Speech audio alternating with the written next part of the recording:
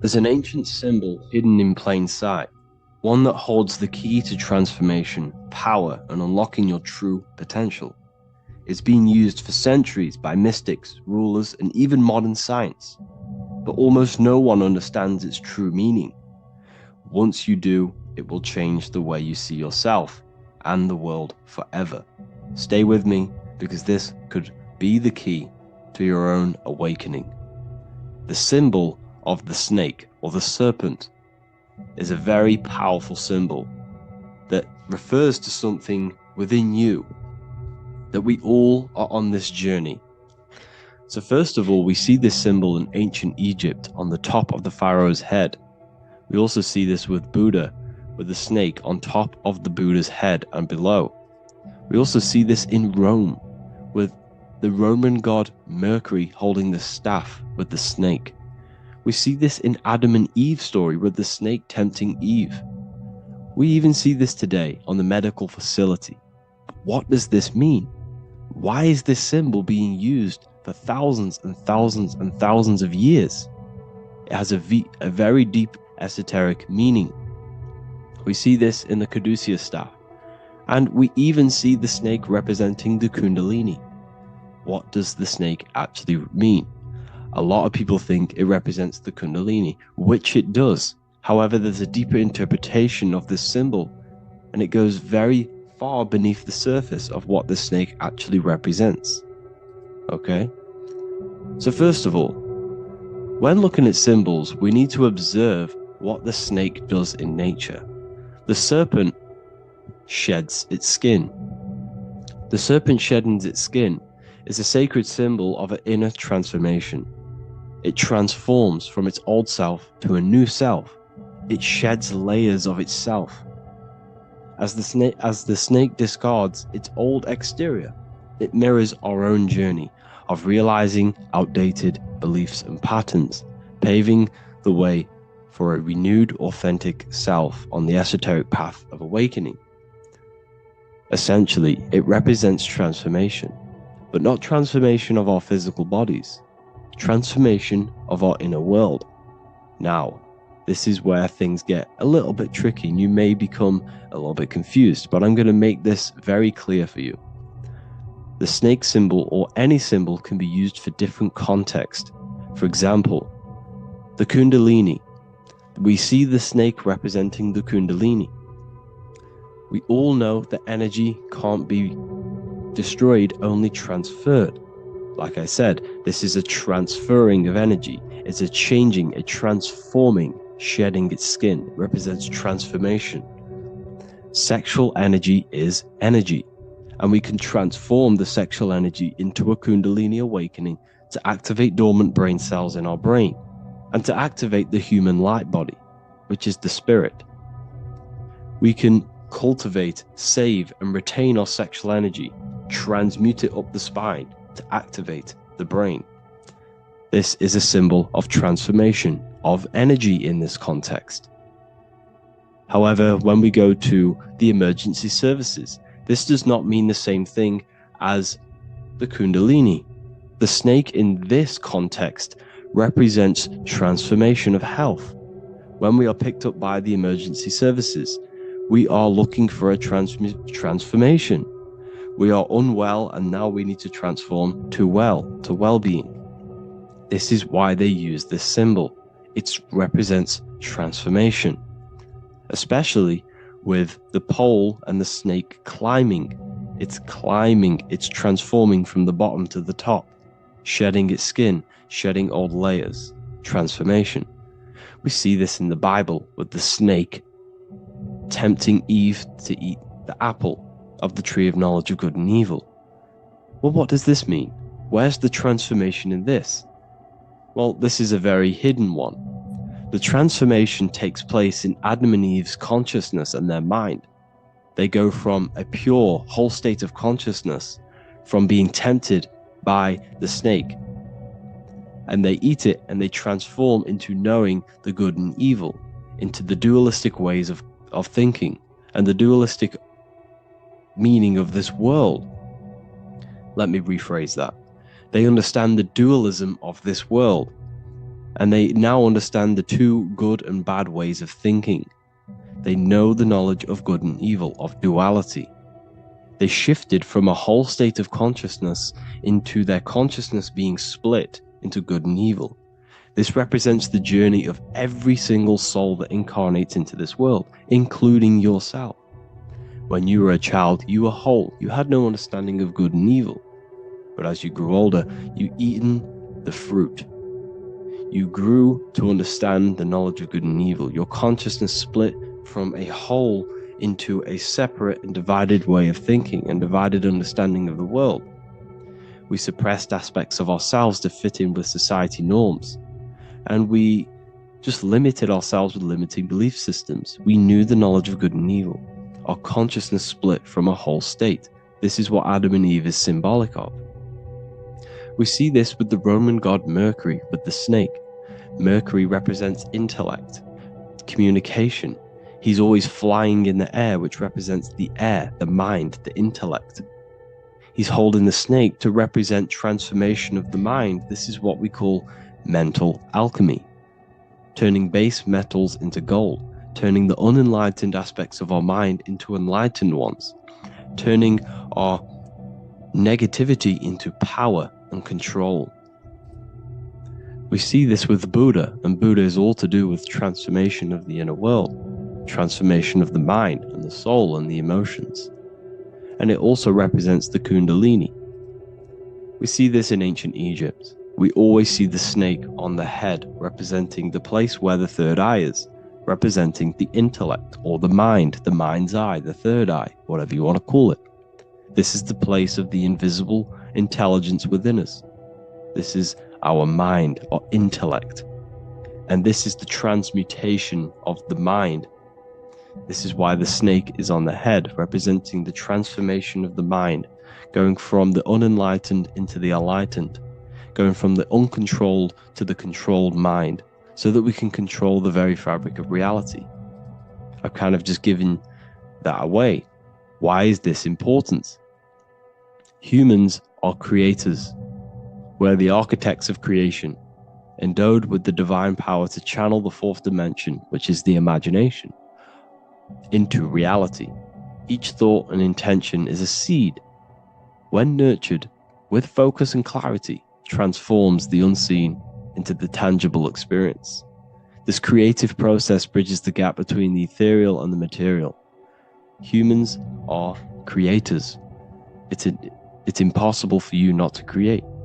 Whether you're doing this consciously or subconsciously, you've been creating your whole life, turning non-physical thought into physical reality. We are creators. However, the mind cannot create in a state of chaos. The mind cannot create with limiting beliefs. The mind cannot create with thoughts that come and destruct our minds. The mind cannot create consciously and effectively if there are impulses within our mind and we have no control over the mind. So this is where self-transformation comes from within. This is where the snake comes in. The snake represents the transmutation of our mind from the uncontrolled to the controlled. In this context of the Egyptians with the snake on their head, it's all to do with mental alchemy. In the occult tradition, the mind is seen as a delicate instrument that demands constant vigilance. Left unchecked, it reverts to archaic and destructive thinking patterns. Like a finely honed blade, it must be continually sharpened through discipline and self-refinement. In this unending process of unveiling and mastery, we learn to shape reality, harnessing the power of our thoughts to manifest the highest potential. It's all to do with mental alchemy, and this is how the snake is connected to you. And what the snake represents to you, it represents the transmutation, the changing of ourselves, of our consciousness, so we can gain control in this 3D world. If we lack control, then we'll constantly be manifesting chaos. Now, there are 3 ways that we can transform our world, and we can slowly transform our mind. Now, this is not an overnight process. It takes periods of time of purification. And number one is affirmation. Let's say we have this dirty cup of water and we have a tap of water. And in this tap, it's pouring in more water, clear water. Over time, if I keep pouring clear water into this cup, it's going to slowly purify this cup. And then in the end, it will look like the cup on the right. It's the same with your mind. The cup represents the limiting beliefs, the negative thoughts, the negative mind, the uncontrolled mind. But if we keep repeating affirmations over and over and over again, such as I am disciplined, I am powerful, I am limitless, over time this can purify our subconscious and we can gain control over the mind, and we will become conscious of the thoughts that we are giving attention to. The second way is meditation. Meditation allows one to develop an off switch for the mind, providing a sense of control over it. Over time, we gain the ability to filter our thoughts and become more conscious of the ones we choose to engage with. Meditation, over a period of time, will give you this button that allows you to filter out negative thoughts. If you have a negative thought in your mind, you'll be able to become conscious of this and redirect your mind's attention. This is all about self-control, because remember, we become what we think about. The snake represents the transmutation of the self. And another way is visualization. Visualization allows your subconscious mind to experience the reality you desire, accepting it as truth. As the subconscious becomes more immersed in this imagined reality, it works to manifest it into your conscious experience. Your visual eye, visual eye. You're using the mind's eye to see and mold your future. That's what imagination is for, to create in your future. You can become your future now in your imagination. And this can slowly purify your consciousness, slowly purify your mind, which will then, if you do all three of these over periods of time, you will see great transformation from the inside out.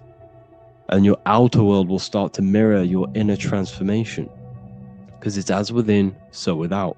You change your inner world of consciousness, of thought and emotion, you'll change your external reality and your circumstances.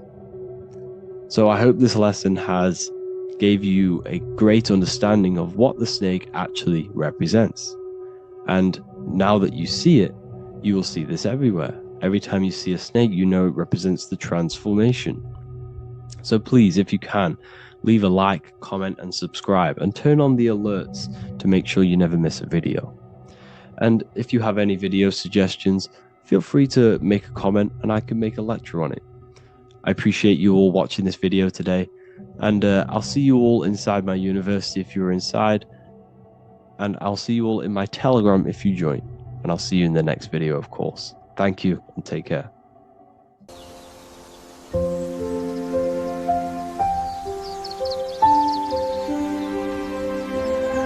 bookofwisdom.com. Visit today.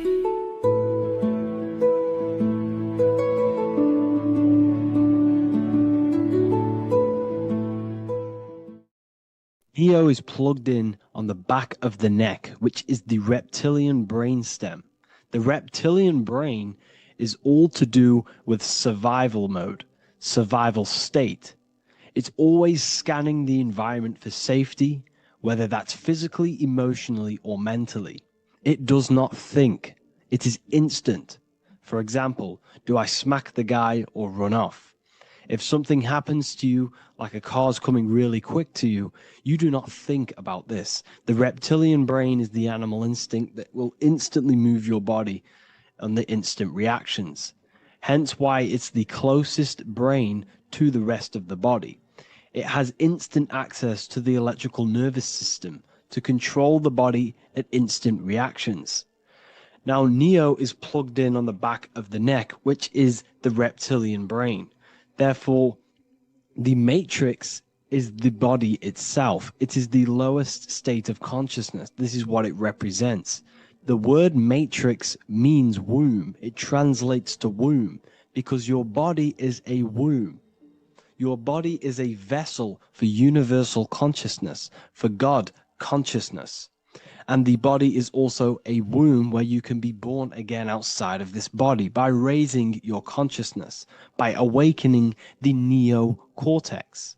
This is why neo is called neo, because it represents the neocortex.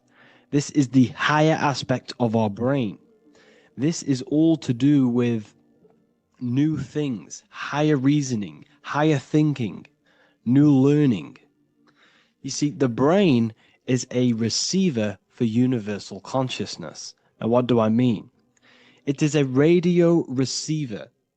Think of it like this. You have a radio tower which emits frequencies, and each little frequency, 00.1, 00.2, 00.3, each 00 point is a different person. We are all the same universal consciousness encapsulated inside of a different vessel. This is why our body is the temple of God inside of the Bible.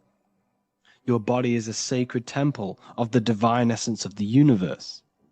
However, consciousness is controlling this physical body. And I'll show you this diagram here. Consciousness consists of imagination, emotions, thought, and memory. All of these things are not physical. They're not made out of atoms. You cannot think with atoms. If I split open your brain while you are thinking of a cheesecake, I would not see a cheesecake.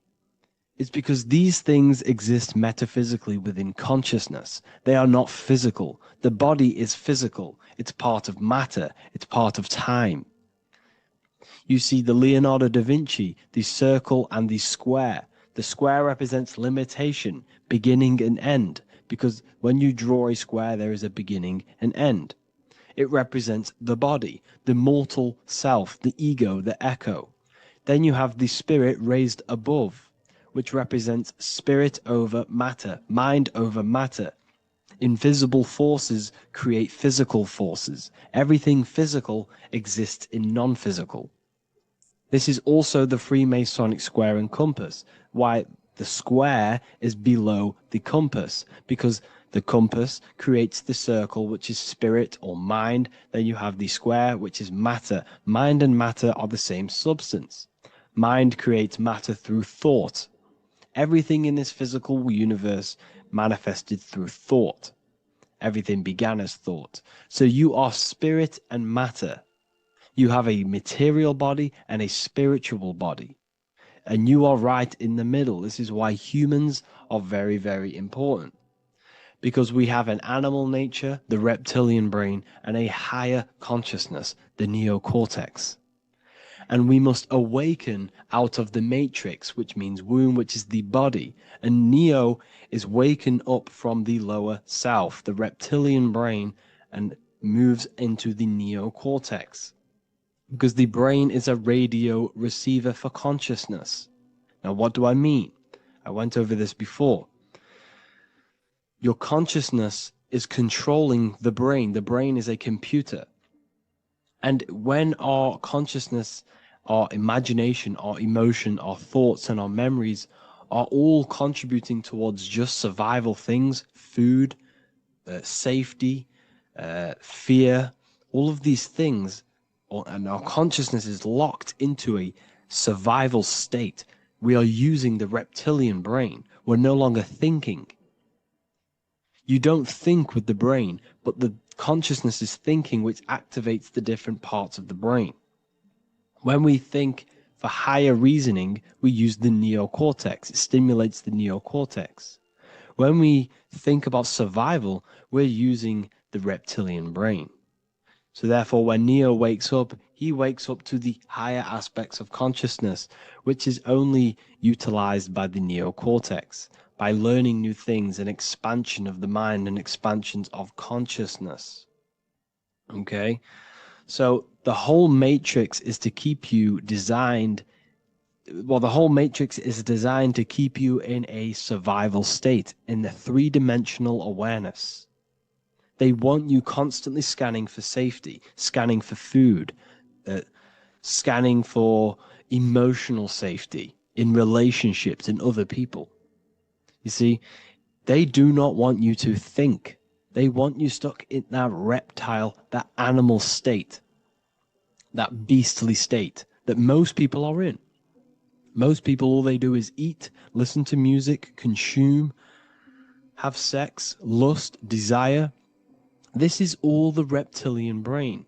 So when we say the world's being ran by reptilians, it's symbolic. There is no physical reptilian humanoid beings controlling, manipulating human consciousness. We are all the same consciousness. However, there is a corrupted state of consciousness running this world.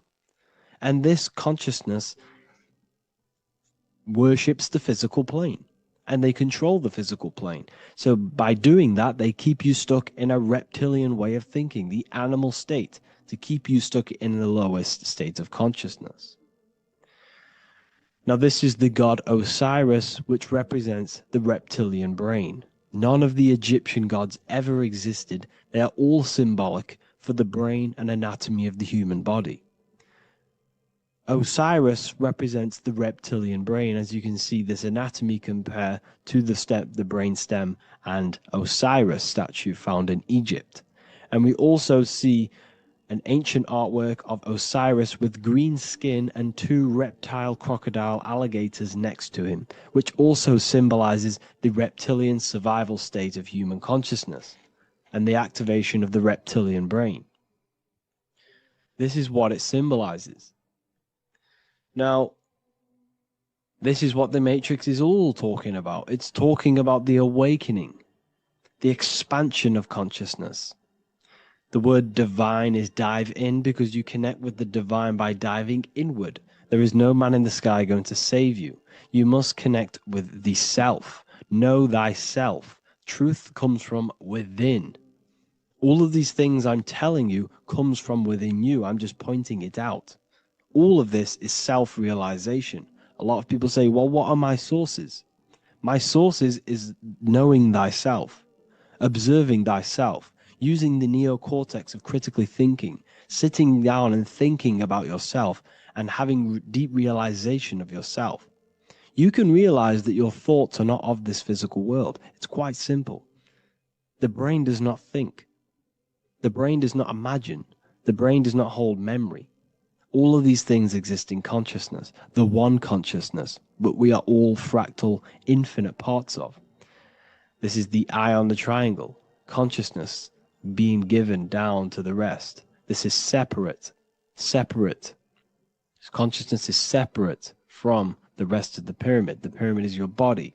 Neo is the one consciousness. This is the Egyptians symbolizing the one consciousness giving Ankh, which is life, to all the different life forms. However, you can see that the central sphere is giving a big Ankh to the humans, because humans, like I said, possess the advanced consciousness, an advanced brain that allows us to turn above our reptilian animal self. For example, we can go against our reptilian lower animal nature and turn to our godly nature. Animals cannot do that. They are stuck in instinct. They are stuck in a reptilian animal way of thinking and operating. Everything they create is to survive. We can turn against our lower nature and create for amazing things like buildings, architecture, technology. We can use our creative consciousness for anything we wish, not just survival needs. And it's the same with your spiritual journey. You can raise your consciousness beyond this animal state that they try to keep you in through fear, consumption, food, and the reptilian brain. We must awaken, start to think critically, and awaken to our divinity, because the mind, the consciousness within you has infinite potential to expand. There are infinite fields of knowledge that you can explore. The mind can never be filled. It can never ever be full of knowledge. It always expands, and that's why you are alive. That's why you are part of this universe. That's why the science always says the universe is always expanding, because the universe exists in your mind, and the mind is always expanding into new fields of thought, new fields of knowledge and information. And that is your whole sole purpose of expansion of mind and expansion of consciousness and the exploration of the mind of God. We are living in the mind of God. You are a thought in the mind of God. You must awaken out of this body. This is why Jesus says you must be born again to see the kingdom of God. You must be born again. You must raise your consciousness beyond physical limitation and awaken to your divinity. And this is pretty much it for this video. I hope you all understand this, that this is all symbolic for consciousness.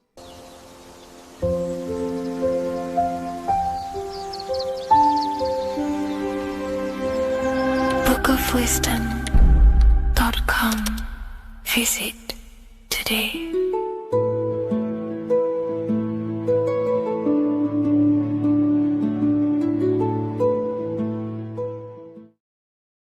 What is up, people? How are we all doing? Today, we're talking about the flat earth cosmology. So let's jump straight into this. Please drop a follow and leave a like to help the algorithm. So we live in a torus field. Everything's made out of torus fields. And every torus field has motion. It's what it is. It's the motion of energy. And every torus field has a center, which is the black hole. It's a womb of creation. It's counter space. Now, this is why the North Pole is magnetic, because the center of this torus field is the most magnetic part, the strongest part of the field. So this is why all compasses will point you to the center. And the Earth's magnetic field is spread across the whole of the Earth. And it's spinning, as you can see here. It's like a tornado at the center. And this tornado is the force which is spinning the sun and the moon around us. You got the sun, the moon, Polaris, just like in the Masonic cosmos here.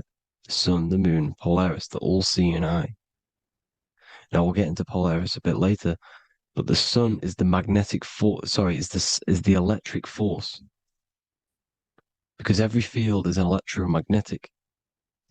Now, the sun is electric. It's positively charged. It's gonna give you energy. It's feeding energy. The moon is more magnetic energy, which is taking your energy away from you. And this is why you become sleepy when the moon comes out, because it's taking away your energy. So these two forces is the balance. It's the yin and yang. It's the balance. Everything in this creation is balanced, because the torus field is the Earth is the plane of inertia, the 0 point within the field, because physical matter is a result of two opposing forces equalized on the plane of inertia. And that is where matter crystallizes into physical results. And this physical plane is the plane of inertia, planet Earth. And at the center of this plane is the black hole, the womb of creation. And outside of this black hole gives birth to light. So the torus field is constantly rotating, going into counter space, the black hole, and then out of counter space gives birth to the white hole, white light. You see? So it's going around, black hole, birth again, black hole, birth again. And it just keeps going around. It's an infinite cycle of energy. And this is where the infinity sign comes from. This is the motion, this is the force which is creating everything to spin inside of this circle. Okay? And it's making the stars spin. It's making the sun and moon spin around us, around this center point. Now here you see Horus and Set putting their feet inside of this dome. This is the royal arch, the arch of the dome above us, which, like you see in the Masonic cosmos, the royal arch of Freemasonry. This is the dome above us, the firmament that the Bible talks about. You see, they're putting their feet in because Set symbolizes the moon and Horus is the sun. Horizon, Horus. Horus is rising, the sun. So they're both putting their feet around this center magnetic pole, which is the pole, North Pole. And above the North Pole, you have Polaris. the pole of electromagnetic energy. You see? And this is how we get the sun and the seasons. Because the sun, for us, when it becomes summer, it's on the Tropic of Cancer. Then it spirals outwards, going out and out and out, then goes to the Tropic of Cancer, Capricorn. That's winter for us. Then it comes back in and creates summer again. So it's constantly spiraling around this center magnetic North Pole. You see? So this roof above our heads is the firmament, and this is what they've taken off of us. They haven't physically taken it, but mentally they have taken this away from you. It's a female energy, and this is what the Egyptians called Nut, the sky god Nut. And this is the womb. We are inside God's creation, God's womb, and the woman's womb when she has a baby is a microcosm of this, because everything inside of this creation is micro, macro. It's a reflection of the bigger things, as above, so below. So the dome above our heads is the dome we are in when we are a baby. And you can see the sacred geometry of it is the exact same. It's the dome. And when we are inside of the womb, the woman, the sacred maker, which is the M, the Masonic M, this is the Gmail symbol. The Masonic M is maker, mason, matter, male. She delivers the male, you see? She delivers the male because it's the maker, the female, the magnetic. The woman is magnetic in nature, the male is electric in nature. So when we are in this womb, the female, we are being fed by the center umbilical cord, by the center of the mother's stomach. We're connected to the center of the woman's stomach, just like we are when we are in the earth. The center is where the aurora borealis is being emitted from, the electromagnetic aurora borealis, the northern lights. This is our spiritual umbilical cord, connecting us to counter space, connecting us to the realms beyond this world. Because at the center of every torus field is counter space. And at the center of the earth is our spiritual umbilical cord, and this is the earth's belly button, as you see. As above, so below. We had a physical umbilical cord. We have a spiritual umbilical cord, and this gets cut when we die, when we're cut away from the physical reality.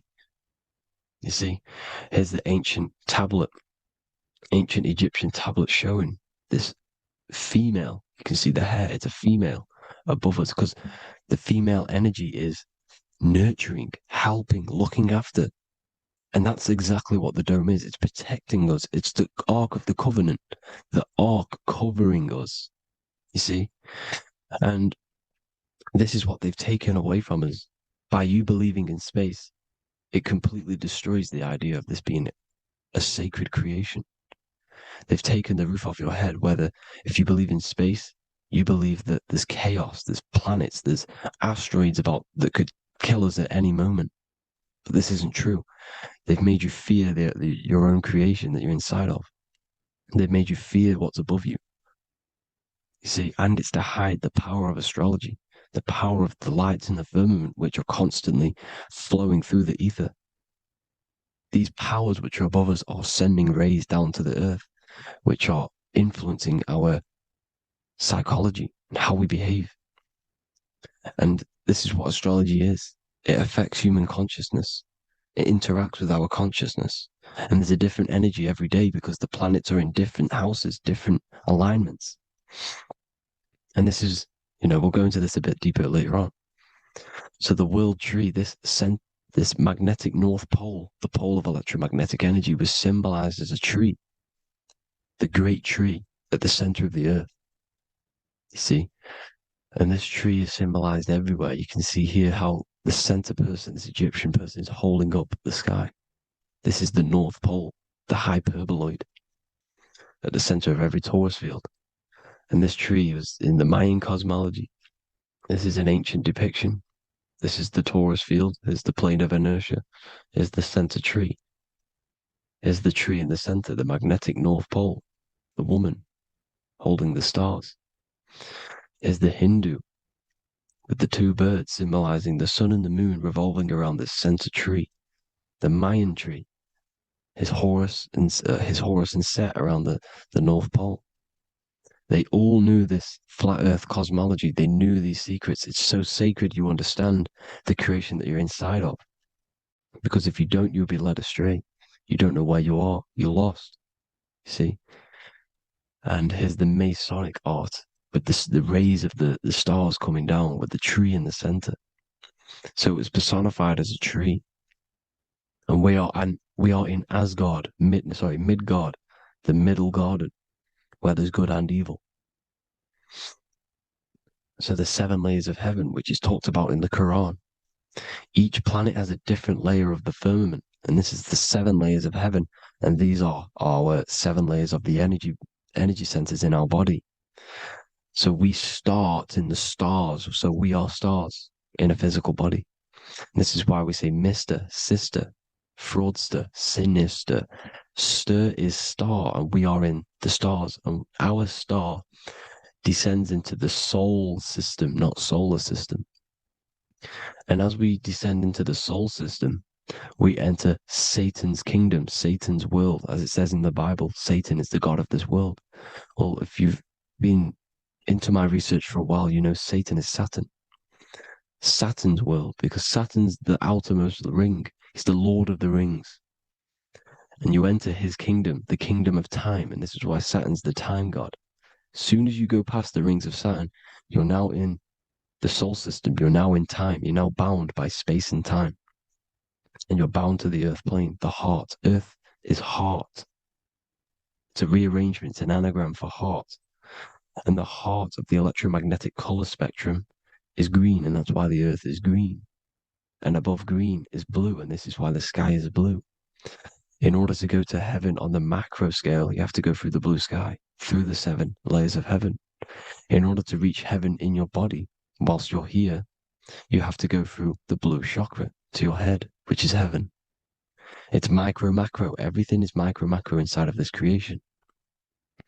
Is an ancient. I think this is a French image, piece of art from the ancient French, with obviously the 7 layers of heaven, which they all depict. And notice how it's like a dome. We'll go into this dome symbolization, the Royal Arch of Masonry, which is next. But these 7 layers of heaven give us the 7 metals, the 7 days of the week, the 7 diatonic tones, the 7 chakras, the 7 everything. It's God's favorite number. And this is why the Masons use the G inside of the compass, because the G is the 7th letter and God starts with G. You see? So it's 7. God is 7. Here's another depiction of the heart, the soul system, the 7 layers of heaven. La Fermente. You see, La Firmament, with the stars on the outermost layer. Here are the 7 planets. Jupiter, Mars. La Sophie, the sun. La Luna, the moon. So Saturn. So we are in the heart of this soul system. In order to ascend, we need to ascend up our chakra system, reach 144,000 hertz, God consciousness, the God man. You have to unfold God man, master of the mind, mastery of the mind. So what are the stars? The stars make everything unique. The stars are constantly rotating around the center, magnetic North Pole, the tornado at the center, which is stirring everything. It's stirring the ether. The center is the ether, and the 4 elements are born out of this ether. There's 5 elements: ether, spirit, water, air, and earth. The ether gives birth to the 4 other physical elements, which the whole of creation are made out of. About them 4 elements. 4 is the number of stability. You know, a chair, a table has 4 legs. It stables things. It's a foundation, and these 4 elements are the foundation of this creation. You see, and this magnetic North Pole is stirring this, and the 4 vibrational states of the ether are the 4 elements. Now let me get back to the stars. I just wanted to give you that. The stars are being stirred around this center point. Center. It's stirring everything. and they're always in different alignments. Every millisecond, they're moving in different placements of the stars. And the planets are called the seven wanderers because they're not fixed. The stars are fixed, but the planets they're called the seven wanderers, the seven layers of heaven, because they move faster and slower than each other. Each planet is slower and faster, has a different rate of speed it's moving. So these alignments are mixing in with the energies of the different 12 constellations. And this is why you have a unique characteristic. You have a unique look, a unique energy, a unique personality. This is because when you were born and you took your first breath, that energy which was in the ether, because the ether is all around you, and energy travels through the ether. The energy that the stars were casting down and the energy that the planets was mixing in with the 12 constellations was in the ether. So when you came out of the womb and you your first breath, because breath is spirit, okay? So that first breath you took, that is the energy that is imprinted within your DNA, your soul. And you reflect that energy, you emit that energy. That's the energy that is with you forever until you die, till this physical body dies off. And that's what the stars are. The stars are giving a unique energy, characteristic, personality to every living thing. Every dog, every cat, every animal has a unique personality because it was born at a different time and place in the sky. Okay, the stars are your destiny. Now, the stars are constantly changing as well. If you look at stars through a telescope, they're constantly changing and forming different forms. You can see here, it looks like water. It looks like light through water because it's the ether above us, a sea of ether. And this light is being emitted through it, and it's just constantly changing, giving different energies, each star. So this is why this is what the zodiac is. It's the expression of energy. It's the expression of the stars. And each constellation has many different personality, different energies, different traits. Each planet has different traits, depending where your planets are, depending what energies you hold. No two person have the same energy. There's no one. It could be similar, but no one's the exact same. It's because of the stars. The stars are never in the exact same split place. The planet's always in different houses. So here's some Royal Arch symbolism. Here's the Royal Arch of Masonry, as it says here. The sun and the moon, the constellations. Here's Cancer, the seven planets, the seven stars. Here's the Royal Arch. This is the firmament. Here's the duality. Black and white, duality, good and evil, rest and motion, dielectricity, magnetism. See? So this is what the Royal Arch is. It's symbolizing the cosmic dome above us. The womb we're in. We're inside God's womb. And here's George Washington, the Freemason, inside of the Royal Arch. You see? With the G, the Masonic G, God, 7. Here you see another depiction of George Washington with the stars in the dome above his head, his Polaris, the sky vault, Polaris. We'll get into that later. Go inside of all of your ancient churches, you will see the dome. Go to the Vatican, you'll see the dome. All of your ancient churches have this dome because it's the dome above your head. The ancients knew this. This was known. We did not live in space. It was known back then. They all knew. This is Crown Court, which is one of the most important courts in the UK. You can see it's clearly so much Masonic symbolism. You've got the 4 pillars of Masonry. The Royal Arch is like an arrow pointing upwards to Polaris. His Disney World is under a dome. In his Polaris, the sky vault. You see? And also 666 in the symbol. Here's more 7 layers of heaven. Here's an ancient depiction. The firmament. Here's the astral plane outside of the firmament. The Royal Arch. You see? It's everywhere. Here's Polaris, the 8-pointed star. Polaris is in between the sun and the moon. It's at the center of the Taurus field. And Polaris corresponds with the pineal gland as well because it's the all-seeing eye. See? So is Polaris, the 8-pointed star, which is at the very top. It's the very center. It's on top of the North Pole. And it's an 8-pointed star that's always symbolized as an 8-pointed star. Here you see the Vatican. The Vatican is a giant key with an 8-pointed star. See, it's a key. Here's the dome. Here's the Space Delta, the USA Space Delta logos. Here you see the Egyptian god looking from the center of the North Pole, looking upward to an 8-pointed star, Polaris. An arrow pointing up to Polaris. Here's another, the bear holding a key with an arrow up to Polaris. 7 holds the key to Polaris. Here's an eagle holding a key above the North Pole to Polaris. Polaris, and here's another one. There's another bird, like a dragon, holding a key to Polaris. Because Polaris is definitely something to do with leaving this creation. Okay, maybe, I can't say for sure, but maybe it's to do with ascension, and this is why the Vatican hold the key to the 8-pointed star. And this is why the space, well, we all know space is a lie, but they're showing Polaris and its sacred symbology.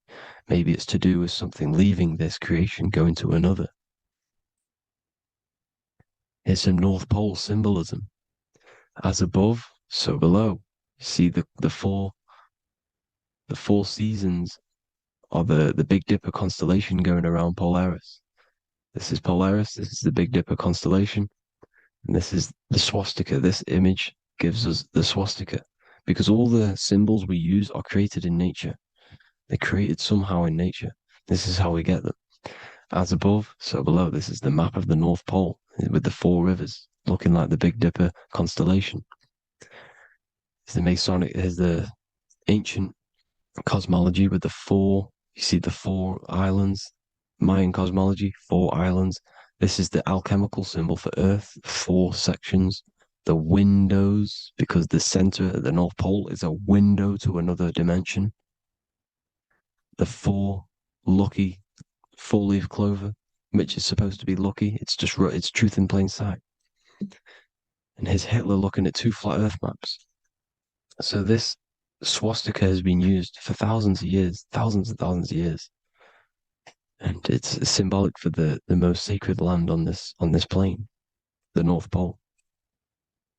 Shambhala. Do some research on Shambhala, people. It's a it's a Hindu mythology about the sacred lands at the center of the earth. And it's known to be full of enlightened beings. And it's all symbolized at the center. You can see their paintings of Shambhala. It's all at the center, the North Pole. And it's known to be the most godly place ever, because it takes you to a portal to the higher places. And maybe this is something to do with Polaris, connecting you to this sacred land at the very center. But anyways, people, thank you all for tapping in. Hope you all learned something. Have an amazing day. Please follow, subscribe, like, all the links in the description for the courses, the PDF. Please have an amazing day. God bless.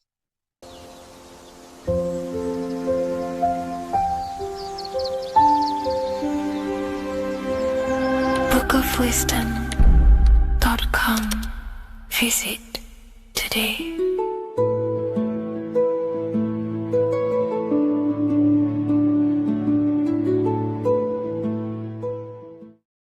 The Freemasonic square and compass is not just a symbol that represents Freemasonry, a lodge, or a secret society. It is a symbol of gaining your own personal power. Now, in this video, I'm going to be breaking down this symbol in the most detail I can possibly go into. Most people live in a state of illusion. They live their life impulsively, acting based on their 5 senses, tasting. They want to feel a certain thing like an orgasm, or they're basically just slaves to external things and their 5 senses, which leads to a very dark path where you'll never actually become a conscious creator and you'll never actually be internally happy. The Freemasonic square and compass reveals some deep wisdom about this. Now let me break this down. If you want to gain your personal power, listen up. The Freemasonic square and compass is a compass, which is used to create circles. Now, if you notice something about the circle, they have no beginning, no end. You can't tell where it begins and ends. It's eternal, which means this represents consciousness. Now, if you don't know what consciousness is, if you close your eyes, you have an internal world. You have thoughts, emotion, visualization. This is all consciousness, spiritual. Then we have the square.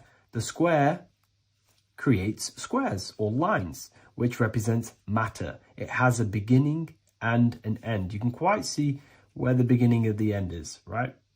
So we can even link this to Leonardo da Vinci, the Vitruvian Man. We see the man in the square with the circle. The circle is the eternal consciousness, and the man is the square, limited to the physical world. But consciousness is not limited. That's why it's outside the square. This is eternal. The body is mortal. The body will die. Consciousness will never die. If we look even closer at the symbol, we notice in this particular symbol, we have the compass overlapping the square. This is very, very symbolic. This represents spirit over matter, also known as mind over matter, consciousness over matter, the circle over the square. Like I mentioned earlier, most people are slaves to their senses. They go through their day and all they do is chase validation and feelings. They eat all day to feel good, which means they're slaves to their taste. They're slaves to their feeling. They masturbate, which means they're a slave to orgasms and external things. They're literally being governed by the external world controlling their internal world. They're literally living life on autopilot. And don't get me wrong, I was guilty of this too. We're all guilty of this when we join this world because we're not taught this sacred knowledge. Until you actually stop and recognize this, you'll be living life on autopilot. Literally not even living. You'll be running off subconscious programs, seeking external validation and being ruled by these five senses. The square underneath the compass represents consciousness on top of matter, which means the internal world is controlling the external world. It is the mind controlling matter and not matter manipulating the mind. In the occult and esoteric world, it's very important that you are conscious of every action that you are taking in your day-to-day life. Never act subconsciously. Always be conscious. What are you thinking? What are you acting? What are you giving your attention? All of this is contributing towards creating because you are a creator. Consciousness is a creative force. You need to make sure that the compass is on top of the square, that your inner world is controlling the outer world and not the outer world controlling the inner. As I've mentioned in many videos before, the internal world of consciousness is what's producing the external world. Your life is just a result of every thought and emotion that you felt in the past. Everything you own, everything you possess, your friends are all reflections of your consciousness. They're all reflections of what you are thinking about. When you change your thinking, your external world starts to rearrange itself. On a basic level, this symbol represents the combination of spirit and matter. You are a spiritual being and a material being.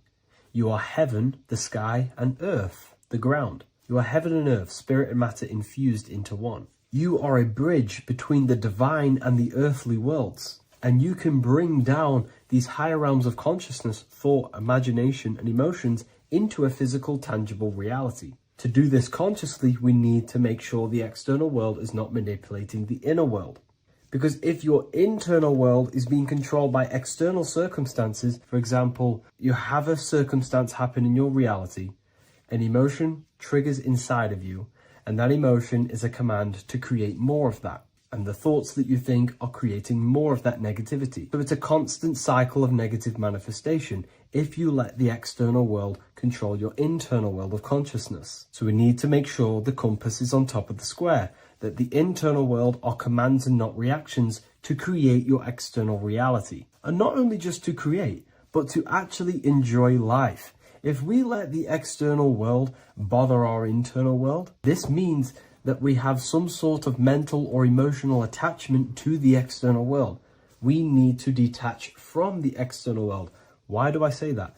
Because it's temporary. It's an illusion. We are going to die one day, and none of this will matter. You need to understand that everything in this world is temporary. You have to be okay with losing things, losing family, losing things in this world, because it's guaranteed to be temporary. We need to make sure the internal world is order and not chaos, commands and not reactions. Now, at the back of the Book of Wisdom, Volume 2, the book that I've wrote here, I go over the different meanings of the different arrangements of the square and compass. Sometimes we see the square overlapping the compass, which is the opposite of what we've just broken down.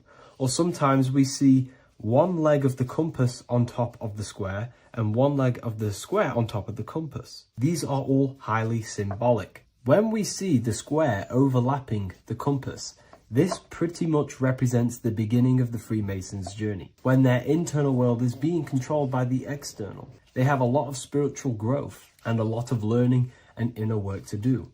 Now, when we see half and half, one leg of the square on top and one leg of the compass on top, this represents the Masons' gradual emergence from the material realm into the spiritual. This interplay of symbols reflects the process of gaining greater light and knowledge as the Masons ascend from material concerns towards spiritual enlightenment. And of course, we've just broken down what this means. This represents spirit over matter.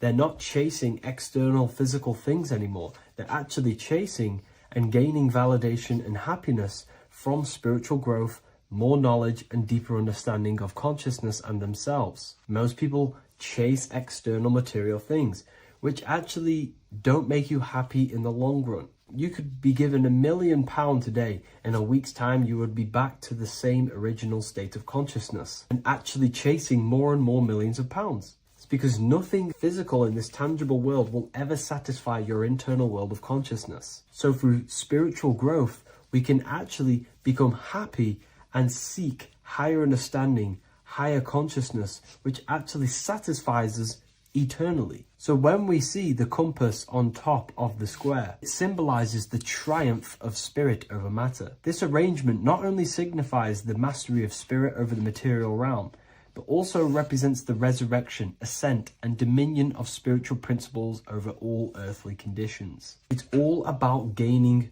personal power and spiritual growth. It's all about spiritual evolution, going from matter to spirit.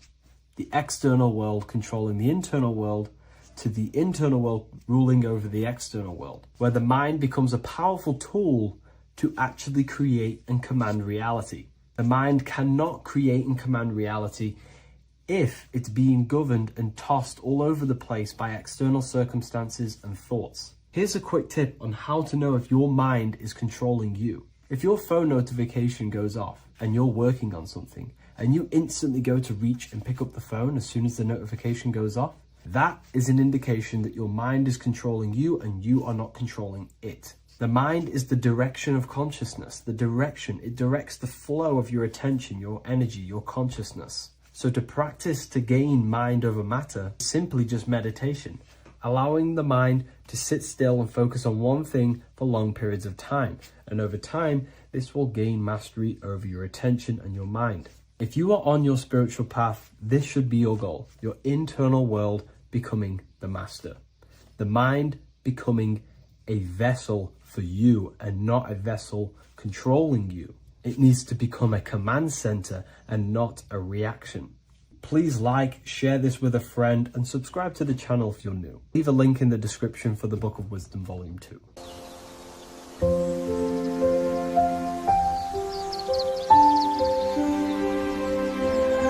bookofwisdom.com. Visit today.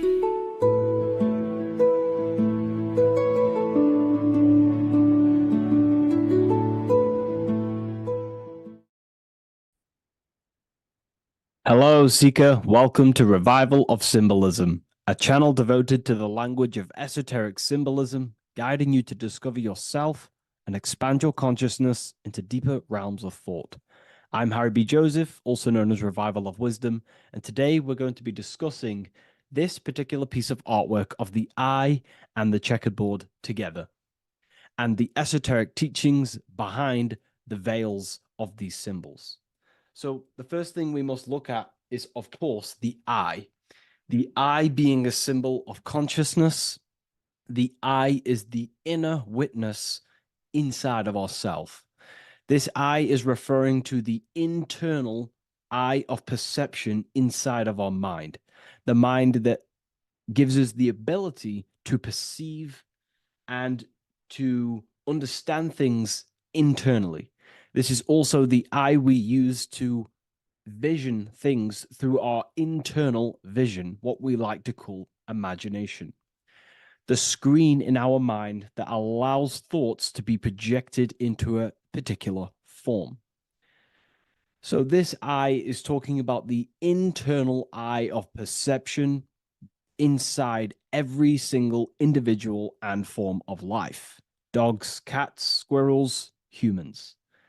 Every single form of life has this internal dialogue, the inner being that no one else can listen to but themselves. This is a symbol of consciousness. And together, these two symbols reveal a grand teaching and understanding of the world and the universe, of how the universe is one consciousness, one observer. This is symbolizing the observer witness consciousness. Consciousness holds many vehicles and many dimensions that it exists in. As I've talked about previously in my previous lectures, we have a physical vehicle of consciousness, which expresses physical actions through the physical body. We have an emotional vehicle of consciousness, which is our emotional body or the astral plane. We have a mental vehicle of consciousness to express thoughts inside of, the thought body of consciousness. We also have a witness side of our consciousness. This internal witness, like who is the one seeing the screen of your reality right now? Who is the one seeing it? Not looking, who's perceiving the screen of reality through your eyes? Well, that would be the inner witness. And that inner witness is also perceiving your thoughts. A lot of people become identified with their thoughts, and they let the changes, the ever coming, unfolding changes in their mind, world, become a part of who they are. And they get caught up in the world and the changes that happens to them. And a great teaching that I've come across this last year is to never identify with the ever changing circumstances that happen in life. When things are tough, when things are bad, always remind yourself that you are the witness of your thoughts and you are the witness of this reality. You are the one witnessing your thoughts, emotions, and actions. You are the one behind them. So when things get tough, try not to get too indulged in these negative things. The eye is the witness. Connect with the witness. And this is the same eye that sees the screen of your reality, and it also sees the screen of your dreams. So this witness consciousness is transcending your physical day life and reality, and it's also witnessing your dreams. It's the same observer who's observing your reality now, but also observing your dreams. So this witness consciousness transcends all forms of bodies of consciousness. It is essentially the highest aspect of ourselves, and it is literally the thought voice, the inner thinker, because you are not the external body. You are not the being outside your mind. You are the being inside your mind who is actively thinking. I like to call what you are, what we are as consciousness is consciousness in action.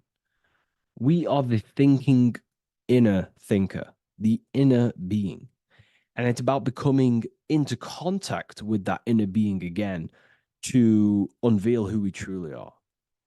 If we sit back and truly have a thinking session of, closing your eyes and going inside yourself, and you ask yourself, who am I truly? Who am I beyond all of my beliefs, memories, my body? Who am I beyond that? And it will lead you to the inner voice, the inner dialogue. But again, you are not the voice, you are the one hearing the voice. You are the silent, invisible one, the one behind the veil. So this is ultimately what the eye is representing. It is representing the inner self shining, looking down upon the earth, upon duality, right? But this also reveals a great teaching as well, is that consciousness is universal. It is not something uh, solely given to you. It is universal. It is a part of a greater whole. Consciousness is personal and also impersonal. We have our personal sense of self.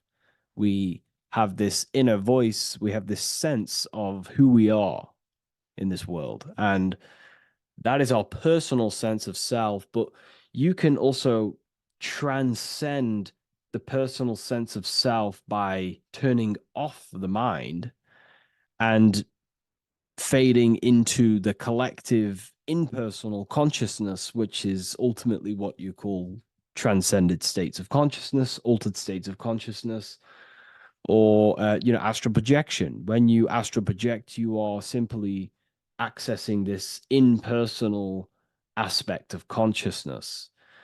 And this is ultimately what the symbol is representing with the checkered board floor, because the checkered board floor is duality, division. There is many, many different forms, but the I is singular. This is representing how the universe is one witness being, one consciousness expressing itself in infinite life forms and into division. But ultimately, division is an illusion. Consciousness fades into an impersonal consciousness. So the checkerboard floor and the eye above symbolizes how consciousness fractals itself and crystallizes into many different forms of personalized consciousness. The self, the sense of self, right? And this is why we always say, I am. I. If we look at the word I and the word I, so we have I, which is I am, and you also have the word I, which is like the I you see here in the sky. The I, and if you look at the beginning of some words, you have inside. You also have internal, intelligence, all things to do with the inner self. Most words begin with an I, which is, I find, is a great connection because it's referring to the inner intelligence, the inner being, the inner sense of self.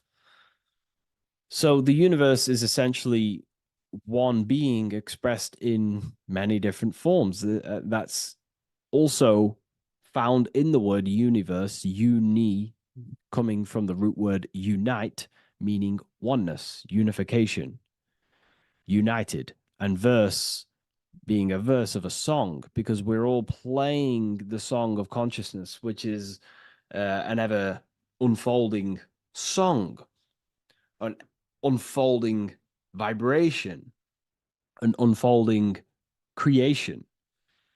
So this is simply representing how consciousness fractals itself into many different forms. And when we identify with our self consciousness, our sense of self, we no longer realize that we're a part of a greater whole. We're part of a unified field of consciousness. And there is only actually one true being in the universe, and that is the inner witness. And that inner witness is inside of every living form. And in order to truly process that, It takes a lot, you know, you have to disintegrate who you truly think you were before you wake up to this universal truth. Before you understood this, you just think I am me, you are you, and everyone is divided and everyone is their own being.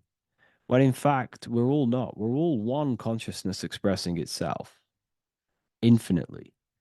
Uh, and it's kind of like a social system. Consciousness is always interacting with itself. You know, when you interact with someone else, you're interacting with yourself. It's a very mind-boggling concept to truly understand. But again, in order to truly understand this, you have to let go of who you thought you were.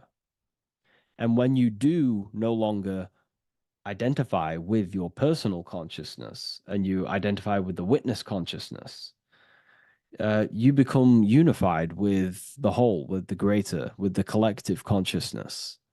And this changes the way you think, you feel, and act because you then realize that we're all playing a part of creation on this earth. You know, we're all contributing towards the building project of earth.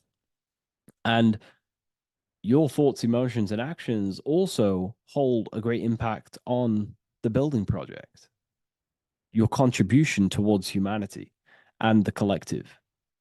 And you start to have empathy for other people and you start to care for other people naturally by understanding this concept. And it's a very important concept because if the whole world truly understood this, you know, we would live in a better reflection in the material world. The world would be reflecting a better place because the world is simply just a reflection of consciousness. And the world today is so bad because people's thoughts and consciousness is not in the greatest state of mastery, of self realization, and people don't understand who they truly are. And a religion plays a massive part in this. Our whole lives, we're stuffed with someone's going to come and save us. Jesus will return and save the whole world. It's to me, to be honest, it's complete utter nonsense. We have free will. We are the ones holding our we hold responsibility for the creation that unfolds on the earth. Us as a collective consciousness, our God manifesting, unfolding this creation and steering it in the present moment. And that's another thing. Reality was never created thousands of years ago. God is creating the world right now through the present moment, and it's unfolding. It's in a continuous state of becoming, just like you are in a continuous state of becoming. Time is evolving. Time evolves our minds, it evolves our sense of self. And we evolve over time as an individual and as a collective consciousness. And so does the earth go through this change as we change. So it's important that we are becoming more self aware in the world so we can actually start to reflect a better world. But the checkerboard floor, again, is just reminding us of the duality and the illusion because it looks like an illusion, a checkerboard floor. It's an illusion. The physical world, if you are only if you only look at the world through the eyes, you will live in the veils of illusion and never see the light, the higher understanding of the world. You will see everything as divided. You will see everything as I am me, you are you, and live in division. But in truth, we are all one. We all come from the same source, and we're all the same infinite witness expressed in different forms. And this brings me back to the concept of love.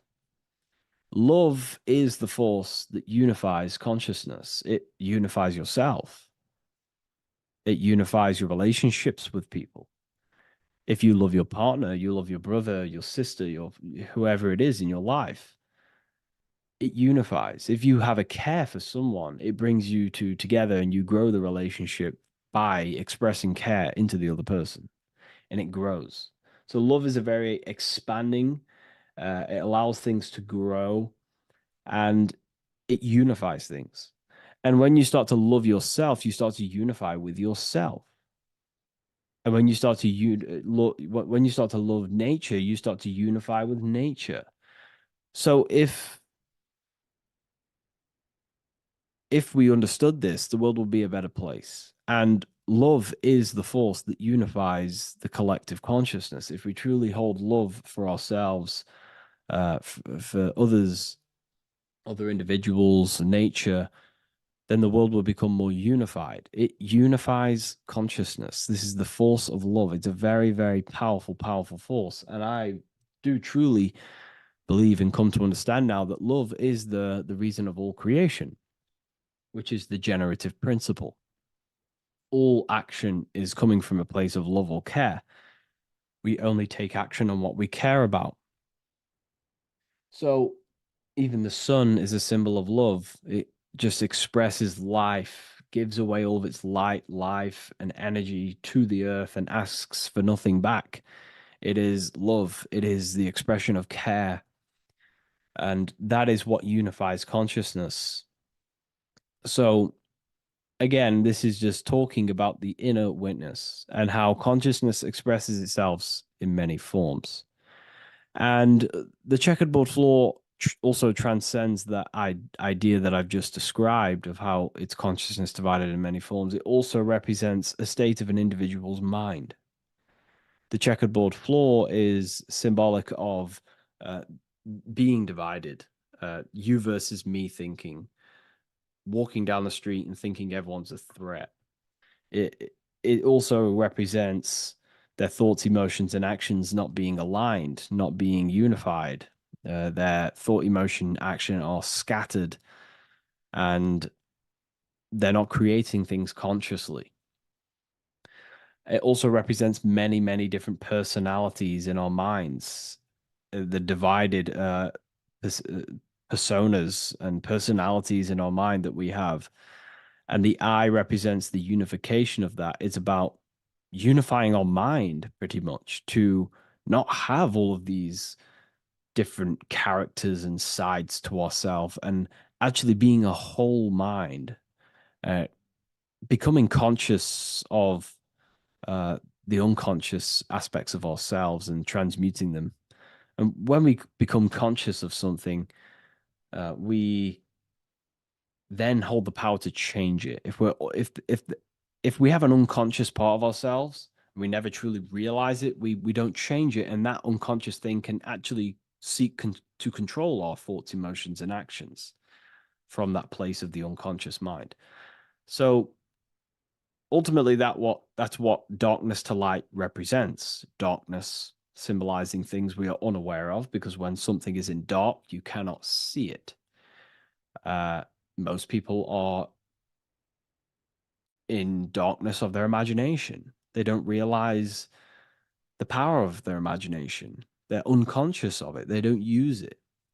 And to become conscious of that is to put it into light. Shedding light on something reveals something. If I shine a torch on an object, it's going to reveal it. It's the truth.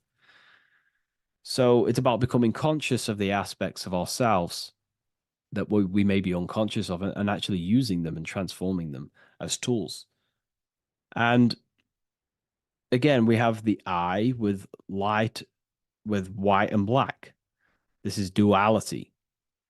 Uh, you are also the witness consciousness, as previously mentioned, and the witness consciousness thinks in duality. We think we are the hater and the lover. We are the deceiver and the truther. The truth is that consciousness thinks within duality, and within the mind, beyond the witness, there is duality in thought. But in truth, you are not either. You are neither the positive or negative thought. You are the witness of it. There's a great saying in the Gospel of John, and I can't remember exactly the words, but it goes something along the lines of lift the wood, I am there. Lift the stone, I am there. It's basically saying that everything is the I am, everything is the same consciousness. No matter where you go in the universe, you're talking to self, you're talking to the same thing, you're seeing the same thing. It is the same consciousness that is everywhere. So consciousness thinks within duality, and it is the light and the dark, and we have the ability to transform between them. And some people think that, darkness is all evil. Darkness is not inherently evil. Darkness is not inherently evil. There are dark aspects of the world that help you actually progress into the light. Without the darkness, consciousness can't move into the light, into knowingness. Without bad, there is no evil. They are needed. Both of them are needed. So, in order to understand the light, you have to understand darkness. And there are some forces of some forces of darkness in the universe that are purposely there to cause certain things to then push you and activate the good or the light. Some Gnostic texts talk about how there are beings that, very powerful beings that purposely descend themselves into darkness on purpose to make things happen in certain people's lives, so it actually pushes them towards the light, towards the good. So, this is ultimately what the whole allegory of Satan is. Satan was created by God, and Satan is necessary, which is symbolic of darkness. Is symbolic of evil, the evil forces of the universe, because the universe is simply just one force of consciousness, and that one force can express itself in good and evil. The power of the mind can be used to kill, or the power of the mind can be used to create amazing things. So there is only one force in the universe, symbolized by the one eye, the one force of consciousness, and that one force can be used for light and dark, which is the checkered board. Uh, it's also symbolic of the checkered board being on the ground, symbolizing the earth, which is base awareness, duality thinking, base consciousness, stuck in division consciousness. And the one eye symbolizes unification of the mind, a balanced internal perception. We're rising from the ground to the sky, symbolizing from heavy to the light, from darkness to light. The eye is also symbolizing perception, what we perceive.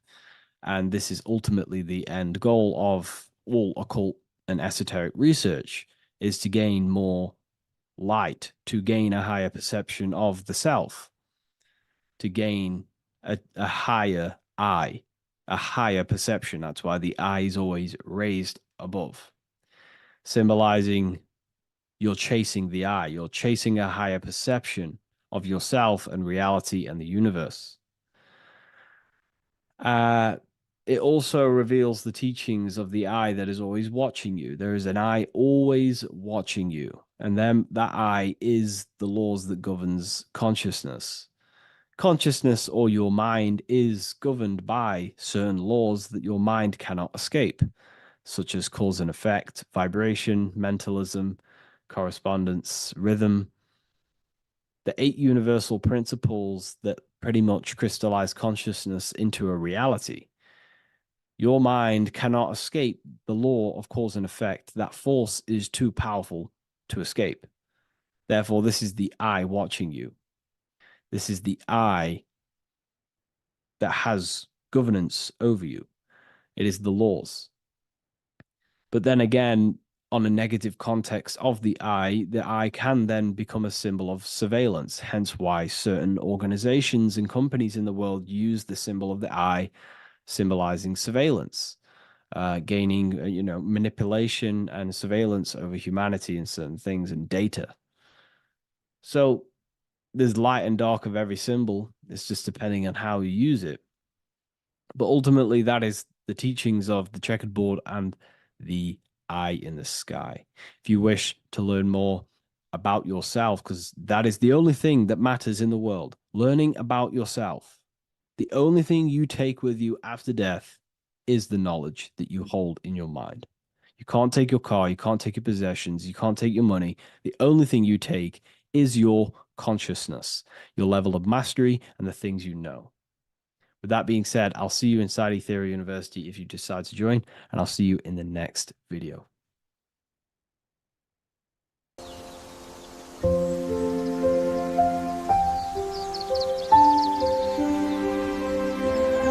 bookofwisdom.com.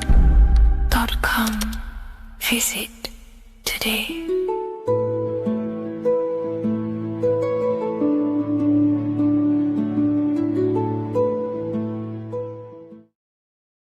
Hello. Hello, Seeker. Welcome to Revival of Symbolism, a channel devoted to the language of esoteric symbolism, guiding you to discover yourself. And welcome to Hello, everyone, and welcome to another lecture inside Ethereal University. In this lecture, you will learn about the death process and how to prepare for it, and why that preparation is so important.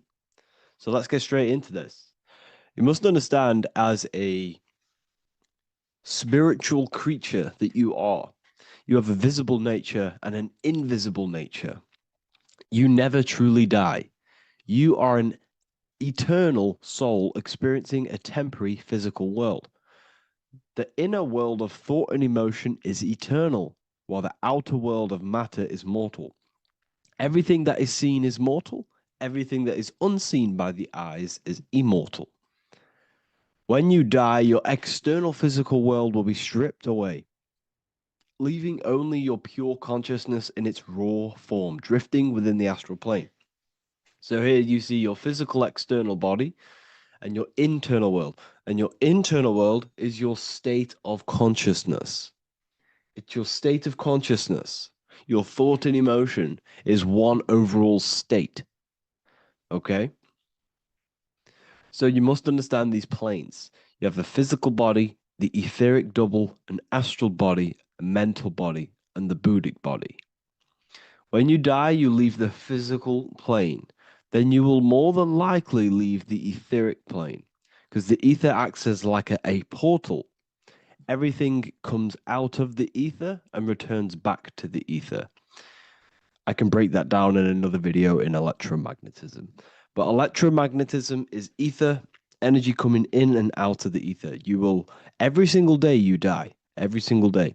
There's a cycle of life and death occurring all the time.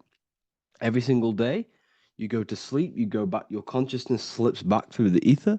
And then when you wake up, your consciousness comes back through the ether into the physical plane. Death is just a bigger macrocosm of the microcosm cycle of life and death. So you will return back to the astral, which is the realm of imagination, infinite possibilities. And this is where thought forms start to manifest. Okay, so depending on how advanced you actually are mentally and emotionally, will depend how long you stay in the astral. Now, what we must understand is that there is many different components to the astral. We have the higher astral, the middle astral, and the lower astral. These are all vibrational states. So if your mind and soul is operating in lust, lust, desire, hate, food, physical addiction, smoking addictions, then these are quite heavy. These are quite heavy attachments to your consciousness, and they're quite low level desire, which means they have a low vibration. You will manifest in the lower astral when you're stripped from your physical body. The lower astral is not inherently evil. However, there's just low vibrating things going on there. Low vibration does not mean evil. Okay? So, just like bad doesn't mean evil. Okay? In the lower astral, you are going to see lower astral beings. You're going to see spirits, souls with low level desire. Okay? People who are attached to the physical plane, people that lust, people that do these things. Technically, this is hell, but you can escape it by escaping yourself. Now we're going to break all this down. I'll break all this down properly once you understand the full context. So depending on your level of desire, you will manifest in a corresponding layer of the astral plane. If your mind is still attached to the low physical desires, you will find yourself in the lower astral realms. But if you have few desires and have detached from the worldly attachments while you are encased in a body, then you will rise into a higher or middle astral plane, mainly the middle. Okay. The higher astral plane is very formless. So as I broke down here, this is, well, the physical plane is the lowest dimension. This is the most form, the most matter. It's quite heavy. The higher you go, the lighter it becomes, the more fluid, the more formless it becomes. So you see here it says denser down and lucidic up. So this is more lucidic in these higher realms. This is more dense in the lower realms. So this is why the ancient Egyptians were always talking about, I'll show you this. This is showing you death. So first of all, we have Anubis, which represents death. Here you have the heart, which represents the soul. And here you have a feather. And this is a scale. You see how this is a balanced scale? So what this is symbolizing, this represents death. This represents your heart, and this is a feather. So when you die, your heart must be as light as a feather, which means your emotions, your soul, should have no attachments to the world. It should be light. It should be detached. This is why the word light and light are the same. Light is in heavy and light is in very bright. Because when you're less attached to the things, your soul shines. You're authentic. You're light. You're very bright soul. And you have no attachments. Your light is in not heavy. So you must detach from the worldly desires. We have to detach from the smoking, the food. This is why we should fast. Smoking, this is why we should detox. We should also meditate. We should also be able to sit with ourselves for long periods of times. Okay, I'm going to break all this down properly. But that's why the Egyptians show you the symbolism here. Okay. So you're stripped of your material body. So that state of consciousness you're in right now, your inside will, if you shut your eyes, that state you're in, that is what you're going to experience when you die. Okay. And you're going to be manifested into the astral. In the physical plane, you can mask or hide almost anything. But in the spiritual realm, you cannot. The astral body, your thoughts and emotions directly shape your spiritual body, your astral body, revealing your true inner state. So your desires that you can hide in the physical plane, your emotions, your thoughts, you can't hide any of that in the spiritual plane, in the astral plane. That will directly shape who you are, your color of your astral body, and your astral body as a whole. So here we have Kim Kardashian. If you could see this lady's astral body, you would run so far that you would be horrified for the rest of your life. If you could see their spirit, their astral form, it would be horrific because their mind is so attached to, physical things, so attached to desire, money, fame, worship, power. These people do not want to die. These billionaires and millionaires will never want to die. They will do whatever they can to stay alive because they understand what when they die, they have to face themselves. They have to face their inner world. And their astral body, their true authentic self on the inside is horrible and horrific and so low vibration. So this is where it comes in. You must be as light as a feather. This is what the Egyptians are showing you in their artwork. Your soul must be as light as a feather.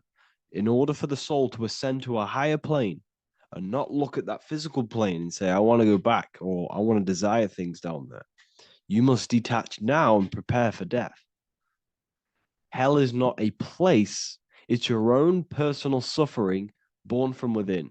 If your mind and soul are deeply attached to mental fixations, emotional wounds, and physical addictions tied to the material world, that pain will follow you into the astral.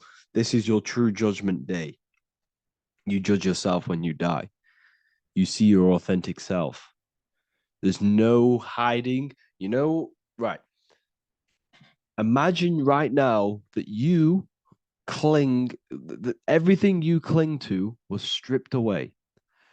No matrix, no electricity, no food, no TikTok, no phone, no possessions, no distractions, no one else. Could you sit alone with yourself for just 1 hour?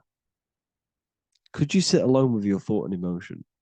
That moment of truth is what you must begin to prepare for. Could you sit alone with yourself?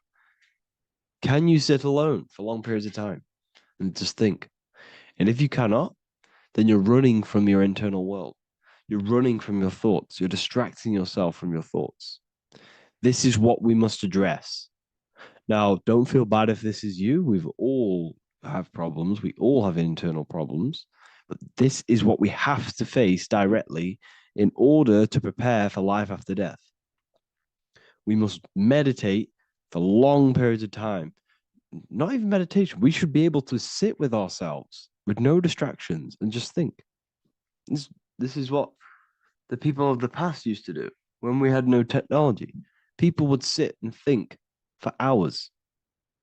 This is what we need. Because if you cannot sit with yourself, imagine sitting with yourself with no physical body. That's the level that's going to happen. And we need to prepare for that.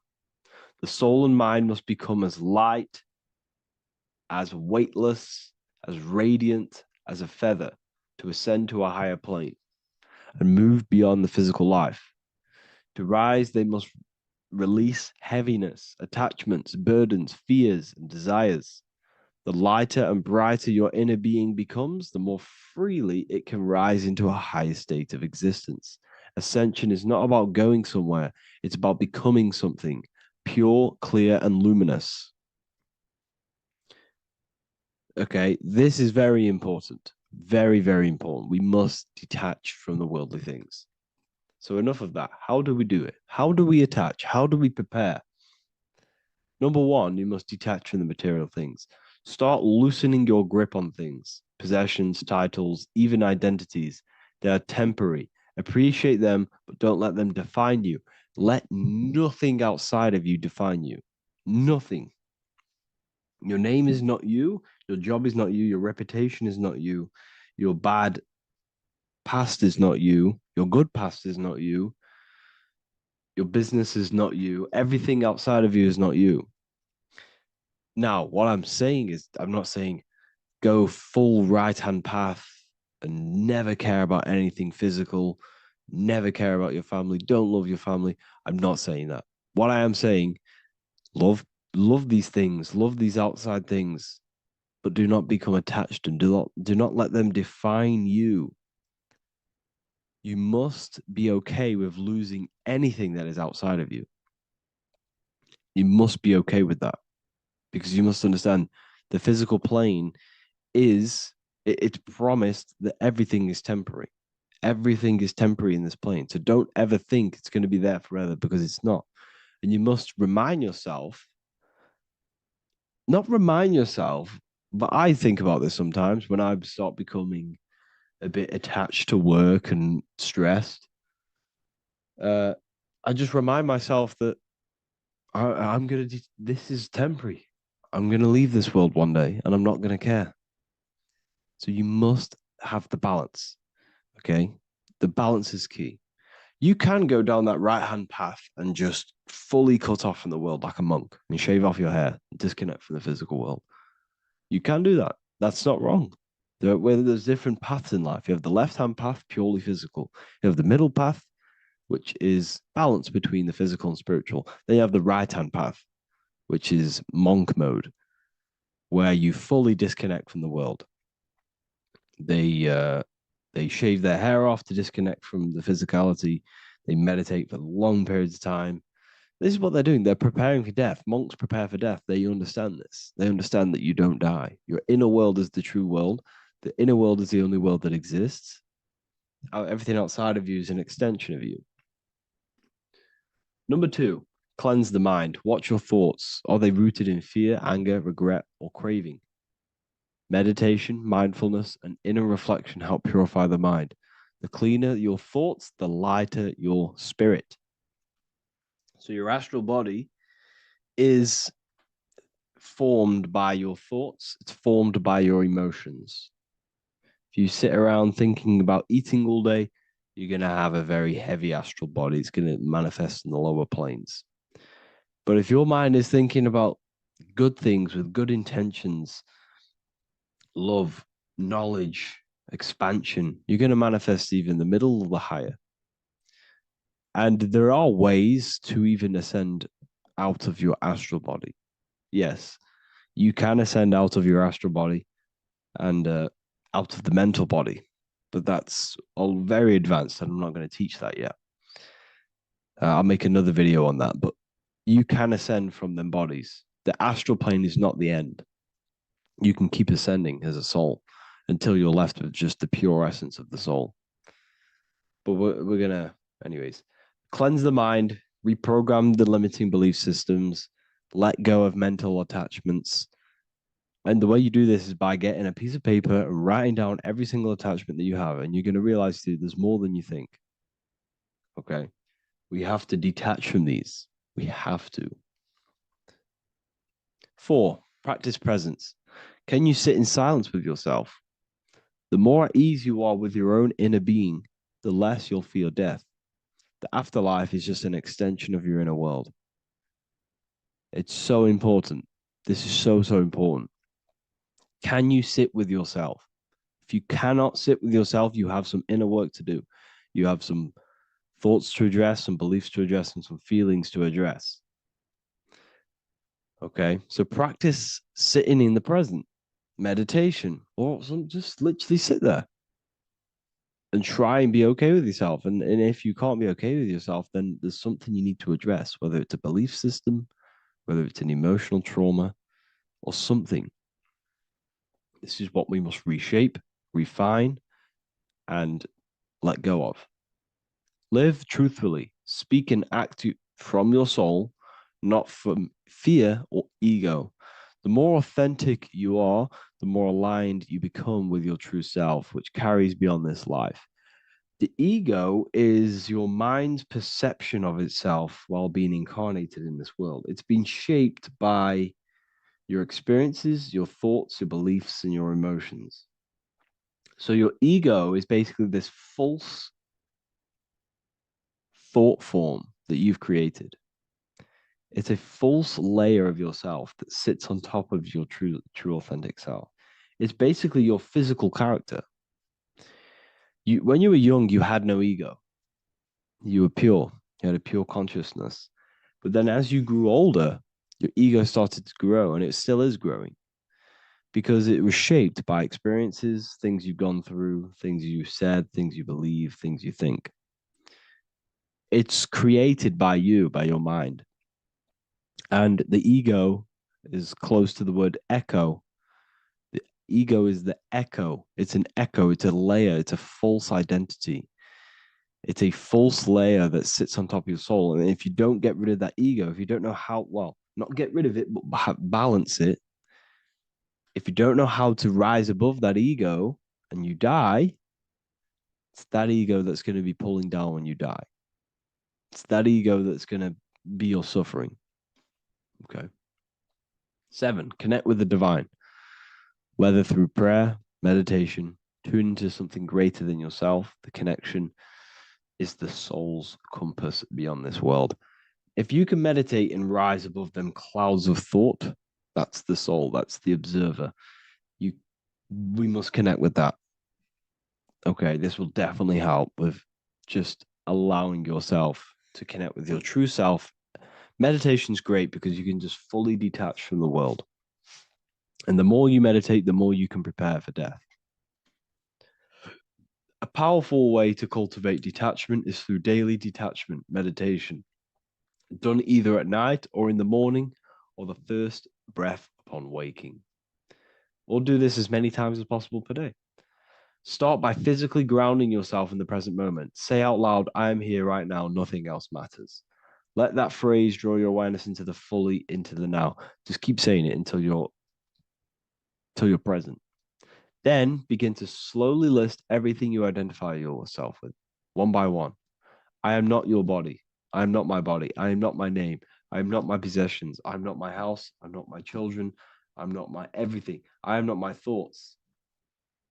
Release each layer gently. Imagine, if you want to, if you have a good imagination, imagine placing these things into a big box. Placing your body, placing your name, placing your possessions, placing your house, your car, your thoughts, your beliefs into a box, and then shut that box. If you have a good imagination, do that. That can help. And you'll be left with yourself. And you're not even that. It goes even deeper. Eventually, you'll reach the mind itself. Detach from the language that the mind is even using. Now, that's very difficult. And not many people have ever thought about that, and they've ever even been there.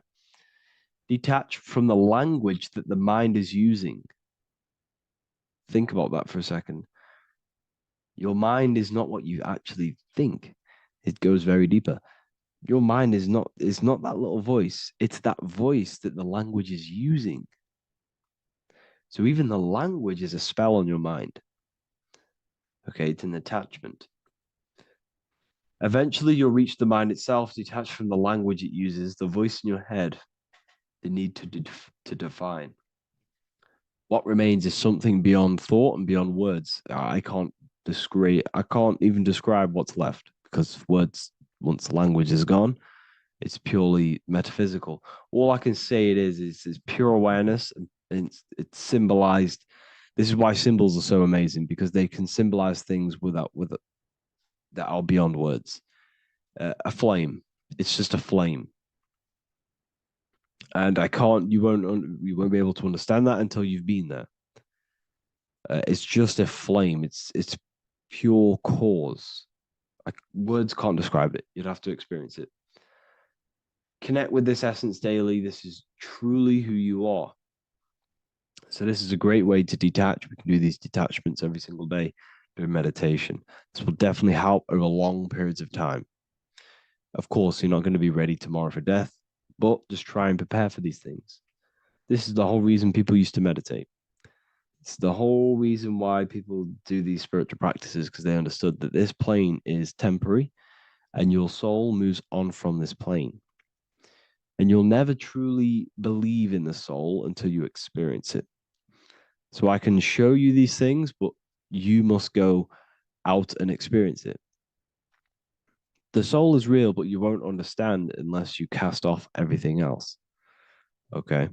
So I hope this video helps. It's a very deep video. I'm going to be making more of these stuff, of more self-mastery. And of course, we've made the self-mastery section now. So I'm going to start filling up this place with lectures. And I think it's a great time to start this, because a lot of people have been asking on how to master yourself, prepare to death. So hope this video helps. See you in the next one.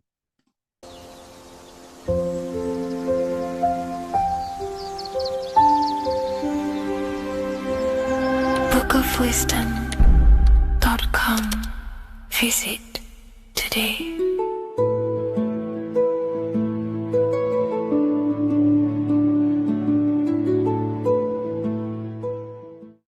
There is a massive mystery around the Freemasonic G, and in this video we're going to be discussing it. Some people call it geometry, God, gnosis, genesis, generation, but in fact it's all of these things, and all of these things relate back to one concept that links them all. And in this video, you will be discovering this secret force, which pretty much creates everything in your reality, in your life, and has done unconsciously, whether you are aware of it or not. The Freemasonic G is the 7th letter in the English alphabet. This is important because the number 7 has many mysteries inside the esoteric and occult traditions. Some people say the number 7 represents the 7 colors of light, the 7 major planets, or the 7 musical tones, 7 days of creation. The number 7 is a massive mystery, but what we have to understand is that in the context of Masonry, Freemasonry is all about building the self. Every day we wake up, we are either building our prison of our mind or freedom of our mind. Everything inside of esoteric Freemasonry is about building the self and reconstructing our consciousness, our inner dialogue, the inner voice. We're transforming the mind from low awareness to high awareness. This is why Freemasonry uses the allegory of stonemasonry, stones, chipping away at stones. The stone is in fact you, and we are perfecting the stone, which is your very own mind. Because the universe is a mental construct. Life is happening to us inside our minds. We are all the universal mind expressed and clothed in a different body. Therefore, now we understand that everything is about the internal inside of Masonry. This G relates to something inside of you. Hence why you see the G inside of the square and the compass. It's something internal in you. G is the 7th letter of the English alphabet, and the number 7 symbolizes the 7 cognitions of the mind. In esoteric and initiatory traditions, the 7 psychological cognitions of the mind refer to the 7 distinct modes through which human consciousness perceives, interprets, and transforms reality. Different schools use different names, but across Hermetic, occult, Gnostic, and mystical systems, the same underlying pattern emerges. The mind has 7 functional powers, each representing a layer of awareness and a stage of inner development. Number 1 would be perception. The first cognition is the raw reception of sensory and subtle impressions. It is the gateway where the outer world enters the inner world of our minds. Perception involves learning to see without distortion, to notice the symbolic dimension behind ordinary appearances in an occult interpretation of perception. The second one is interpretation. After perception comes the act of making meaning. The mind organizes impressions into patterns, beliefs, and judgments. Esoterically, this cognition determines whether a person interprets life through the ego or through the higher insight of their higher consciousness. The goal is to purify interpretations so that the intuition can speak through it, to clear our minds of the clutter, master it, and let our higher consciousness shine through it. Number 3 is the imagination. This is the creative faculty that produces images, symbols, and visions in the mind's eye. This is associated with the astral plane. We live in a mental universe of thought. Thought wraps itself inside of imagination. The thought alone has no true form, but then the thought wraps itself in a vehicle of consciousness, what we call imagination, and we give form to the thought. Imagination becomes active. Imagination becomes active imagination, the foundation for rituals, alchemy, meditation, and visionary insights inside of occult traditions. Working on your imagination is a key part on developing your consciousness, as it is literally the sight into the astral plane, your internal vision of the mind. The fourth cognition of the mind is emotion. Emotion is energetic response that gives intensity, direction, and magnetism to thoughts. Emotion fuels the magical will. Unrefined emotion binds us to lower impulses. Refined emotions become devotion, compassion, and the inner fire to transform thought into a tangible reality, to become a conscious creator. The fifth cognition is will, the faculty of intention, decision, and directed energy. Will is the power that aligns personality with the higher self. It is the driver of discipline, transformation, and the capacity to act consciously rather than react unconsciously. Most people walk through life as an unconscious zombie, living day to day, running off subconscious programmings, never actually using their conscious mind. We develop our will and try to align our will with the highest will possible so we can align our will with our higher mind. so the higher mind can manifest through us in the material plane. The sixth cognition of the mind is memory, the storehouse of experience, impressions, and archetypes. It shapes identity, determines how one repeats and transcends past patterns. Memory includes not only personal memory, but also a deep strata of the subconscious and the collective subconscious field, what we call the Akashic records. Memory is a massive quality that you must work on inside the Masonic system. You are required to remember certain rituals and certain things so that you can regurgitate them to pass on along the degrees. Based off my research, I myself personally am not a Mason. The seventh cognition of the mind is intuition, the highest cognition possible. It's direct knowing. It bypasses the linear reasoning and reveals truth as the inner illumination. Intuition is the voice of the soul. It is the guiding force, guiding our physical vehicle of consciousness through this physical experience, providing revelations, insights, and even sometimes gnosis and higher understandings. They are the seven principles and cognitions of the mind that we should work on. Sometimes they're symbolized as seven luminary planets, because lumen is light. The planets are light. Light is consciousness. Consciousness is light. Now moving on to the true understanding of the G, the higher understanding of the G, as I mentioned previously. This is what we call the generative principle, the care principle, the human heart principle, the female aspect of consciousness within yourself. All creation is built upon a care. All action is built upon a care. You only act on what you care about. You care about paying the bills and staying inside your house and looking after your family, for example. Therefore, you take the action to generate the reality and generate money to pay the bills. Them actions are driven by the force of care. If you care about a plant, you take the action to water the plant and it grows. If you care about your partner or relationship, you give them attention and care and love, and you grow the relationship. As soon as you stop providing care, watch the relationship crumble and the reality destroys itself. Care is the generative force of reality. This is the generative principle that generates your experience in this world. We are in a continual state of becoming. Each cause gives birth to an effect, and that effect gives birth to a new cause. The G is the generative principle that drives creation in the present moment. Reality is creating, unfolding in the present moment, and the G is the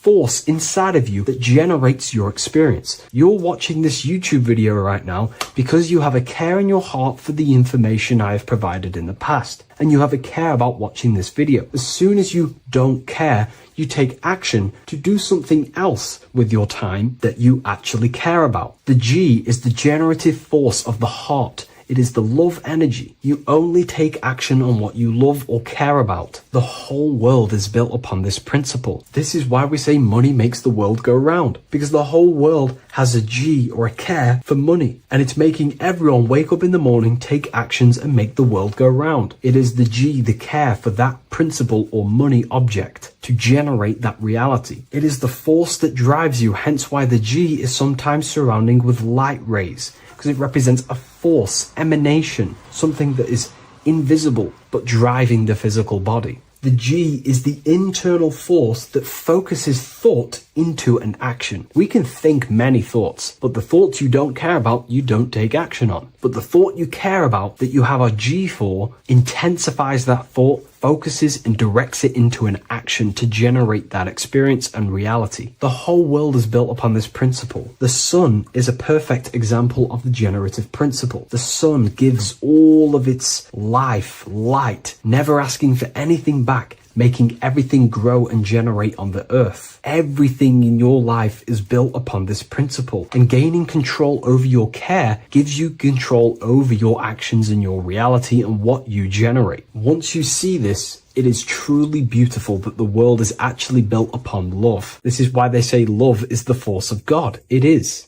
Truly. This is the reason why God begins with a G. It's about Genesis. Genesis means creation. G, generation. Anything that generates and creates is all to do with a care or a love energy. But don't get me wrong, people can love sick and twisted things, and they act upon them sick and twisted things. This is why purification of ourself is important by understanding this principle, as it is a very powerful principle to understand. This is the reason why the word gift begins with a G. You're giving something. I care, I'm going to give you something, a gift. Or guidance. This is what guides you into becoming something, what you love. This is why also gnosis begins with a G. Gnosis is not actually knowledge. Gnosis is knowledge attained by direct experience or through direct experience. For example, you're not believing you're watching this video right now. You know you're watching this. Gnosis,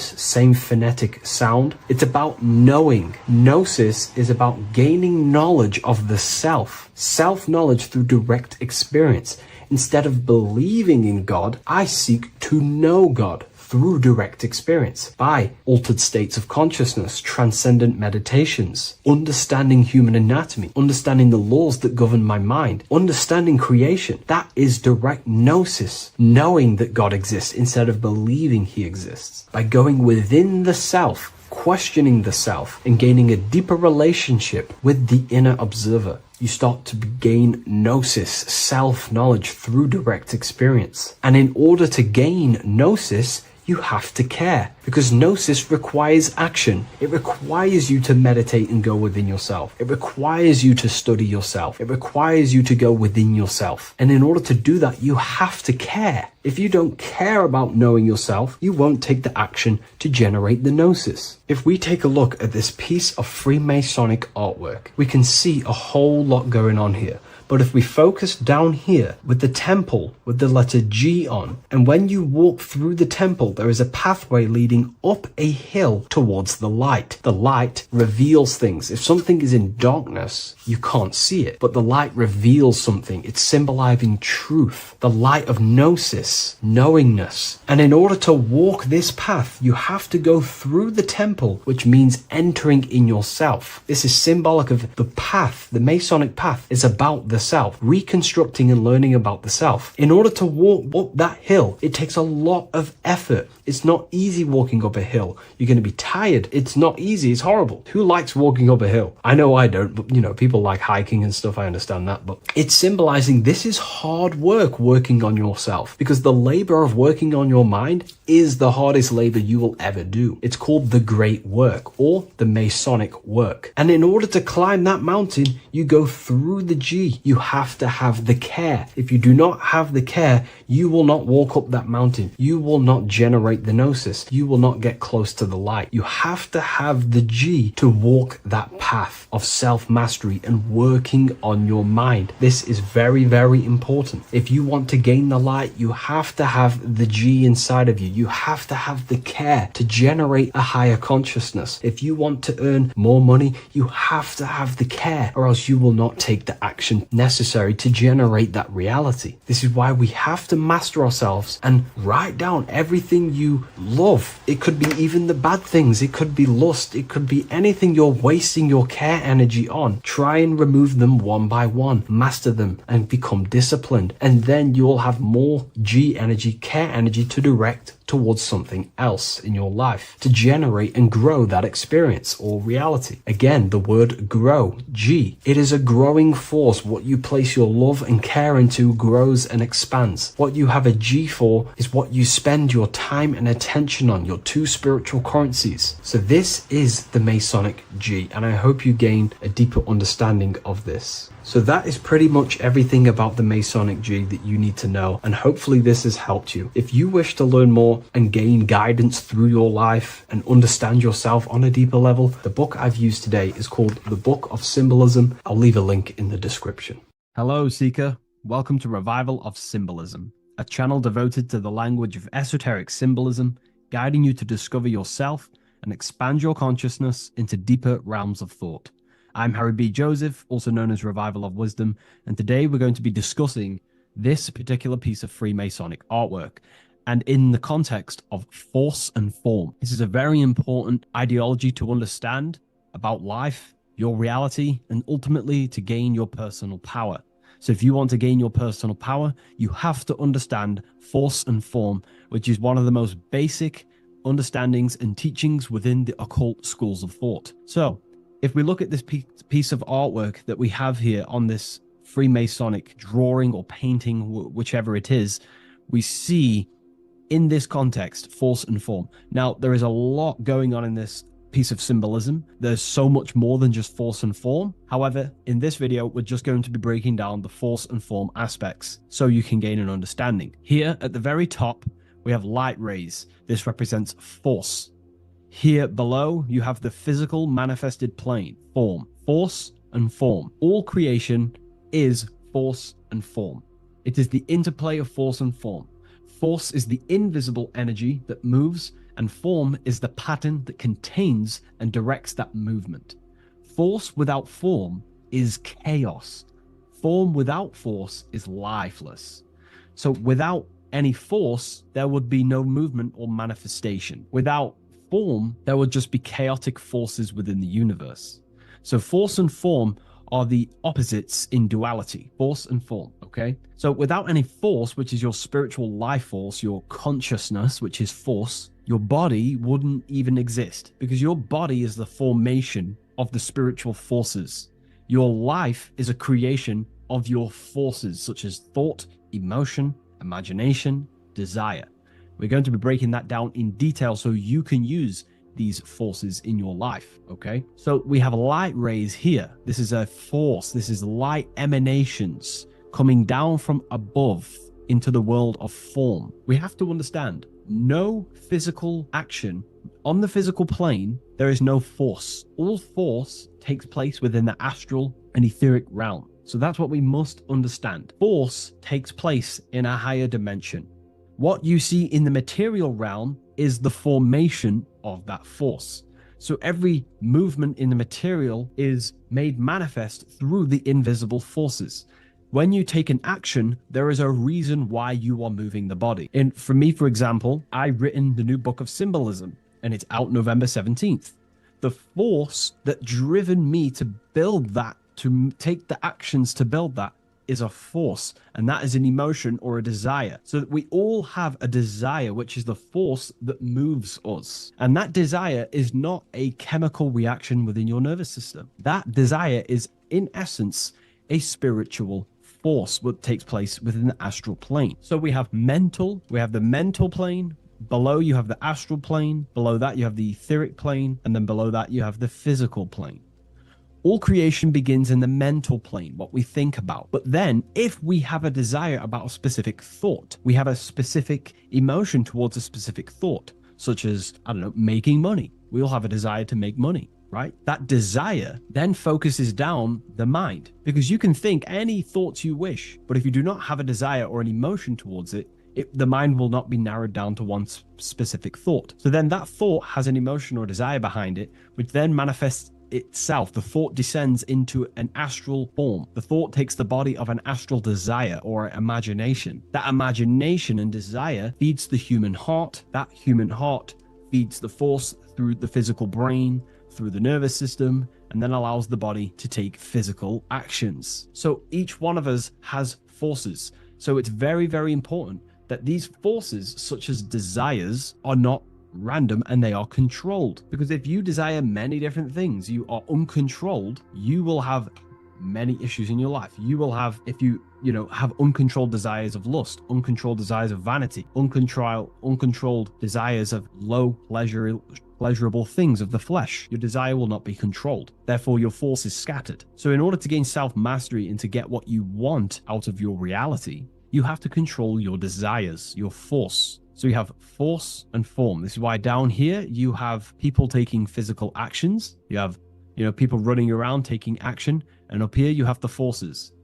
So it is the astral forces that is in constant rotation and interplay with the physical material realm, force and form. Force originates in the higher planes of consciousness and descends through the mental and astral into the physical. Within the mental plane, force takes the shape of thought. Thought is the first outline of form, the archetype that gives structure to creative currents. When one conceives an idea, the pure spiritual energy flowing through the consciousness becomes clothed in mental matter. This mental form is the mold through which all subsequent energies must pass. It defines the direction of movement and determines the quality of the outcome. Within the astral plane, the same force becomes emotion, desire, and vitality. Here, the mental pattern receives life. The astral body, being composed of the substance of feeling and magnetism, fills the thought form with motion and color. Force in the astral plane is dynamic, fluid, and responsive to rhythms of desire.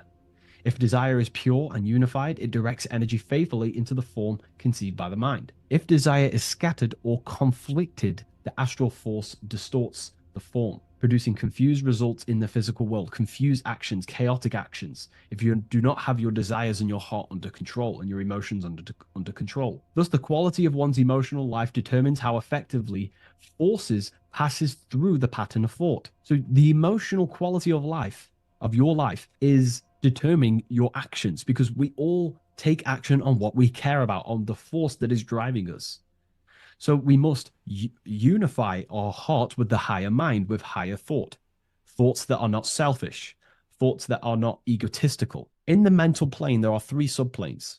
We have higher mental plane, lower, middle mental plane, and lower mental plane. Higher mental plane is higher thought. This is what people call the higher mind. A lot of people say the higher mind, but they don't know truly what it is. You know, a lot of spiritual people will just throw these words around. The higher mind is simply the mind that exists within the higher mental plane where higher thoughts take place. Thoughts that are guided with love, that are guided with selfishness, without being selfless, you know, thinking with, you know, without being egotistical. If you, for example, if you think, how can I make money? How can I gain? How can I do all this stuff? And you're thinking how to make money for yourself, for personal gain. That's a selfish thought, and that will manifest in the lower mental plane. If you want to become more of a powerful mind and gain your personal power, you want to think in a different way to penetrate the higher mental plane, because the lower mental plane, most minds in the collective consciousness operate in the lower mental plane, because that most people think unconsciously. Therefore, their minds are not trained to think in the higher mental plane. So most people dwell in the lower mental plane. This is where all the lower thoughts are. There's not very good ideas because the collective consciousness is there. Once you start to raise your mind, you then start to learn to think differently. Instead of thinking, how can I make money? How can I gain? How can I, you know, get this? Think differently. Think on a collective scale to penetrate the higher mental plane. Think, how can I benefit the world? How can I do something that's going to benefit people? Because money will come as a side effect of that. That's just one example. So when you shift your mindset to use the higher mental plane and train your mind, you're gaining willpower. You're also penetrating the higher mental plane where better thoughts are. You receive better thoughts, better guidance through thought forms. That's a whole other lecture I can make. Thought forms, which are basically demons and spirit guides, what people call. They're just thought forms. So we truly do live in a mental world, and everything is force and form, symbolized by the light and the material reality. The individual who understands this relationship between force and form begins to work consciously with the descent of energy through the different planes of consciousness: mental, astral, etheric, physical. When you hold a clear mental image, you create the form. You fill that image with emotion and desire, you generate the force. When you act upon that energy, you complete the circuit of creation. The process is simple yet exact. Force always seeks form, and form always requires force to live. If the mind is undisciplined and the forms it creates are vague, force dissipates into confusion. Energy without direction creates turmoil in the astral body, manifesting as restlessness, anxiety, or inconsistency. If the emotions are intense but the form is weak, the force becomes misdirected, often leading to chaos in one's actions. Conversely, if the mind creates a strong form but the emotions are dull or lifeless, the form remains unanimated, a structure without vitality. True creation requires the balance and union of a defined mental pattern and vibrant astral current. So it's about aligning your mental and emotional states, symbolized by these two pillars here. Well, they are the extremes. So the moon would be your emotional state, the sun would represent your intellectual, or the masculine and feminine. However, they are the extremes. So this middle pillar represents the balancing of those. So when we balance our mental and emotional state, we become conscious co-creators using force and form. It's a very important lecture, and I know this is a quite complex and advanced lecture, but this is what this channel is about, Revival of Symbolism. It's about more advanced teachings.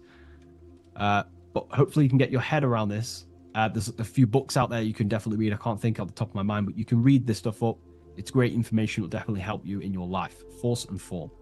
And if you haven't already, join the waiting list. I'll leave a link in the description for the Book of Symbolism, November 17th on revivalofwisdom.com. If you wish to be notified, I'll send you an email. I just want to say thank you for your support. Please like, comment, and subscribe, and share to a friend. I'll see you in the next one. Absolutely. Let's refine that into your signature deep and esoteric.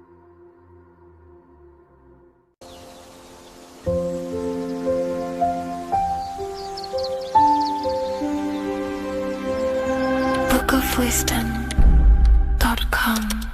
Visit today.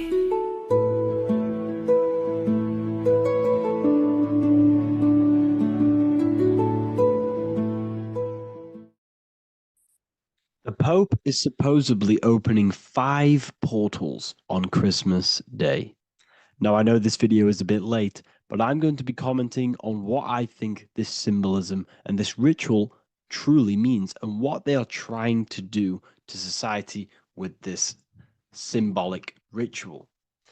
So the first thing we must understand is that everything these people do on a mass scale, all of these major events that they take place on, are all symbolic. They're all ritual. They all have purpose. Okay? So when we look at the locations of these 5 doors that are in Rome, we actually see the sigil of Lucifer when we connect the dots of all of the 5 door locations. This is the sigil of Lucifer. Lucifer is not what you think. Sigil of Lucifer represents the outline of the human brain and our visual perception field. Now, the human perception field is how our brain interacts with the external reality. Our external reality is not physical. The only thing that exists outside of you is pure energy, formless, vibrational energy and light. Your brain is an energy decelerator. Your brain decelerates this light, this energy, into a material reality or perception that you can interact with. You don't look into the external world. The energy, the light, enters the eye retinas, goes through the optic nerve, and travels to the back of the brain called the visual cortex. And the visual cortex is what shapes your visual screen.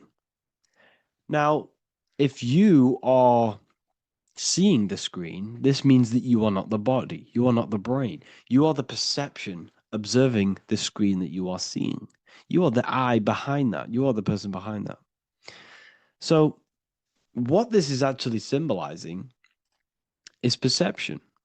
This is a symbol of perception, of perceiving the material plane, of how spirit interacts with matter. Now, what's Lucifer? Now, the word Lucifer means the light bearer.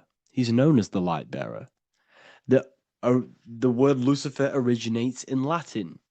Luci means light, and fer means to bring. It's the light bringer. The eyes, the visual perception of the light bringer to your reality. You see, everything outside of you is light. You are made of light. The word hue man means light. Hue means color, which is a form of light. And man means manifest. We're light manifested into material form. Every single one of us is Lucifer.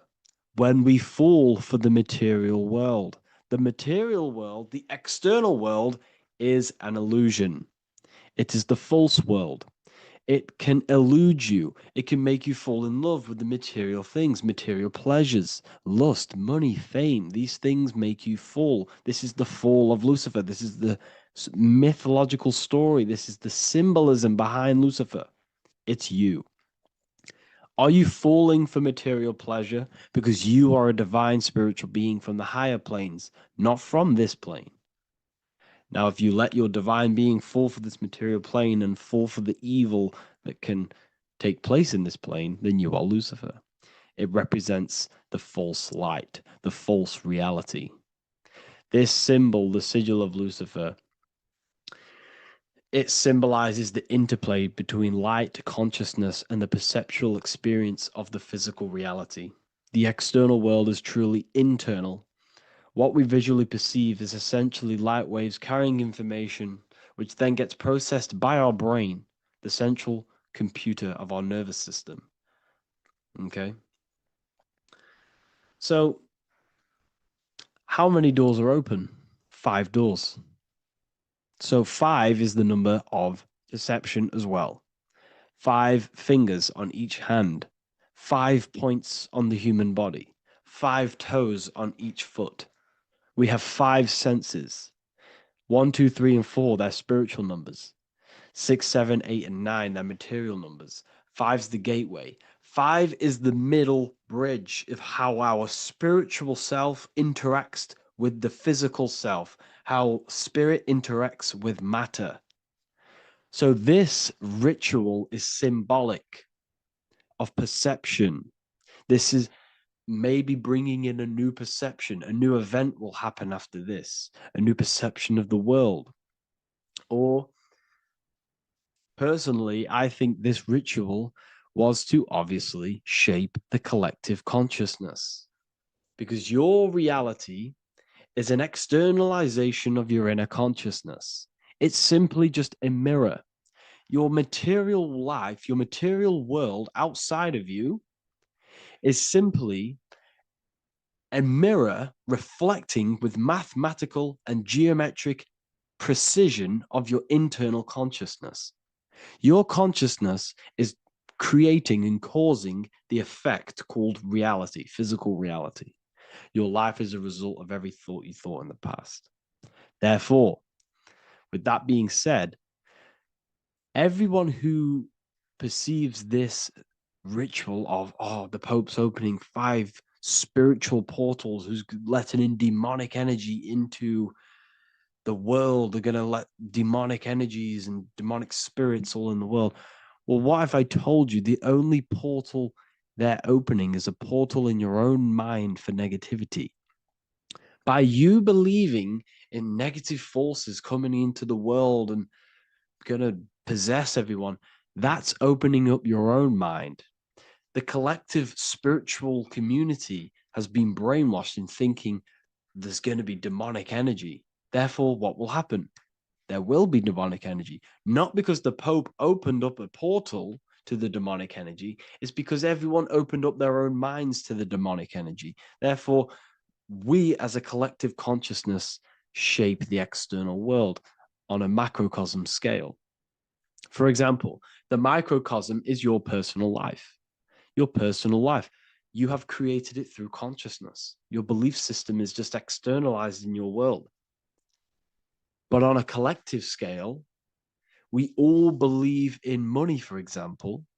And because we all believe in money and we believe that this piece of paper holds value in our minds, okay, in the mental plane, this has an effect on the physical plane by shaping the physical plane by being ruled by this belief on a macrocosm scale. Yes, I know that money doesn't exist. It's just a belief in my mind. But that doesn't have an effect because the collective consciousness believes that money has effect, has power. When it doesn't, it's just a piece of paper with a belief behind it. If the collective consciousness stopped believing in money, then the collective consciousness would have broke the spell and we would have no longer had a material plane ruled by money. You see, our beliefs is ruling and shaping our physical plane. This physical world outside of you is truly just an effect of the mind, an effect of our consciousness, our inner world. So I believe this ritual was done to change our perception, to make us think the Pope is bringing this spiritual energy and negative forces into the world. And it's just simply us creating the negativity in the world by believing in this, by thinking this. Remember, they have the power to send messages into millions of people's minds through media. And then messages are then believed, and that belief is shaping our world. What have I told you? That the New World Order is not manifested by the elite, it's manifested by you and us. We're all manifesting the New World Order. They can't manifest it. We can, because we are the ones believing it. We believe it. It is reality. It shapes our own prison. We're all shaping our own prison by believing in the prison, by believing in money. So this ritual was all to do with perception, creating a new perception, creating fear in our minds to, of course, distract us from what's really going on. This is all a ritual to implant messages in your own mind. So I hope you all understand this video, and I hope you all gain some insight, and I'll see you inside the university.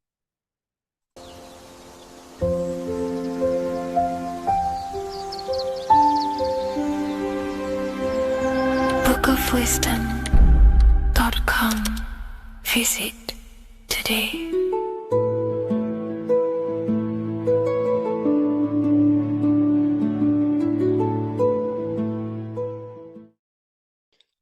What if I told you you don't have one body? You in fact have four. There's a secret hidden right in front of you, and most of you overlook it. And by learning these teachings today, this will change your perspective on life, on yourself, and completely change the conception of yourself. This is the key to your highest potential. If you stay with me today, you will find secrets about yourself that will change your life. But I warn you, once you step this path of esoteric knowledge, there's no going back. Once you see, you can't unsee. So stay with me, and we will discuss the four bodies of your soul and how you can master yourself to reach your highest potential. The first thing we must understand is that there is a sun. And just like the sun gives life to the earth, there is this life force within the sun that gives life to all matter. We must understand that that matter itself is dead. It has no life potential. It has no ability to create or destruct anything. All of the life comes from above, from the sun, from the life-giving power of this infinite energy source we call the sun. No matter what model you believe, the sun still gives power to this physical realm, giving life to all of the crops, giving life to animals, giving life and growth to all things that the rays come in contact with. This is a macrocosm process. We must understand the teachings of as above, so below. This means that the macrocosm repeats itself in a microcosm form. Now, what do I mean? Humans are made in the image and likeness of God. You are a miniature version of God, a spark of the divine consciousness made in human form, in physical form. Just like the sun gives life to all physical matter and growth to all crops on the earth, your soul is a miniature sun. And your soul is giving life to the body. Your body is a miniature earth, which also goes through the cycles of the 4 seasons of the sun. We feel different in each one of these seasons. It's because our body does not only go through these cycles externally, but these cycles happen within ourselves, within consciousness. Your soul is the sun. The sun you see in the sky is an externalization of your soul. Your soul is the life force. You are the soul, not the body. And like the sun gives power to the earth, the soul gives power to your body. So first, let's look at the etymology of the word sun. The word sun comes from it's a Latin word solis or sol, which means the sun. Sol then became soul, sun, soul. And in fact, S-O-N and S-U-N in the old etymology dictionary mean the exact same thing. They are interchangeable. So when we look at the symbol of the sun, we look at a circle and a cross, which represent the four aspects of the sun, the four seasons of the sun: summer, winter, spring, and autumn. These are the four states of the sun. Like we said, this is why we get this symbol. You have the four states of the sun, which represent the four bodies of the soul. Now, this is where we get deep. Like I said, the sun you see in the sky is a macrocosm of your soul, an externalization of your soul. Just like your sun has four seasons, the four seasons within us are the four bodies. Our soul is incarnated and split into four sections. We have a mind, we have a physical body, emotions, and spirit. These are all interchangeable and they are all linked. In ancient alchemy, we have the exact same symbolism of the four stages of alchemy. But in this case, they're symbolized as the four elements: earth, water, air, fire. In this ancient alchemical symbol, we have the pentagram, with the top one representing the soul, ether. Our soul then has the four bodies, with the human here. We have the man, the eagle, the bull, and the lion. We see this on the tarot card, the Wheel of Fortune. The man, the eagle, the bull, the lion. We see this in Matthew, Mark, Luke, and John. The lion, the bull, the man, and the eagle. We see this with depictions of Jesus. Jesus, the man, the bull, the lion, and the eagle. These represent the four fixed signs of the zodiac: Taurus, the bull; Scorpio, the eagle. Scorpio was symbolized as an eagle. It's an ancient symbol. Now it's been changed to a scorpion, of course. Leo, the lion; Aquarius, the man. These represent the four fixed signs, which are four different elements. Taurus is an earth sign. Scorpio, a water sign. Leo, a fire sign. Aquarius, an air sign. Taurus is the earth. As above, so below. The earth is the physical body. Leo is fire. Fire is the spirit. Scorpio is water, which is the emotions. Aquarius is the mind, which is an air symbol. Air is the mind. That's why we call people airheads. Okay?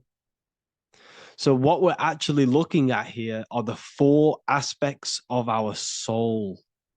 We have the sun in the middle and the four bodies of the soul. This is what Jesus is symbolizing. Jesus represents you. God made flesh with the four aspects of the soul. The four gospels are all depicting Jesus in four different ways according to the different body of consciousness.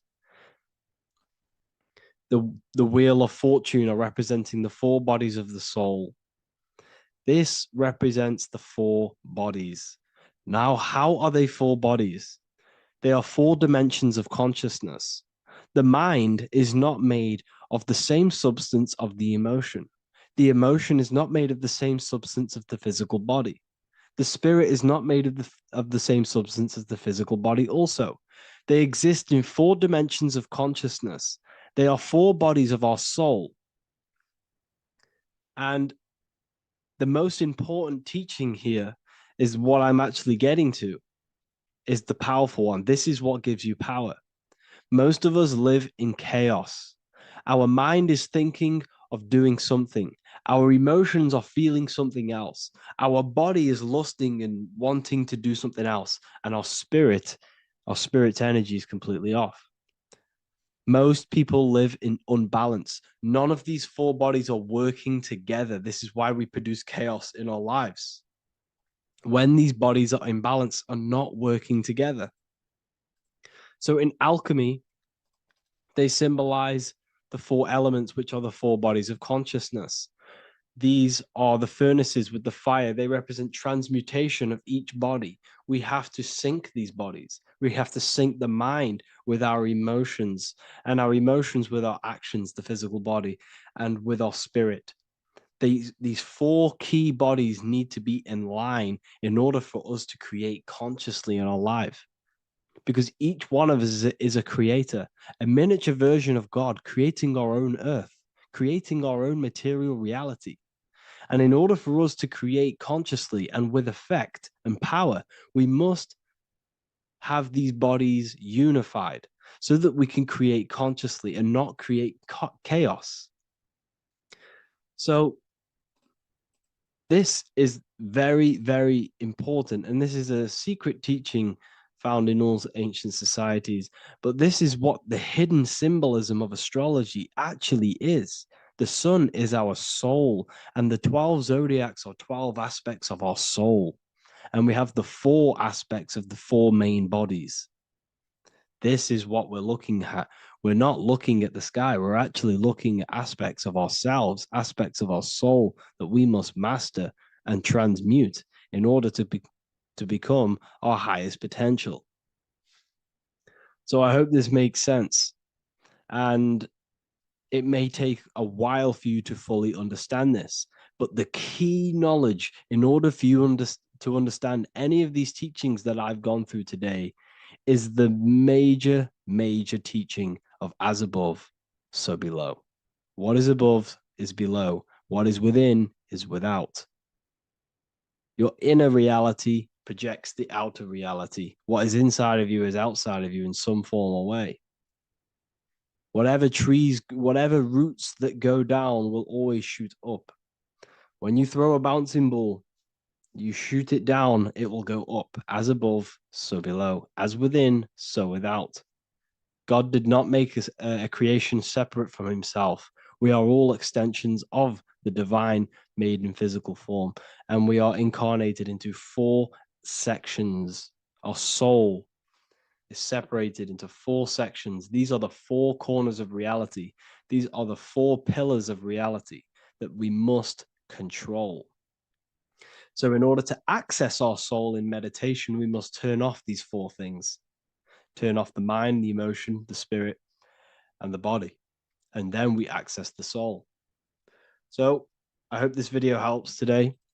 And you can learn all about this in the Book of Wisdom, Volume 2.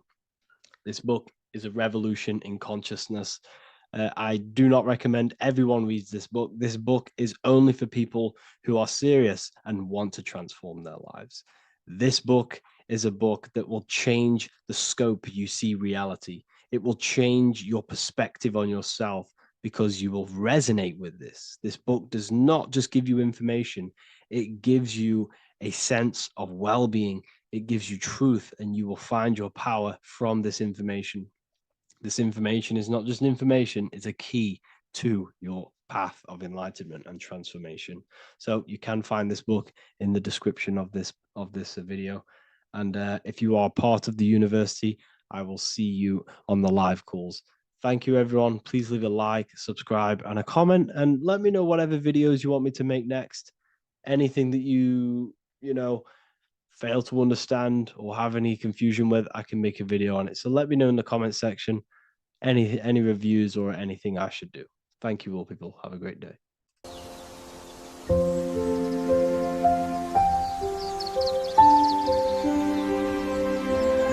bookofwisdom.com. Visit today.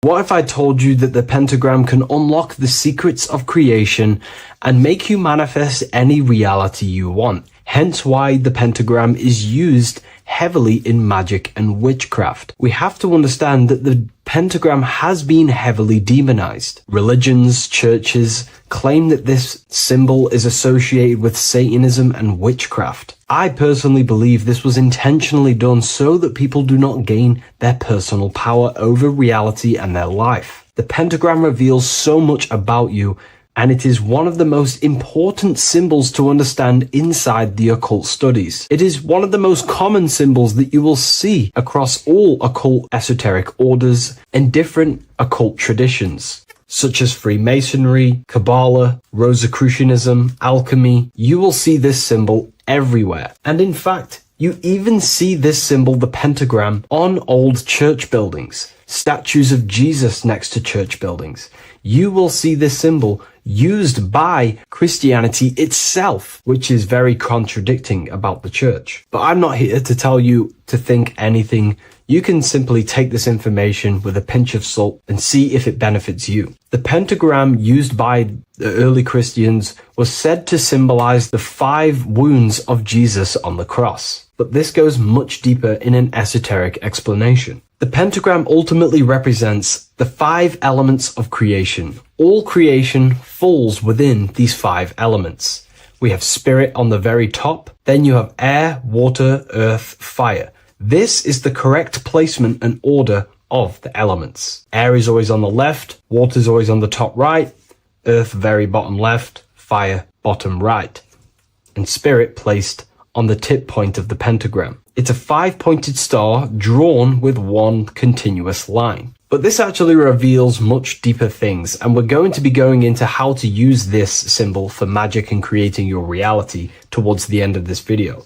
But now we're going to give you a basic understanding of the pentagram. It's showing you the 4 physical elements symbolized as triangles and spirit symbolized as a circle. The 4 physical elements are made out of the base element, spirit, or what the ancients call ether. Ether is the underlying base of all physical matter. This is the substance that animates physical matter with life force. All physical matter has its origin in the etheric substance, or spirit, what we want to call it. It is simply the life force that animates the physical thing.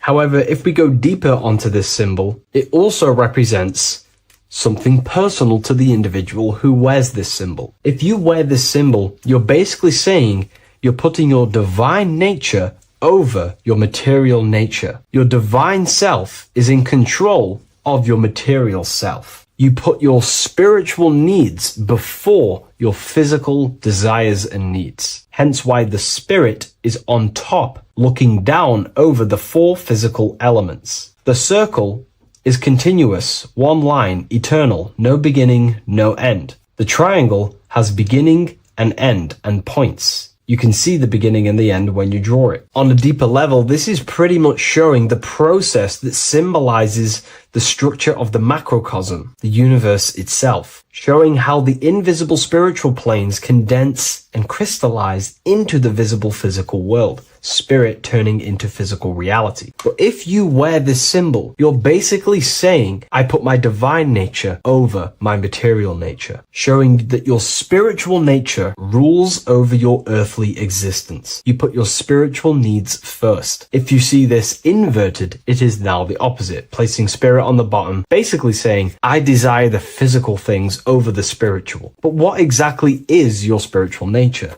Well, your spiritual nature is simply your internal self.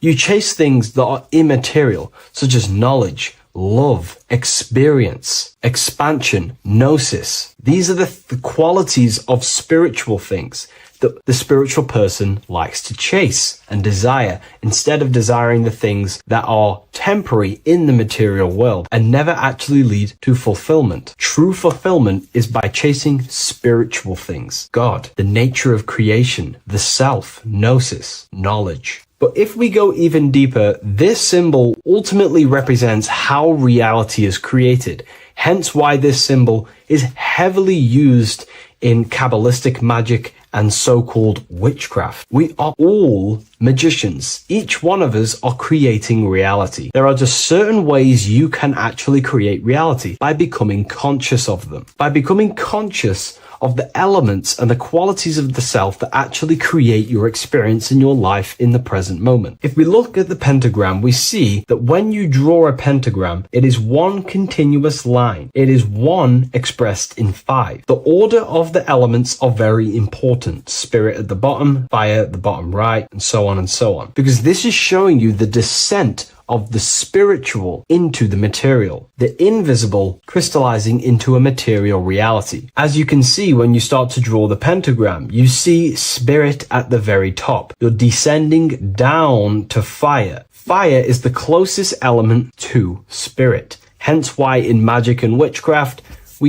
people like to use candles. So you're descending first into fire, then into air, then into water, then into earth, then back into spirit. Because of course, the cycle of creation unfolds itself. When you die, you return back to spirit, and then you reincarnate yourself back into physical reality if you wish and desire to. Everything is under this process of matter spiritual. In the daytime you wake up, you're in your material body. When you go to sleep, you enter your astral spiritual body. Everything's in this continual process, renewing itself in spiritual, then material. But the reason why this is associated with magic so heavily is because each one of these elements corresponds to a different body of consciousness, a different vehicle of consciousness. Consciousness has many different vehicles it uses to create the tangible self, the physical reality. For example, consciousness has a spiritual nature. The spirit element in this case symbolizes the emanation, the descent of the one power, the one force that we are all using. Each one of us is using this one power, the power of the source consciousness,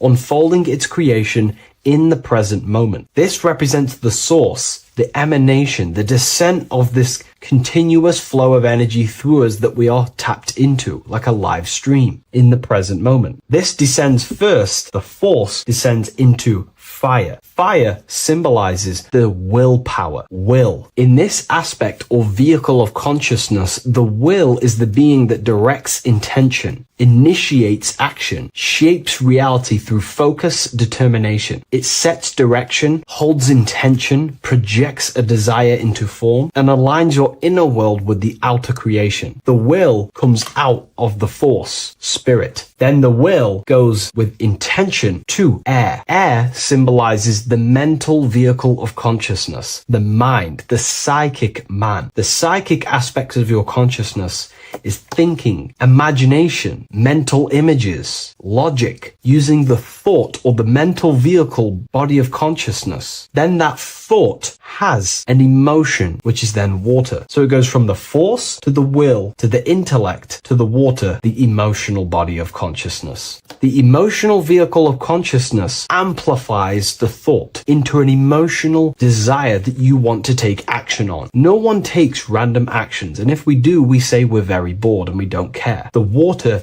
is the energy, the emotion you have to fulfill something. And that emotion then descends into earth, which is the physical body to take the physical action in the present moment, to fulfill that desire, to fulfill that will, that thought, that desire. And that is how reality is created all the time. Now, there is much more that you can go into with the pentagram, because true magic is about changing consciousness at will, not casting random spells. It's the ability to change the direction of consciousness using the power of the will to direct these forces to create change in the internal world so it can project outwardly in the external world. Because consciousness creates the external reality. What happens within us, we see change outside of us. So true magic is about manipulating the forces and the vehicles of consciousness that exist within our own mind to produce a change in the material world. There are other ways you can use magic, by purifying each body of consciousness or banishing each body of consciousness. Other forms of magic, you can dissect each body of consciousness and work with that specific body. If you think you're using your mind too much,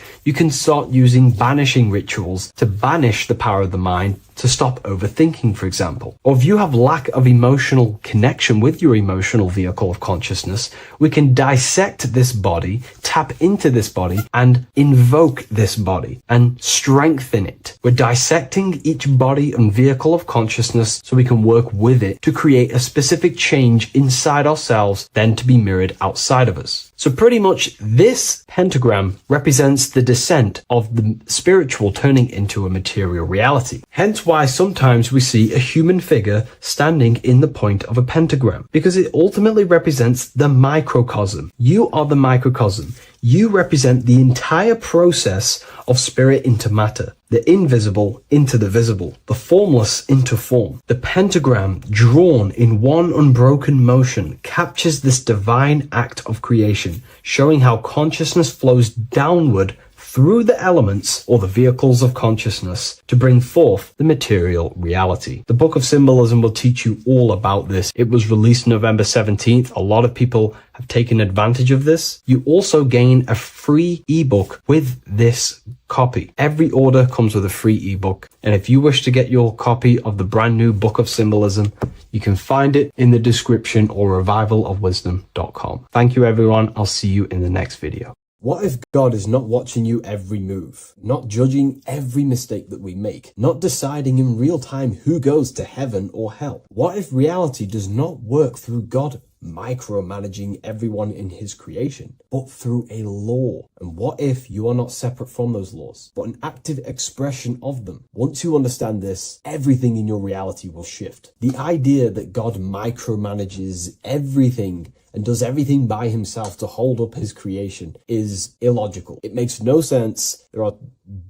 billions of souls and living people in this world. There are plants. There's no way there is an intelligence out there micromanaging everything. If you die and pass on, there's no one waiting in a queue to be judged by God. This is totally, just religion creating up their own version of the Bible or whatever holy book it is. We have to remove that system out of our mind that's being heavily implanted into us. If God were personally judging every soul the moment they died, there would be an endless queue of people waiting to proceed, punish, or rewarded. Reality does not operate like a courtroom with a single judge overseeing every case. Instead, reality operates through systems, through structure, through law. God does not intervene moment by moment. God sets laws into place, and creation unfolds by obeying them laws automatically. Think of like a video game. Reality works like a code, not a control. When someone creates a video game, they do not sit there creating and controlling every character, every movement, every outcome.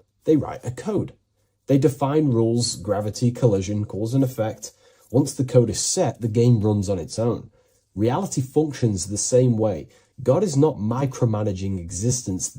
There are laws that were written into the fabric of reality itself, and everything operates through them. And these laws are not just in the fabric of reality, like I just said. They're literally ingrained into your own mind. Your mind cannot escape these laws, are pretty much creating everything you call life. We see some of these laws in nature. This is where geometry becomes important. Geometry is not random decoration in nature. It is a law made visible. Spirals, symmetry, ratio, structure appears everywhere because geometry follows rules. These rules govern how plants grow, how crystals form, how cells divide, how planets rotate around the Earth, never ever falling off track. The sun rotates around the Earth. The moon rotates around the Earth. What is the order? What is the law that these intelligences are following? Why do they never distort? Why do they do the exact same thing every day and never fall off path? There is an order. And in fact, the word cosmos comes from Greek, and the word cosmos in Greek means order. This is why we call cosmology or the cosmos, the universe. It is order. It is an ordered, structured creation which contains and recycles and regenerates itself.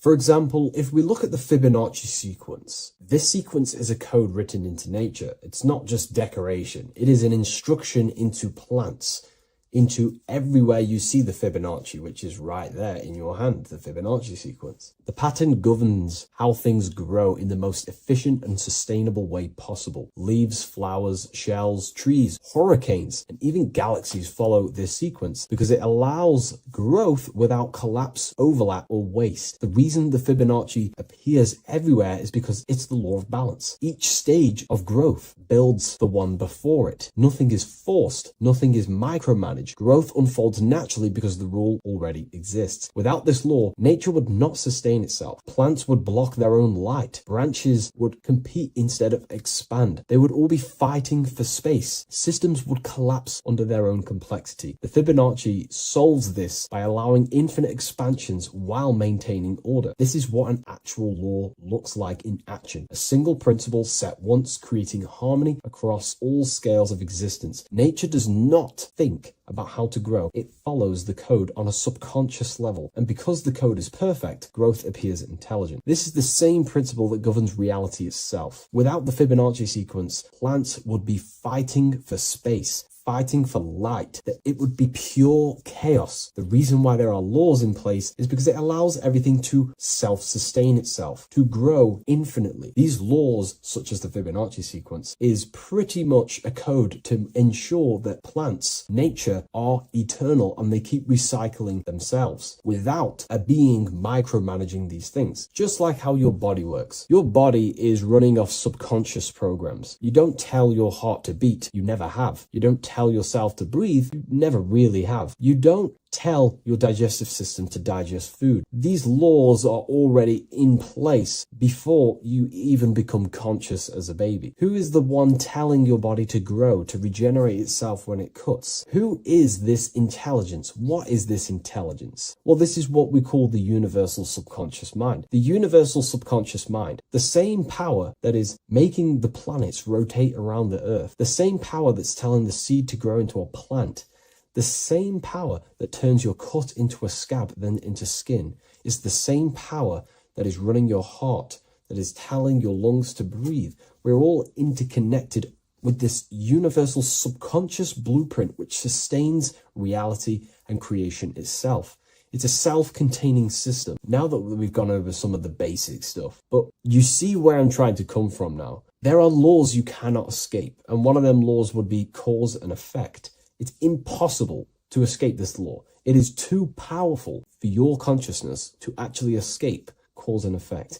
Every cause will produce an effect, and every effect will produce a cause. It is an endless, infinite circle or cycle. It creates everything in your reality. The way I like to use cause and effect is before I make a decision, I know I'm trying to push my life towards who I want to be, towards my higher mind, but towards my goal. So every decision I make, let's say my friends contact me and say, do you want to come out? Let's do this. Let's say it's, something that's just going to waste my time and it's not very important. Of course, it's good to have time with friends, but let's say it wasn't important, for example. Before I make any decision in life, I say, well, what is this cause going to affect? Is that effect that this cause I'm about to decide on going to push me towards who I want to be, where I want to go in life, or what I want to achieve? Is it pushing me towards who I want to be? If it's not, I will not take that action. I will not produce that cause. I only take actions that I know are going to make positive effects. Now, of course, there are things we can't control, but we can minimize these things. I only take causes, which is just an action, if I know the effect is going to benefit me. I know sitting here, making videos will help me produce value for the world and for yourself, and to help people awaken to these things. I know by this is the cause, this is going to benefit humanity and help people awaken even more, because that's all I want to do. I want to help people, provide value, to change people's lives. Another law that you can't escape is obviously time. You can't escape these laws. They are eternal principles that were set into place by some sort of intelligence. We live inside them. We express them. We are shaped by them. But you are not separate from creation standing outside the system. You are geometry. Geometry is right there in your hand. That's the Fibonacci sequence. You are the law made conscious. You are thought crystallizing into experience. Every object, every person in your reality is pretty much an externalization of your mind. The friends that you have a similar thought process to you, or they maybe have similar thoughts to you, or similar things that you both like. Your friends are mirrors of yourself. Reality responds to you because you are part of the same structure that governs everything else. Thought becomes action, and action becomes consequence. Consciousness shapes your environment. This is not punishment or reward. It's simply just reflection. It's either punishment or reward depending on how you perceive things in your belief system. Everything you experience is neutral. It's just your mind's perception on whether it's labeled good or bad, because that's what the mind likes to do. It likes to think it's in control. But in truth, if you just observed it without the mind, just with pure awareness, it's neutral. So there are mainly 8 laws that govern your reality, and I've talked about these before in a previous video on my YouTube. This is what creates the seed of life. The seed of life is 8 circles, and each circle represents a law, and these individual circles come together to create a geometric form, which is a flower. So it's symbolic of how nothingness turns into something. When geometry comes together, it it creates physical matter. And the reason why they're circles is because circles represent something that is invisible, something that cannot be measured, such as a thought or a law. Anything that is considered spiritual or unseen by the human eyes is symbolized as a circle inside the occult traditions. The reason for that is because circles' surface area cannot be calculated. You can't find the exact surface area of a circle, which means it symbolizes something that you can't actually measure or see or tangibly touch. Therefore, the seed of life represents the 8 laws that come together to create a flower, the 8 laws that come together to form matter, the 8 laws that crystallize mind into a physical experience. These laws would be the first one, mentalism, the big circle around the seed of life, the big circle. So mentalism just reveals everything is mind. Without mind, there is no existence. Mind is reality, pretty much. You experience life not just outside of you, but mainly inside of yourself. Therefore, all of the laws that come after mind correspond to the mind, because mind is the first law. The second law will be vibration. Every thought has its own vibration, and you attract to you the thoughts that you put out based on the vibration. If you think negative, low vibrational thoughts, you will receive back to yourself more negative thoughts. If you think positive, you will receive more thoughts. If you think about football, you will receive more thoughts based on that vibration that you put out into the mental field. The third law would be correspondence. Everything corresponds, which means everything is just a reflection of something. Your reality is an externalization and a reflection of your mind. The things that you possess, the things that you've achieved, all comes from the internal mind. Everything corresponds to everything. As above, so below. Your reality is just an externalization of the thought loop that you live in every day, because thoughts work in cycles.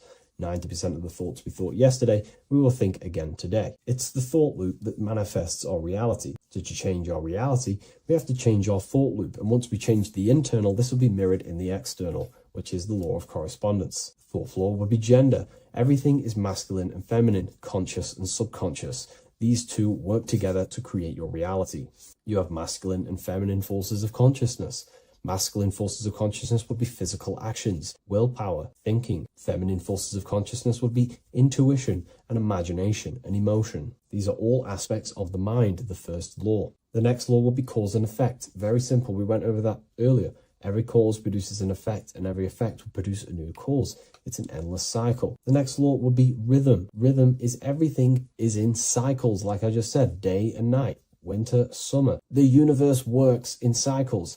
And just like I said, the law of correspondence, as above, so below, as within, so without, because the physical world has cycles, so does your mind have cycles. Thought loops. We think 90% of the thoughts that we thought yesterday. The subconscious mind responds to rhythm. The more you say something, the more you believe it, the more it becomes a program and more suggestible to your conscious mind. And the last law is care. It's impossible to escape care. You cannot not care. It is important. It is impossible to escape. If you hurt someone, you know deep down that was wrong. And care also corresponds to creation. You only act on what you care about. You care about paying the bills, right? So we take the physical actions to go generate money to pay the bills for our house or whatnot. Or if you love someone, you care for them. You take the actions to message them, to contact them, to see them. Human action is driven by love or care. This is how all reality is created. So once we understand these things, it's life-changing once you work with the law. That's what I mean. Most people are unconscious of the law. The laws are there, but they're just not aware of them. Now that you're aware of these laws, you can consciously work with these laws so they're not working against you so you can actually make these things and work them in your favor. So let's go into heaven and hell, because there's a massive debate. Now that you understand that you are the laws, you are crystallizing reality, not just in the physical, but in the spiritual dimension, in the astral plane. It's the exact same laws. The law of correspondence reveals as above, so below. Your reality is a reflection of your mind. Everything is a reflection of you. That doesn't mean that other people don't exist. I mean, the way you view other people is through the lens of your mind. You perceive what you have in your mind, your beliefs, your traumas, your memories. This is where heaven and hell are misunderstood. No one is sent anywhere by force. There is no external authority dragging souls into destinations. Consciousness determines the environment that you are in. Environment, it's mental. As above, so below. When the body dies, consciousness withdraws from the physical technology of the body. The simulation of the physical world is no longer being ran by your brain. I mean, your consciousness will go into the astral plane, which is the realm that just sits above the physical plane, which is the realm of imagination and desire. The environment that you go to in the astral plane directly corresponds to your state of thought and your emotion and your desires. If you desire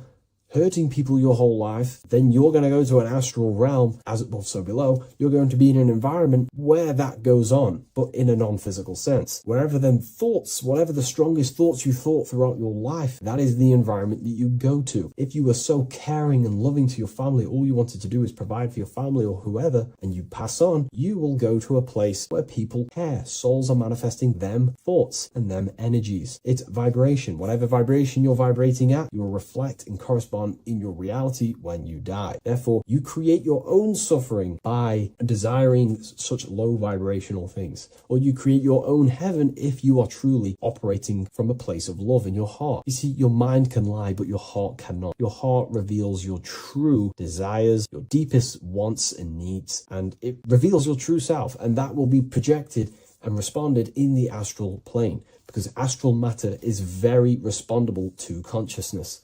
The physical plane is not really. It takes a longer time for things to be manifested in the physical plane. But in the astral plane, whatever you think, whatever you desire, it instantly corresponds to your reality there. So God does not micromanage everything. The law does not judge, it simply reflects. The universe is made of laws. The Emerald Tablet of Thoth even mentions this. He says, the search for the laws that governs man's life are an eternal mystery. Man is always forever searching for the laws that govern his existence. This understanding now changes everything in your reality. It removes fear-based control, it removes blind obedience, and it returns responsibility to where it belongs, to you, your consciousness, yourself. You are not being watched, you are not being mirrored. Reality is not punishing you, it is responding to you. Once you understand that God works through law, not micromanagement, you stop waiting to be saved, judged, or condemned. You realize something far more powerful. You are not separate from creation. You are participating in it.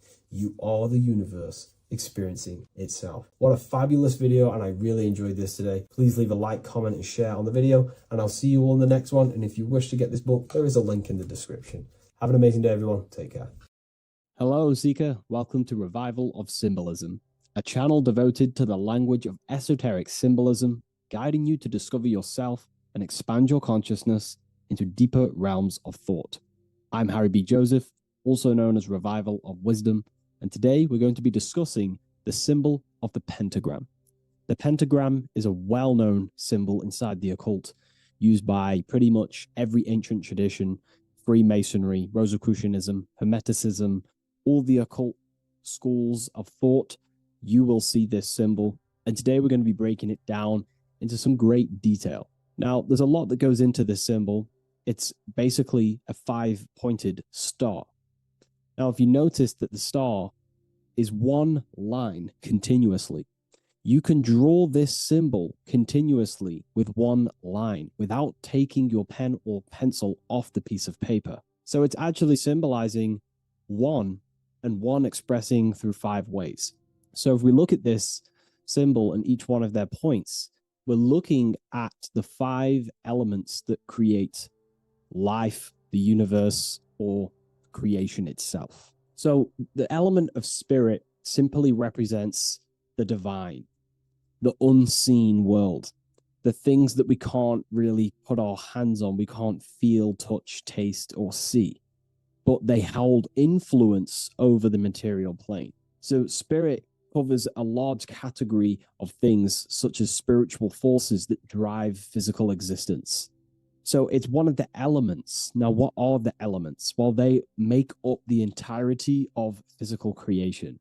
Air, water, earth, fire. These are the 4 tangible that we can see, feel elements that make up physical creation. They create the whole universe.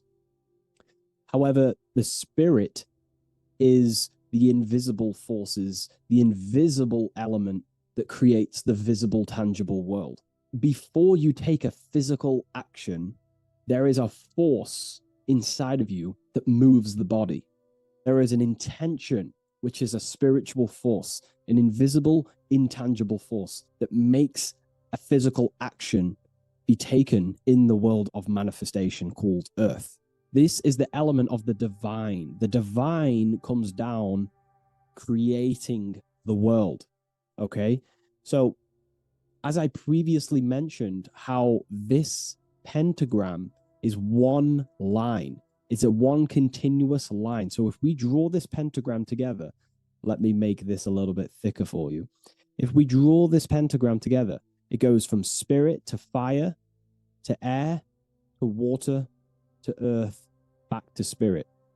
So it's one continuous line, and the elements are always in their proper place.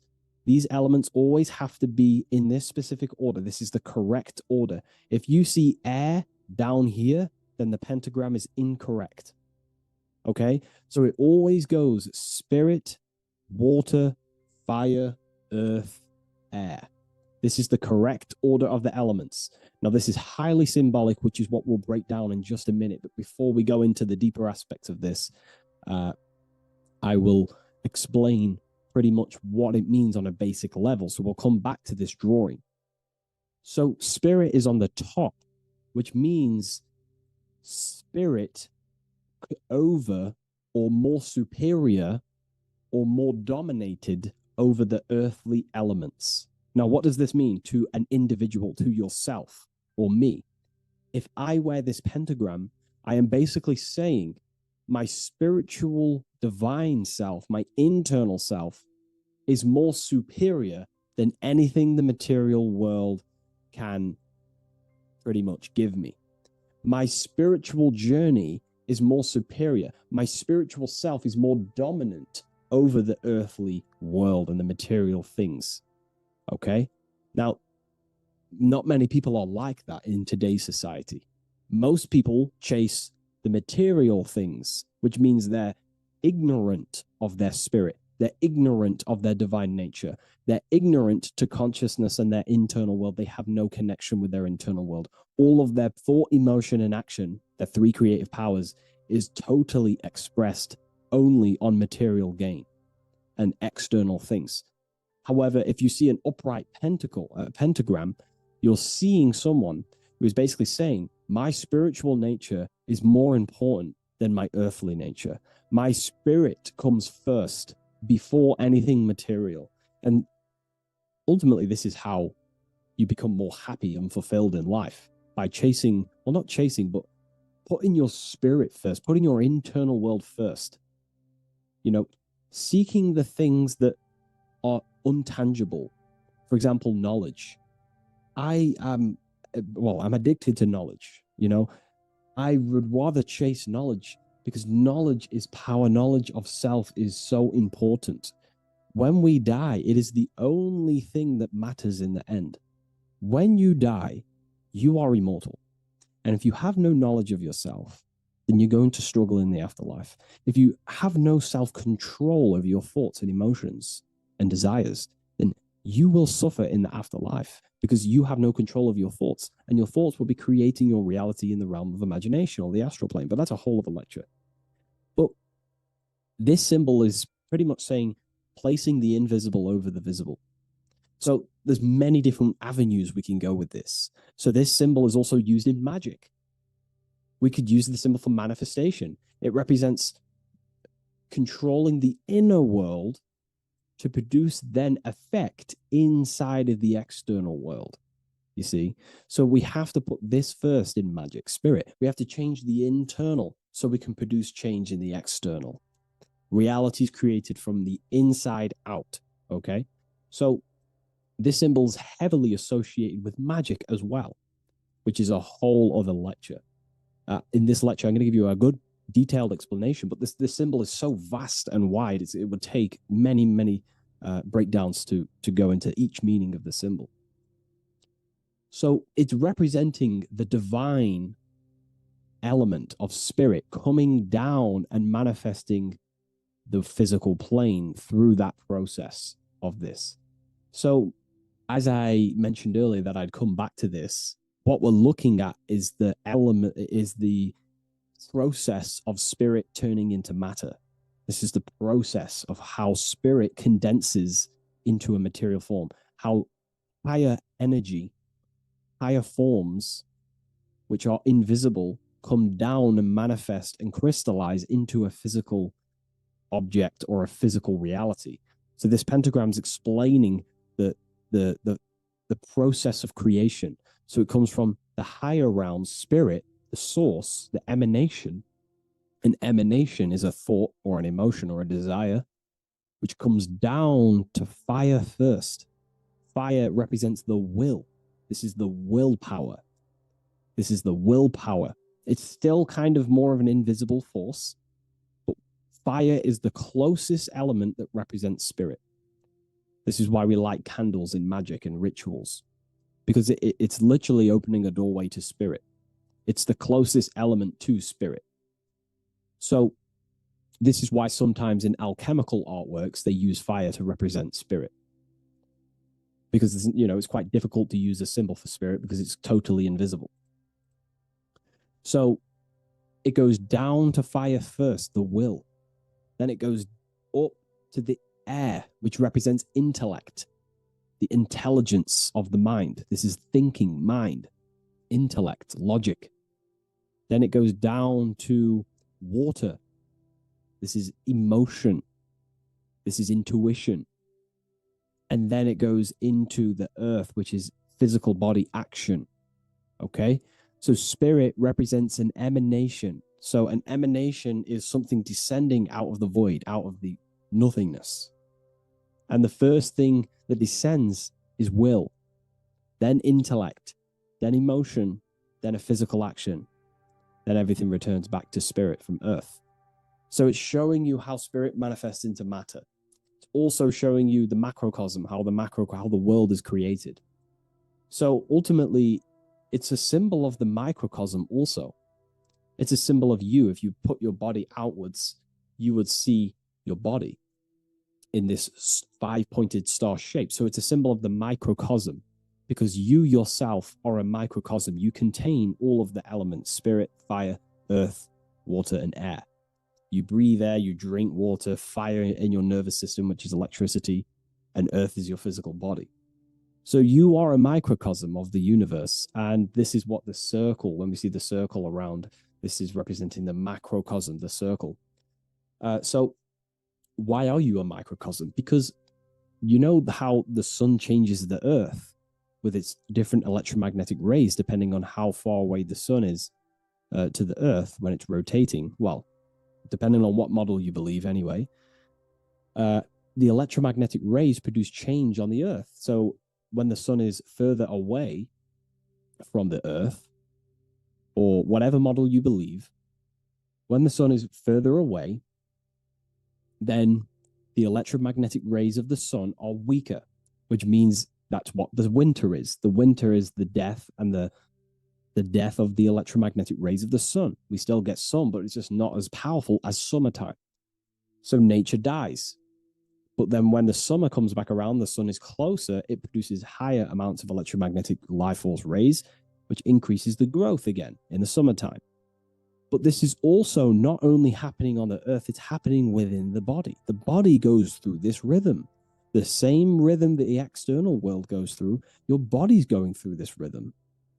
So these changes in the cycles not only change the earth, they change consciousness. These cycles happen within you. They happen within your body, your cells, your nervous system, your brain, your psyche, your emotions, your intellect is all affected through these cycles of the sun. So this is why you are a microcosm of the macrocosm. Your mind is cut out of the same fabric of God's intelligence, of God's mind. The same power of thought God used to manifest the world, to think it into existence, the same power you use to think your world into existence. You are truly a microcosm containing all the 5 elements, all the same powers of God, but just in a smaller version. It's a symbol of the microcosm. It's a symbol of the macrocosm also. It's a symbol of how spirit manifests into form. And this is why it's associated with magic, because you can use these elements in magic, this process of how spirit becomes matter. So there's so much that goes into this. And I actually broke this down inside the new book, the Book of Symbolism, on these 2 pages here. I will do another one on the inverted pentagram. This book, I've basically gone over every Freemasonic symbol, alchemical symbols, every occult society symbols is pretty much in this new book of symbolism. But again, it's not a book on symbolism. These symbols are representing forces within yourself. They represent you, and these symbols are designed to awaken aspects of yourself. So this is not a book on symbolism. This is a book on you. Each symbol will awaken different aspects of yourself to help you understand yourself. So anyways, it's a big book. It's going to be very, very soon. I'll leave a waiting list in the description. You can join the waiting list, or I'll just give you an email when it's ready. And I will see you in the next video. Please leave a like, comment, and share. And I'll see you in the next one.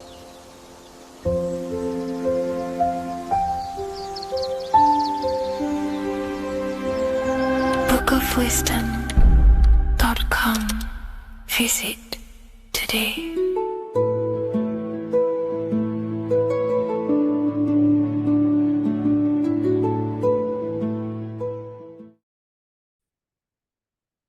Hello and welcome to another video and another lecture from Ethereal University. Today we're going to be breaking down in detail the Freemasonic 33rd degree symbol.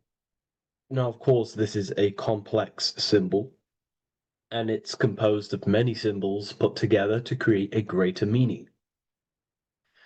So, as you should know from my previous videos, a bit of context behind Freemasonry, what it particularly is, and I will give you a brief overview before we go into this. It's definitely important to know what Freemasonry is before we break down this symbol, okay? Because without the knowledge of Masonry and what it is, it's difficult to understand what the symbol truly means. So Freemasonry is all about building. The word Mason means to build. And we're either building with light or we're building with darkness. So that we have good Freemasonry, we have good Masons, people who want to spread the truth, people who want to help people awaken their mind and liberate them and bring them up to higher consciousness. Or we have Masons who want to divide, keep the knowledge to themselves, create walls, build walls in people's minds, construct illusions in people's minds for their own personal gain. Okay, so we're either building with light or you're building with darkness. You're either building with light or bricks, spirit or matter. God and the devil, same thing. You're either uplifting people or dividing people. Each and every single one of you is a Freemason. Well, a Mason. Not a Freemason, but a Mason. You are a builder. And you're either constructing division in you and other people, or you're either creating oneness. Everyone is doing this. Everyone is building. Everyone is contributing towards the world and building our reality. So Masonry is a craft, and that craft is to craft a better mind and heart, a higher consciousness, a higher understanding of the self, building a higher perception of yourself, getting to know who you actually are, why you are here. Every action, behind every single action, behind every single cause is choice. You chose to be here. Whether you know why you are here or whether you do not know, you chose to be here in this time, in this period of life on the earth, on this physical dimension. You chose, the mind of yours chose to be here in this body at this specific time. You are playing a role, you are building in this world at this specific time. So Masonry is all about getting to know the self, to know what you actually are through gnosis. Gnosis is direct knowledge obtained and extracted from direct experience. Knowledge extracted from direct experience. Knowingness. You know you have hands. You don't believe you have hands. You know you have hands. That's what knowing thyself truly means. To go within the self. To dwell in meditation for long periods of time. Not even meditation. To dwell, closing your eyes and thinking internally. Not thinking externally about anything outside you, but thinking and questioning internally, and you shall find answers. Seek and you shall find. If your heart is truly set on knowing, on getting to know true knowledge and knowing yourself, then you will find it. Okay, so because that's what the heart is.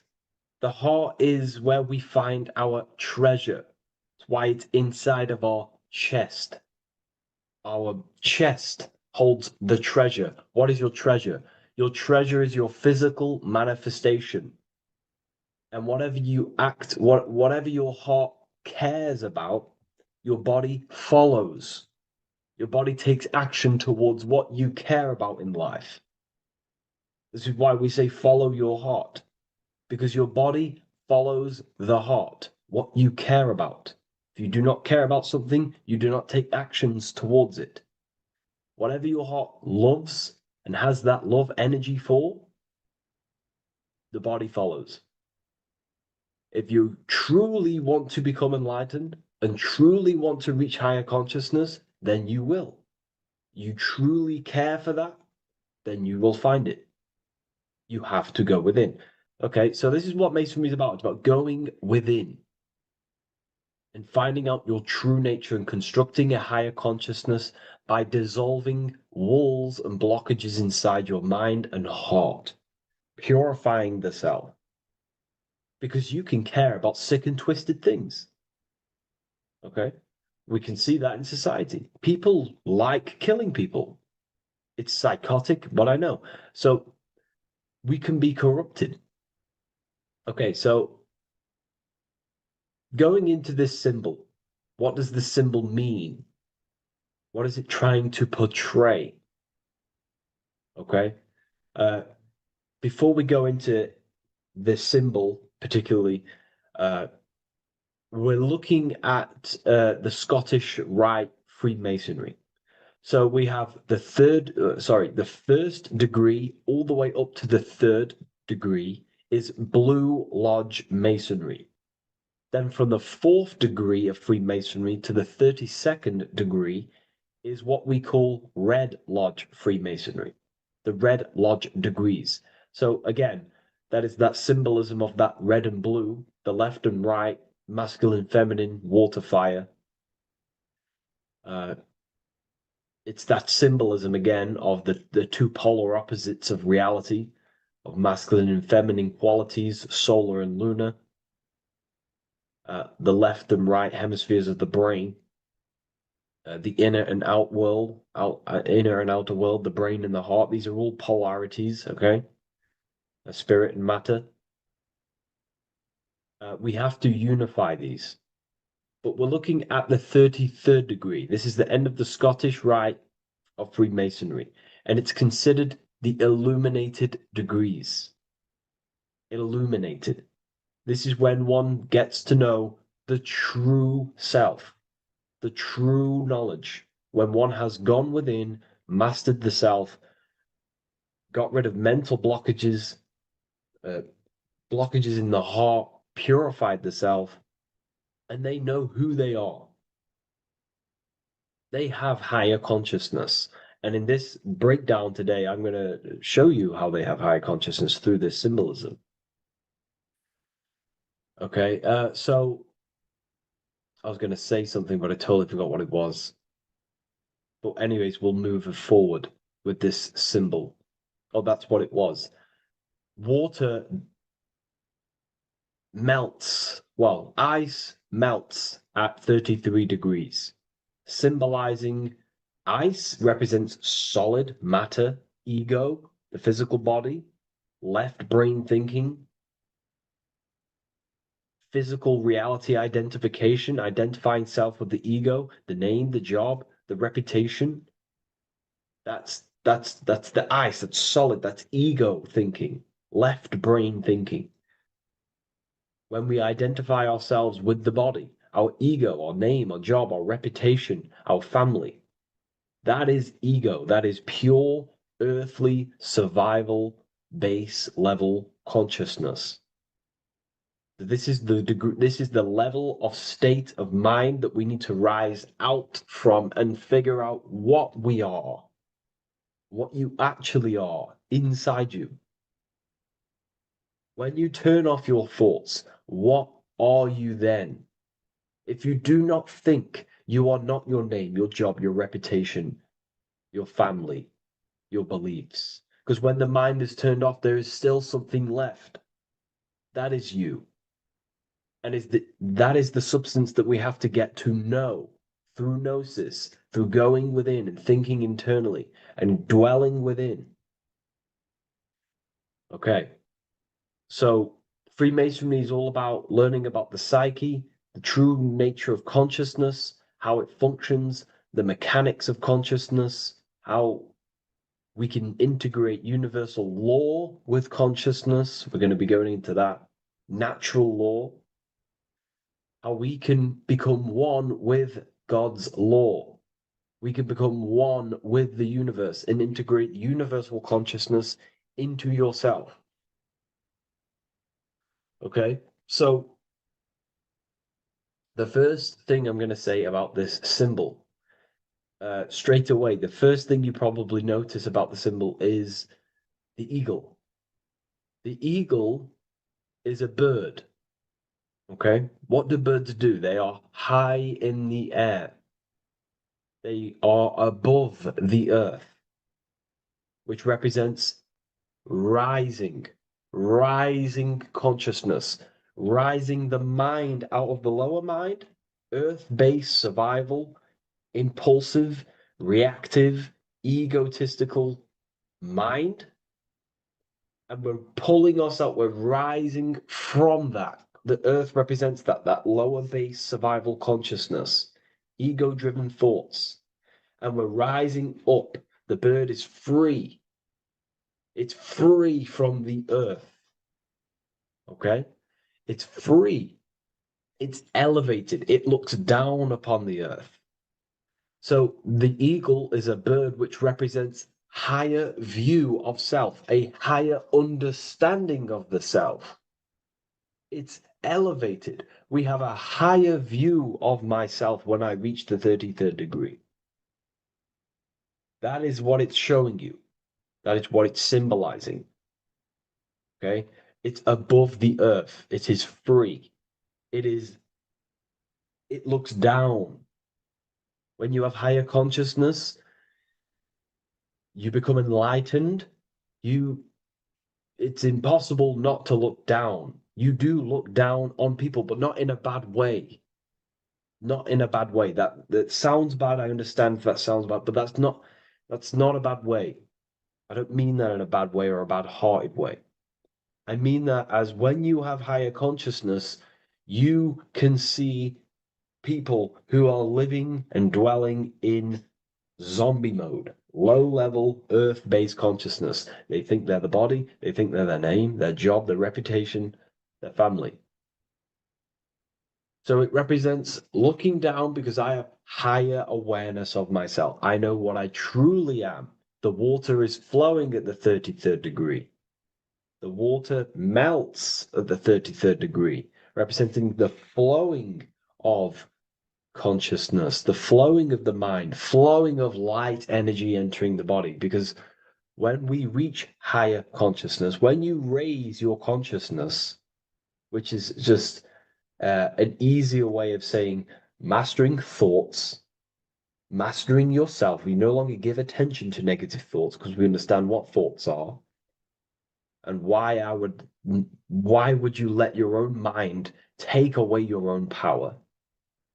So again, Freemasonry is about gaining personal power, not in a bad way. Well, it can be used for bad. Gaining mental power, a strong mind. Most people have very, very, very weak minds in this world. Very weak minds. This world is a mental world. We have to gain strength in the mind. It's a mental universe. The stronger the mind, the better your reality. The less affected you are by external things. Nothing external should ever bother you. Okay?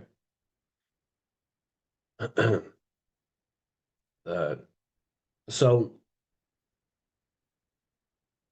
it's about gaining mental strength, mental clarity. So again, the bird is elevated, it looks down, it has a higher awareness, it sees things from above, it sees the world for what it truly is. That's the eagle. Okay? It's the higher view. This is the illuminated degrees. So we're looking at now the sword. The bird, the eagle, the double-headed eagle is standing on the sword. Very symbolic. The sword is not above the eagle. The sword is below the eagle. The sword moves through the air. On a basic breakdown of the sword, it represents power. Power. Because if I have a sword, I hold the power over you. That's what it symbolizes. In war, you have a weapon bigger than someone else and more destructive than someone else, you hold the power. So it's a power symbol. To go even deeper on this, on its true meaning, the sword, I've already broke this down plenty of times. It moves through the air. It cuts the air. It's the mind. Air represents the mind. Water is emotion. Fire is the spirit. Earth is the body. So we're looking at the mind, the power of the mind. And the eagle is standing on top of this, representing, I am conquering my own mind. I am conquering my mind. My mind does not conquer me. My mind is truly mine. I hold the power over it. I stand on top of my mind. The mind does not rule me. Thoughts do not enter my mind that take away my power. I think it, I feel it, I act towards it. It's unity. My mind is the monarch. It is the command center. It is mine. I'm above the mind. That's what it's showing here. I hold full control over this mind. I hold the power. Okay?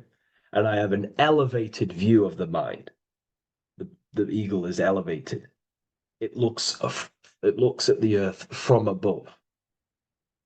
It's the higher perception of the mind. The mind has a higher view of the self. It is conscious. Most people are not conscious. Okay? Most people walk around, they act unknowingly, they don't even know they exist. They don't realize they have consciousness. They think they grew from a monkey. They're born on a spinning ball in the middle of space, and they think they're the body. That is the level of earth-based consciousness. And it's saying, I hold the power. I hold my mind to what I want to direct the mind's forces to. I create with my mind. I carve reality. I shape my reality with my mind and thoughts and my intellect, my communication. Okay? That is what we're looking at here with the sword. It's on top, meaning I control it. When you stand on top of something, you are the top.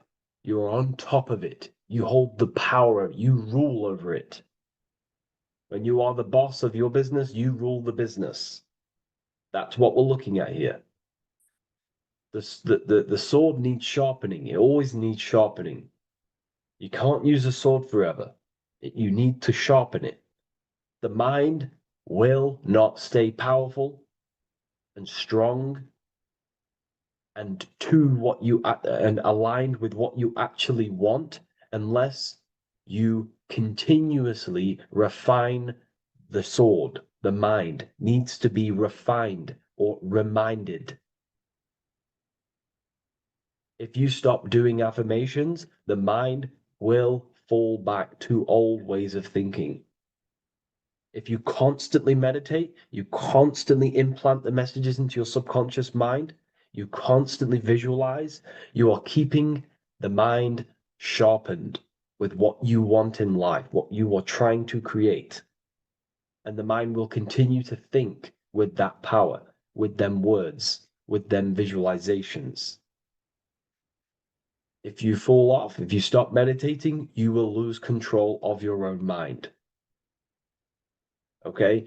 This is symbolizing you have to keep on top of the mind. You have to keep control. This is what the world is. The world is like Minecraft. You ever played Minecraft? You're a builder. Okay? What do? You control the man in the world. That's what you are. You need to control this body in the world. It's all about control. You are in a game. It's like Grand Theft Auto. You don't know how to use the buttons. You're going to create chaos, and you're not going to have that much fun in the world in GTA if you don't know how to work the buttons. Same with this world. You are in a world, and you need to learn the buttons of the body, the mind, the soul, the heart. How will these things function so you can actually live a better life and create what you want in the world? Aligned with natural law, of course, unless you want to walk down the path of Satanism.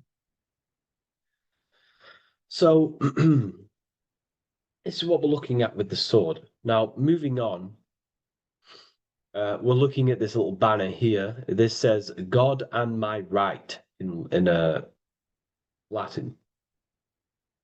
God and my right.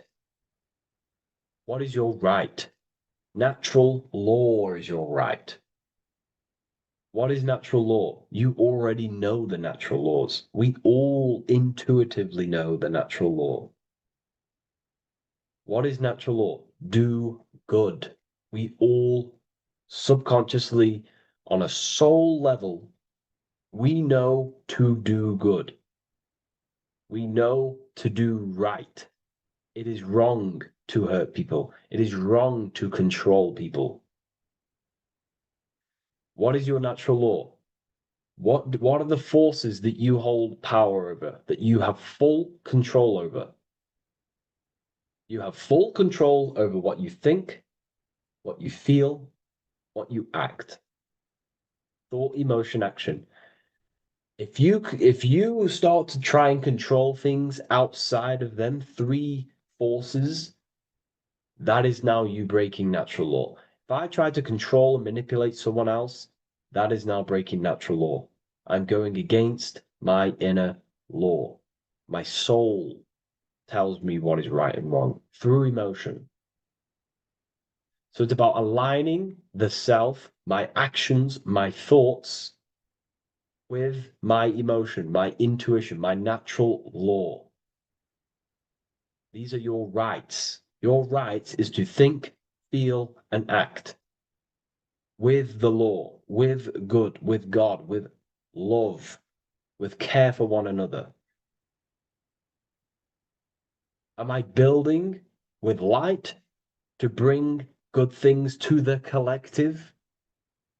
You see, most people are stuck in their left brain, and the left brain only sees me, ego-driven thinking. That's why they trap us in our left brain. They train us to be left brain. They tell us to write with our right hand to strengthen the left brain. They call it writing. Everything in this matrix is to activate your your left brain. Why? They need you in ego consciousness so you can be controlled and manipulated. So you do not recognize patterns. That's the right brain. The right brain recognizes patterns, symbolism, metaphors. They don't want you reading between the lines. They want you logical. They want you divided, because the right brain sees the whole. The right brain sees the woods. The left brain sees the trees.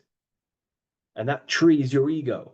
And the woods is the collective consciousness. They want you only thinking about you, because that way you are divided from the collective consciousness, and we're all one consciousness family. We're all God.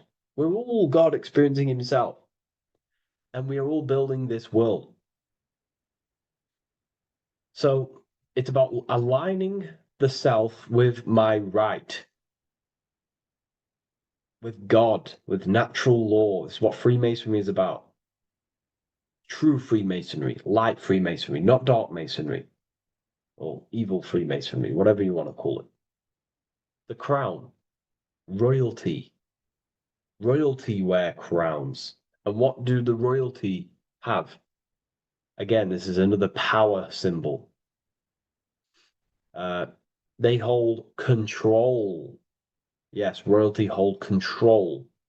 And that's why this crown is at the top of the image, not at the bottom of the image.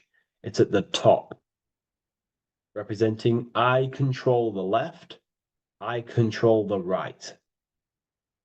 I control my left brain and my right brain, the two eagle heads, the two views. The eagle has one eye on each side. It's looking, it's seeing. And that's symbolic of the left and right brain. We see, not physically see, but I mean perceive. We perceive reality with the left brain and we perceive reality with the right brain. And it's about unifying these two brains so we can see and perceive reality from a true lens. Because if we see reality only from the left brain, and a left brain dominated brain, we see everything as divided. But if we see everything from a right brain perspective, we see everything as whole. When everything is in the middle, you need to see reality from the middle. Yes, I have my own personal consciousness, and yes, there is a collective consciousness. So I need to balance between that. I need to see reality between the line, between the left and right brain, and align this worldview, and align my thoughts, align my actions with this. Because if you're left-brained dominated, you're only going to take action on ego. You're only going to take action on me. You're only going to think about me, me, me. But if you're right hemisphere brained, you're only going to take action for the collective, which is, yes, that's good, but you also need to think about yourself. Why did you come here? Your life has a meaning as well. It's not just about the collective, it's about you as well. But we need to balance this. You see? This is what we're looking at. The crown is in the middle, representing the balance, the power over the two. Okay? It's the balance, it's mastery, it's control. Royalty hold control over society, royal families. So it's about controlling the self. It's control over the eagle, control over the sword, over the mind. It's about personal power we're looking at here, self-control. Now we're looking at a upright triangle, which represents the element of fire, which is masculine. Masculine is all to do with action, the physical body. We're looking at fire, which represents spirit or transformation. Fire is a very transformative element. It transforms things. Okay, so we're looking at self-transformation through action. This is what we're looking at here. Fire is a very, very masculine force. A very penetrating and transformative force.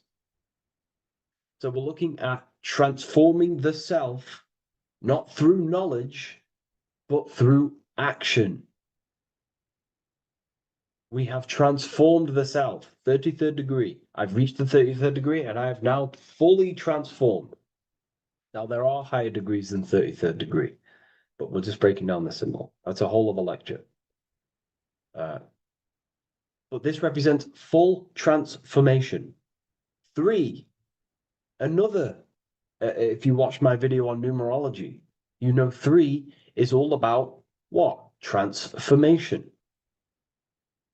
thoughts, emotions, actions. These are the transformative forces that turn and create reality. Jesus dies and dies and resurrects after 3 days. Transformation from dead to the awakened. Brahma, Vishnu, Shiva. God is threefold. Three. Electricity, magnetism, dielectricity. The three forces that pretty much create physical matter. Transformation is 3. So we're looking at transformation through action. Action is a very transformative force. There's no point learning this knowledge if you're not going to act upon the knowledge. A lot of people join the university, they learn a lot, but they leave because they don't want to take the action. They don't want to do the hard part. They don't want to act towards higher consciousness. They want to dwell in their lower mind. That's fine. That's your path. That's their path. But if you truly want to raise your consciousness, you have to act upon it. You have to actively not take the action. It's about what you do and do not do, because not doing something is also an action. If you are not participating in the low-level pleasures like sex, casual sex,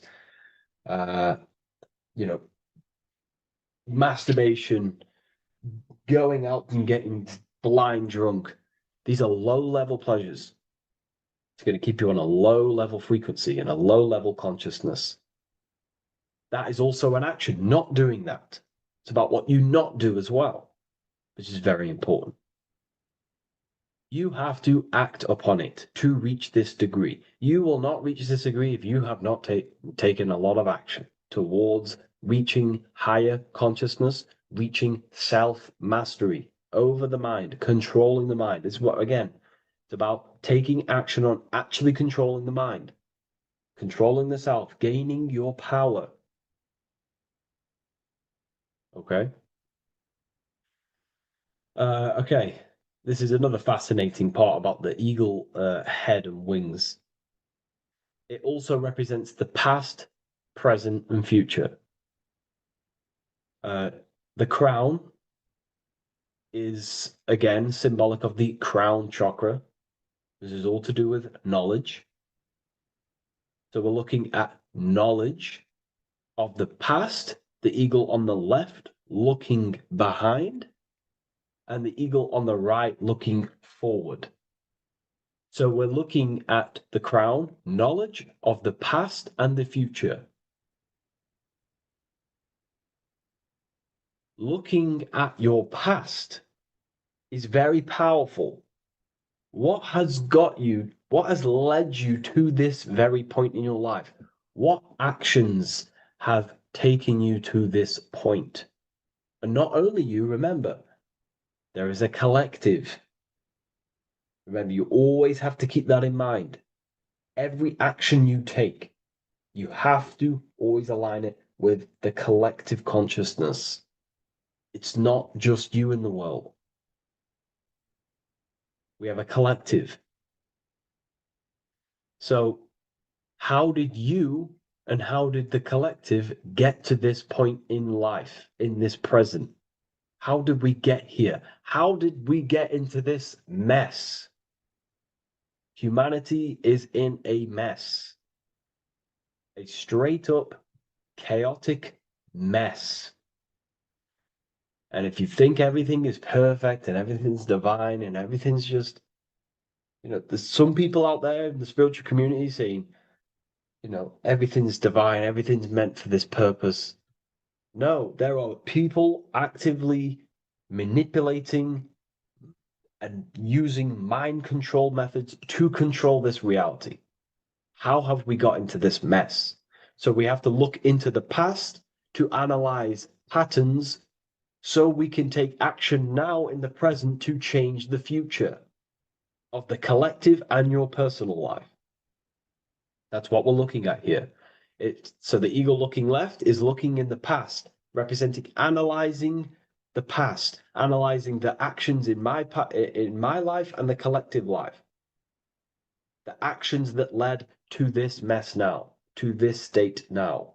And what can I do now with my knowledge to change the future to a better future, aligned with, again, natural law, aligned with goodness, aligned with God, aligned with care and love for one another and the self. So it's all about knowledge of the past and knowledge of the future. And what I can do now to take action, the triangle pointing at the middle, which is the present, what can I do now to change the future? To create a better future, to transform the world. 33, transformation. To transform the future. Okay, this is what we're looking at here with the two double-headed eagles as well. Again, this is more art. This is a lot more complex symbolism here. But again, we have the Earth hemisphere here. And what? The eagle above. It is raised above the earth, above material pleasures, above the material thinking self, above the ego. Not to say get rid of the ego. We need the ego. But balancing, control, power over the ego, power over the two hemispheres of the brain, power over my past and my future, power over time. What am I using my time towards? Time is your spiritual currency. Okay? It's elevated. It sees things from a higher perspective. It is higher consciousness. We're also looking at the astral body. Birds on a deeper level represent the astral body. So symbols have layers of meaning. The deeper you get into the occult. So when you join the first degree, you get, a good interpretation, and the higher degree you go, the more deeper the symbol reveals. As the more deeper you know yourself. So we're looking also at the astral body, the light. What is the light? Light is a massive symbol in Freemasonry. It's knowledge, gnosis. When you're very intelligent, you call someone, they're a bright child. They have enlightenment, light in the mind. Looking at light, a lot of knowledge, a lot of self-knowledge of the self, of the psyche, how I function, what I am, knowledge of the astral body, rising above the earth, astral projection, exploring your true nature, exploring consciousness. This is what we're looking at here. And in order to explore your astral body and explore the astral realm, you have to control the sword, the mind. And you can then explore. You are free like a bird to fly. This is all symbolic of rising consciousness. All symbolic. So I hope this video has gained a bit more clarity on this symbol and giving you some insights. And I will see you in the next one. Thank you for tuning in today.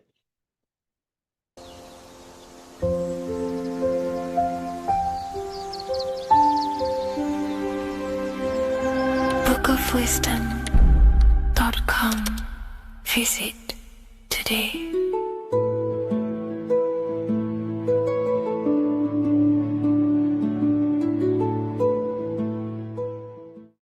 What if I told you that the pentagram can unlock the secrets of creation and make you manifest any reality you want? Hence why the pentagram is used heavily in magic and witchcraft. We have to understand that the pentagram has been heavily demonized. Religions, churches claim that this symbol is associated with Satanism and witchcraft. I personally believe this was intentionally done so that people do not gain their personal power over reality and their life. The pentagram reveals so much about you, and it is one of the most important symbols to understand inside the occult studies. It is one of the most common symbols that you will see across all occult esoteric orders and different occult traditions, such as Freemasonry, Kabbalah, Rosicrucianism, alchemy. You will see this symbol everywhere. And in fact, you even see this symbol, the pentagram, on old church buildings, statues of Jesus next to church buildings. You will see this symbol used by Christianity itself, which is very contradicting about the church. But I'm not here to tell you to think anything. You can simply take this information with a pinch of salt and see if it benefits you. The pentagram used by the early Christians was said to symbolize the 5 wounds of Jesus on the cross. But this goes much deeper in an esoteric explanation. The pentagram ultimately represents the 5 elements of creation. All creation falls within these 5 elements. We have spirit on the very top, then you have air, water, earth, fire. This is the correct placement and order of the elements. Air is always on the left, water is always on the top right, earth very bottom left, fire bottom right, and spirit placed on the tip point of the pentagram. It's a 5-pointed star drawn with one continuous line. But this actually reveals much deeper things, and we're going to be going into how to use this symbol for magic and creating your reality towards the end of this video. But now we're going to give you a basic understanding of the pentagram. It's showing you the 4 physical elements symbolized as triangles and spirit symbolized as a circle. The 4 physical elements are made out of the base element, spirit, or what the ancients call ether. Ether is the underlying base of all physical matter. This is the substance that animates physical matter with life force. All physical matter has its origin in the etheric substance, or spirit, what we want to call it. It is simply the life force that animates the physical thing. However, if we go deeper onto this symbol, it also represents something personal to the individual who wears this symbol. If you wear this symbol, you're basically saying you're putting your divine nature over your material nature. Your divine self is in control of your material self. You put your spiritual needs before your physical desires and needs. Hence why the spirit is on top, looking down over the 4 physical elements. The circle is continuous, one line, eternal, no beginning, no end. The triangle has beginning and end and points. You can see the beginning and the end when you draw it. On a deeper level, this is pretty much showing the process that symbolizes the structure of the macrocosm, the universe itself, showing how the invisible spiritual planes condense and crystallize into the visible physical world, spirit turning into physical reality. But if you wear this symbol, you're basically saying, I put my divine nature over my material nature, showing that your spiritual nature rules over your earthly existence. You put your spiritual needs first. If you see this inverted, it is now the opposite, placing spirit on the bottom, basically saying, I desire the physical things over the spiritual. But what exactly is your spiritual nature?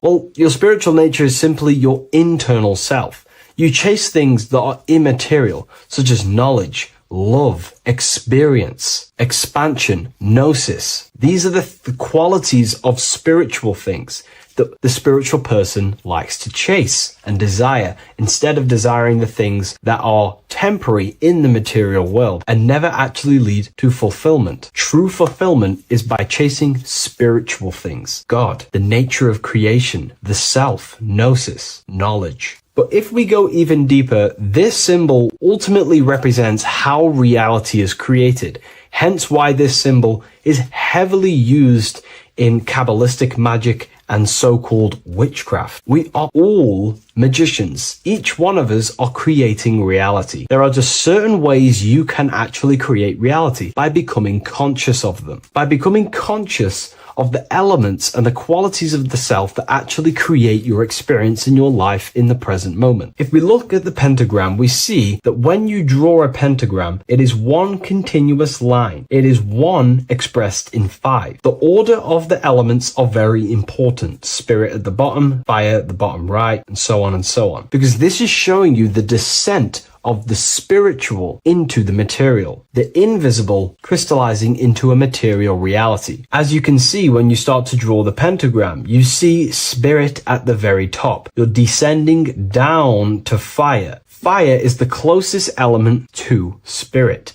Hence why in magic and witchcraft, people like to use candles. So you're descending first into fire, then into air, then into water, then into earth, then back into spirit. Because of course, the cycle of creation unfolds itself. When you die, you return back to spirit, and then you reincarnate yourself back into physical reality if you wish and desire to. Everything is under this process of matter spiritual. In the daytime you wake up, you're in your material body. When you go to sleep, you enter your astral spiritual body. Everything's in this continual process, renewing itself in spiritual, then material. But the reason why this is associated with magic so heavily is because each one of these elements corresponds to a different body of consciousness, a different vehicle of consciousness. Consciousness has many different vehicles it uses to create the tangible self, the physical reality. For example, consciousness has a spiritual nature. The spirit element in this case symbolizes the emanation, the descent of the one power, the one force that we are all using. Each one of us is using this one power, the power of the source consciousness, unfolding its creation in the present moment. This represents the source, the emanation, the descent of this continuous flow of energy through us that we are tapped into, like a live stream in the present moment. This descends first, the force descends into fire. Fire symbolizes the willpower, will. In this aspect or vehicle of consciousness, the will is the being that directs intention, initiates action, shapes reality through focus, determination. It sets direction, holds intention, projects a desire into form, and aligns your inner world with the outer creation. The will comes out of the force, spirit. Then the will goes with intention to air. Air symbolizes the mental vehicle of consciousness, the mind, the psychic man. The psychic aspects of your consciousness is thinking, imagination, mental images, logic, using the thought or the mental vehicle body of consciousness. Then that thought has an emotion, which is then water. So it goes from the force to the will to the intellect to the water, the emotional body of consciousness. The emotional vehicle of consciousness amplifies the thought into an emotional desire that you want to take action on. No one takes random actions, and if we do, we say we're very bored and we don't care. The water is the energy, the emotion you have to fulfill something. And that emotion then descends into earth, which is the physical body to take the physical action in the present moment, to fulfill that desire, to fulfill that will, that thought, that desire. And that is how reality is created all the time. Now, there is much more that you can go into with the pentagram, because true magic is about changing consciousness at will, not casting random spells. It's the ability to change the direction of consciousness using the power of the will to direct these forces to create change in the internal world so it can project outwardly in the external world. Because consciousness creates the external reality. What happens within us, we see change outside of us. So true magic is about manipulating the forces and the vehicles of consciousness that exist within our own mind to produce a change in the material world. There are other ways you can use magic, by purifying each body of consciousness or banishing each body of consciousness. Other forms of magic, you can dissect each body of consciousness and work with that specific body. If you think you're using your mind too much, you can start using banishing rituals to banish the power of the mind, to stop overthinking, for example. Or if you have lack of emotional connection with your emotional vehicle of consciousness, we can dissect this body, tap into this body, and invoke this body and strengthen it. We're dissecting each body and vehicle of consciousness so we can work with it to create a specific change inside ourselves, then to be mirrored outside of us. So pretty much this pentagram represents the descent of the spiritual turning into a material reality. Hence why sometimes we see a human figure standing in the point of a pentagram, because it ultimately represents the microcosm. You are the microcosm. You represent the entire process of spirit into matter, the invisible into the visible, the formless into form. The pentagram, drawn in one unbroken motion, captures this divine act of creation, showing how consciousness flows downward through the elements or the vehicles of consciousness to bring forth the material reality. The Book of Symbolism will teach you all about this. It was released November 17th. A lot of people have taken advantage of this. You also gain a free ebook with this copy. Every order comes with a free ebook. And if you wish to get your copy of the brand new Book of Symbolism, you can find it in the description or revivalofwisdom.com. Thank you, everyone. I'll see you in the next video.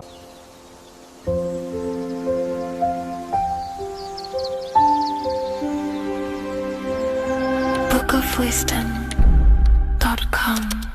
Visit today.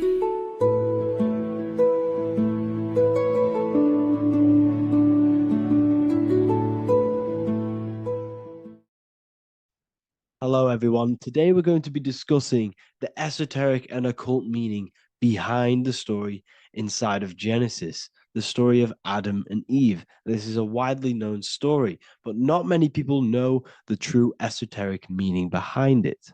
Okay, so today we're going to be breaking this symbolism down. Before we get into this, please leave a like and a subscribe on the channel. I would greatly appreciate it. And please comment below any lectures or anything you wish to know, and I could maybe make it in the future. The first thing we must understand about the Bible is that it is an esoteric and occult book. It is written in allegory. It is written in such a way that we understand the book compared to our level of perception. Now, what do I mean?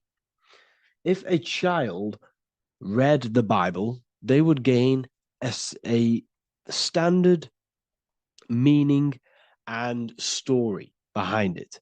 They would gain a normal interpretation of the book, of being good, praise God, and be a good person.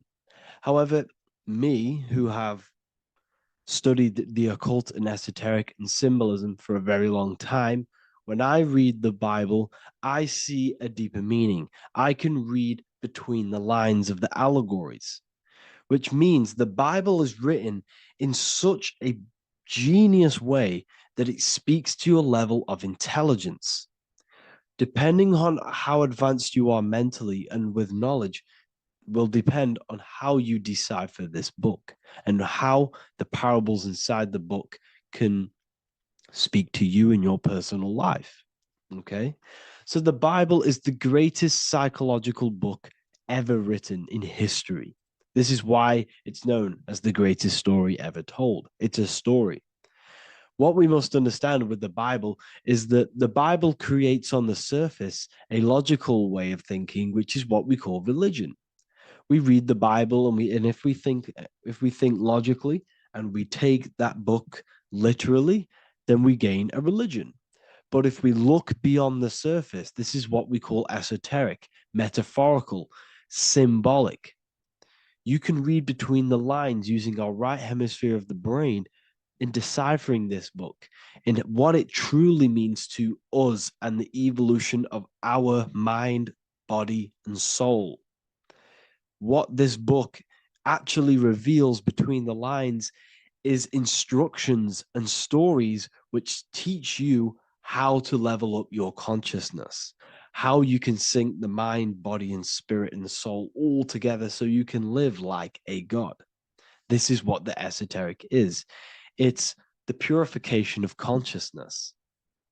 Now, when it comes to Adam and Eve, okay, what we must understand is that this is the beginning of creation. This represents the beginning of your life in an esoteric way. This is symbolic for the beginning of your incarnation into this physical world. Okay. And we have Adam, masculine, Eve representing feminine. These are the two masculine and feminine energies which create the whole material universe. Okay. And as we are born, We are born with a pure consciousness. We are born with pure consciousness. Well, now, what do I mean? As a baby, we have no knowledge. We are pure essence of the soul. You know, we don't gain the knowledge of good and evil. We are pure. Yes, we're not happy all the time as a baby, and we're not sad all the time, but we have no ego. This is what I mean. Our consciousness is not split. As a baby, you are whole. You have a whole consciousness. You are yourself. You have no false identifications, no limiting belief systems, nothing. You are pure awareness and the pure soul and the pure mind. Now, this is what Genesis is representing.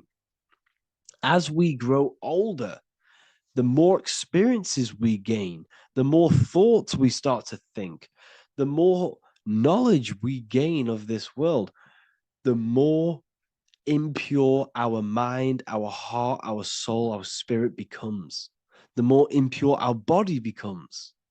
As we grow older, we're infected with negative beliefs, negative thoughts, and society norms. This is a big one. As we grow older, we are molded by society. We shut off areas of ourself and we push them away so that we fit in with society. We all know this. We all did this in school.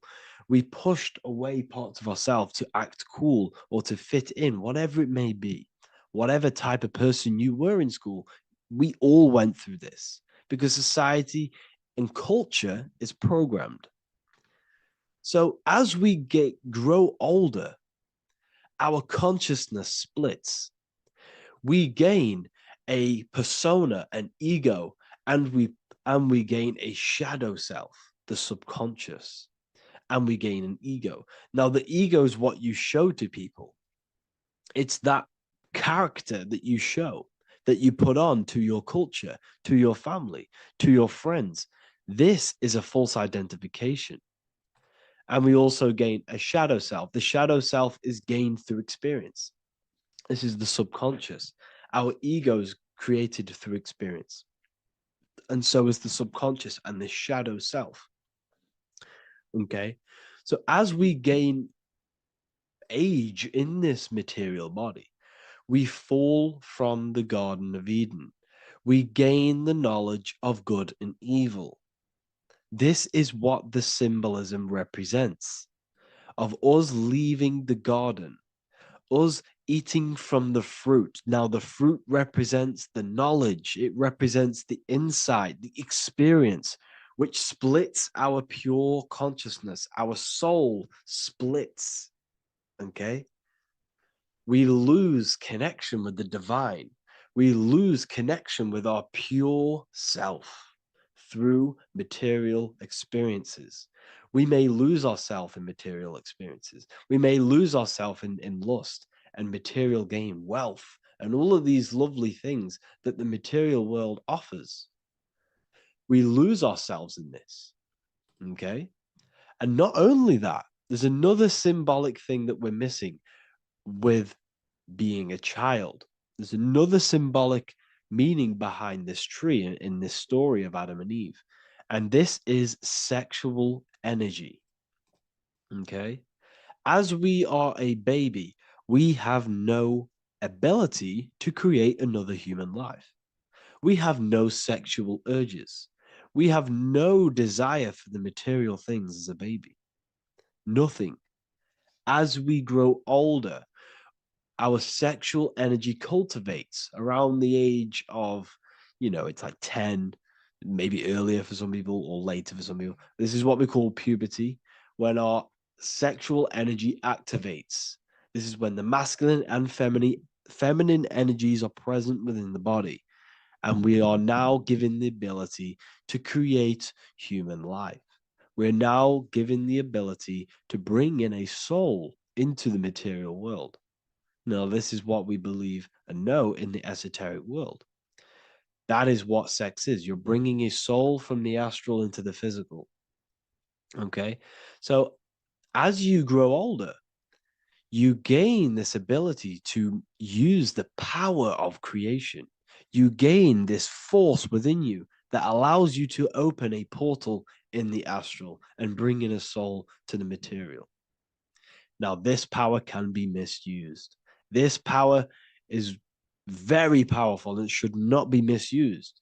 In occult and esoteric teachings, we teach and learn sexual transmutation, how we transmute sexual energy into different areas of our life so we can grow and create. Because sexual energy is creative energy.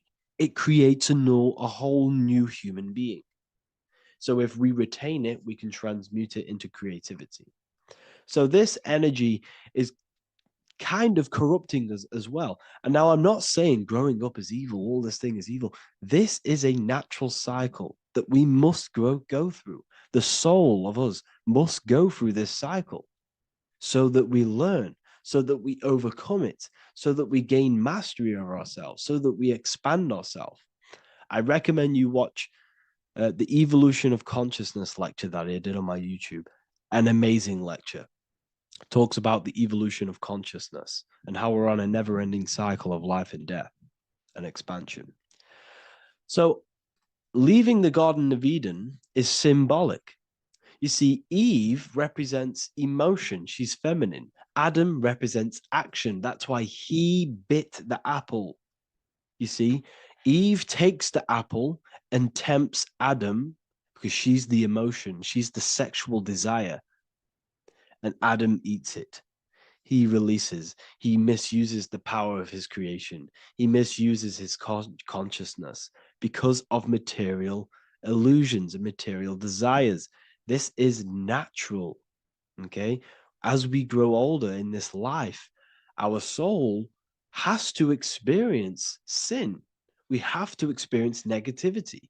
We have to experience evil, okay? And we have to misuse this power within us to learn about it so we can overcome it and gain control over it. Now, this is why the Bible says in Genesis 3:6, for God doth know that in the day ye eat thereof, then your eyes shall be opened. Ye shall be as gods, knowing good and evil. This is very, very, very symbolic. We come into this world to experience a dualistic way of reality. We come into this world to challenge ourselves so the soul can grow, because the soul comes from pure love from God. But we come into this world so the soul may know what it's like to be evil. You see, we are like a seed. Our soul's like a seed. And when that seed grows, okay, and it's planted, them roots must grow to hell in order for the top of the tree and the roots to grow to heaven. In order for the soul to reach the highest states, it must descend down into the lowest states. Good and evil. This is the story of good and evil, okay? And this is the story, a psychological story of how the human mind has functioned in this life. This is what this story is representing of how our soul and mind is functioning, how our consciousness is splitting and growing up and evoluting. Okay. Like I said, snakes represent sexual energy. They represent, snake, when you've been snaked. This is why we say you've been snaked, because it represents a temptation of sexual energy. This is why the Kundalini is symbolized as a snake. This is the serpent within us that we can rise to activate dormant brain cells in our brain. Now that's called the Kundalini awakening. I'm not going to get into that into this video, but this is what it symbolizes, the tree and the knowledge of good and evil, because our body is the tree. Our central nervous system is the tree. The snake is our sexual urges and this false temptation that tempts us to interact with sin, the material world, okay, and go against our higher divine self. This is what it represents.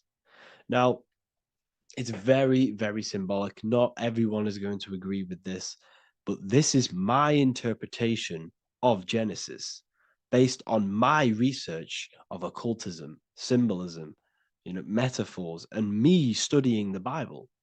This is my interpretation, and I hope it resonates with you. It might not resonate with you, but this is what makes sense to me, and this is what has made sense to many other occult researchers who are in this space as well. Okay. So please leave a like, leave a comment, leave a subscribe. I'd greatly appreciate if you could, just give me some support on this channel. We're nearly at 100,000 subscribers, which is insane. I just want to say thank you all. And yeah, I will see you inside the university if you join. I'll look forward to mentoring you, connecting with you on the live calls. There's a new symbolism course which is going to be available very, very soon. And yeah, if you join the university, you also get a 30% discount on all of my products, astrology readings, one-on-one calls, all of my books. Yeah, so I hope you gained some insight on this video, and I'll see you in the next video, and I'll see you inside the university. Have an amazing day.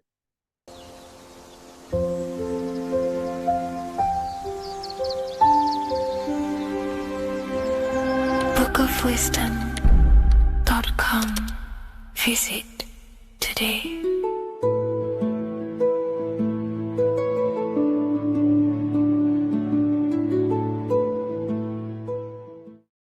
What is good, people? We're back with another video, and this is going to be talking about the connection between the micro and the macro.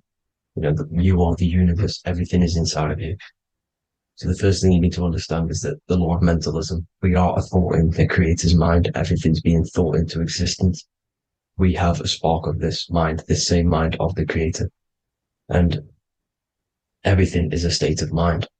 Particles or atoms, whatever you want to call them, are a mental thing. They're a product of the mind. Everything's thought into existence. Thoughts influence everything. Thoughts are energetic effects which send out waves into the quantum field around you. And your consciousness is actually the universe experiencing itself, expressing itself, and viewing itself. So we are the creator, but viewing itself in separate bodies. And this is why they call the material world the world of illusions. Because everything's separate here, but we all forget that we are all one. We've all been brainwashed to think we're all separate, but we're all one. We're all the same mind, the same consciousness, everything. So everything's created out of toroidal fields. God created the toroidal field. That's the only thing that exists because the atoms are toroidal fields. And it's the basis behind all creation. As you can see it in the owl's eyes. It creates the infinity symbol.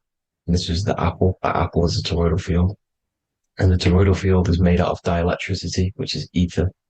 Ether is black light, and this is counter space. This is another realm. This is what creates God to be omnipresent, to be everywhere at one place at all times. He is everywhere because ether is everywhere.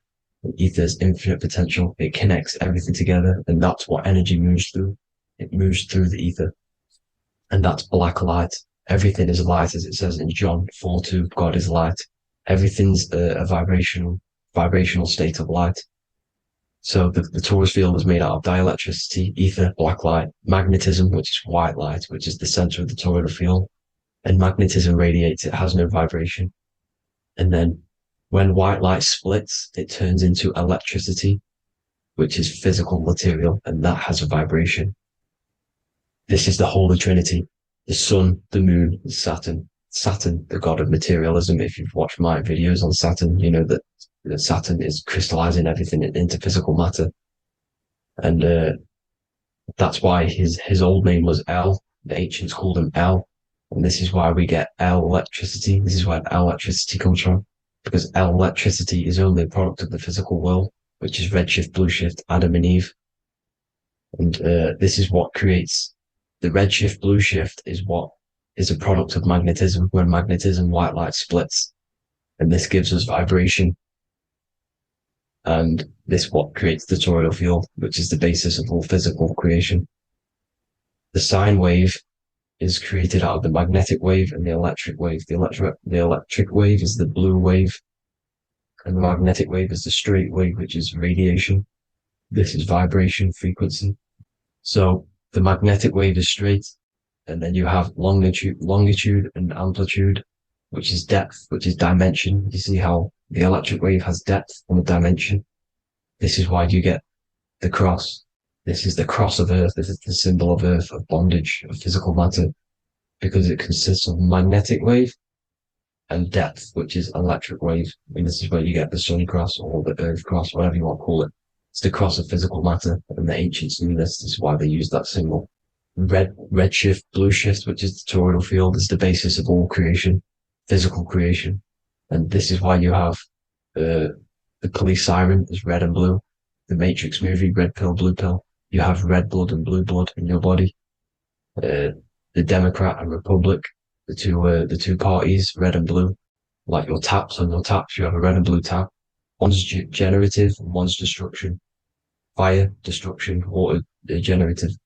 So this is the basis of all things. And electric wave has dimension, like I've already said, depth, material, and it's measured in hertz. It's measured in hertz because it hurts you. It decays because the electric wave has a vibration, and vibration always has to go back to a standstill point. This wave cannot go forever, but the magnetic wave will go forever. It's radiation. Magnetic is radiation. It radiates forever. It pulses. But the electric wave will at some point come back to a standstill point, and that's why it hurts. It decays. That's why our physical body decays, because we contain of electricity. This body is an electric body, and it will return back to stillness like a guitar string. If you vibrate a guitar string, you pull it, it will vibrate, make a sound, and then go back to a standstill point. It's the exact same with every single toroidal field within the body. It will decay, and this is why our bodies decay, and everything in creation decays. So we're born into sin. The sin of Eve. The sin of Eve is us biting into the tree of knowledge of good and evil, which is the systems in the body. And the sin of Eve is biting into the sine wave. We bit into the sine wave. The sun moves in a sine wave. Our DNA is a sine wave.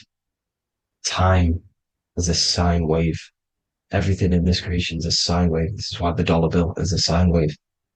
Magnetism and electricity and electric waves in one. And this is the sun doing its sine wave, which creates, when you go bowling, it kind of creates that pin that you hit over. That's the pin of the sun. The zodiac sign is a sine wave because the zodiac sign is an expression of the toroidal field, because magnetism unfolds into 12ness. And that's why you have 12 zodiac signs, 12 systems in your body, 12 cranial nerves in your head, in your brain. So if you can imagine this, see where my pointer is. Always starts with Aries. Aries is the head. It's the first thing that's created in the womb. And this is Aries, the ram. And this is why it's called a cerebrum in your brain, which is the first thing that creates when you're in the womb. And what's the element of Aries is fire. Fire is the first element. F-I-R, first, because it's the first thing on the wheel, the first expression of energy. As you can see here, my pointer, this is the center of the toroidal field. It would go Aries, Virgo, Capricorn, Pisces, Scorpio, Cancer. Then we go back to Libra. Libra would be center. But you see how the toroidal field is the expression of the 12 energies. That's what the constellations are, the energy expressions of the toroidal field. So it would go outwards, starting from Aries here, all the way back to Pisces, which is beyond the bottom half. But Libra would be the center. That's why Libra is the equinox. It's the equinox. Libra is when it goes from summer over to autumn. It's the equal. It starts to transition into the winter side. Equinox, equal, which is Libra. And that's why Libra has the two scales. It's symbolized with the two scales. That's because of the sun moving over. It's being judged. It's equal now, but then it's going to tip over into the winter. That's why Libra is here, the center of the sine wave. And like I said before, magnetic energy unfolds into 12ness. Magnesium is number 12 on the periodic table. It's the sacred number. And this is why the scientists are NASA is trying to bring in another constellation to destroy the holy science of astrology. So Aries rules the head, which is Mars. Taurus rules the neck, the lower head. Gemini, the two twins, which is your lungs, your two twins, your arms, two twins. Cancer, the breasts, or the chest area. Leo, the heart, which is the sun, which is fire, the center of the toroidal field. Virgo, the belly, which is the intestines. Libra, the kidneys, the two scales, the kidneys, balancing out everything. Scorpio, the sex organs. Sagittarius, hips and thighs. Capricorn, I've missed that out, which is the kneecaps. Capricorn, kneecap. Aries, which is the ram, which is the cerebrum in your brain. And then Aquarius, the calves and the ankles. And the Pisces, the two fish, the 2 feet. So everything corresponds, as you can see here. This is an ancient way of depicting it, of the folded human. And this is everything. Each constellation rules that part of the body, gives energy to that part of the body, makes you do certain things.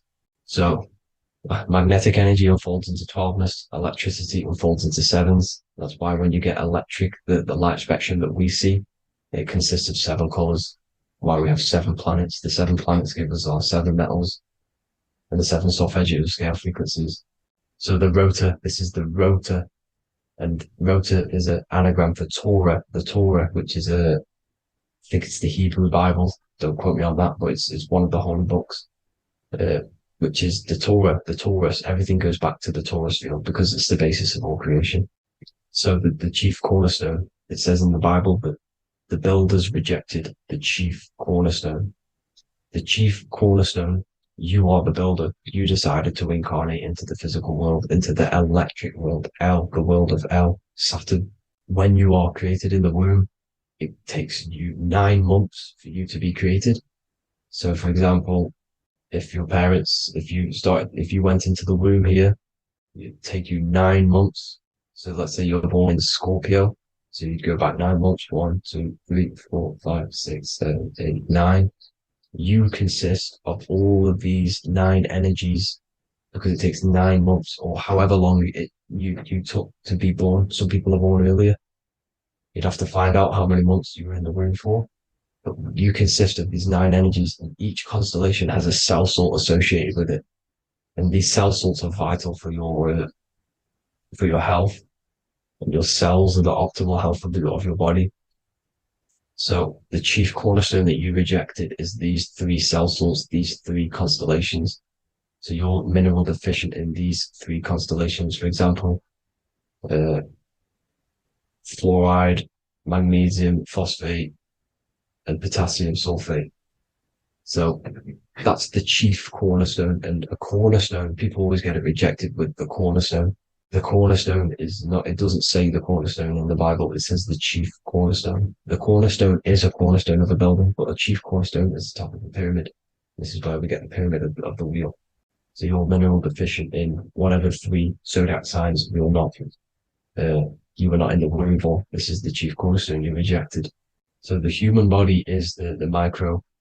It is the universe in a physical form. It consists of everything in the universe. Just like your consciousness is the universe, watching itself, experiencing itself. Your body is the whole universe. 12 systems in the body, 12 zodiac signs, 7 chakras are the 7 planets. The Holy Trinity of you is your Temple of Solomon, the soul and the mind, the sun and the moon. You know, everything is in you. You consist of everything, all the energies, everything. Heaven and hell. Heaven and hell is a mind state. It's a state of the mind. Head, H-E-A, which is heaven, and the heel, the bottom of your foot, is hell. And the bottom of your foot is the soul.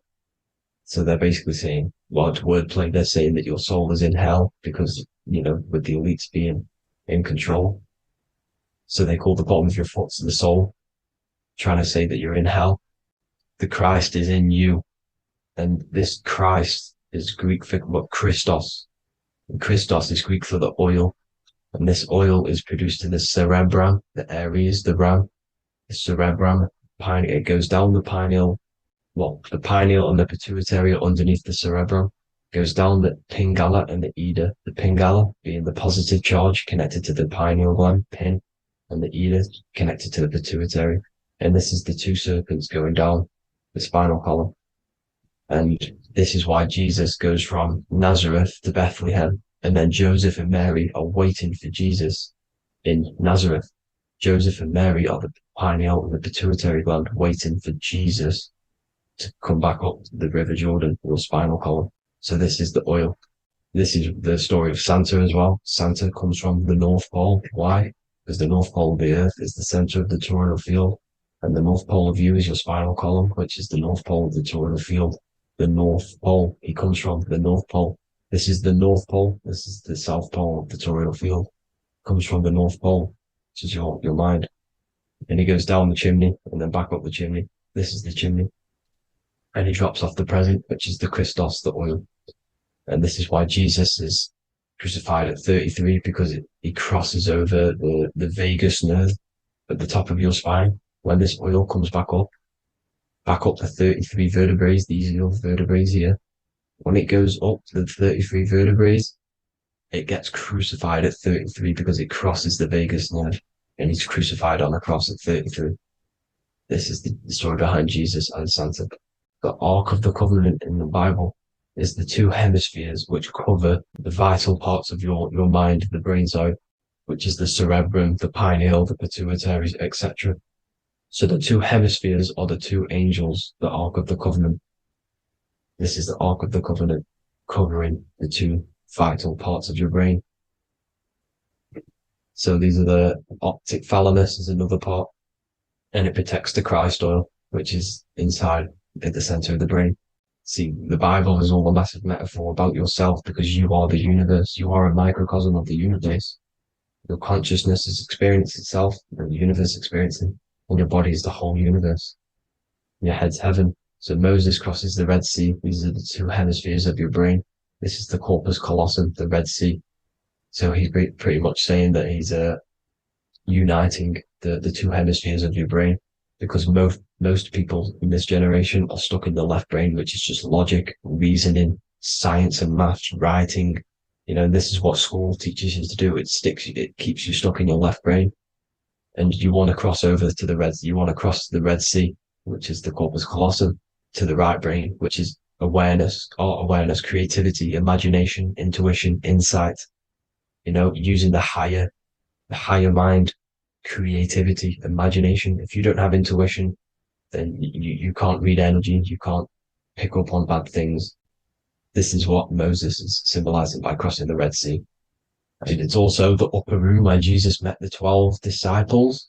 12 disciples are the 12 cranial nerves in your brain. It doesn't just represent the 12 zodiac signs, the 12 disciples. It symbolizes many different things. Because like I said, energy the universe consists of 12ness. So you have 12 cranial nerves in your brain. And that's the 12 disciples as well. And they want you stuck in your left brain, which is the five senses, materialism. So they say in the Bible that Satan blinds the mind. Satan is Saturn. If you've watched my videos, Satan is Saturn. And you consist of the Holy Trinity, which is the sun, moon, and earth. The soul, the moon, the soul being your sun, the solar, the moon being your mind, the earth, your physical body. And Satan blinds the mind. Why? Because we enter a soul system. This is a soul system, not a solar system. And Saturn is the Lord of the Rings, which is the outer ring. When your soul enters the soul system, your soul starts to materialize. It hits Saturn. Why? Because Saturn starts to materialize you. You take on the 7 virtues, which are the 7 planets, which are your 7 chakras. And to get out of this soul system, you must get out of your lower nature, your animal nature, which is lust, desire, greed. You know, the number of the beast, 666, which is Saturn, Satan. So you enter the soul system, you take on the 7 energies, which you turn into physical matter. And this is your descension from heaven to what you say hell. And then you must raise back up from matter to spirit. They say Satan blinds the mind. Why? Because your mind gets materialized. Your soul and mind get materialized. And when you get materialized, it's an intense experience. You lose the divinity within you. You forget the divinity. So Satan, which is the first planet, the first energy you take on, the material body, he blinds the mind. He makes you forget everything, your divinity. Then you must remember, ascend up Jacob's ladder, the 33 vertebrae, to heaven. And this is a microcosm of the macro. because you will ascend back up to heaven if you do this, when you leave your physical body, when your body decays. So when it talks about in the Bible, completely destroy them, the Hittites, the Amorites, the Canaanites, all the ites, this is what God says to the Israelites. It says completely destroy them. It's basically symbolizing saying destroy your lower nature. The Canaanites, cannibals. We're under a Canaanite system now, which is cannibalism. And this is flesh eating, lust, greed, all the demonic stuff, all the lower vibrational stuff, you know, the lower nature, eating, sex, and survival, the lower three chakras. You must get out of these lower three chakras and return back to spirit, which is heaven, which is spirit, love, being holy, being truthful, being passionate, going back to Satan blinding the mind. All of the planets are made out of these three symbols. Satan blinds the mind. And that's why Satan's symbol, this is the symbol for Saturn, Satan, the symbol of Saturn is the cross, which is physical matter, the earth, over the moon. The moon is your mind. So the Saturn symbol saying matter over mind. He blinds the mind. Satan blinds the mind once you enter the soul system. And you must remember, in the Bible, it talks about the Genesis, which is Eve, the sin of Eve, which is biting of the tree of knowledge. With the serpent, which wraps around the tree. It says the serpent placed himself on the tree. Well, the serpent is the spinal column. It's the serpent telling you eat from the tree of knowledge of good and evil, which is your nervous system. And eating from the tree of knowledge of good and evil is doing bad things. For example, over-sexualized, overeating, eating the wrong food. That's eating from your nervous system. It's decaying you, and it's preventing you from achieving the God self, the God consciousness. This is the symbolism of, you know, the tree on the serpent, telling you to eat from the left brain, with the left brain being the sinister. Sinister is Latin for left. That's sin. Sin is left. And left is lefty Lucy, Lucifer, right, righteousness, right, God, godly. The tree of knowledge of good and evil, which is your nervous system, because it determines good or bad. You know, that's the only thing you experience in this world is your nervous system. And then the tree of life is the cardiovascular system, and the Garden of Eden is your body. So that's it for this video, people. I hope you've got a greater understanding of how you are the universe and everything is inside of you. Just keep in mind you are the universe experiencing itself, and your body is a reflection of everything. The 12 constellations, the 7 planets, everything's inside of you. This world is an expression from the inside outwards. You can't affect the outside world to manipulate reality. Everything's inside of you. I hope you got a greater understanding of this.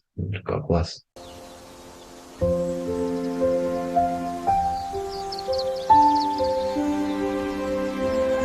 bookofwisdom.com. Visit today.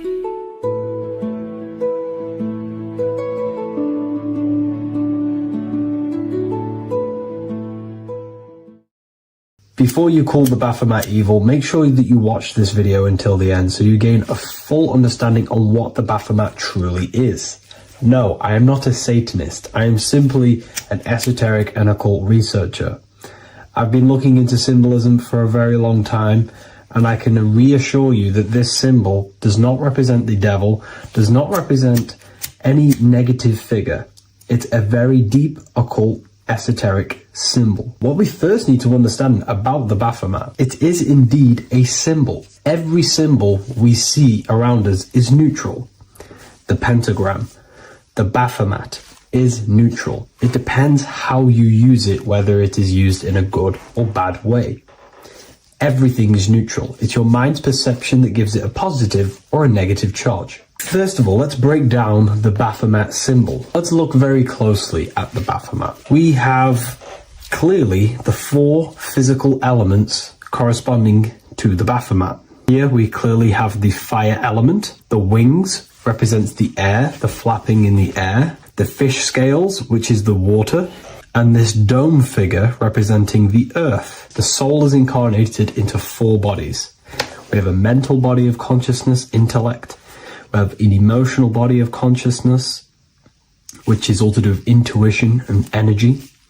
We have a spiritual body of consciousness, our astral body, and a physical body of consciousness for the physical earth. Earth corresponds with your body, air corresponds with your mind, fire corresponds with your spirit, water corresponds with your emotions. So the Baphomet is showing you the four elements of the soul, the four bodies of the soul that we are incarnated in. Now, let's look at this moon figure. We have the moon. The moon represents the internal world. It represents what we cannot see. The sun represents our conscious mind, what we can see, what we're aware of, the physical world. The moon represents what we are not aware of. It represents our internal world. Remember, we have two worlds, but you're an individual. You have a dual nature, individual. You have an internal world. When you close your eyes, you have an internal voice, an internal world of thought and emotion, and an external world of this material body. The moon represents the internal. The moon on top represents the moon controlling the mind, represents the inner world controlling you. Now, this is very symbolic in the occult world. If the inner world is controlling you, then you have no control over reality. This is the devil horns. You know the devil horns? The moon crescent? This represents you are the devil. You're being controlled by your thoughts, by your emotions, by your psyche. Then we have the moon below, which represents control over the inner world. We have control over our thoughts, our emotions, our impulses. So you're either being controlled by thought and emotions, or you're controlling them and having self-mastery. In alchemy, we always see this symbol of the man or woman on top of the moon, representing emotional control and self-mastery of the internal world. The journey of the occultist is to gain full mastery over their consciousness. They want to be conscious of every single thought that enters their mental field of consciousness. We get over 7,000 thoughts a day. It is possible to achieve a certain level of mastery where you are conscious of every single thought that enters your mind. This is one of the end goals of self-mastery and occultism, as this gains your personal power. When one achieves this, they are then able to direct the mind in one place and one place only, becoming more effective in manifestation and creation, because we are microcosms of the divine. We are creators. This is the gesture of as above, so below. The inner world and the outer world are mirrors of each other. The inner produces the outer. Your physical life circumstances are a result of every thought you thought in the past. The inner projects the outer. If you want to produce a change in the outside world, you got to produce change in the inner world of consciousness first. As above, so below. As within, so without. This corresponds with absolutely everything in the universe. Now we have the goat head, which represents the animal self. This represents the lower carnal mind. Lower carnal mind, which is earthbound, because a goat is on the ground. It's not a bird, it's on the ground. It represents the lower self, the beastie nature, the one that tells us to hate, to steal, to eat all the time, to consume. It's the beast within us, the beastly side of our consciousness. It has a human body resembling this, the human in the beastie nature, or we have the spiritual nature, the higher self. In essence, this symbol of the Baphomet represents the higher and the lower self of human consciousness. It represents the higher and the lower. To conclude all of this, the Baphomet is a symbol that represents the two paths that one can take. We can take the beastie path and become an instinctual animal, our body, or we can take the divine path of reaching our higher self. It is a symbol that represents the higher and lower self and the four different bodies of consciousness. In essence, this does not represent Satan or the devil. The devil represents the lower aspect of our human psyche. The war between Jesus and Satan is symbolic and allegorical for the war that happens within our mental field of consciousness. The internal war between good thoughts and bad thoughts, positive emotions and negative emotions. It is the constant war inside the battlefield of your own mind. Jesus, Satan are symbols, characters that are symbolic of aspects of your own consciousness, because the universe is mental. The only thing that truly exists is your mind. Therefore, all of these ancient spiritual texts like the Bible, the Bhagavad Gita, the Quran are all symbolic of what's happening inside of our mental body. It is the inner chaos that can destroy our life. Or when we create structure and restructure our inner world, we can live a peaceful life. If you are struggling from the internal world and you want to gain mastery of yourself while learning the occult secrets, join Ethereal University, a community of like-minded individuals who are all striving for the best versions of themselves. We host live calls and we have an abundance of lectures that you can watch. Or check out the Book of Wisdom. This is volume 2. I'll leave all the links in the description. Have an amazing day.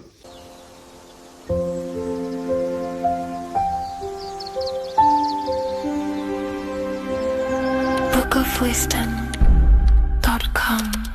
Visit today.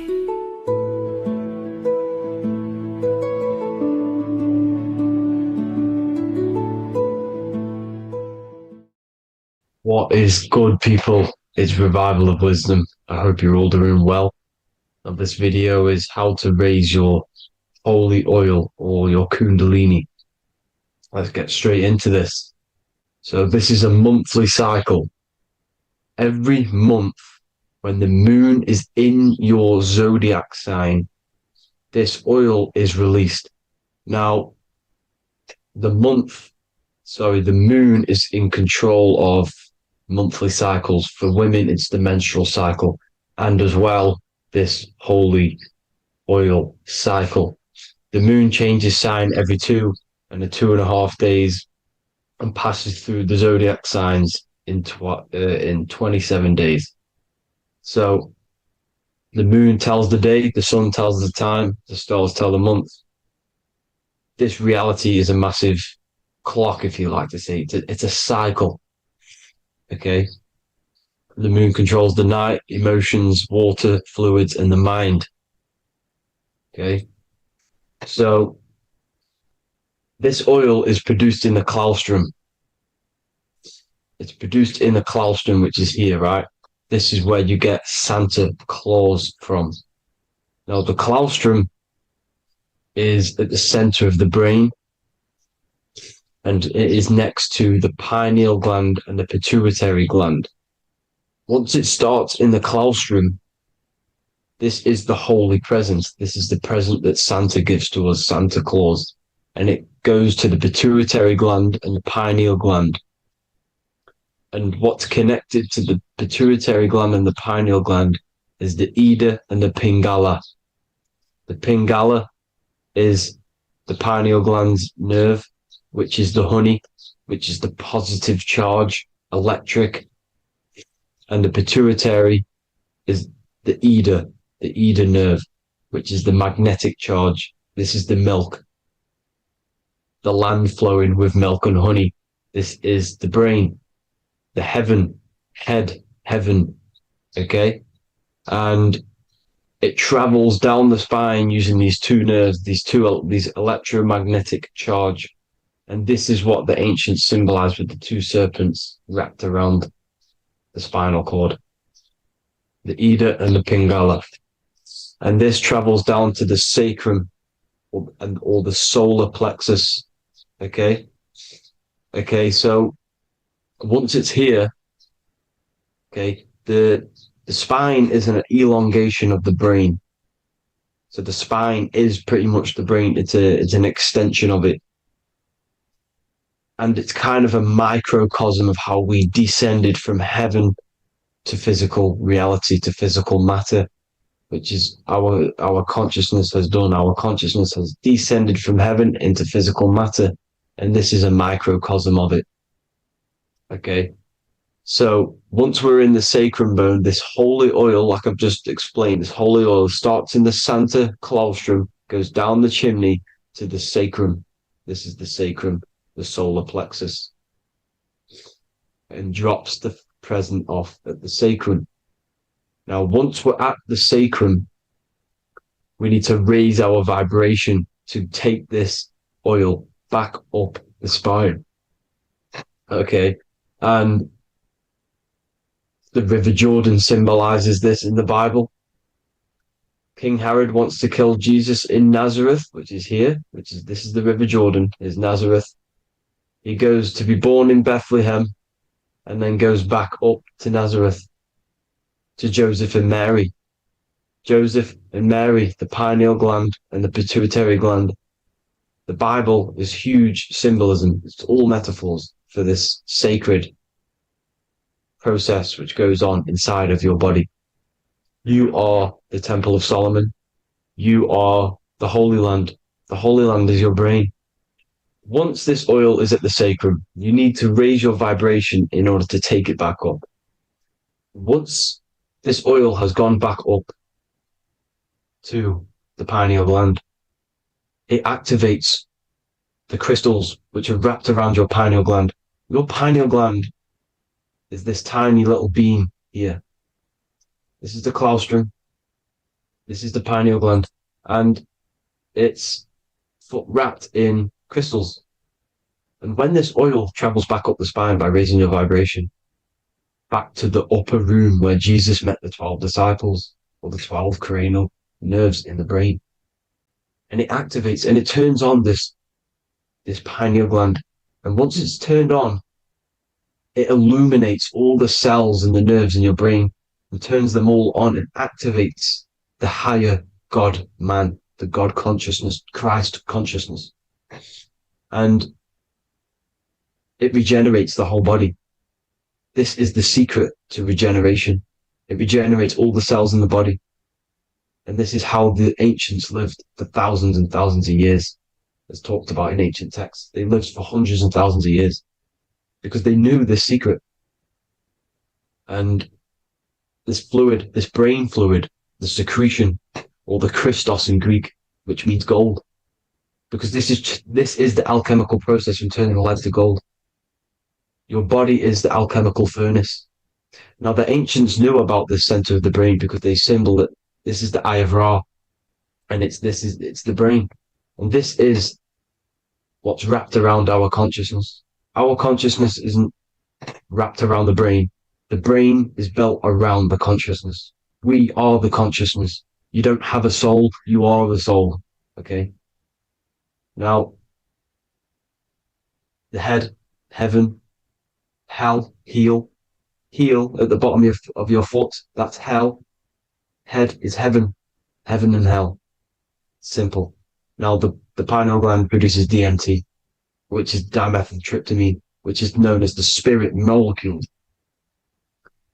So, let's move on.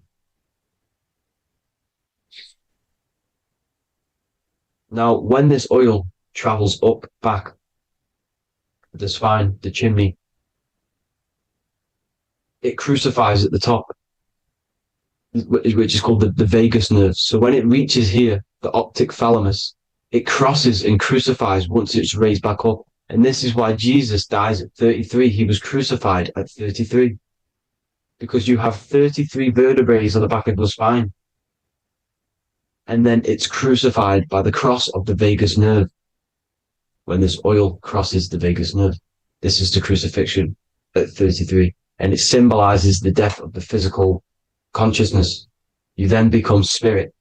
You then become God consciousness, activating the Kundalini, regenerating the body and the mind. Okay. The Garden of Eden. You are the Garden of Eden.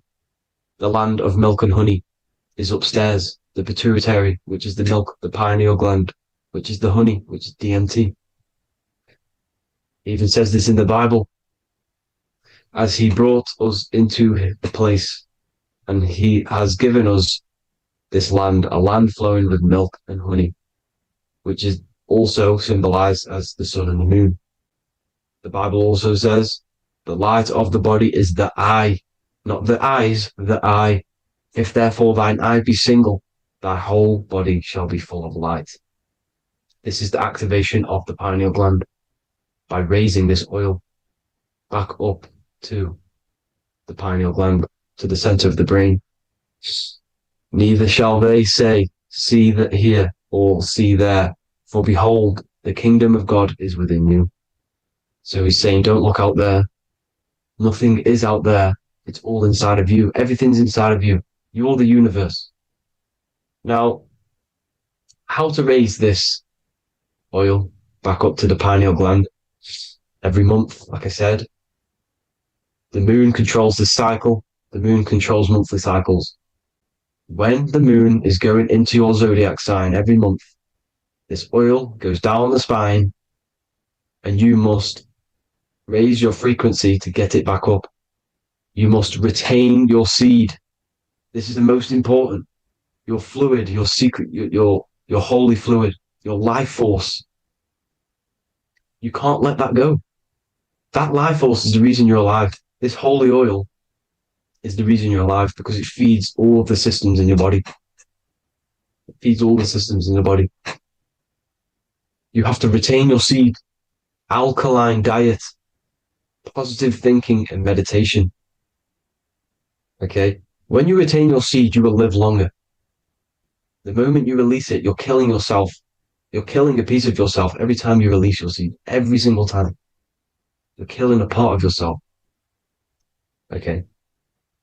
Now, this could be why this could be the illumination, the single eye on the Illuminati's symbol, the Freemasonic symbol, the illuminated eye, the triangle, which could symbolize the body, mind, and spirit, but the eye illuminated. Now, in the Bible, it talks about the two trees, the tree of knowledge and the tree of life. The tree of knowledge is the tree of good and evil, which is the most important system in your body, which is the nervous system. The nervous system, the most important. The tree of good and evil. And the tree of life, which is the cardiovascular system. Now, this oil, when it's released every month, feeds these two systems, and these two systems feed everything.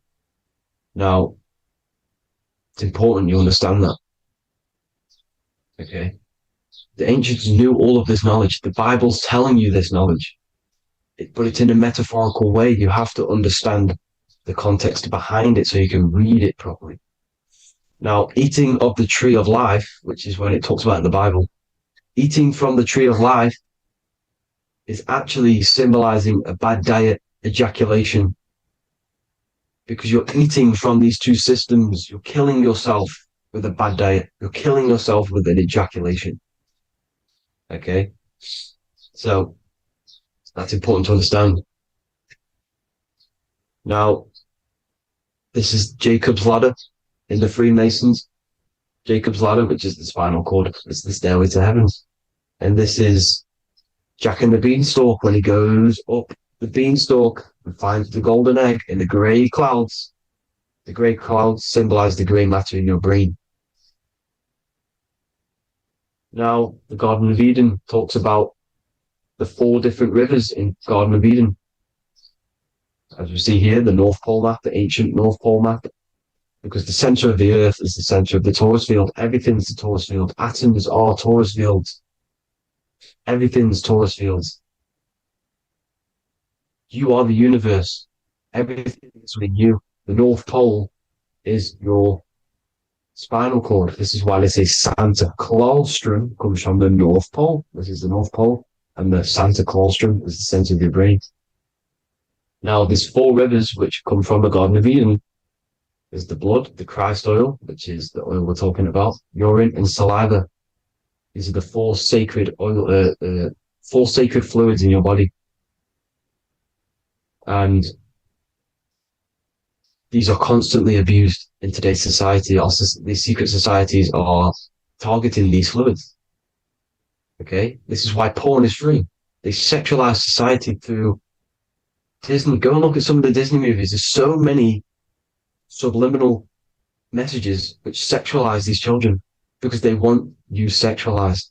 So you release your seed, which is one of the holy fluids in your body, especially your semen, your sexual energy. So important you retain this. So important because it's your life force. It keeps you alive. Okay. Now, let's recap on this. If you want to raise your oil every month, you can't just retain your seed for the month. You have to retain your seed forever. Don't just do it for a couple of days. You have to do it. It's a lifestyle. You want to become God consciousness, you got to do what it takes. It's hard in this society because this society is made around, it's designed to kill you pretty much. It's designed to keep you in these lower states of consciousness with all the bad food, the chemicals in the food, the chemicals in the water, the sexualized TV programs, sexualized adverts, sexualized TikTok and apps, videos, subliminally stimulating you, because that is your weakness, sex. It's your weakness. Now, you have to retain your seed, meditation, and an alkaline diet. Why alkaline? Because acidic is low vibrational. This is the color spectrum. And what's the highest vibrational color? Violet. It's the lowest, red. You have to have an alkaline body in order to raise this oil. When you drink, when you have a bad diet, when you drink alcohol, when you smoke, this destroys the oil. It destroys the oil in your sacrum, and it can't be raised again, can't be raised up. This is why it's so important. Without that oil, you don't live. That oil makes you live. It feeds everything in your body. It's crazy how we're not taught this. It's insane. But that is how you raise the oil, people. I hope you all gain some knowledge out of this video. And I hope this assists you on your journey, your spiritual journey. And please like and share this video. We need this knowledge out to the public to wake up humanity. Thank you all, people. God bless.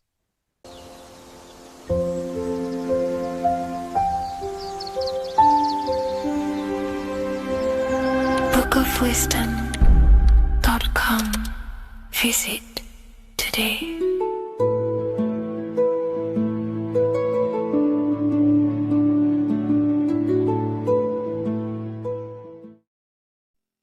What is good, people? How are we all doing? Today we're going to be talking about the different planes of existence, the occult side of the world, the things they don't teach you in school. And of course, you can only find that on this channel, so welcome. So you need to understand is that your consciousness moves through these different planes of existence, these different states of consciousness, which make up all of you. Okay? They are all interlocked planes. They are all interpenetrated into each other. They are all one. They melt into the plane above and below. You see, each plane is a product of each plane. As above, so below. Now, the higher you go, the more fluid, the more dreamy, the less dense it becomes. The lower you go, the more denser it becomes, the more solid it becomes. The lowest plane is the physical plane, which you are obviously aware of. You are inside of the physical plane now. But while you are in this inside of this physical plane, you are indeed inside of all these other bodies which you have not awakened yet. You have to awaken these different bodies. You have these bodies. Okay? It's like a ripple effect. And the center is the most dense, the most solid. This is earth, heart, the heart of the ripple.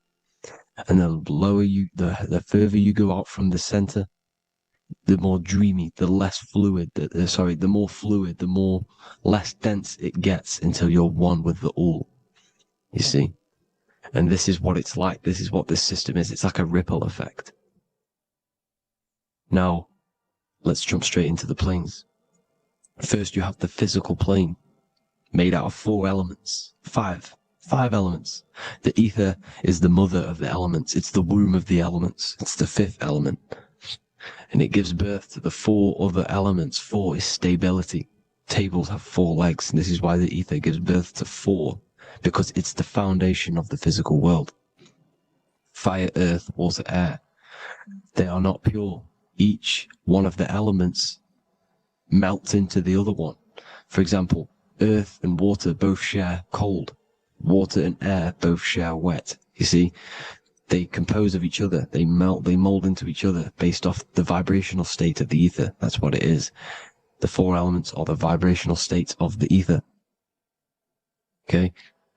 So you have the 4 physical elements making this, physical world. It's the lowest world. It's the world of effect. This world, whatever you see, whatever you experience, it's the effect. You can't change anything by manipulating this world. You got to manipulate the higher worlds to affect this world, you see? As above, so below. This is the lowest plane. It has three-dimensional. It's the third dimension. Space, height, and thickness. That's all it is. Front, backwards, upwards. You see, it's three-dimensional. We cannot perceive the hidden side, which is the interior of this existence. We cannot perceive the interior from our exterior view. We are looking into this world.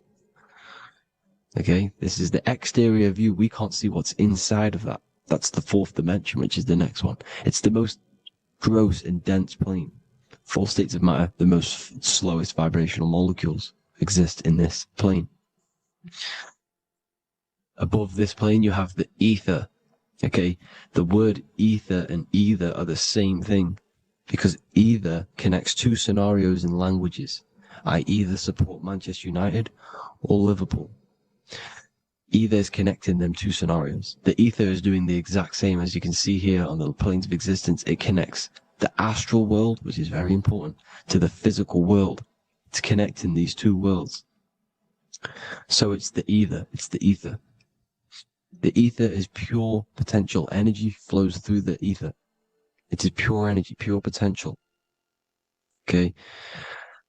The physical body is an exact copy of the etheric counterpart body. So every physical object has an etheric energy double. It's like a blueprint of that object. Every single object has an energy double, and that's the etheric double. Okay? The etheric body determines the shape of our physical body through its lines of force. All through life, it rebuilds and restores the physical body. Physical problems show up first in the etheric body, because as above, so below. You manipulate the higher planes, it will manipulate this plane. And this is why sorcery works. You know, contact with astral plane entities. We'll get into that a bit later. So, the reason why we can't see this plane, this energy world, which is all around us, which we are inside of right now as we speak, is that the molecules that compose it are further apart than those of the physical plane, making it invisible to the two eyes. That we can't perceive it. Our eyes cannot physically suck in that sort of information, and our brain cannot decode it. This is why, you know, they brainwash us with all these programs to keep us asleep, to keep these other bodies we have asleep, so we don't find out about these other bodies, and is to make you believe that everything's just a material. Only the material world exists. They don't want you to know is that everything that you see is a result of something you cannot see. As above, so below. There are realities within this reality. This is what I'm breaking down now, these different planes, on how this reality works. So your etheric double is your energy body. You can see here the physical, etheric, astral. Astral is your spirit. The ether is a part of the physical plane. It's like just above the physical plane, but it's still part. But then the astral plane is completely separate. It's another plane, but they're all interlocked. Don't think they're apart. They're all interlocked. They're all one. They all melt into each other. The chakras that we have are inside of our etheric body. They are our sense of organs which tune us to the fourth dimension. These 7 chakras connect us to the astral world, the fourth dimension. Okay? They are points for the flow of energy from the universe / 7 planets, because the 7 chakras are your 7 planets, and the 7 planets are connected to the astral world. They are feeding these 7 senses in our body. They connect us to the universe, to our etheric counterpart, and then to us, supplying the physical body. Because the energy comes from above. As above, so below. These 7 senses, these 7 etheric chakras, are being supplied with energy from the universe, the 7 planets, the solar system. Then it supplies the physical body. You see?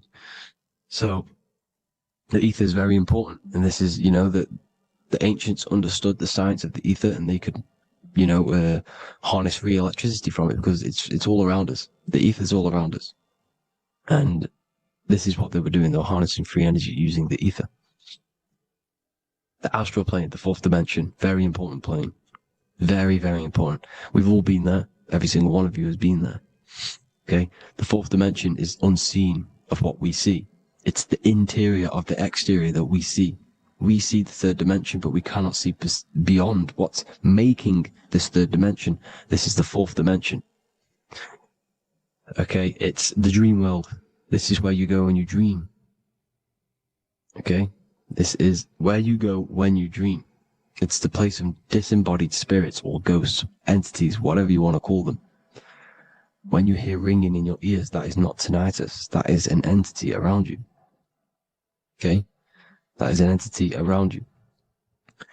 The fourth dimension is where thought forms exist. Mental images. Thought forms as in what you see in your mind when you think of an image, because the mind is the highest plane of existence. Mind is the highest plane of existence. And it manipulates all of the planes below. So it goes the mental plane, then the astral plane. So the thought is in the mind, the mental plane. Just the thought alone, no image. But then the form depiction, the thought form exists. It manifests in the astral plane as a sort of image, an entity, a living conscious being. So this is why thoughts are things. You see, thought forms exist within the fourth dimension. So when you imagine something, when you are, for example, right now, look into your hand and imagine there's an apple in your hand. If you can see that, you are seeing into this fourth dimension. You can only see into this fourth dimension using the mind's eye, not the two eyes, the mind's eye. When you shut off the two eyes into darkness, the third eye opens. The mind's eye is open. And you can see, this is astral travel. You got to work on astral travel. And you will see this astral plane, this fourth dimension. And there are 3 different sections to this astral plane, higher, middle, and lower. So yes, there is a kind of a heaven and hell, and a mid-God. Heaven being the higher vibrational entities manifesting higher vibrational thought forms existing there, the lower vibrational thought forms existing in the astral plane. But these thought forms are beings. You can create these beings. They're called elementals. Okay? If you entertain specific thoughts for long enough, this will plant a seed and it will grow. If you so for example, you have a bad feeling or whatever, what's a good example? Unforgiving someone. You keep that energy inside of you for long enough, it will manifest in the fourth dimension. You entertain that thought long enough, it will manifest. And it will create an etheric body, and it will be an entity which will harm you, that will feed off you, this low vibrational energy. Your mind is so powerful. It creates thought forms, and these thought forms can take consciousness, can take bodies, etheric bodies. Now, that's why it's very important that you master your mind, master your thought patterns. So this fourth dimension is the astral world. So when you have a nightmare, this is the lower astral plane. You're in the lower astral plane. Whilst this physical body rests at night, your consciousness, you awaken this other body, your consciousness goes inside of this other body, whilst the physical body lays asleep. You see? So it's all inside of you. This is what you need to understand. You just haven't awakened these bodies yet. You can awaken them. You just got to awaken them. Okay? The next is the mental plane. This is the mind, the source, pure cause, pure motion. The most less dense, the most fluid. No form. There's no form to the mind. Astral plane is the first plane where a form takes existence, pretty much. The mental world has no form. It's pure mind, pure intelligence. Thoughts alone exist here without any images or manifestation. The most fluid, the most dreamy, the most causal plane. All of the rest take the effects of this plane. That's why it's mind over matter. Your thoughts they create vibrations. Each vibration is vibrating on a specific frequency, which creates mental images, creates effects down here on this physical plane. This is why it's so important to master your mind. Master what you think. Master your mind. It's the hardest thing to master. You could conquer the world but it's probably harder to conquer your own mind than to conquer the whole world. I can promise you that, because the mind can play tricks on you. You got to listen to that inner guide within you that will constantly manifest the good things. So anyways, people, hope you learned a lot from this.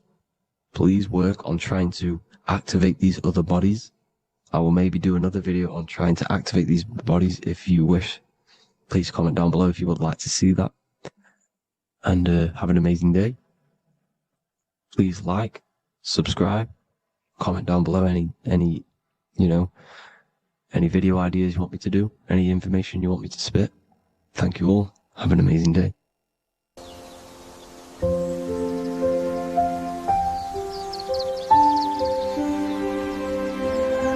bookofwisdom.com. Visit today.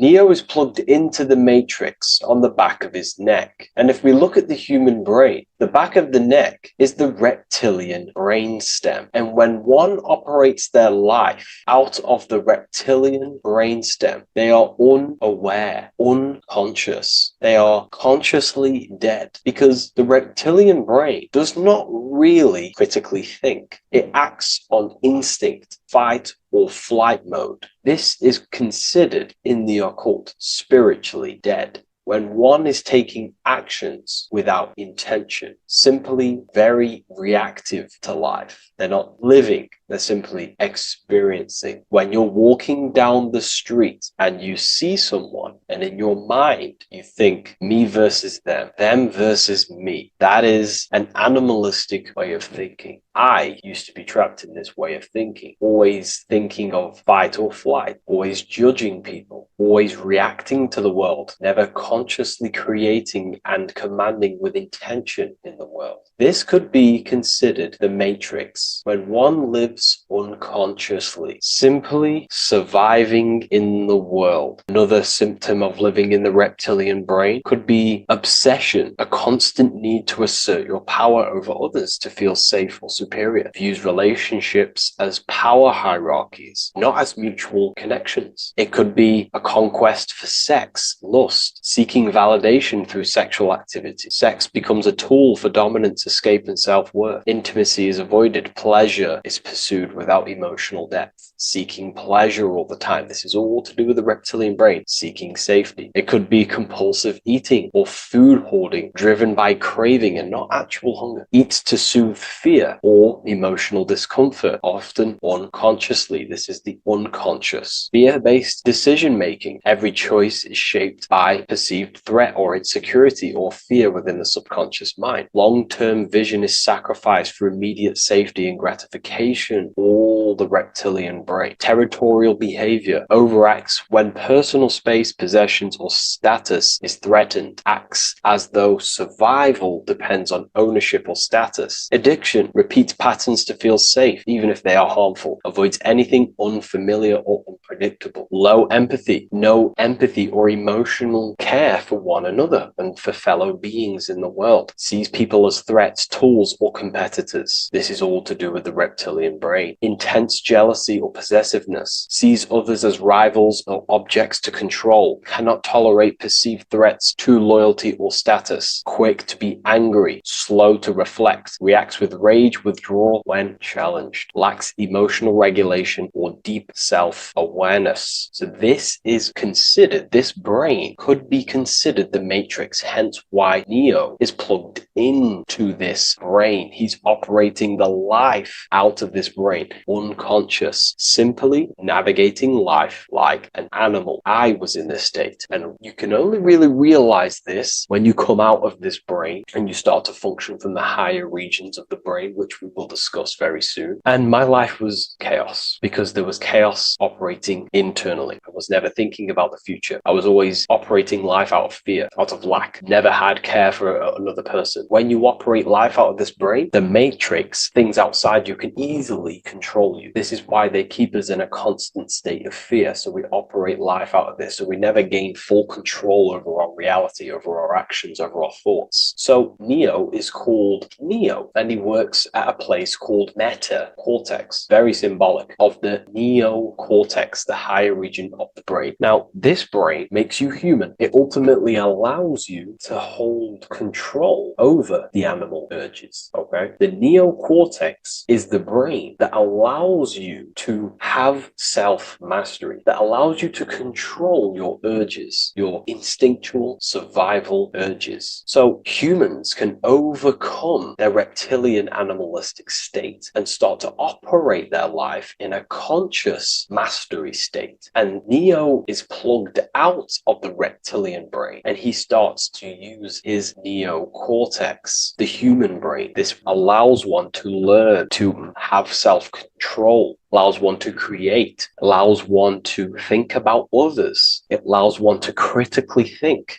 deeply. It allows one to be self-aware. Who am I? Where did I come from? And where am I going? This is ultimately the brain that has shaped the world. We look at humans. We built technology. We built all of these amazing things. They all come from the neocortex. This is the higher region of the brain that allows consciousness to function on a higher degree. It allows you to truly become a creator and have self-control instead of living in a reactive animal state. You see, animals are only aware of their five senses. They're only aware of surviving. If you notice, look at animals, they're always looking around. Even in their home, they're always looking around, sniffing around. That's because they operate in an animalistic brain. Humans have the neocortex. This is a higher region of the brain, which if you wish to master yourself, this is the brain that you will be using. This allows you to operate life on a higher degree. We see this reptilian brain symbolized everywhere. See it as reptiles. Reptiles are symbols of this brain. We see the Egyptian god Osiris with the green skin representing a reptile, a crocodile. Sometimes we see Osiris depicted in Egyptian artwork with crocodiles or reptiles, if you do a little bit of research on that. And also, if we look at the overall symbolism of Osiris and his story, we notice that he is the god of the dead or the underworld. This is not literal, but the dead or the god of the death,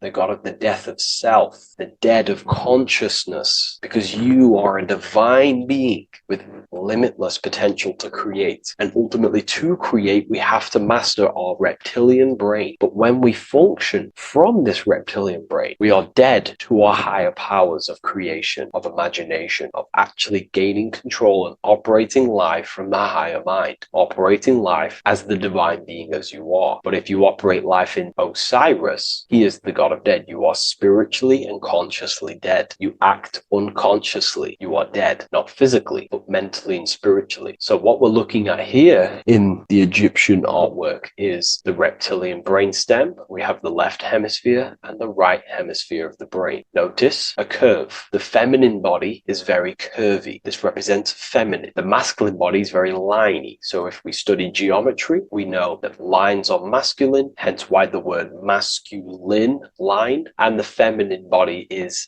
in geometry, feminine is represented as curves. So this is the left masculine brain on the left side, and this is the right feminine brain on the right side, with Osiris, the reptilian brainstem, in the middle. So we're going to go deeper into some Mesopotamian artwork now. Now let's have a look at this. We're looking at the reptile on the very bottom. We see the left brain and the right brain, the Eye of Ra and the Eye of Horus on the left and right. In Freemasonry, we still see the symbolism of the two pillars, Yakin and Boaz in Freemasonry, with the two pillars symbolizing masculine, feminine forces of consciousness, also representing the masculine left brain and the feminine right brain, with the reptile down here. But if we have a little look here, right, we have a little look at these reptiles. This person is standing on top of the reptiles. When you are on top of something, you have power over the below. You are standing atop of something. You have mastery over it. You have control over it, symbolizing gaining control over the reptilian brain, the reactive actions, the sexual urges, the addictions, the territorial behavior, the fear-based decisions, constant internal tension, never being able to focus. It's symbolizing gaining control over these internal qualities that happen within us in our mind, because the universe is mental. And if we do not gain control over this brain, it will dominate our mind, which will ultimately dominate our actions and destroy our life and live in an unconscious state. So this is basically instructions in this ancient Mesopotamian artwork of becoming self-mastery, to operate on a God consciousness level. So we have a person symbolizing your awareness, the internal you, having mastery over the reptilian urges, the reptilian brain, the reptile thinking. We have a person, a face in between, and it's standing in between these pillars, symbolizing balance of the brain hemispheres. Because the face, we see the eyes in the middle, we see the person is you, your consciousness, standing in the middle pillar. So representing seeing reality as neutral. Everything in the world is neutral. It's the mind's perception that gives it a positive or negative charge. When we adapt this mindset, this view of reality, this knowingness of reality, we see the world for what it truly is. And if you see things as neutral, it allows one to transform the situations in your life accordingly, instead of simply choosing a side.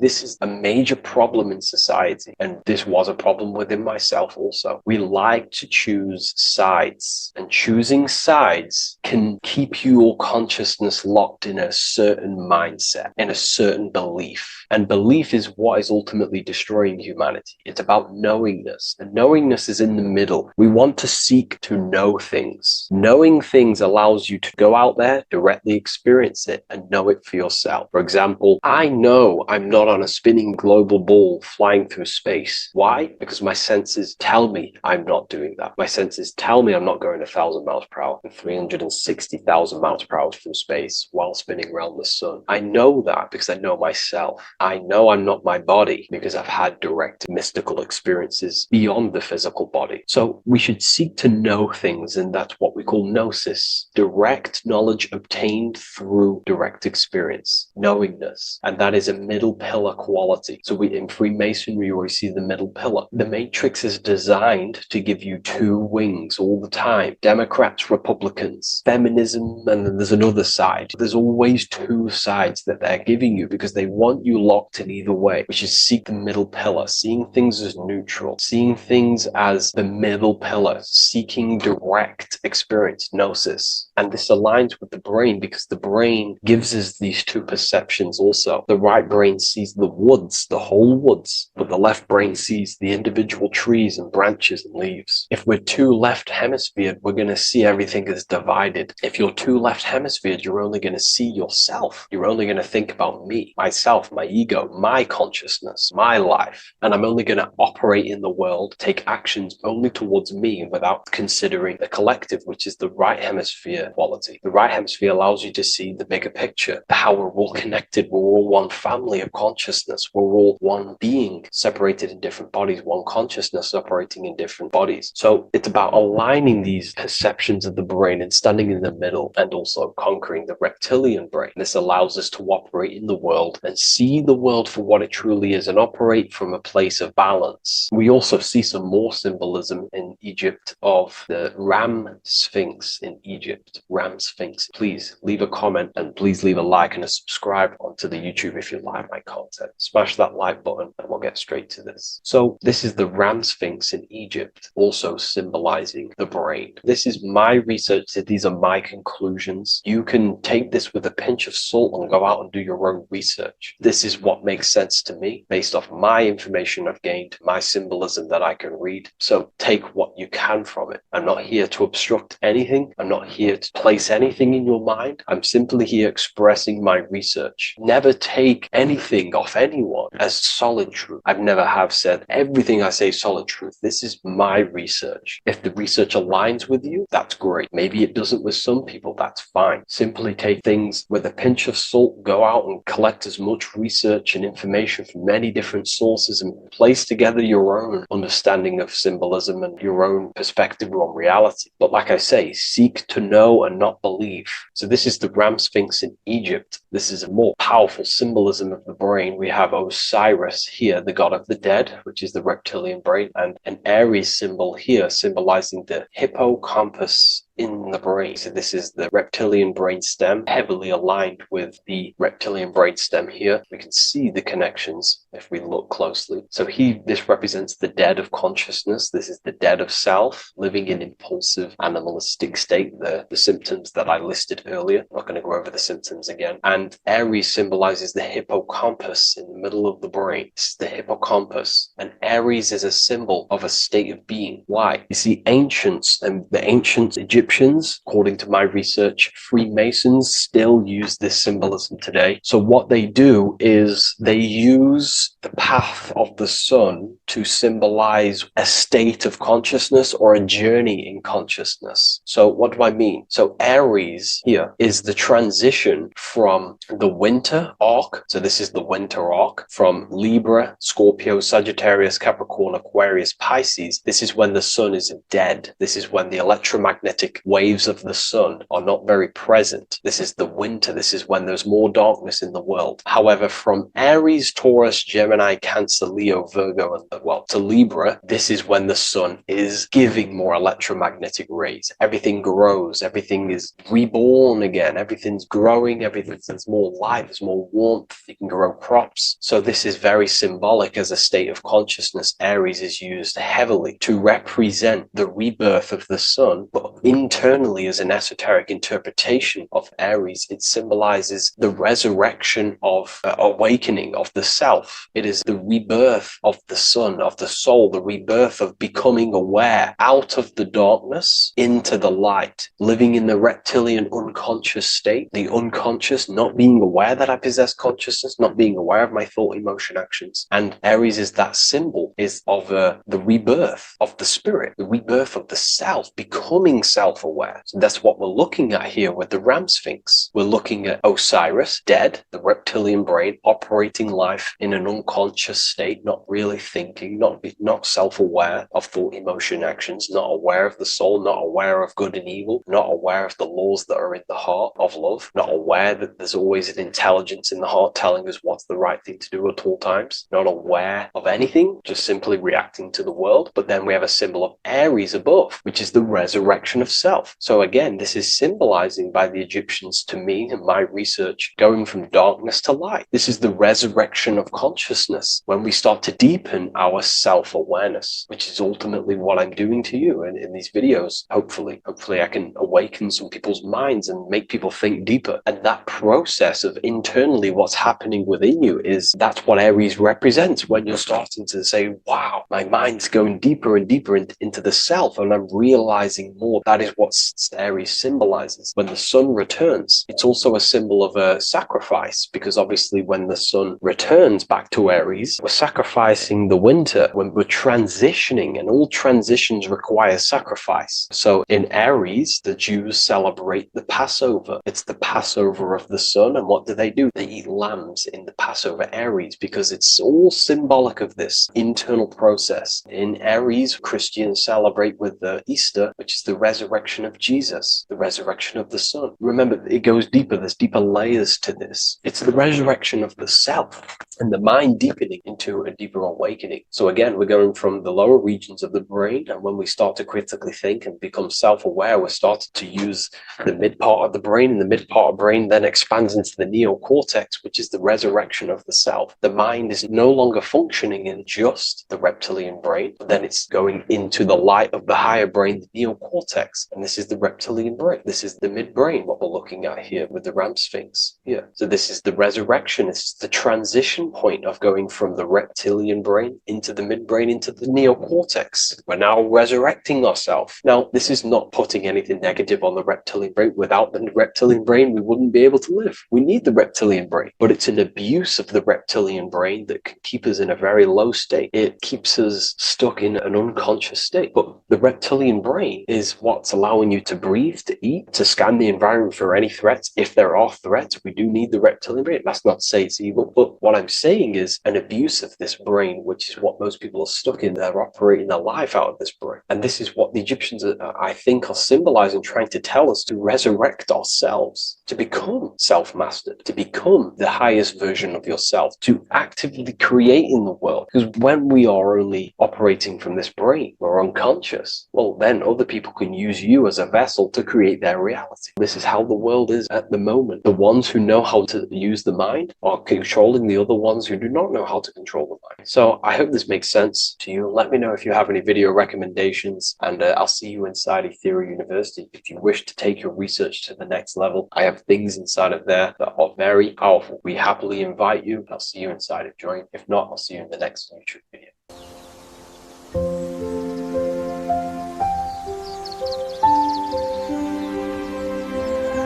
bookofwisdom.com. Visit today.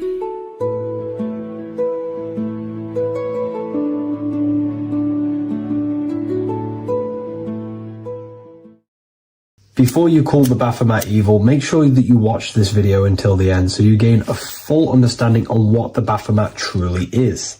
No, I am not a Satanist. I am simply an esoteric and occult researcher. I've been looking into symbolism for a very long time, and I can reassure you that this symbol does not represent the devil, does not represent any negative figure. It's a very deep, occult, esoteric symbol. What we first need to understand about the Baphomet, it is indeed a symbol. Every symbol we see around us is neutral. The pentagram, the Baphomet, is neutral. It depends how you use it, whether it is used in a good or bad way. Everything is neutral. It's your mind's perception that gives it a positive or a negative charge. First of all, let's break down the Baphomet symbol. Let's look very closely at the Baphomet. We have clearly the four physical elements corresponding to the Baphomet. Here we clearly have the fire element. The wings represents the air, the flapping in the air. The fish scales, which is the water. And this dome figure representing the earth. The soul is incarnated into four bodies. We have a mental body of consciousness, intellect. We have an emotional body of consciousness, which is all to do with intuition and energy. We have a spiritual body of consciousness, our astral body, and a physical body of consciousness for the physical earth. Earth corresponds with your body, air corresponds with your mind, fire corresponds with your spirit, water corresponds with your emotions. So the Baphomet is showing you the four elements of the soul, the four bodies of the soul that we are incarnated in. Now, let's look at this moon figure. We have the moon. The moon represents the internal world. It represents what we cannot see. The sun represents our conscious mind, what we can see, what we're aware of, the physical world. The moon represents what we are not aware of. It represents our internal world. Remember, we have two worlds. You're an individual. You have a dual nature. Individual. You have an internal world. When you close your eyes, you have an internal voice, an internal world of thought and emotion, and an external world of this material body. The moon represents the internal. The moon on top represents the moon controlling the mind, represents the inner world controlling you. Now, this is very symbolic in the occult world. If the inner world is controlling you, then you have no control over reality. This is the devil horns. You know the devil horns? The moon crescent? This represents you are the devil. You're being controlled by your thoughts, by your emotions, by your psyche. Then we have the moon below, which represents control over the inner world. We have control over our thoughts, our emotions, our impulses. So you're either being controlled by thought and emotions, or you're controlling them. and having self-mastery. In alchemy, we always see this symbol of the man or woman on top of the moon, representing emotional control and self-mastery of the internal world. The journey of the occultist is to gain full mastery over their consciousness. They want to be conscious of every single thought that enters their mental field of consciousness. We get over 7,000 thoughts a day. It is possible to achieve a certain level of mastery where you are conscious of every single thought that enters your mind. This is one of the end goals of self-mastery and occultism, as this gains your personal power. When one achieves this, they are then able to direct the mind in one place and one place only, becoming more effective in manifestation and creation, because we are microcosms of the divine. We are creators. This is the gesture of as above, so below. The inner world and the outer world are mirrors of each other. The inner produces the outer. Your physical life circumstances are a result of every thought you thought in the past. The inner projects the outer. If you want to produce a change in the outside world, you got to produce change in the inner world of consciousness first. As above, so below. As within, so without. This corresponds with absolutely everything in the universe. Now we have the goat head, which represents the animal self. This represents the lower carnal mind. Lower carnal mind, which is earthbound, because a goat is on the ground. It's not a bird, it's on the ground. It represents the lower self. The beastie nature, the one that tells us to hate, to steal, to eat all the time, to consume. It's the beast within us, the beastie side of our consciousness. It has a human body resembling this, the human in the beastie nature, or we have the spiritual nature, the higher self. In essence, this symbol of the Baphomet represents the higher and the lower self of human consciousness. It represents the higher and the lower. To conclude all of this, the Baphomet is a symbol that represents the two paths that one can take. We can take the beastie path and become an instinctual animal, our body, or we can take the divine path of reaching our higher self. It is a symbol that represents the higher and lower self and the four different bodies of consciousness. In essence, this does not represent Satan or the devil. The devil represents the lower aspect of our human psyche. The war between Jesus and Satan is symbolic and allegorical for the war that happens within our mental field of consciousness. The internal war between good thoughts and bad thoughts, positive emotions and negative emotions. It is the constant war inside the battlefield of your own mind. Jesus, Satan are symbols, characters that are symbolic of aspects of your own consciousness, because the universe is mental. The only thing that truly exists is your mind. Therefore, all of these ancient spiritual texts like the Bible, the Bhagavad Gita, the Quran are all symbolic of what's happening inside of our mental body. It is the inner chaos that can destroy our life, or when we create structure and restructure our inner world, we can live a peaceful life. If you are struggling from the internal world and you want to gain mastery of yourself while learning the occult secrets, join Ethereal University, a community of like-minded individuals who are all striving for the best versions of themselves. We host live calls and we have an abundance of lectures that you can watch. Or check out the Book of Wisdom. This is volume 2. I'll leave all the links in the description. Have an amazing day. Hello and welcome to another video, people. Before we start, please like, comment, and subscribe if you wish to see more content. Today we're going to be talking about the mental universe and how everything is mental. This is the number one law on the Kabbalion. If you've never read that book, it's called The Kabbalion. A very good book. It's the first law because this is the most important thing you need to understand, is how everything exists within the mind. Behind every single one of these eyes is the same consciousness expressed in different bodies. The mind is what gives perception to what you're experiencing. Behind every single one of these eyes is the exact same consciousness, but the brain that they inhabit is giving them a different perception, a different being, a different body. Now, this is the difference between humans and animals. humans possess a advanced consciousness, an advanced mind that gives us the ability to be aware of ourselves mentally, physically, and spiritually. We can reflect on ourselves. When a dog looks in the mirror or an animal looks in the mirror, it doesn't know what it's looking at. It doesn't realize it has a consciousness. It can't reflect on itself. It can't say, I want to improve in this area. It doesn't have that consciousness. We have a divine consciousness. Take away the N for divine, and you get with a D, put it with a D, you get divide, because we have a divided two-way consciousness. An animal only has one. However, it's still the same mind. We're all mind. We're all mental. We all exist within the mental plane. Look at this person walking. The body, the brain is sending electrical signals through the 12 cranial nerves, which the 12 disciples that spread the gospel of Jesus, right? You have 12 cranial nerves in your brain. There are 12 disciples which spread the gospel of Jesus.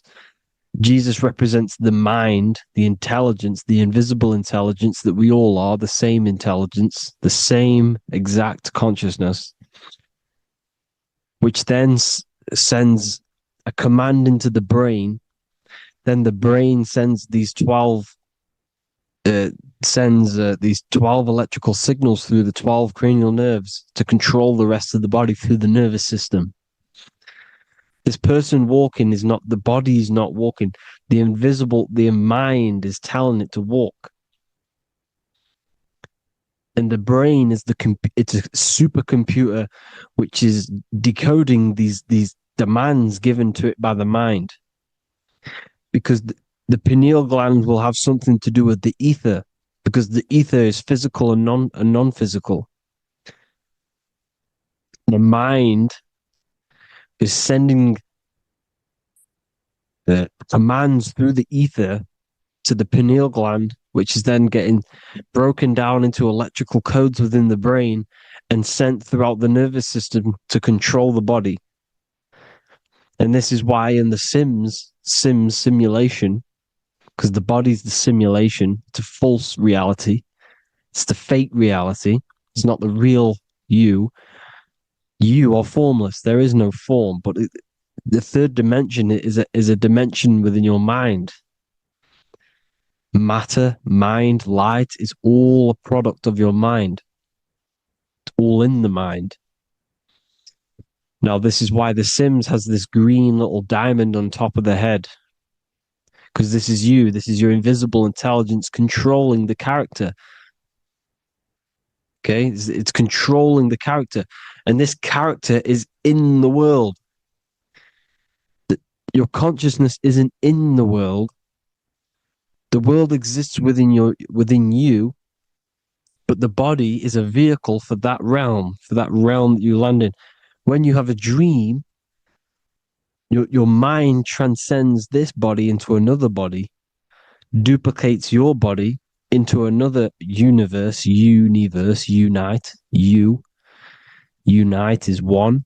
We're all one. It's all one universe, expressed in many different ways, infinitely. And the vehicle that you land in is the body to operate in that realm. This is the all-seeing eye, as you see here. The eye, this is all the intelligence. This is the ball of consciousness, God, expressed in different bodies. We're all this same one in different bodies, as you can see here. And this intelligence is expressing infinitely throughout the universe. An infinite universe. There's no beginning, no end. There was no beginning of the universe. There is no end. It's infinite. Always has and always will. But the mind is what gives you the ability to explore the universe, to make perception of it. We are God in disguise. We are God in disguise. We are God in flesh. But the body can become attached to the mind, can become attached to the body if the mind is not aware of itself. When the mind is that blinded by matter, and we lack knowledge and understanding of what we truly are, a formless, infinite being, a traveler. This is why Freemasons are called Freemasons. Mason means traveler. Free. You're a free traveler because your consciousness is a traveler of the universe. When we lack understanding, our mind bounds to the body because we don't separate the body with our different layers of consciousness. When we separate them and identify that we are mind, body, emotion, you then can apply this knowledge to when you want to astral travel and explore the different realms of your mind, because the mind is the universe. People, this is what we need to understand. The mind is the universe. I am you and you are me. This is the Egyptians showing you this. The Ankh. The Ankh is the symbol of life. This is the one ball of consciousness, mind, giving it the Ankh life to all the different life forms. The cows, the birds, the snakes, and the big Ankh given to the humans, because the humans are the most intelligent. We have the most advanced consciousness. We have the most advanced consciousness. This is why the one is giving a big Ankh to the humans here. Here you see again, this is not the sun. This is also showing Ankh giving out its life to all things infinitely. And this is the Most High.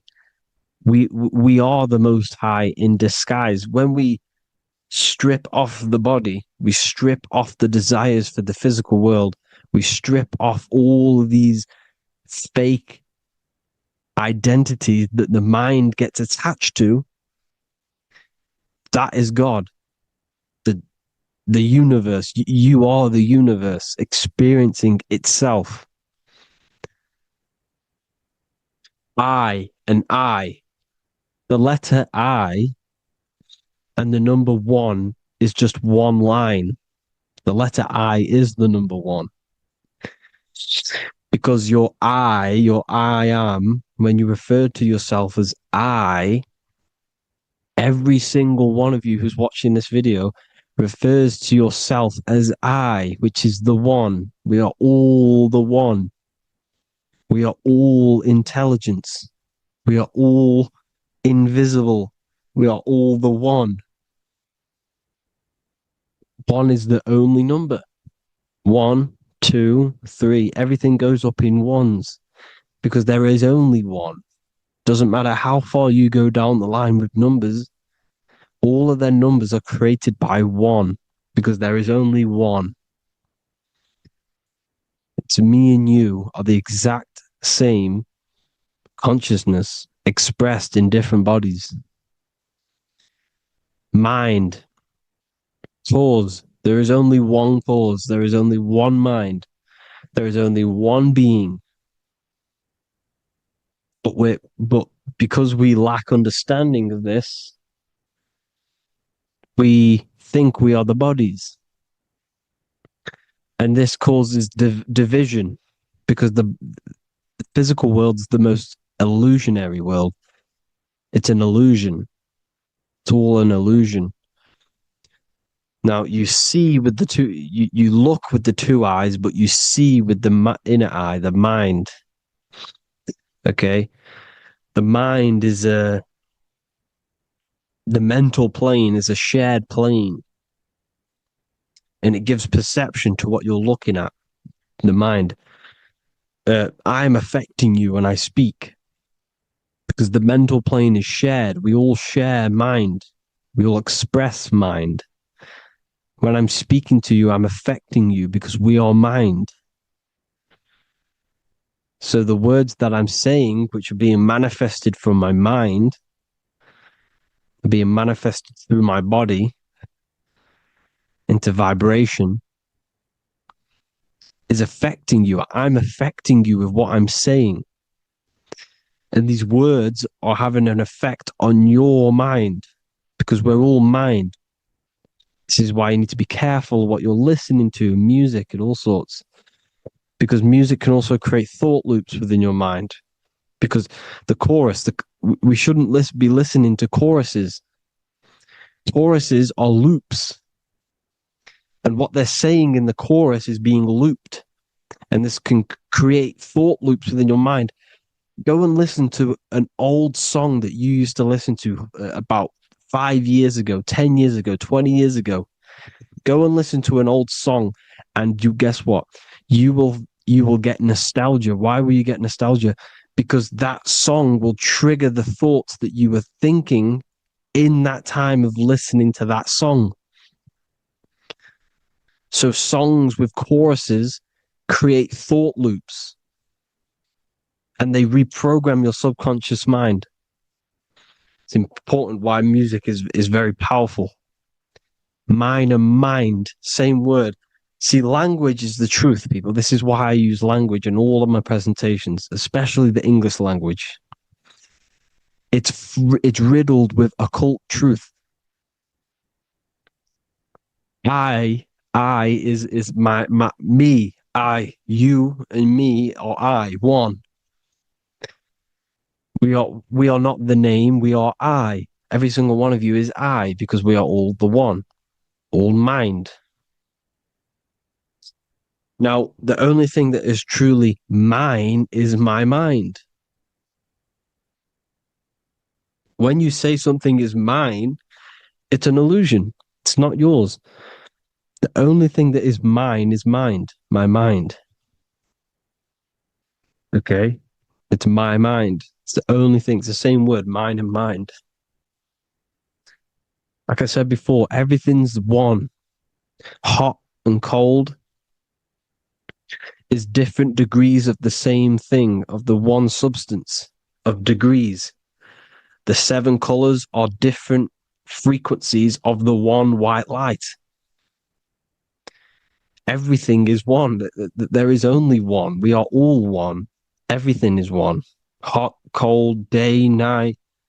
It's the same degree of one, which is mind. The mind's perception is what's giving it, labeling it hot or cold. The mind's perception of colors is what is giving it red or purple, hot or cold. There is only mind. The mind gives things perception. There is only one, that is mind. The conscious and the subconscious mind. The male and the female, these are married. The subconscious mind is your hidden part of the mind. Okay, it's hidden. You can't really, you can access it through different meditations and Reiki teachings, and dreams are manifestations of your subconscious. This is how you know mind and matter are one, because your mind creates matter in dreams. Your subconscious manifests everything in a dream, in the astral realms. The conscious is what you're conscious of, what you're consciously thinking of. So me, I am conscious that I am speaking into this mic and creating this video. My subconscious mind is the hidden part of the mind, which is speaking to my heart, telling it to beat. It's telling my food to digest. It's regulating all my blood. It's doing everything in my body without me being conscious of it. Without me being conscious. The subconscious is the feminine. The conscious is the male.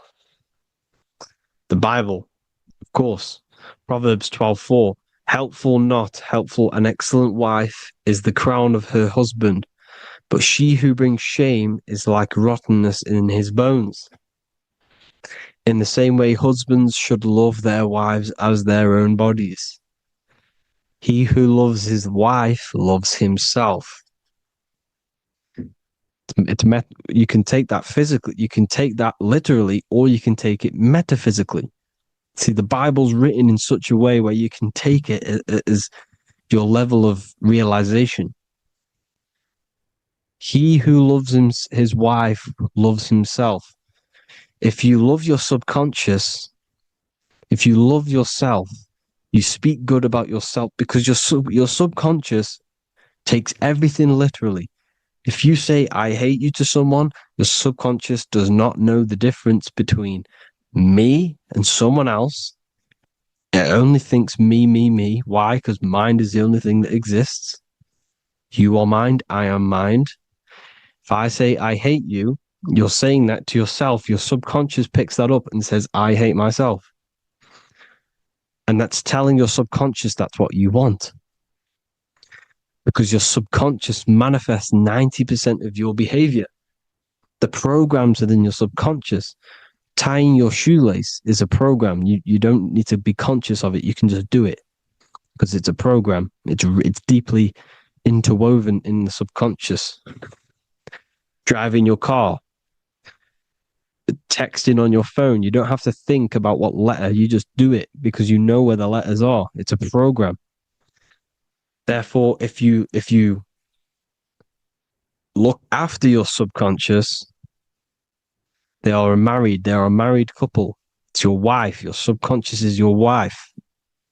And it manifests 90% of your daily basis thought patterns, actions, behaviors, emotions, all the things that you all the trauma that you've experienced is stored within your subconscious, which is affecting you. So let's say you were in a car crash 10 years ago and you had a really traumatic event, you really hurt yourself, and you had a very, very, very strong emotion that you felt of pain.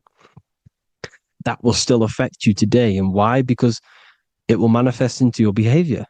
How? Well, you'll be cautious of what cars to go in and who.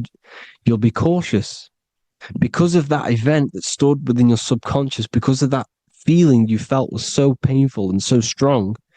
It's still manifesting into your behavior today.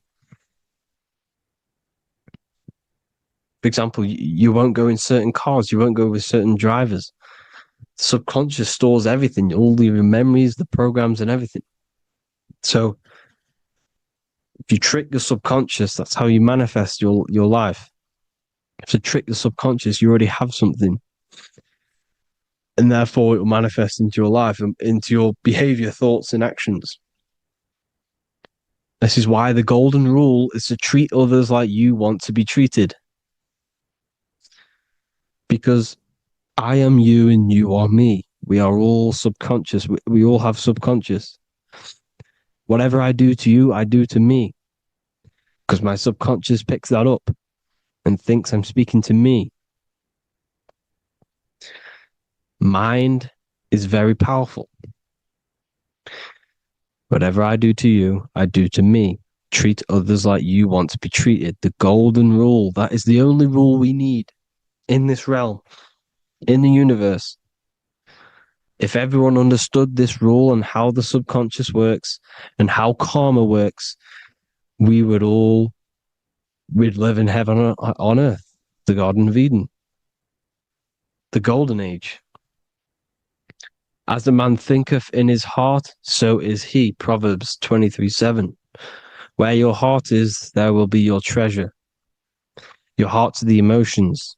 The storehouse of emotions is where you feel emotions. You have to let your emotions move through you, not become you. You can't let your emotions become you. But except be like the sky and let them pass through you. Be like the clouds and the stars passing over. Let them pass through you. Do not let them become you. And this is how emotions can take over your mind. We are driven by, when a man is driven by emotions, he has no self to control. You must control the mind, because the mind can be corrupted. Because your thoughts are electrical in the brain. Your thoughts come from the mental plane. So how the mind works is that you place your attentions on something in the mind, and infinite information just flows in. Think about it. When you think of a certain topic, as soon as you think of that topic, information comes flying into your mind. Different ideas, ping, ping, ping. It's all connected. It's why we call it a mindset, because your mind sets itself to frequencies. And when we think of something, we tap into that frequency, and just the universe, the mind, the mental plane just flows in information based on that frequency and that thought. The universe is just information. All of the information out there, nothing is new. It's all there. You just have to tap into it. You can tap into these different thoughts, and it's all there. Everything already exists within the mental plane. You don't think anything, you receive thoughts. We all share the mental plane. We affect each other. I'm affecting you. Listening to me is affecting your mental plane, your mind. The physical plane is the lowest plane. It's the world of effect. Everything you see in the physical plane is the effect of mind. Like I said, the person walking is the effect of their mind telling the body to walk. The physical plane is the lowest dimension of your mind. Mother Earth, we are in a mother. We're in the womb still. The Earth is feminine. It looks after you. It provides you with food for free. It grows on trees, with water. It's Mother Earth. It's the womb. The dome above your head is your mother's belly. Okay? Is your mother's belly. You're in the womb still. You're forever in the womb, because your mind's constantly expanding. Because when the baby's mind figures out that there is a reality outside of its mother, it starts to hear the people on outside of its mother, what does it do? It figures a way out of the mother, and it becomes born again in the water,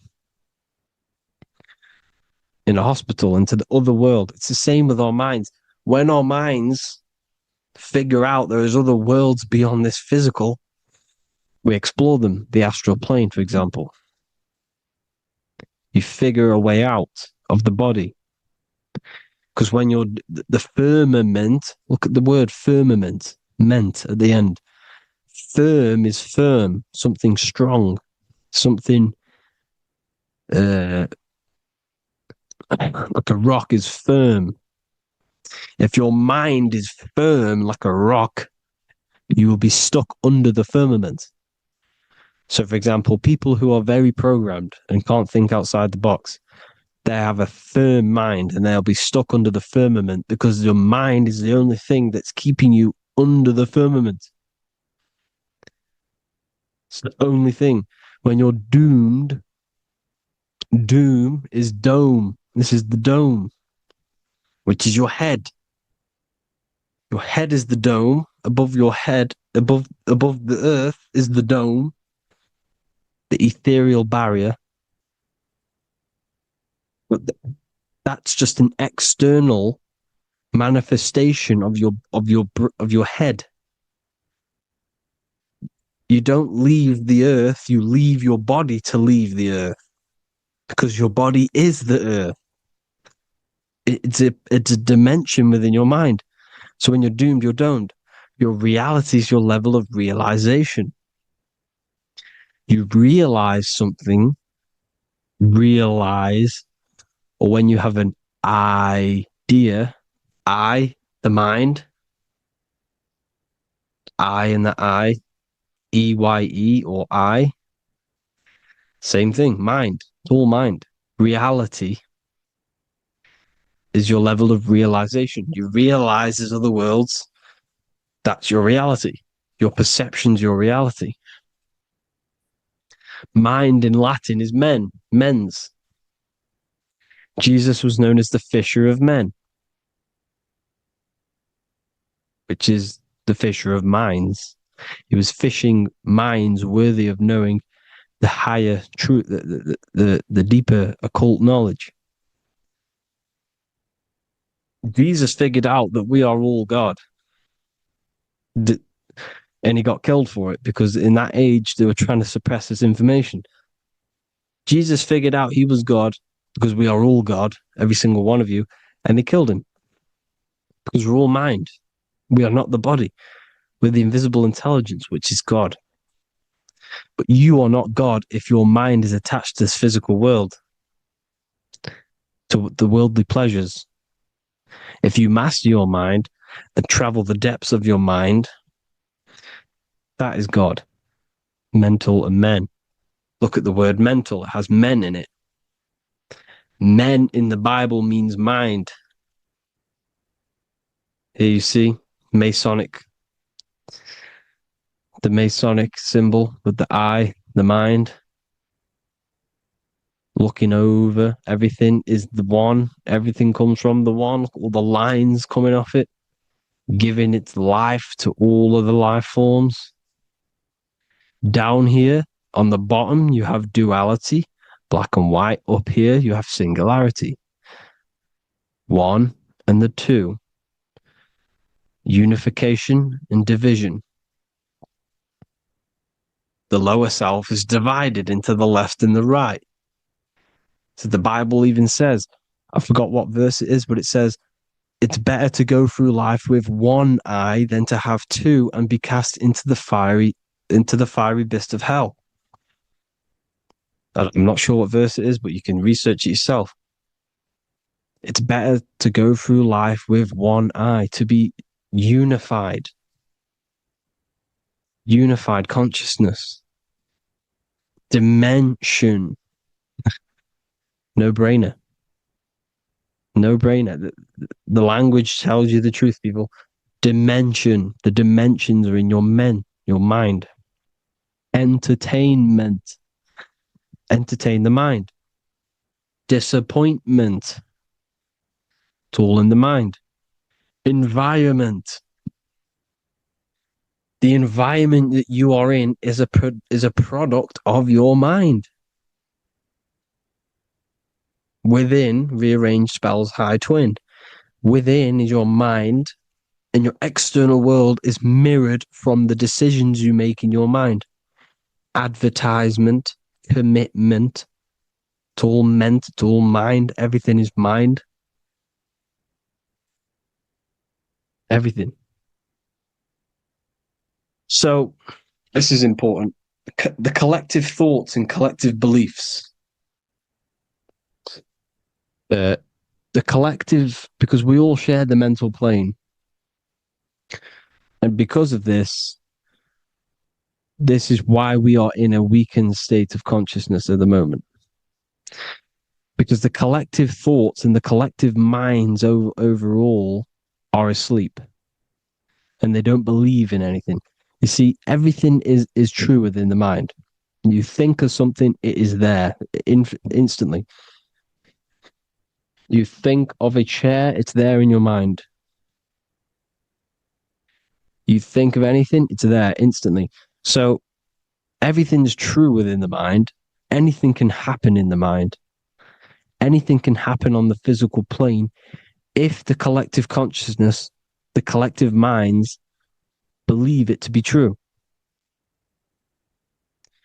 This is why back in the days, in the ancient days, you look at all the old world stuff, you see all this crazy technology, and it's because as a collective, as humanity back then, they believed that they had much more open minds. Therefore, the things manifested in the physical world were a lot more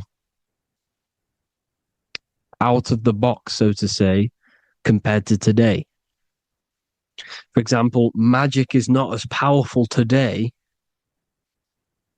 because the masses don't believe in it. It's still powerful, don't get me wrong. But if the masses believed, or if everyone knew magic could be real, because it is, anything's real in the mind, it would be a lot more powerful. You see? So and what they're trying to do is create a hive mind worldwide. They're trying to make one religion, an external God. What happens when you worship something external? You give energy to it, because where attention goes, energy flows. Where your mind gives attention to, energy goes there. And when we all believe in external gods and give our worship and our power to these external things, we all give energy to it, which will manifest as a demon in the astral planes. It's a hive mind. They're trying to make a hive mind to summon our energy. Trying to summon our energy. And it through mind, through collective thoughts.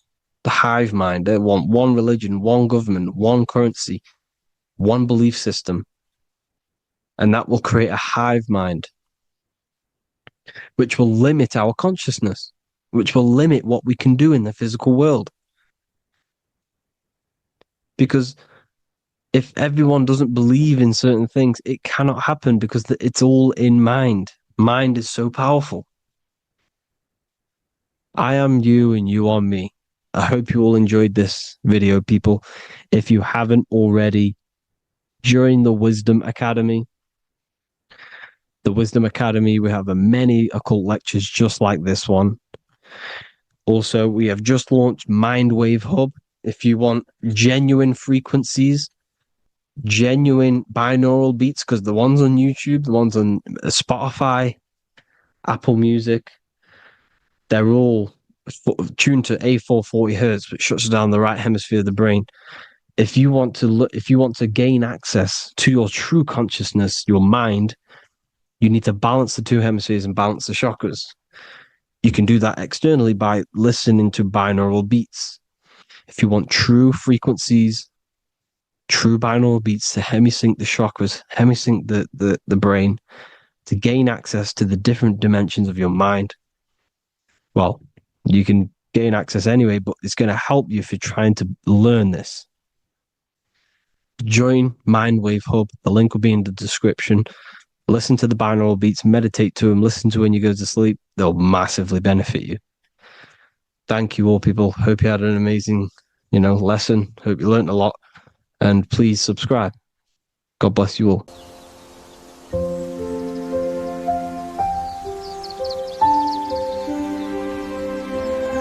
bookofwisdom.com. Visit today.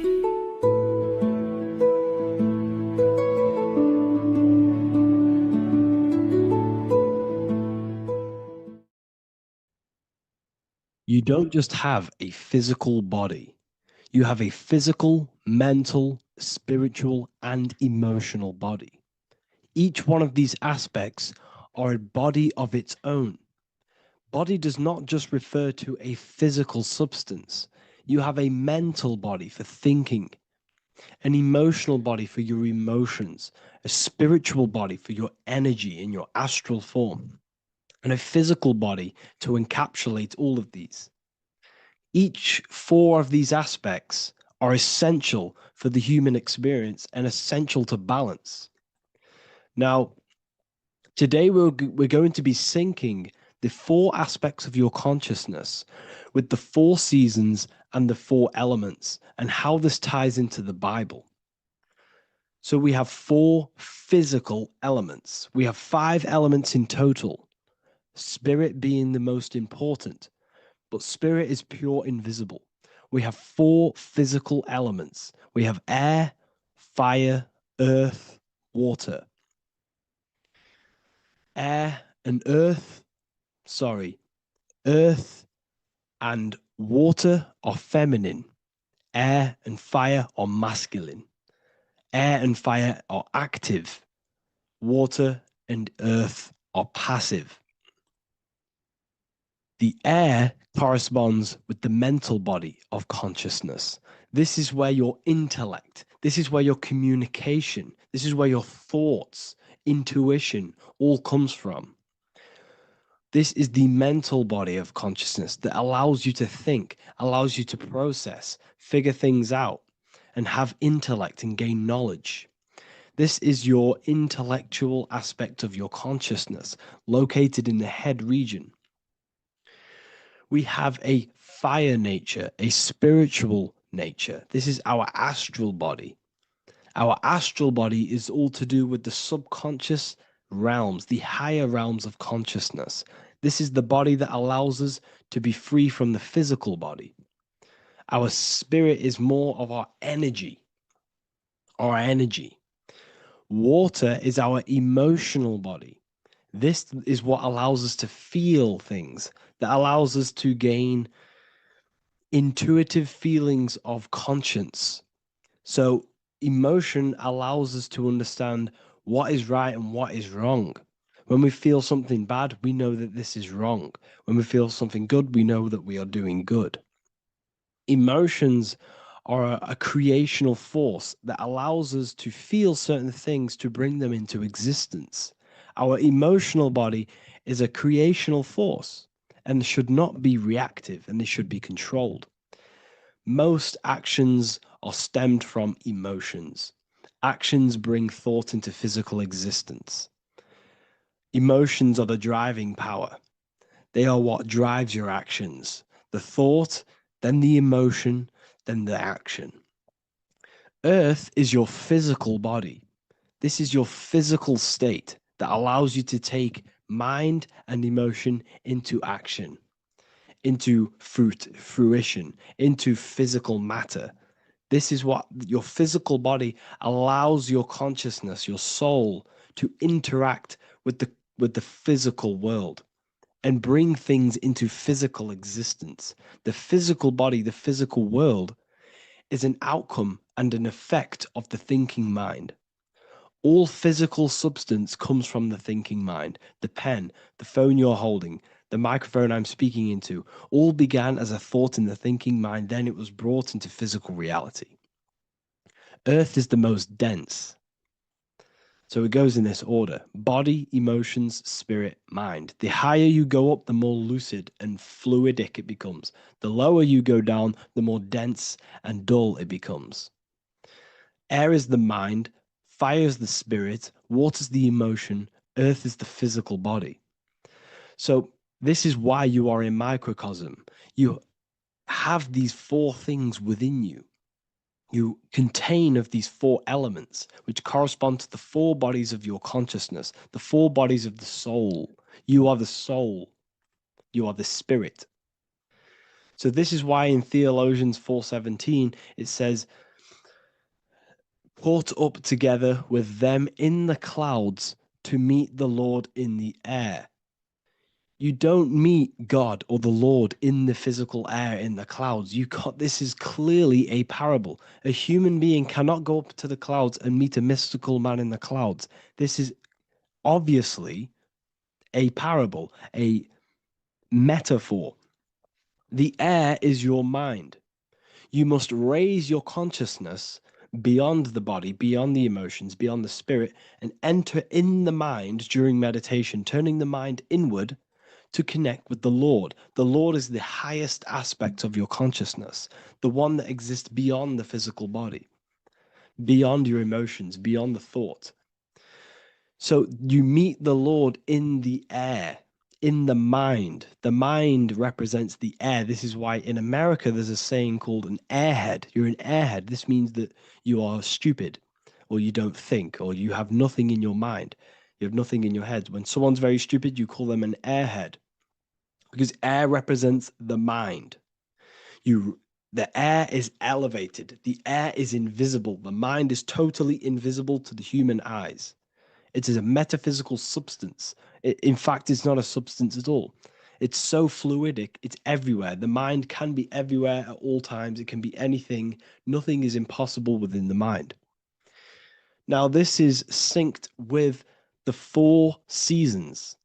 The 4 seasons represent the 4 aspects of human consciousness, the 4 bodies of your consciousness, the 4 bodies of your soul. The sun is your soul, okay?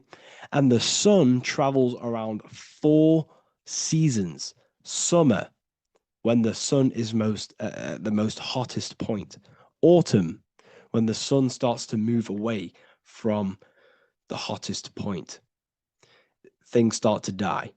Then it goes to winter. This is when everything dies. This is when things enter in within itself. This is when darkness occurs. Then spring. This is the reignition of the sun. This is when the sun starts to bring back the warmth back to the summer. You have 4 seasons, which correspond to the 4 bodies of consciousness. Fire is the spirit. This is when you are passionate. This is when you are taking action.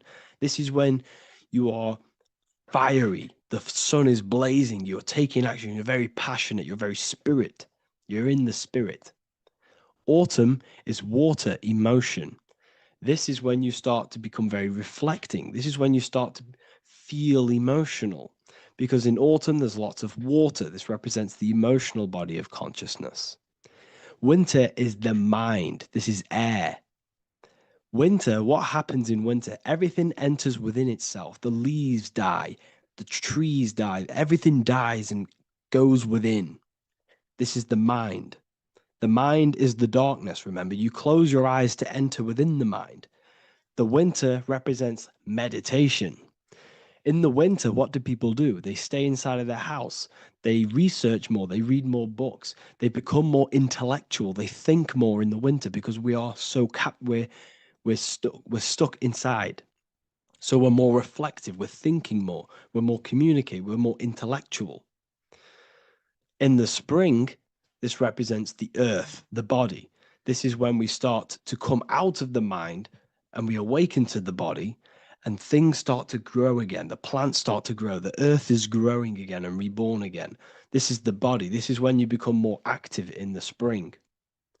And then the summer, back to the summer, we then take action on these thoughts and these thoughts that we gained over the winter. Essentially, this is just a massive cycle. And this is a daily cycle also. The nighttime is the winter. The morning is the spring. The midday is the summer. And the evening time is the autumn. This is a microcosm. We have 4 bodies of consciousness. You are the sun, you are the soul, and the soul has 4 bodies: summer, autumn, winter, spring. Emotion, air, body, spirit. Sorry, emotion, mind, body, spirit.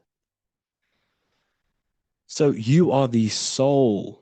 You are the pure essence of consciousness. The sun is your soul in the heart. And the seasons are inside of you because you are a microcosm. Okay? You are a microcosm. The word sun is son. The Latin word for sun is sol, which is soul or solo, because the sun is solo. It's on its own. You are the soul, and the soul has the 4 different bodies of consciousness. So before we move on any further, if I've blown your mind, please, if you can, leave a like, a comment, a share, and a subscribe. Let me know what videos you want me to make in the future. Please drop a like. It definitely will help me. You are a microcosm of the macrocosm. Man is a miniature universe that goes through its own cycles. The seasons of the summer, winter, spring, and autumn do not occur merely outside of him, but within him as well. The summer is within you. You feel different in the summer. You feel different in the winter. You feel, depending on the body of consciousness, it's your soul's interacting with. So the sun in the sky is your soul inside, and the sun goes through these cycles, which is affecting your bodies of consciousness, because the cycles represent your bodies of consciousness. Now, this ties in with the Bible. This is why we have 4 Gospels. This is why Matthew, Mark, Luke, and John are always seen with the 4 different zodiac sign animals or symbols. So you always see each one of the Gospels, if you just type in on Google Matthew, Mark, Luke, and John, type in ancient pictures, paintings, or pictures of them, and you will find these 4 zodiac signs are always standing with each one. Taurus, the bull; Leo, the lion; Scorpio, the eagle. An old symbol for Scorpio was the eagle, and a man for Aquarius. Here you see very, very ancient paintings and artwork. Here we see Matthew, the man, Aquarius. Here we see John, the Scorpio. Same here. We also see it on the tarot cards, on the world card. We see the 4 fixed zodiac signs. Here we see it as well.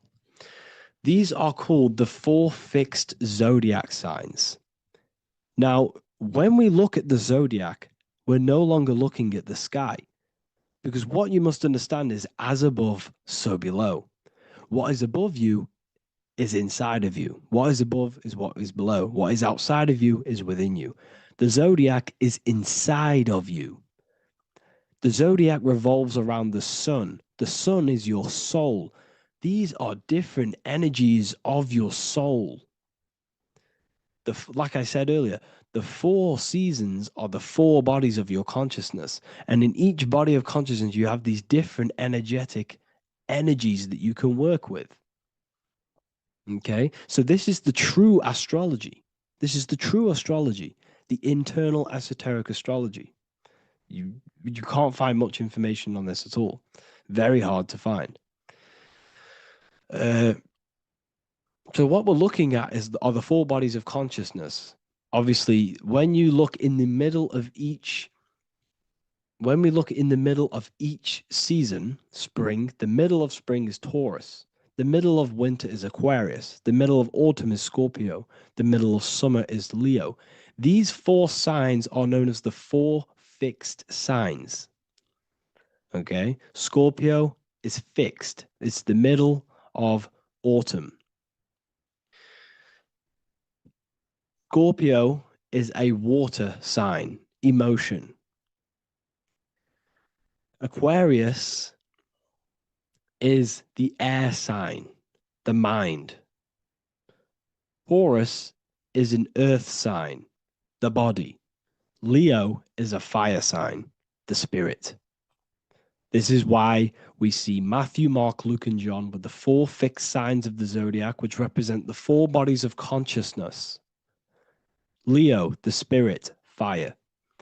Luke, Taurus, earth, body. Matthew, Aquarius, air, mind. John, Scorpio, water, emotion. Each gospel is depicting Jesus and showing Jesus in each gospel. Each one of these gospels is showing and depicting Jesus according to the different body of consciousness. In John, this is when Jesus starts to turn water into wine. Water is emotion. Wine is transmuted emotion. This is when he does miracles with his emotions, water into wine. Aquarius, which is Matthew, air, the mind. Inside of the Gospel of Matthew, this depicts Jesus as an intellectual person, a person who's communicating and using his mind, his mental body a lot inside of the Gospel of Matthew. Go and read it, and you will see this. Luke, Taurus, earth, the body. Luke shows and depicts Jesus according to the body of consciousness, the physical body. He shows Jesus as a human, being a human being, helping people physically and helping people's physical needs, like giving away food and doing all sorts of good things for other people. Leo, Mark, inside of the Gospel of Mark, this shows Jesus as a spiritual teacher, a passionate person who is taking action. Each gospel is showing Jesus according to the different body of consciousness, and Jesus represents you, the sun. That's why it's called the Son of God, the light of the world. Jesus represents your soul, and your soul has these 4 gospels, the 4 bodies of consciousness, the 4 fixed signs, the 4 elements, and the 4 seasons. These things all correspond to your consciousness. So this is Leonardo da Vinci showing you the exact same thing. Jesus is the I am, the Son, the soul, in the middle, on his own. Luke, spring, earth, body. There are 3 people in each group. There are 4 groups and there are 3 people in each group. 1, 2, 3. 1, 2, 3, 1, 2, 3, 1, 2, 3. Fall, winter, summer, spring. These are according to the 4 bodies of consciousness. Here we see Aries, which rules the head region. He's on the head of the table. Gemini, he's holding up the 2 hands because Gemini rules the 2 hands, the 2 arms. Gemini is the 2 twins, which is the 2 arms and 2 hands, and the 2 lungs. Here we see the beginning of summer, which is Cancer. You see the big knife here. Cancer, him here, this grey-haired guy, holding a knife for the crab. Cancer, they pinch. You have a knife, symbolizing the crab. Leo, the middle of summer, showing dominance. The sun is very dominant. He's got his elbow on the table, showing dominance. Virgo has no Adam's apple. Cancer here is pointing at this woman's neck, saying there's no Adam's apple. This is Virgo, the virgin, the only woman. Jesus, the sun. This is Libra, the balancing. He's holding his arms out balanced, showing the balancing of the sun, because when the sun enters Libra, the sun is balanced between winter and summer. So it's balanced. This is all astrology, but this is internal. Okay? This is Ezekiel's vision. Ezekiel had a vision in the Bible, and he saw the face of a man, the face of a lion, the face of an ox, and the face of an eagle. The eagle is Scorpio, the ox is Taurus, the lion is Leo, and the man is Aquarius. He saw the throne of God. And he saw the different bodies of consciousness. This is all symbolic for the different bodies of your soul. So when we look at the zodiac, we are actually looking at a map and the energies of our soul, and the energies of our bodies, and the energies of our consciousness. This is what we are looking at. Each zodiac is an aspect of our consciousness and an energy that we can work with and that we must purify. Balance and purification is essential. Imagine playing a brand new video game. Let's say a brand new video game came out and you had to play it. What happens when you play that game? You don't know the controls. You cause chaos in that game. You can't really run properly. You can't do anything properly. You're getting destroyed by other people who are playing that game. It's the same with your physical body. When you are born, you must learn how to play the game. You must learn how to balance the mind, learn how to balance the spirit, the emotions, and the physical body. We must balance and purify each body of our consciousness, which we must look after our physical body with our physical health by eating physical, electrical food like fruits and veg. We must look after our minds by being conscious of what enters our eyes, enters our ears, enters everything. Whatever enters our 5 senses is affecting our mind, our mental health, our environment, mental. We need to look after our thoughts. Control our thoughts by purifying our thoughts, only positive thoughts. Then we must purify our emotions, feeling only gratitude and love and not feeling these negative, dull emotions. Then we must look after our spiritual body through meditation and looking after our spirit. But remember, when we look after our mind, it all begins in the mind. Each body of consciousness is interlocked with the other. If you have an unhealthy body, you have an unhealthy mind, spirit, and emotions. If you have an unhealthy mind, you have an unhealthy body, spirit, and emotions. If you have an unhealthy emotions, you have an unhealthy spirit, mind, and physical body. They're all interlocked. You must balance each one of them. Look after your physical body. Look after your thoughts. Look after your emotions. Look after your spirit. But remember, the mind is the most powerful one. It's mind over matter. Once we look after the mind, because once we start to control our minds and control every thought we think, This will then turn into discipline in our physical body, because once we learn how to discipline the mind, we learn how to discipline what we eat, we learn how to discipline what we feel, we learn how to discipline our spirit. This is all interlocked, but work on the mind first. Work on the mind first. All of this knowledge is inside of the brand new Book of Wisdom, Volume 2. This is a revolution of human consciousness. If you've read it, please leave a review down below. If you've read Volume 1, leave a review down below. This is the next revolution. I don't see this information anywhere. This is the next revolution of human consciousness. And of course, if you are serious about this and you truly want to gain enlightenment and join an amazing community where you can connect with me on live calls, lectures, the Manifestation Mastery course, you can gain access to my library with over 45 PDFs plus my books. And if you do join the university, you can order a Volume 2 free of charge. All you have to do is to pay for shipping. If you truly take your knowledge serious and you want to take advantage of life, join the university. This is where truth seekers belong. Just want to say thank you all. Please leave a comment. Please leave a like. It's going to help me a lot spread this knowledge to the world. And yeah, share this with a friend and subscribe. Thank you all.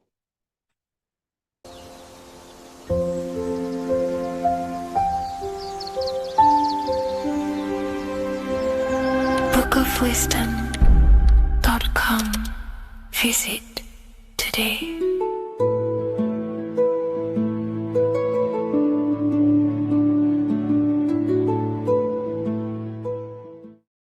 Welcome to Revival of Wisdom. Welcome people, we're back with another video, and this video is about Freemasonry and their connection to the Illuminati. Please, as always, to make sure to hit that like and the subscribe button and turn on the notifications to never miss a video. On May the 1st, 1776, the founder of the Illuminati, Adam Weishaupt, founded this secret organization, and this date can be found in Roman numerals underneath the all-seeing eye pyramid on the $1 bill. This $1 bill also says Anno Coptus Novus Ordo Secularum. This is Latin for announcing the birth of the New World Order. This New World Order will be headed by Lucifer, the all-seeing eye, and followed by the 13 layers of bricks for the 13 elite bloodlines. So your Orsini's, Rockefellers, Rothschilds, Soroses, and the other 9 elite families. So when Adam Weishaupt created the Illuminati, he made it consisting of high-level degree Masons, French and Latin philosophers, and many more powerful people to all become one society. So this is why you see Masons using this same symbol of the all-seeing eye inside the pyramid.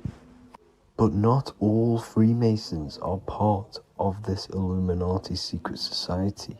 As the 33rd degree Freemason Manly P. Hall said in his book The Secret Teachings of All Ages, Freemasonry is a fraternity within a fraternity, an outer organization concealing an inner brotherhood of the elect.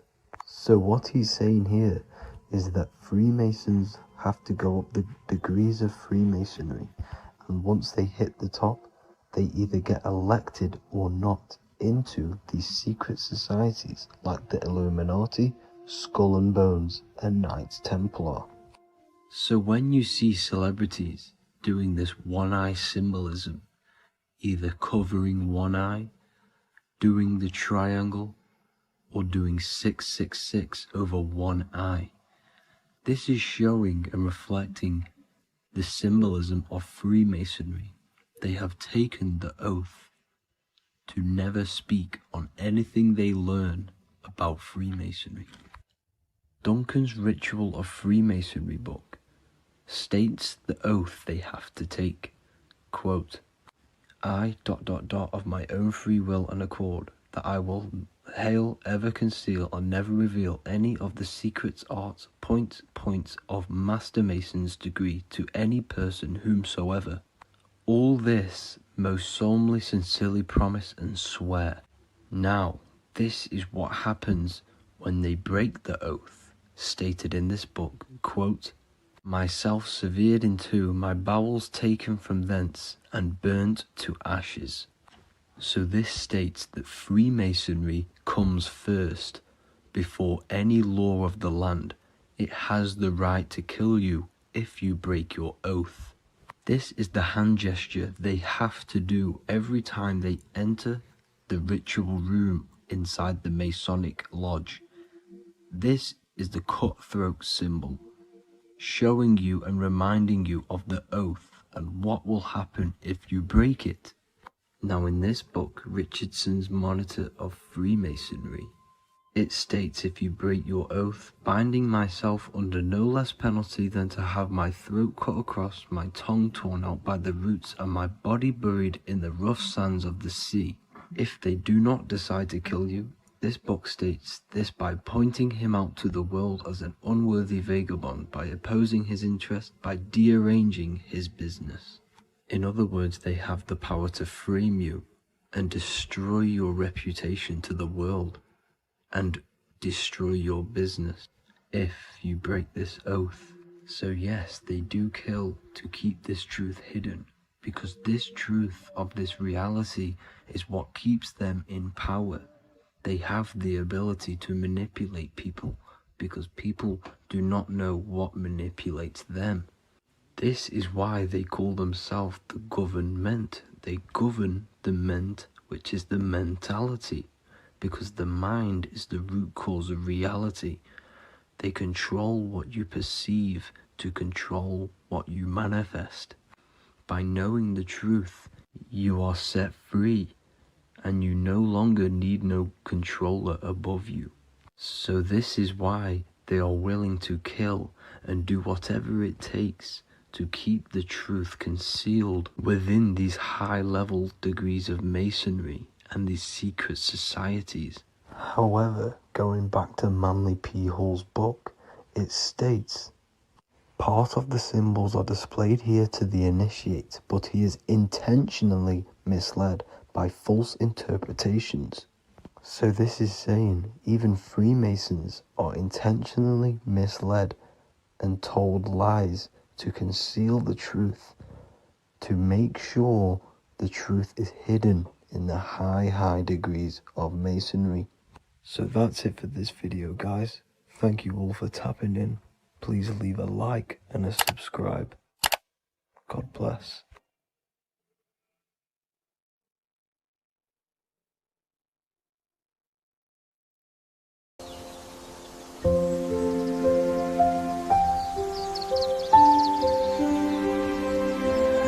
bookofwisdom.com. Visit today.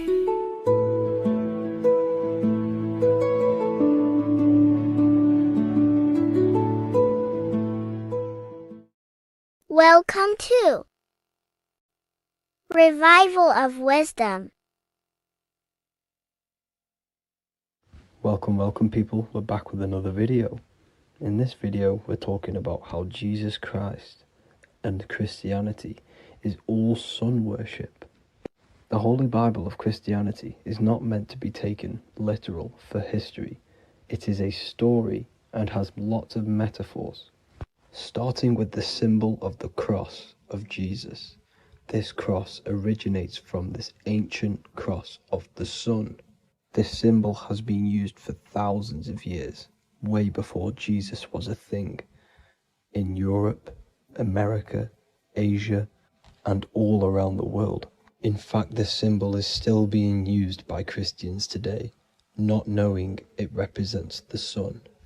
This is a 4,500-year-old artifact, a golden plate with an equal-armed cross found in England. The gold to symbolize the sun, and the equal-armed cross for the 4 equal seasons of the year. So this is why in the Bible you have Matthew, Mark, Luke, and John, symbolizing the yearly cycle of the sun and the 4 equal seasons. Also in the Bible, Jesus is referred to as the light of the world. So yes, Jesus represents the sun. He is a metaphor for the sun.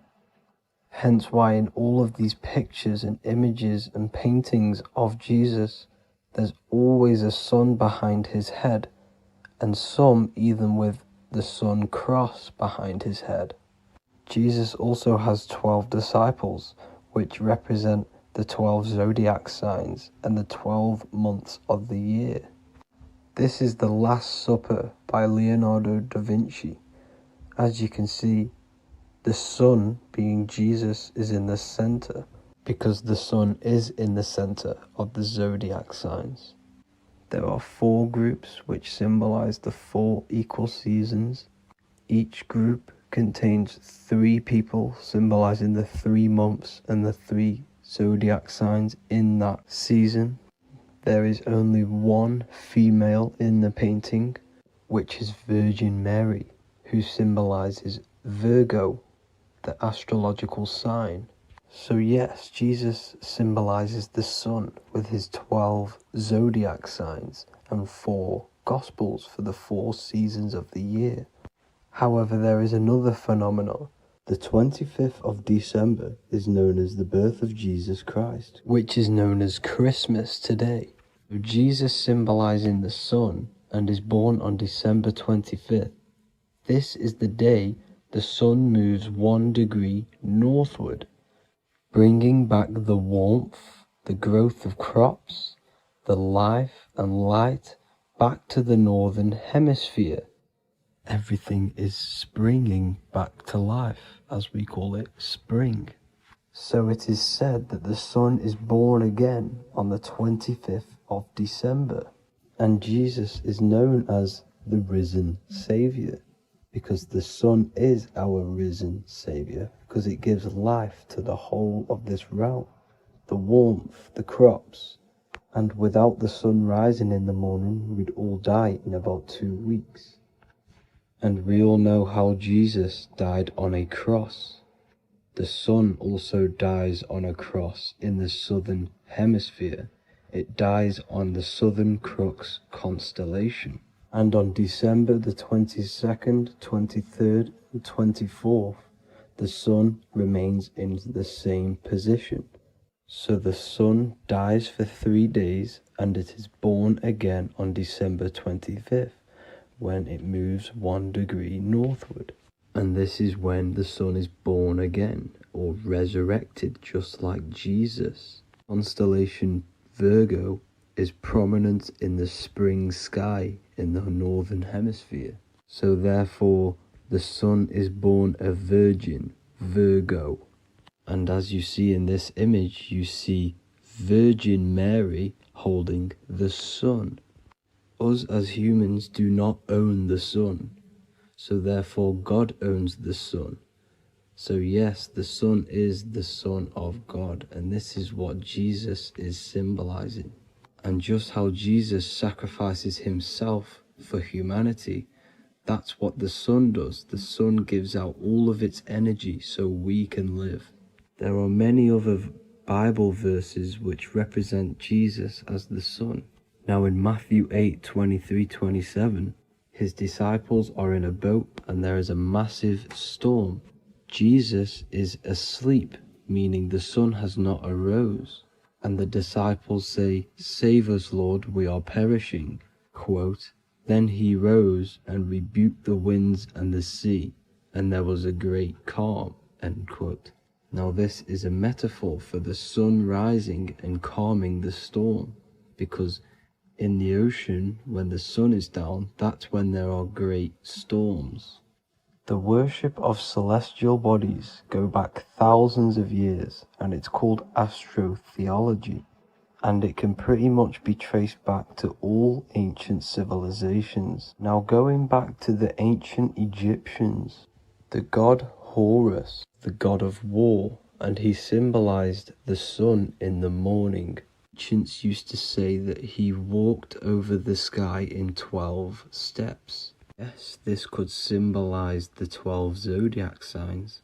It also symbolizes the 12 hours of daylight.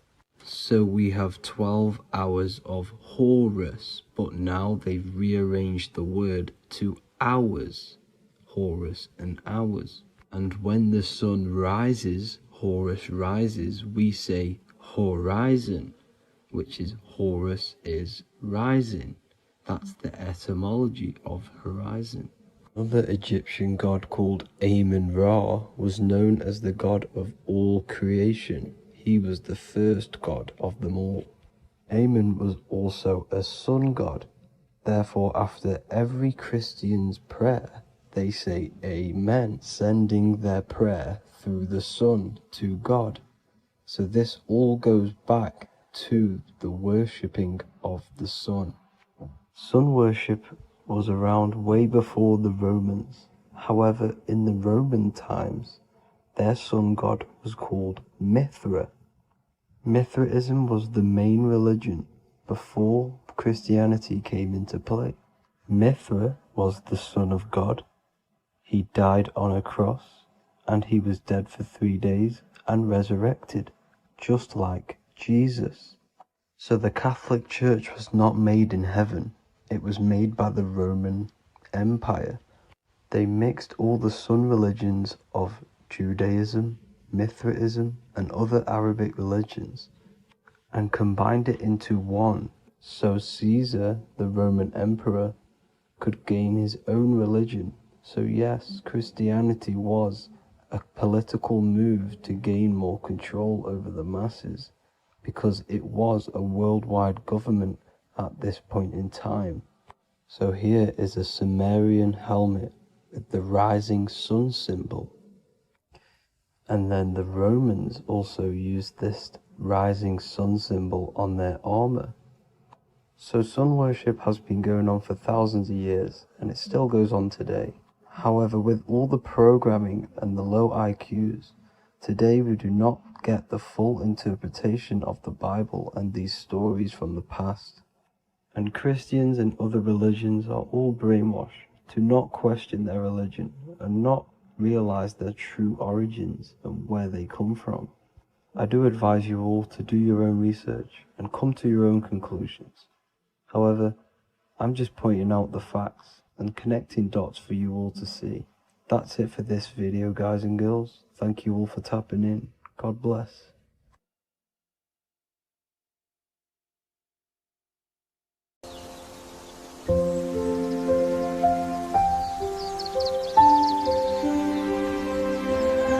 bookofwisdom.com. Visit today.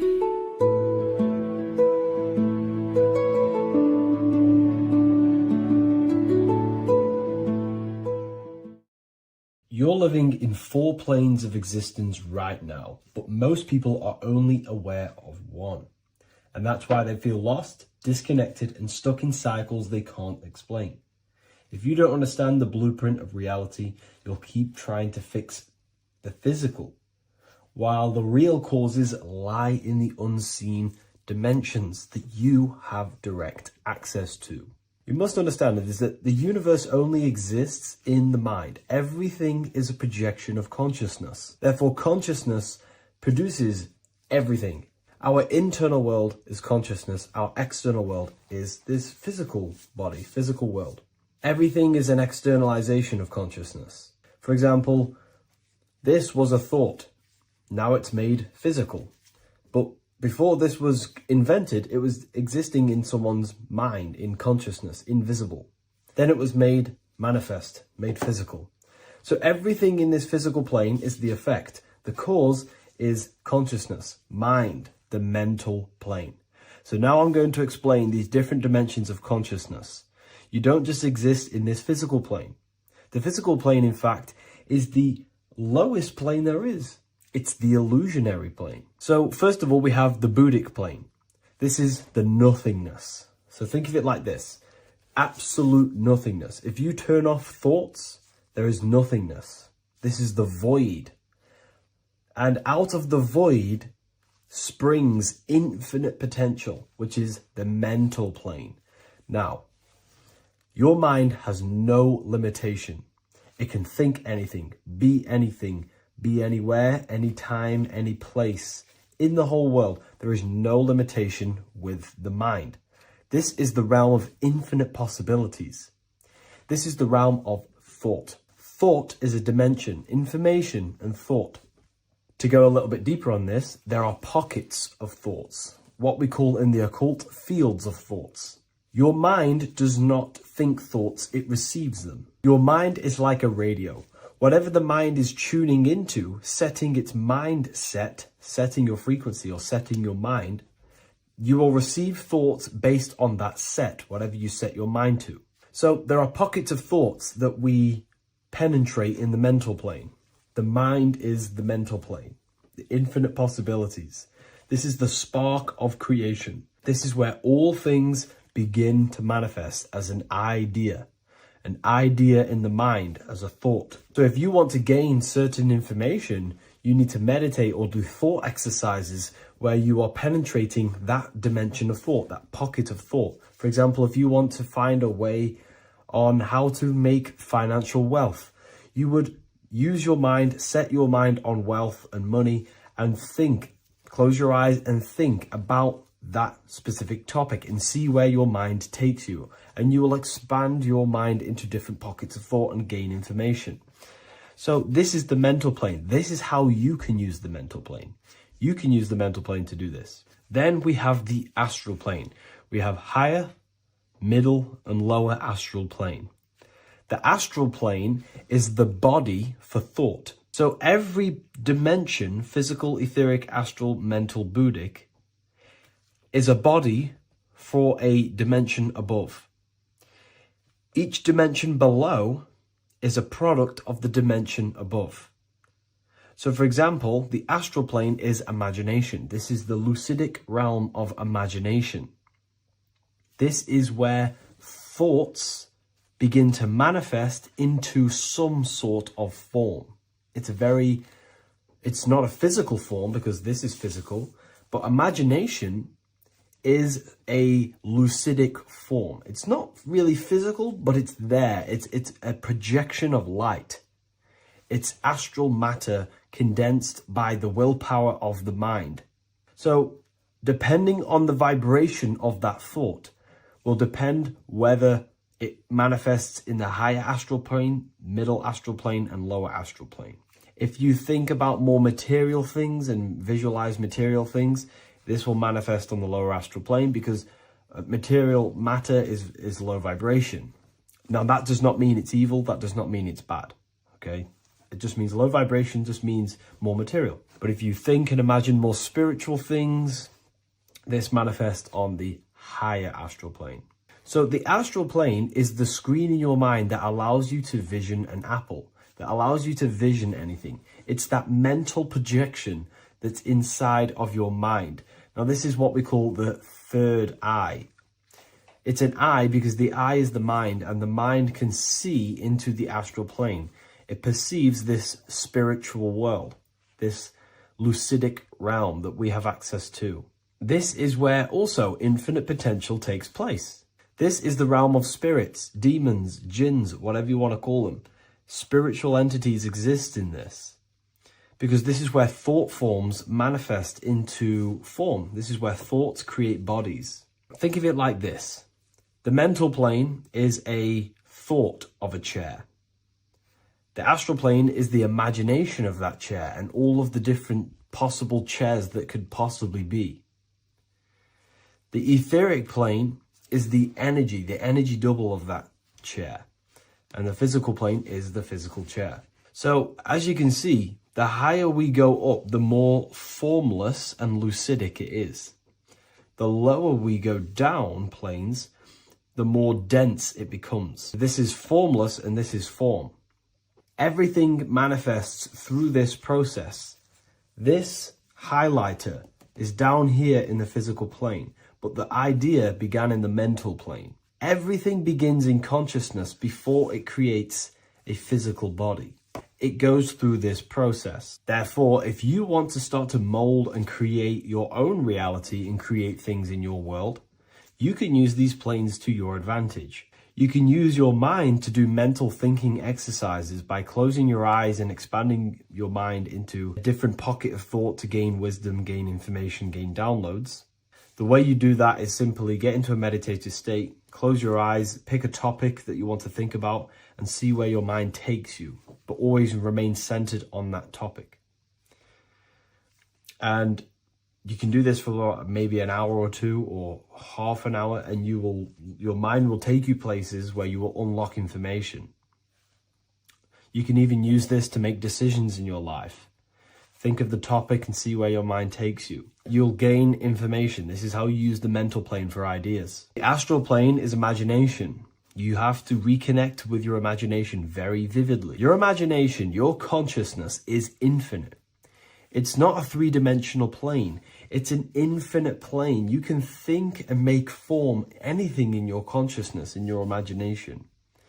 You can think anything and you can imagine anything in the most vast details. You just have to reconnect with your imagination. I have a free book on my website. I'll leave the link in the description. It's an ebook. It's called Activating the Inner Eye. This is going to help you reconnect with your imagination. It's a practical guide on how to imagine. So once you know how to use the mental plane and astral plane, thought and imagination, you pretty much need to use the physical plane to take physical action with this physical body that you have and start to manifest these desires you have in the higher planes. Now, it's very important that we master the mind, because the mind is the very fabric of reality. We become what we think about. Your life is a product of every thought you thought in the past. It is the mind that directs the flow of consciousness. And wherever this consciousness is flowing is what you will create in your life. Consciousness is the most potent force in the universe, and the mind is pretty much the universe in a microcosm form. It is infinite potential, and your mind will continue to expand into new realms of thought forever and ever and ever. You are eternal. You are not this physical body down here. You are consciousness, literally dreaming that you are in this physical body. So everything begins with the mind. We need to be conscious of the thoughts that enter our mental field of consciousness. There is a level of self-awareness that you can reach where you can become conscious of pretty much every single thought that enters your mental field. Now, we have over 7,000 thoughts a day. You can gain such mastery over your mind where you can become conscious of every thought you think. And that is when you gain superior power. Because when the mind is fully under control of self, you can direct the mind's potent force into a specific goal. Most people's minds are dualistic. They want something, but their mind is thinking something else. They have limiting belief systems. They have the little voice that comes in and says, you can't do this, you're a failure.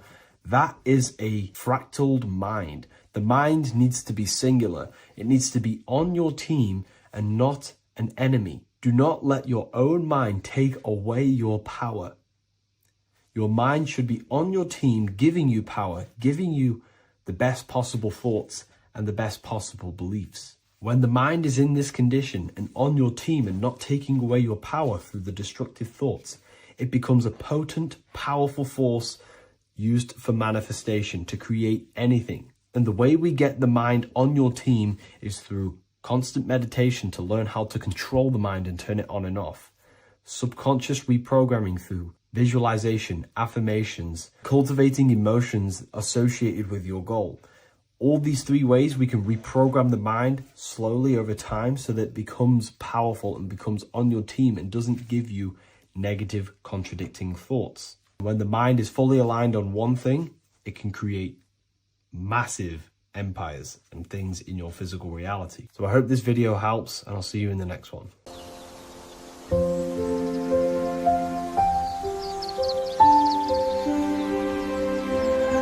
bookofwisdom.com. Visit today.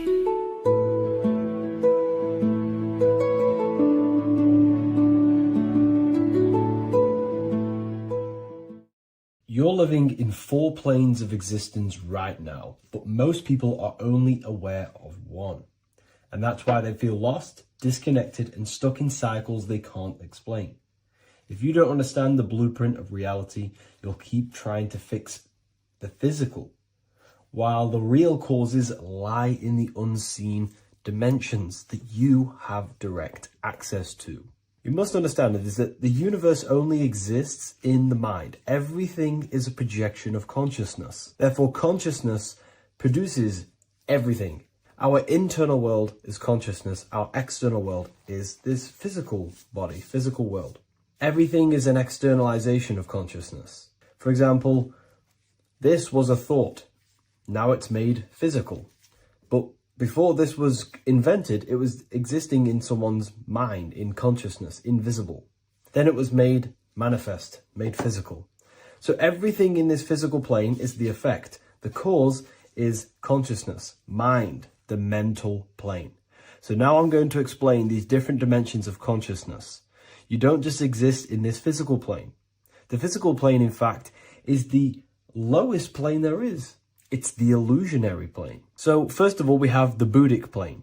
This is the nothingness. So think of it like this. Absolute nothingness. If you turn off thoughts, there is nothingness.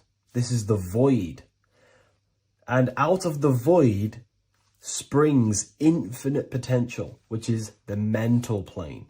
Now, your mind has no limitation.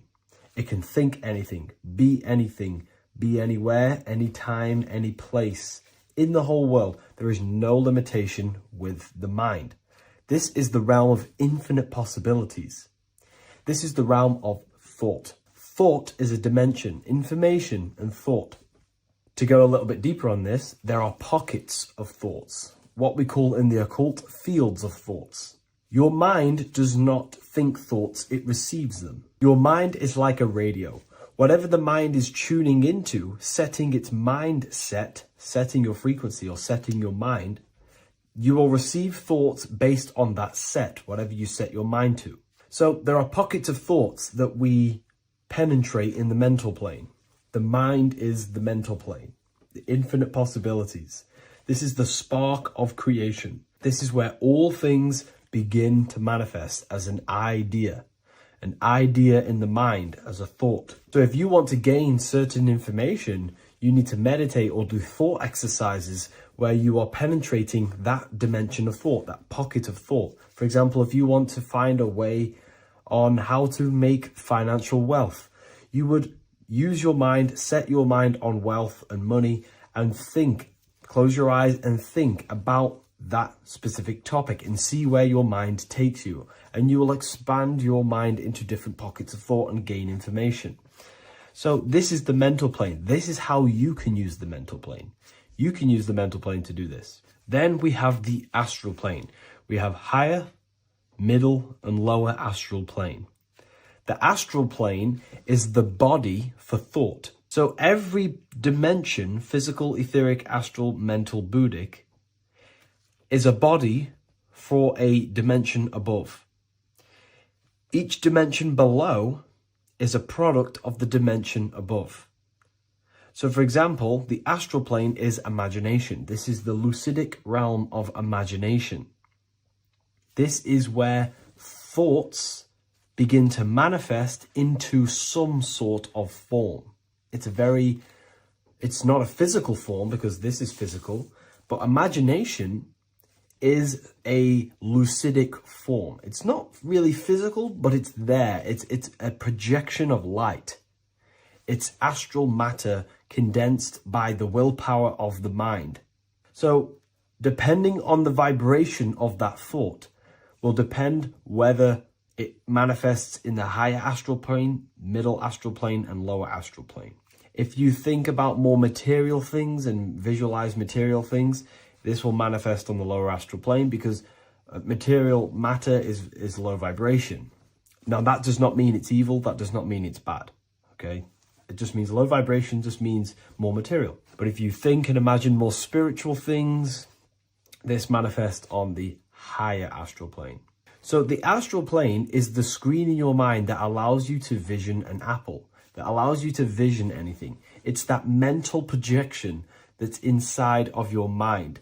Now, this is what we call the third eye. It's an eye because the eye is the mind, and the mind can see into the astral plane. It perceives this spiritual world, this lucidic realm that we have access to. This is where also infinite potential takes place. This is the realm of spirits, demons, jinns, whatever you want to call them. Spiritual entities exist in this because this is where thought forms manifest into form. This is where thoughts create bodies. Think of it like this. The mental plane is a thought of a chair. The astral plane is the imagination of that chair and all of the different possible chairs that could possibly be. The etheric plane is the energy double of that chair. And the physical plane is the physical chair. So, as you can see, the higher we go up, the more formless and lucidic it is. The lower we go down planes, the more dense it becomes. This is formless and this is form. Everything manifests through this process. This highlighter is down here in the physical plane, but the idea began in the mental plane. Everything begins in consciousness before it creates a physical body. It goes through this process. Therefore, if you want to start to mold and create your own reality and create things in your world, you can use these planes to your advantage. You can use your mind to do mental thinking exercises by closing your eyes and expanding your mind into a different pocket of thought to gain wisdom, gain information, gain downloads. The way you do that is simply get into a meditative state, close your eyes, pick a topic that you want to think about, and see where your mind takes you, but always remain centered on that topic. And you can do this for maybe an hour or two or half an hour, and your mind will take you places where you will unlock information. You can even use this to make decisions in your life. Think of the topic and see where your mind takes you. You'll gain information. This is how you use the mental plane for ideas. The astral plane is imagination. You have to reconnect with your imagination very vividly. Your imagination, your consciousness is infinite. It's not a three-dimensional plane. It's an infinite plane. You can think and make form anything in your consciousness, in your imagination. You can think anything and you can imagine anything in the most vast details. You just have to reconnect with your imagination. I have a free book on my website. I'll leave the link in the description. It's an ebook. It's called Activating the Inner Eye. This is going to help you reconnect with your imagination. It's a practical guide on how to imagine. So once you know how to use the mental plane and astral plane, thought and imagination, you pretty much need to use the physical plane to take physical action with this physical body that you have and start to manifest these desires you have in the higher planes. Now, it's very important that we master the mind because the mind is the very fabric of reality. We become what we think about. Your life is a product of every thought you thought in the past. It is the mind that directs the flow of consciousness. And wherever this consciousness is flowing is what you will create in your life. Consciousness is the most potent force in the universe, and the mind is pretty much the universe in a microcosm form. It is infinite potential, and your mind will continue to expand into new realms of thought forever and ever and ever. You are eternal. You are not this physical body down here. You are consciousness, literally dreaming that you are in this physical body. So everything begins with the mind. We need to be conscious of the thoughts that enter our mental field of consciousness. There is a level of self-awareness that you can reach where you can become conscious of pretty much every single thought that enters your mental field. Now, we have over 7,000 thoughts a day. You can gain such mastery over your mind where you can become conscious of every thought you think. And that is when you gain superior power. Because when the mind is fully under control of self, you can direct the mind's potent force into a specific goal. Most people's minds are dualistic. They want something, but their mind is thinking something else. They have limiting belief systems. They have the little voice that comes in and says, you can't do this, you're a failure. That is a fractaled mind. The mind needs to be singular. It needs to be on your team and not an enemy. Do not let your own mind take away your power. Your mind should be on your team, giving you power, giving you the best possible thoughts and the best possible beliefs. When the mind is in this condition and on your team and not taking away your power through the destructive thoughts, it becomes a potent, powerful force used for manifestation to create anything. And the way we get the mind on your team is through constant meditation to learn how to control the mind and turn it on and off. Subconscious reprogramming through visualization, affirmations, cultivating emotions associated with your goal. All these three ways we can reprogram the mind slowly over time so that it becomes powerful and becomes on your team and doesn't give you negative contradicting thoughts. When the mind is fully aligned on one thing, it can create massive empires and things in your physical reality. So I hope this video helps, and I'll see you in the next one.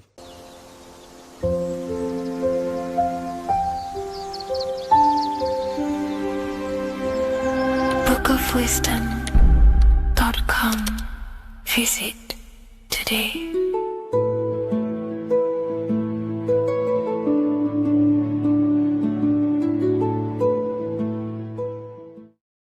Do the elites actually worship Saturn? In this video, we're going to be discussing the occult and esoteric meaning of the 7 planets and the abuse of the Saturnic energy within today's world. This will help you gain a deeper understanding of reality, yourself, how you create reality, and what these 7 planetary energies actually truly are. In order to understand anything within the universe, we have to understand the law of correspondence, the law of as above, so below. There is one consciousness expressed in infinite forms. Me, you, the squirrel, everyone who possesses consciousness within this universe is an expression of the one divine consciousness, what we like to call Source, God, or the grand architect of the universe. We have to understand there is a large scale, but the large scale is mirrored in the small scale. If we look at lightning, this is a large scale. This is the macrocosm. Then we go a bit smaller to the trees. We see the same pattern. Then we look a little bit smaller into the human body. We see the same pattern of the nervous system. Then if we zoomed into the microcosm, brain cells, we still see the same pattern. This reveals the universe is a fractal universe. The large is reflected in the small. And this is the symbol of the Fibonacci sequence, which represents this as above, so below principle. The big spiral represents the macrocosm, but then this spirals into the tiny spiral. This symbol goes for eternity, never touching, never finishing. The large is mirrored in the small. With understanding this, we can realize that we are a microcosm of God. We are our own universe. We are our own world. Your body is the earth. Your mind is the mind of God, just in a smaller version. You are a drop in the ocean of the vast collective consciousness. With that being said, everything you see outside of you is inside of you. As above, so below. The 7 planetary energies on a macrocosmic scale are the 7 energies that form the physical world. The physical dimension is crystallized thought. Everything you see around you was thought made manifest. Thought imagined, then created in the physical reality. Therefore, these 7 planetary energies are 7 astral forces that create and weave the material existence. For example, if we look at a tree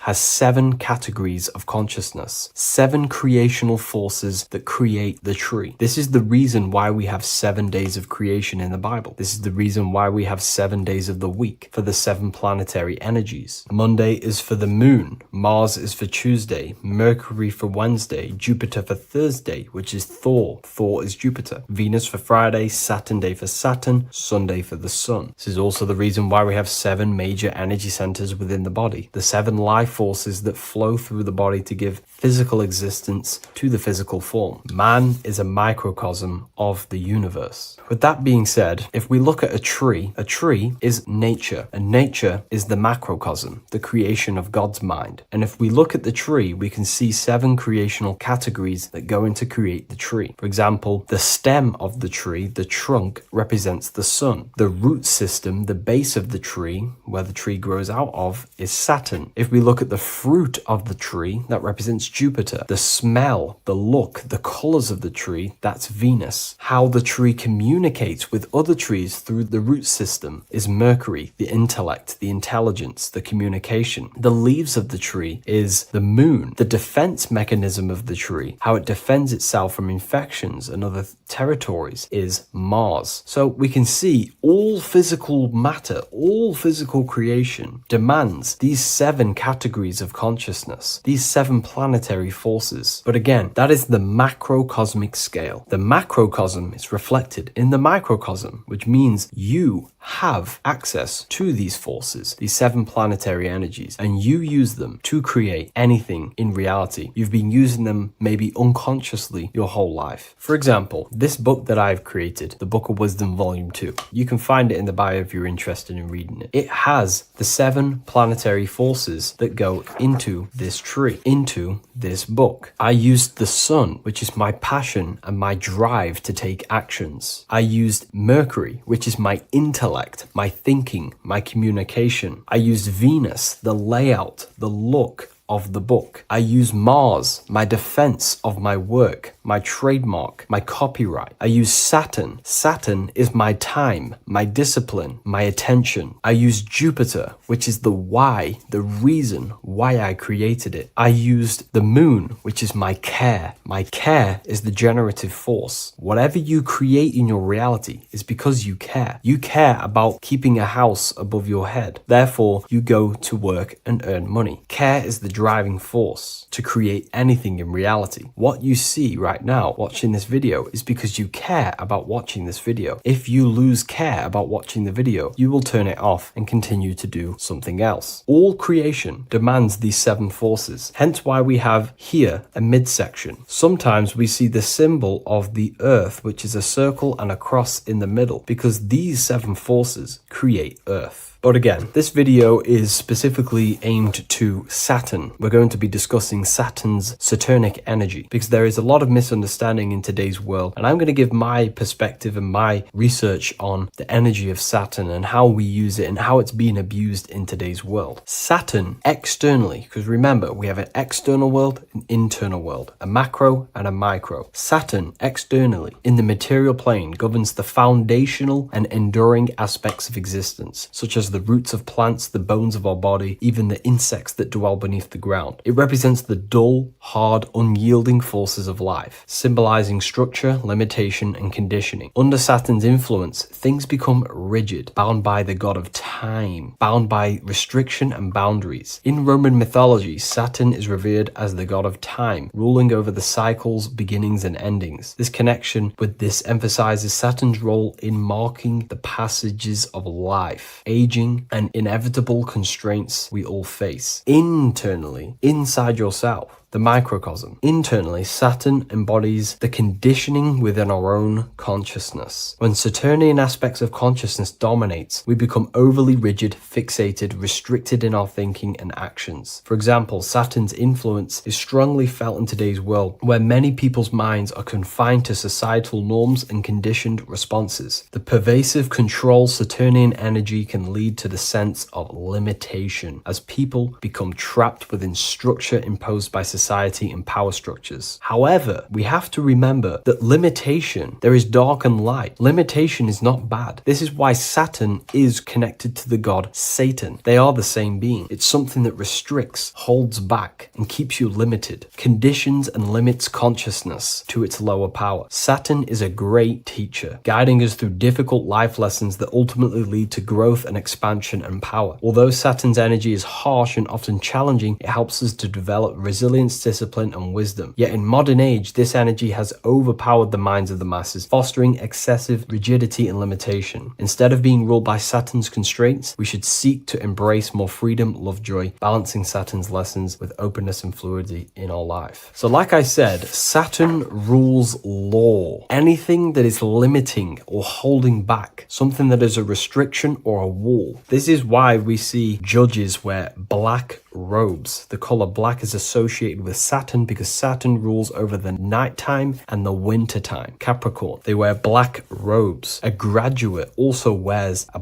black robe with a black square cap on its head because black is associated with Saturn, restriction, limitation. University graduates wear this. Personally, not to offend anyone, these educational systems that we have in today's world are not here to give you power, to find you the power of consciousness or yourself. They are simply to restrict you, to keep the mind limited in a certain belief system. That's not to say the things in university are completely useless, but what I'm saying is it is a conditioning by the educational system. And if we actually look at the top of the hat, it's a square over a circle. And in Freemasonry, we see the compass on top of the square. In Freemasonry, we see the square underneath the compass on top of the square. The square creates squares and the compass creates circles. So this is symbolizing the square, which is matter, the circle, which is spirit, matter over spirit when it needs to be spirit over matter. This is a symbol of conditioning, limiting the mind into being locked in the five senses and base consciousness. Saturn's energy is keeping people restricted. This is why there is so much Saturn symbolism in today's world, because Saturn is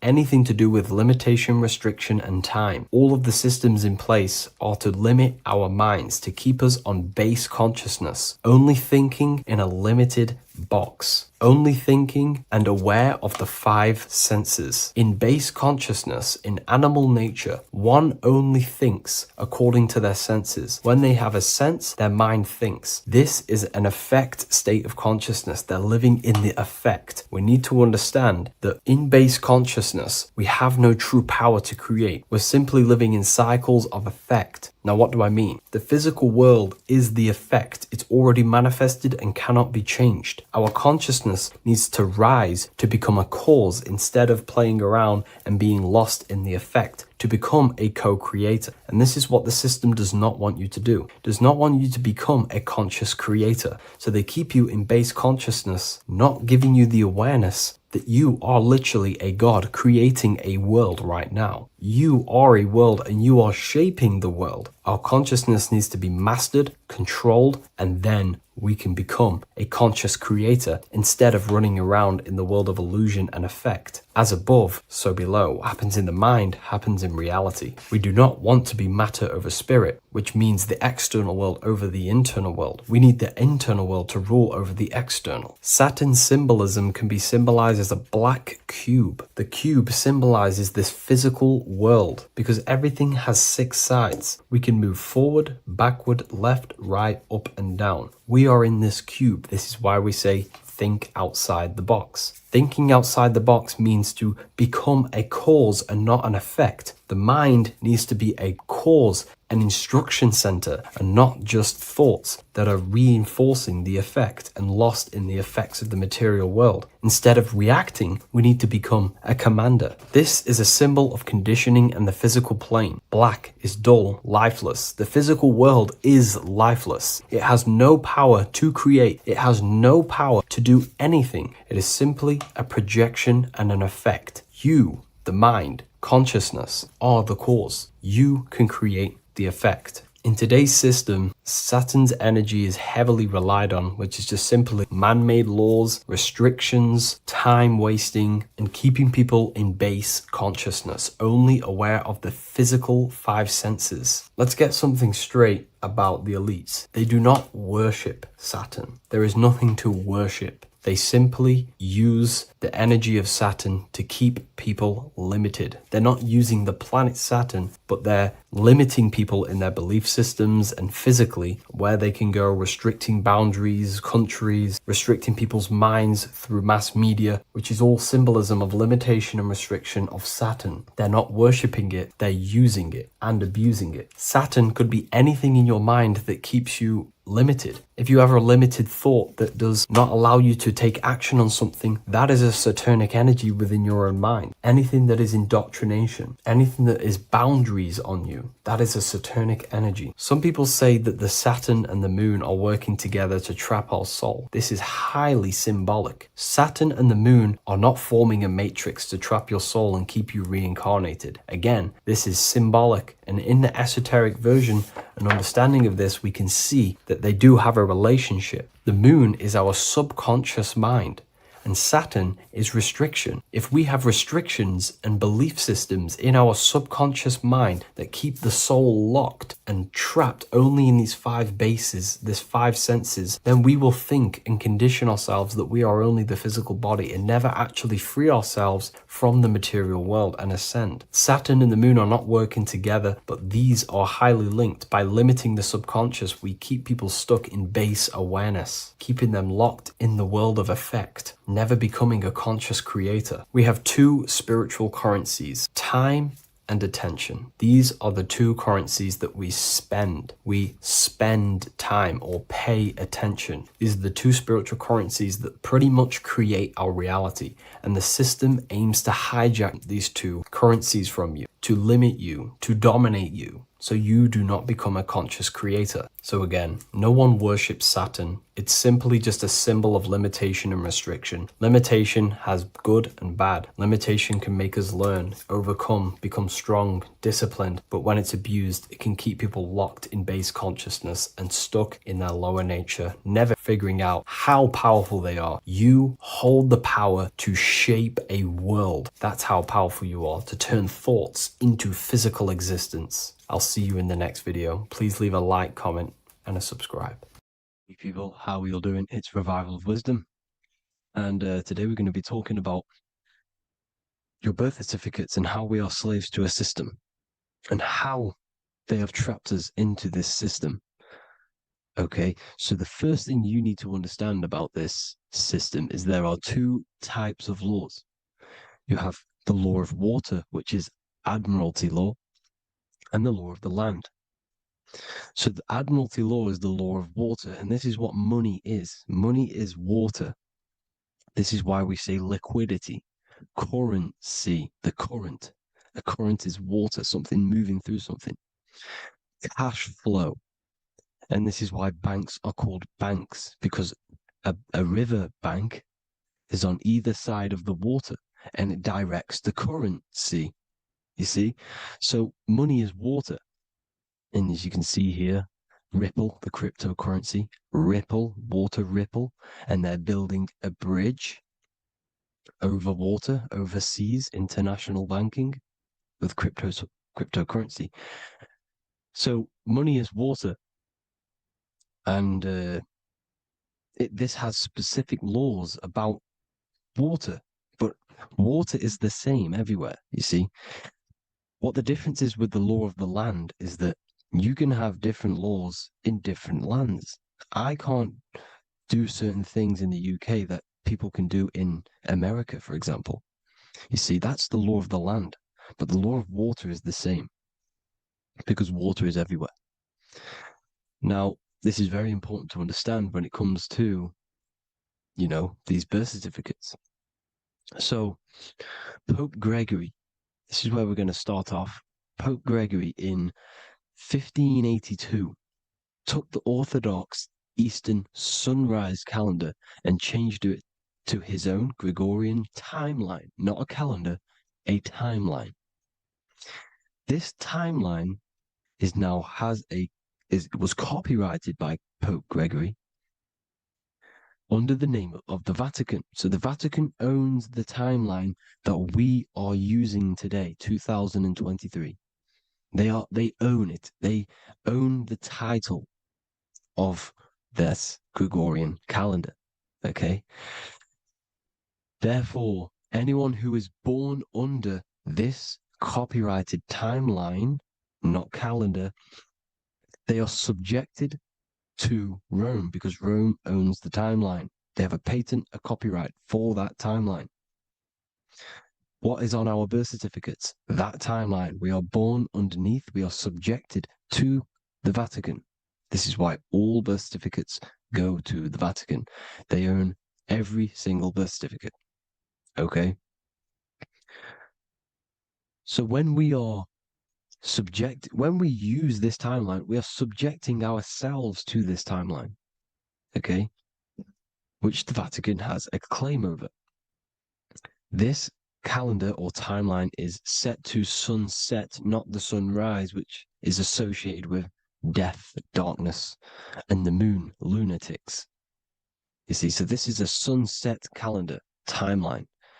Okay, this is now, they've changed a couple things, right? They say that the new year is January the 1st. Okay, when we know this is in winter. January is winter, which is associated with darkness, death, the death of nature. So this is a death cult, people. These people are evil. They're so evil. The Vatican. And this is why we use April Fool's Day, because April is in Aries, and Aries is always the start of the zodiac. This is why Aries rules the head region. 12 zodiacs, 12 systems of the body. Each zodiac is associated with each part of the body, and this is why Aries is the head, cerebrum. But we're not going to talk about in this video. But yes, that is what April Fool's Day is. They're putting it in your face. April Fool's Day is the real start of the year, when the sun starts to rise again, when the risen Savior is resurrected, when it's born again. This is when the Jews celebrate the Passover. This is when the Christians celebrate the resurrection of Jesus, and they eat lamb. The Jews eat lamb because we're in Aries, the new year. The sun is now born again, our risen Savior, the light of the world. So yes, this is what April Fool's Day is. It's the first day of the year, which they changed. Pope Gregory changed. So you need to understand is that you are in the womb. You are inside of a ship, because every ship, literally a ship, every ship is female. This is why they say she delivers the product, because she does deliver the product, you, the baby.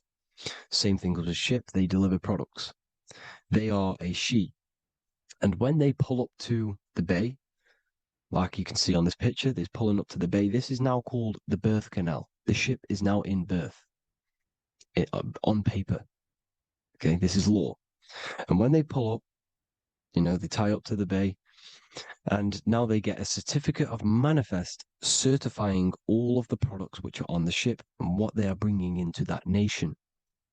Okay, so you're bringing in this many of that, everything's on the certificate of manifest. And this certificate of manifest is also your birth certificate, because you are traveling through water when you are in the birth canal of your mother, because you are in water when you are in the womb. And you travel through the birth canal, and when you arrive, you get a certificate of manifest with the name, how many, the quantity, that's your birth certificate. Okay. And this is what it is. We are a we're not a corporation, but we represent a corporation, which is your name in full capital letters. That is your corporation. You cannot physically tax a body, but you can tax a corporation. This is why we get charged. This is why we get taxed, because it all goes down to the corporation, which our name represents, which we are subjecting ourselves to. We are my name, I am subjecting myself to this name, and that name has a corporation which I represent, which I subject myself to. You see, this is how we are attached to this straw man, this character that they have built on paper. So it's a character which is on paper. This is what we represent. So when the woman gives birth, she delivers the baby, and then she has another substance. Now I'm going to break down how they attach this name to us, how they do it. Okay. Our mother is carrying us the product in the womb, the water. And it goes from the United Kingdom into a state-owned, corporate, federal-owned hospital, which is government-owned. She does not declare the package when she enters the building. Aha, so keep that in mind. When she delivers the package in the federal territory, she does not declare the package either when she leaves. Therefore, there is no evidence that we exist when we arrive on paper. On paper, there is no evidence that we came into the building or left the building. We have not been declared. So we do not exist on paper at this point. When the woman gives birth, she delivers the baby, and then she has another substance, which is called the afterbirth material. Okay? This afterbirth material has the same DNA as our physical body with the body, mind, and spirit. Okay?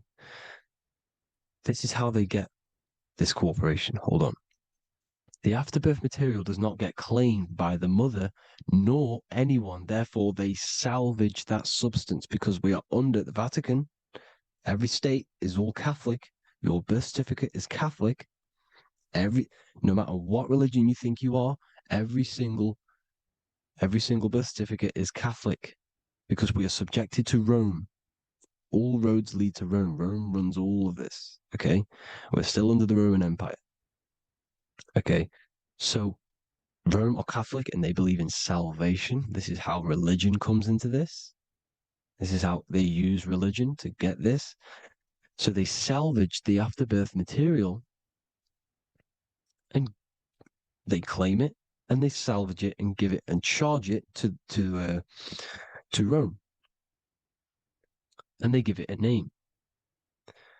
Here's the legal term, born alive. Here's what it says. Each product of such birth is considered live, born, and fully recognized as a human person. So each product of such birth, so that could be anything, the afterbirth, the person who actually comes out, the baby. So your afterbirth, which we do not take with us, we take the baby with us, they keep that in the hospital, they collect the afterbirth, and they salvage it, and they give it the name, which it is us. We are a representative to that afterbirth material, which they put the name on, they claimed, which is subject to Rome. So we are walking around our whole lives as a representative to that claimed salvaged afterbirth material, which the federal state have. Okay. We are under the Catholic Church, Vatican. Therefore, the afterbirth material is a child of God. See, on paper, therefore, they believe in salvation and salvage the afterbirth material. This material has no mother or father. The state pick it up. It becomes a war to the courts and gets charged to the state.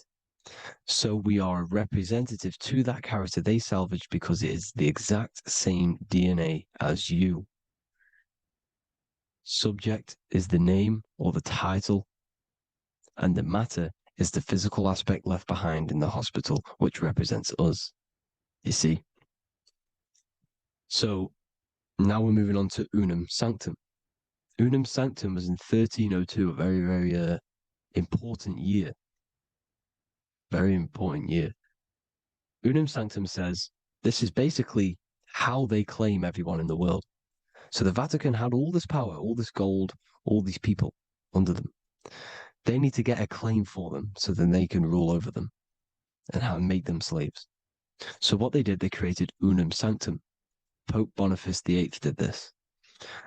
And it says, the spiritual man judges of all things and he himself is judged by no man. The spiritual man, keep that in mind, unless he invent like Manichaeus, two beginnings which is false and judged by heretical, since according to the testimony of Moses, it is not in the beginnings, but in the beginning that God created heaven and earth.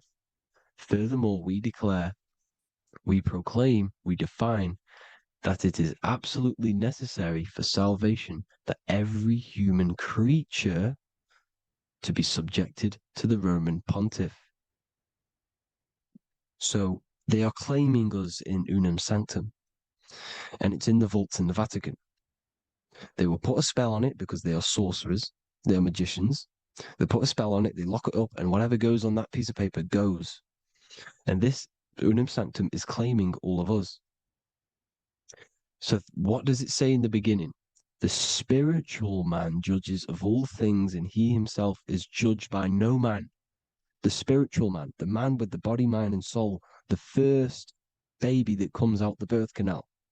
That's you, your body, body, mind, and soul. You have the Christ, which is I am, which is grace. Grace means here, now, in the present.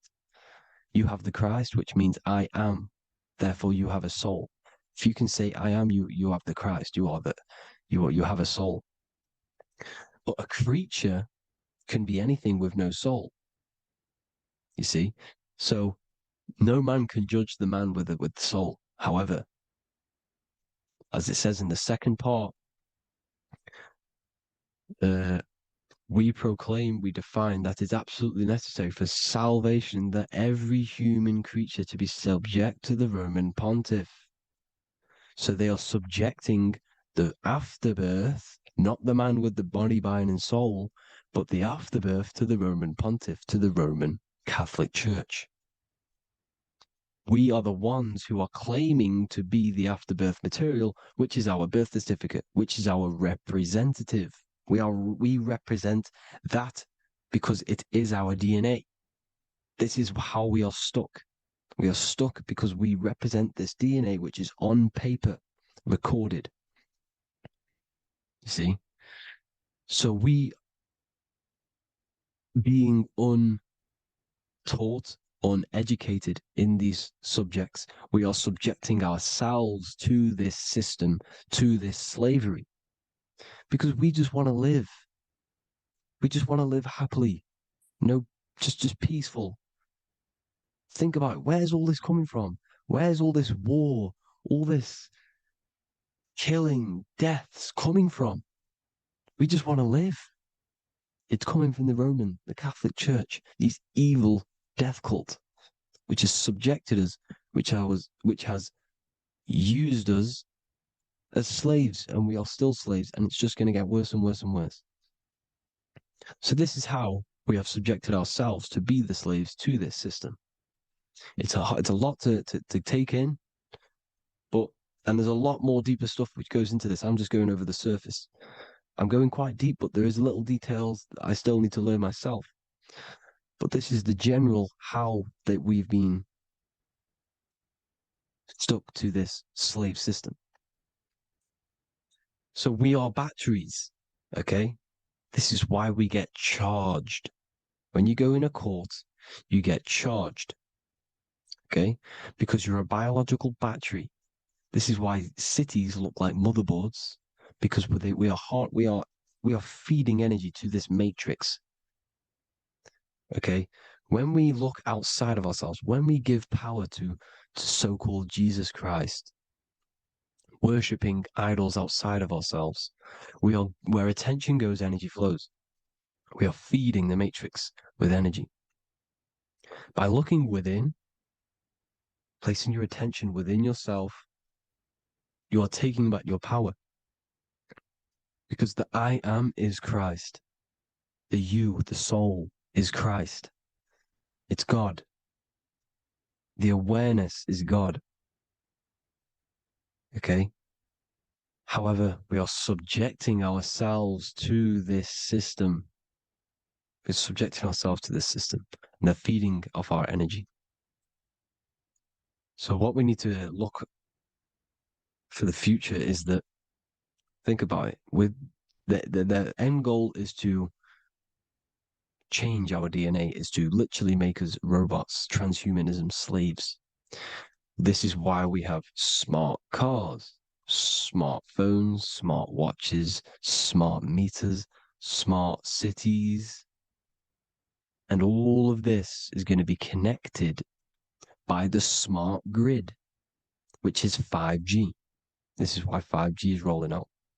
5G is going to connect all of these technologies to one. It's like a big net system. And you know why they're doing this? It's because all of this is going to be connected through AI, through this 5G, and that 5G is going to be controlled by the elites. So you say anything wrong, you do something wrong, you say the wrong thing online, they'll turn off your car, they'll turn off your phone, they'll turn off your smartwatch, they'll turn off your TV, because it's all going to be connected and controlled by the smart grid. And this is what the Great Reset is, people. But they're going to trap us inside of these 15-minute smart cities so we can't leave the area, because they're going to use climate change as a tool to enslave us to not travel because of so-called climate change and the fumes that we are putting into the air, which is all BS. They're doing this to push these new cities, to push all of it. But listen, they're trying to get inside of your body. The only way they can do that is to get you addicted and using this technology. First, they got on the body with the smartphone. Well, first of all, we use the technology. We get used to it with it in our hand. The next step for them was to get on the body, which is the Apple Watch, as you see down here. They have now successfully got onto the body. The next thing is to get inside of the body. This is the brain chip. You see how they've slowly lured their way in, slowly got you addicted to this technology, got you dependent on this technology. And what they're going to do is that they're going to mold society to be dependent on the brain chip.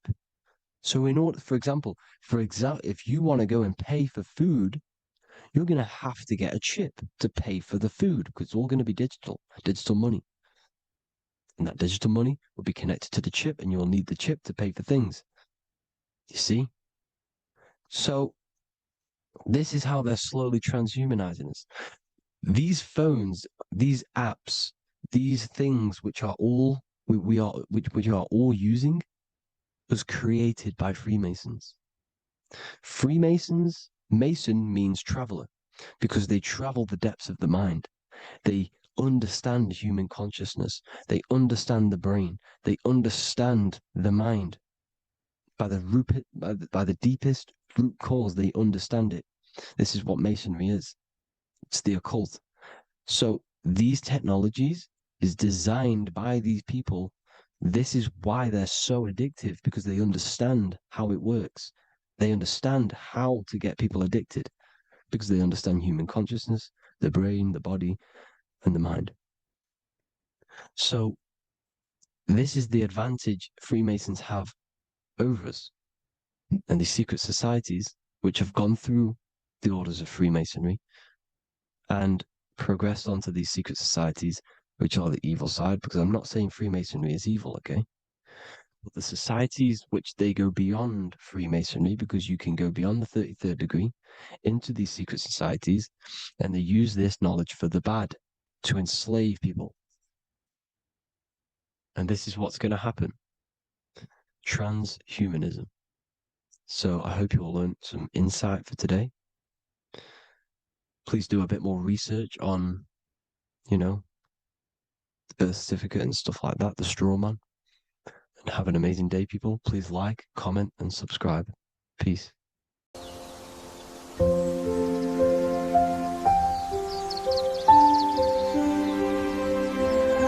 bookofwisdom.com. Visit today.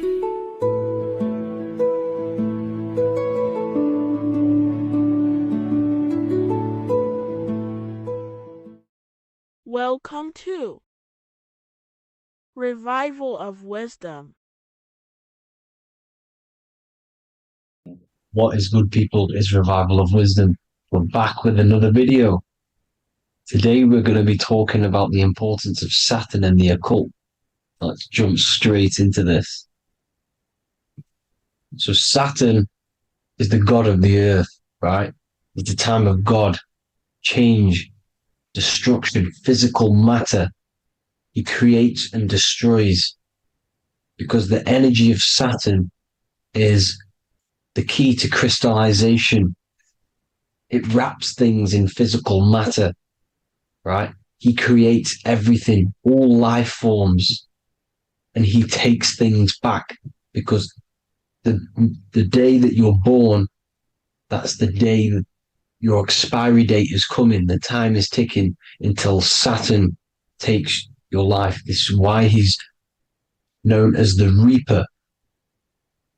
Okay, as he's personified as eating his child here in this ancient Roman painting. As you can see, he's eating the child. We are all children of Saturn, right? He creates physical matter, our physical bodies, right? He's the god of time because he's the slowest moving celestial body. He's the Lord of the Rings, as you can see here. He's the last one on the ring. He's the slowest one moving, okay? So he is the Lord of time, destruction and creation, okay? This is why his name is Satan. He's the devil, okay? But I'm not saying Saturn's evil, guys. It's a part of life. Everything lives and dies, right? He's the key to crystallization. Now, as we have the clock here, our god Saturn, or Chronos in Greek, just means time. He's also the god of time, as I've already said. 60 seconds in a minute, 60 minutes in an hour, 24 hours in a day. Add 2 plus 4 equals 6. 60 seconds, 60 minutes, 2 plus 4 equals 6. That's 666. Okay? And as you see on the clock, 6 take away 12 equals 6. 7 take away 1 equals 6. 9 take away 3 equals 6. 6 is the number of Saturn. It's associated with Saturn, right? He's the god of time, of justice. Everything goes back to the Reaper in the end. Everything lives and dies. Now, the artwork of him, he's always got the Reaper staff. You see, it's personifying death. Now, when you see this, the Romans were not saying Saturn was a real person, a real god in human form. No, this is personification. This is what the ancients always did. They personified, just like the Bible. It's all personification. So the personifying Saturn eating its children because it eats, it's the Reaper. No one can escape the Reaper. No one can escape death. Now, Saturn is 666, which is in the Bible, the number of the beast, right? The number of the beast, Satan, 666, right? So on the North Pole of Saturn, you have a hexagon, which makes a cube, right? Now this hexagon, when you join up all the corners, creates the 6-pointed star, known as the Star of David, right? In the Jewish religion. Now, as you can see, the 6-pointed star has 6 points, 6 mini triangles, and a 6-sided hexagon. That makes 666. And also, you have Saturday is named after Saturn, the 6th planet, the 6th day of the week, and has a 6-sided polygon in its north pole. That's also 666. Now, this Star of David, this symbol goes back thousands of years, and it originates from Saturn. It's not the Star of David, right? It originates from Saturn. It symbolizes the physical and spiritual aspect combined into one, which makes us humans, right? Also symbolizes the male and female combined into one. These two sacred energies create the human. We consist of both male and female energy, also known as the Seal of Solomon. And we all know if Solomon was a real person, he talks about communicating with 72 demons. He could apparently, in the text, he could communicate with 72 demons, and this is sorcery. This is black magic. Now, this symbol is associated with hexing people. When you place a hex on someone, that is a form of witchcraft.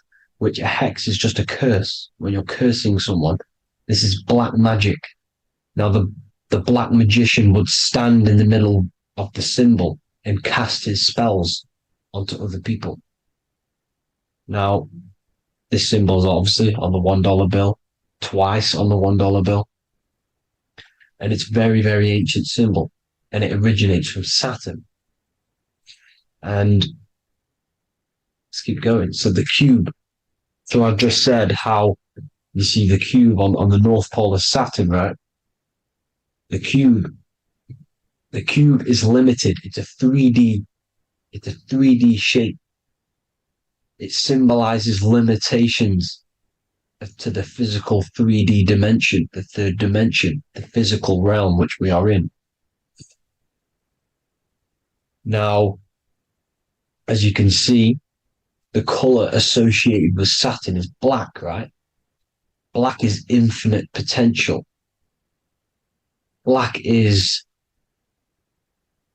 the creation of all things before there was light. Light is born out of blackness, darkness, okay? Now, black is physical matter. And as you can see, the black cube,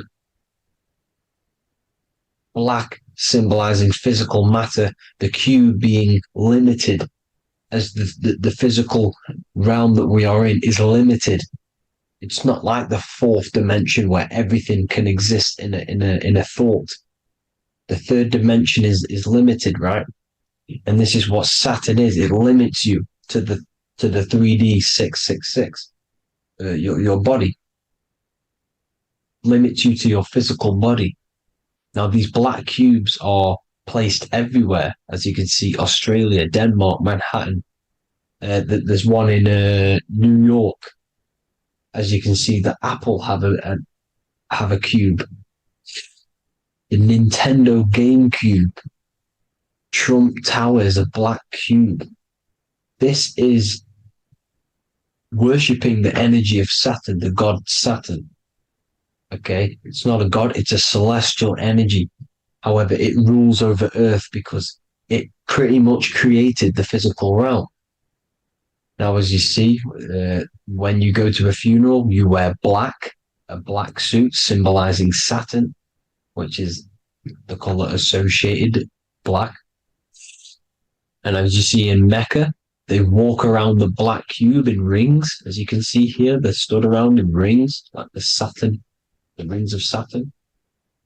The Mercedes symbol. You probably wouldn't notice that, but yes, it's Saturn. And when you graduate from university, you wear a black cube on your head. This is all symbolizing Saturn. Okay. Now, as you can see, the Jews here have a black cube on their third eye whilst they pray.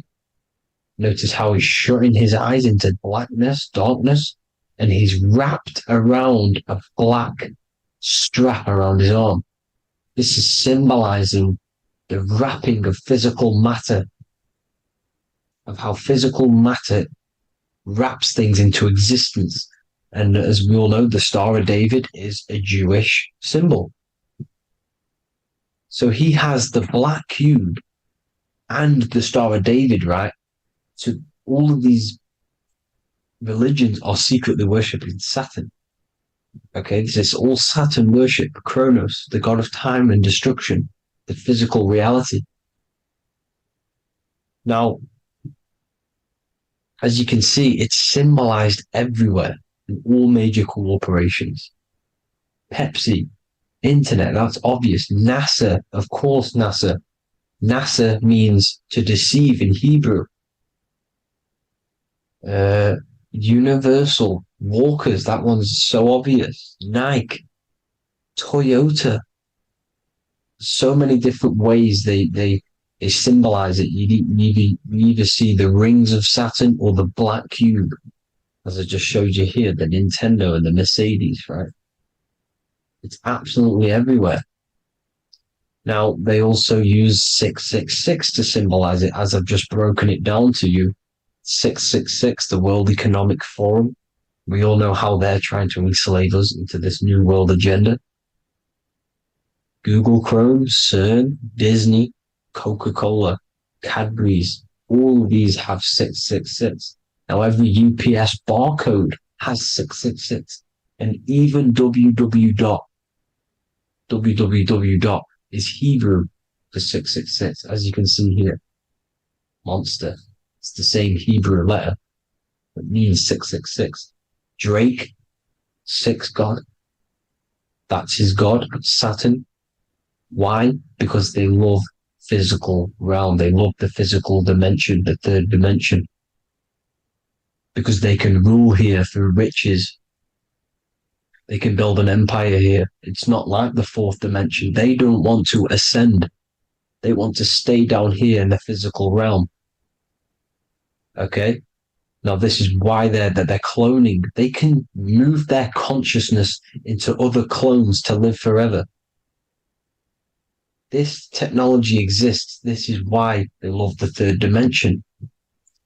As you can see, all of these sellouts here, Drake, Leonardo DiCaprio, you know, all of these people doing 666 because this is their God. This is their God. They love the physical realm. They sold their souls for wealth and fame in this physical realm. So why would they leave? You see? Now, this isn't all just evil, okay? So you have 7 chakras, right? You have 7 days of the week, 7 solfeggio scale notes. These are frequencies, the solfeggio scale. Now, it's called the Saturn moon matrix because the moon symbolizes your mind because you're created out of the Holy Trinity, which is body, mind, and spirit, right? That's the triangle, the equal triangle, body, mind, and spirit. Now, the 3 main celestial bodies are Earth, Moon, and Sun. The Earth being your physical body, the Moon being your mind, and the Sun is your soul, hence why it's called solar. It's a solar soul. Now, these symbols are alchemical symbols. So when you're doing alchemy, you use these symbols to obviously symbolize what we're talking about. Now, as you can see, these are all the symbols of the planets. Of Saturn is created out of the moon on top, the moon on the bottom and the earth on top, as you can see here. You see? And this creates the number 5. Now, with the moon being your mind and the earth being your physical body, this is mind over matter, because the earth is your body's matter. This is matter over mind.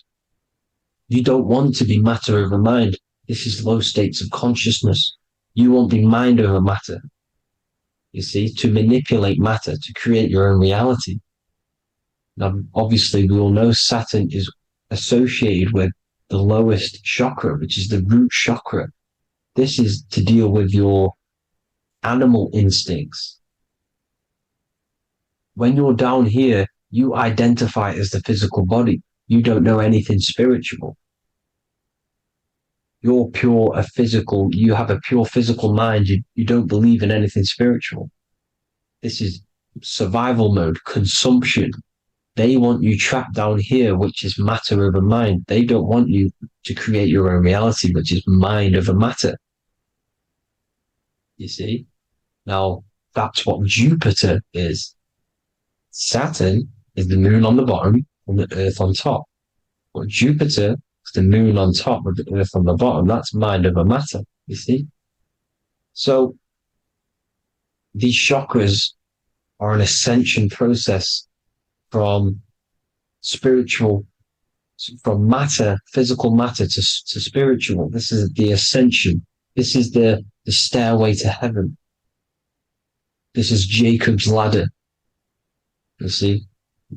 Now, the number 5, which is obviously associated with Saturn as well, which create the symbol for Saturn, created the number 5. You have 5 senses, 5 elements, 5 physical elements. As we all know, Saturn crystallizes everything into physical matter out of the 4 elements. 5 fingers and toes, 5 points of man. Okay, the number 5 is the number of justice. Saturn holds things back. He restrains things from you, makes you learn the lesson. Now, 666 is not all evil. 666 is the atomic structure of the carbon atom. 6 protons, 6 electrons, 6 neutrons, right? We are carbon-based life forms. All life forms are based on the bonding properties of the element carbon. Because Saturn crystallizes everything into physical matter. Now, the Masons symbolize this with the checkered boards. They have the black square, which is obviously matter, as I just said, the black cube. And spirit is the white square, because white is eternal light. White and light, you see. Black is physical matter. Now, this is what we are. The point of our soul is to transmute from matter to spirit, but these are interchangeable. This is the constant cycle between spirit and matter, spirit and matter. High vibrational matter turns into spirit. Low vibrational spirit turns into physical matter.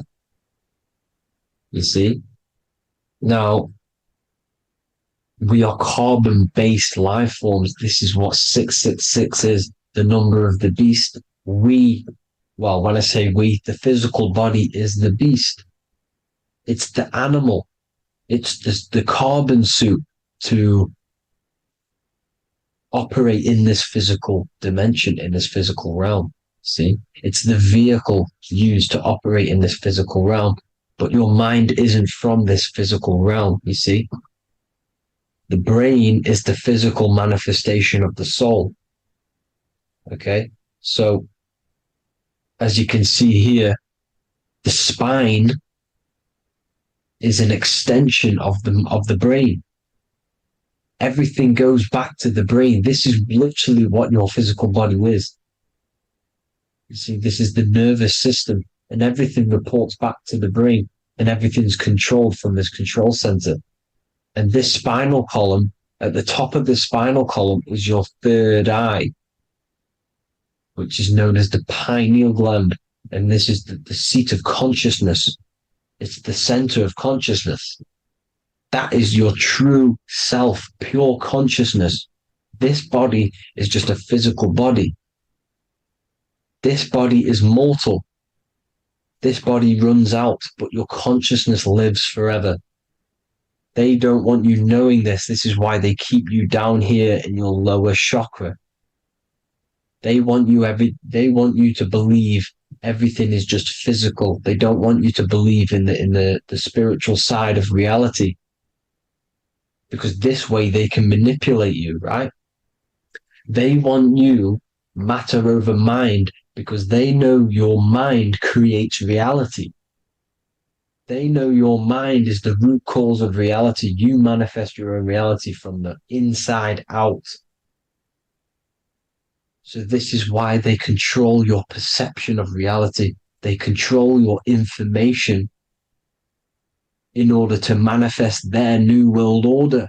You, who are ignorant to knowledge and wisdom, you who are ignorant are manifesting their agenda because you accept their information and their perception of this reality.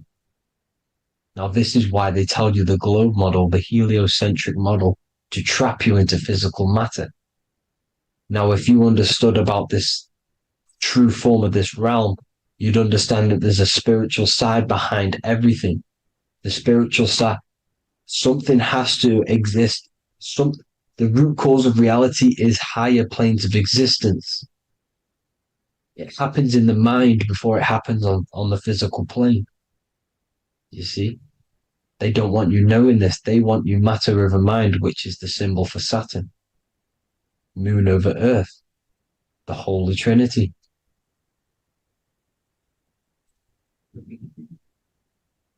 Now, as you can see, The cube also makes IXXI. This is Roman numerals. This is Roman numerals, and when it's translated from 911. Yes, 911. This is the secret code of the One World Order. The two twin towers, when the two become one. Okay, when the two become one, this is how you reach the higher states of consciousness, the physical and spiritual. Now, as you can see, the 9/11 memorial are two black cubes. It's two black cubes. This is all Saturn worship. Now, I'm not saying that Saturn is an evil celestial body, right? No, everything has a good side and a bad side, right? It's duality.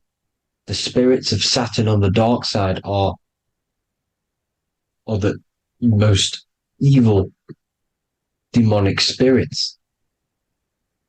Now, these are the spirits that these are invoking through these rituals, right? Yes, 9/11 was a massive ritual.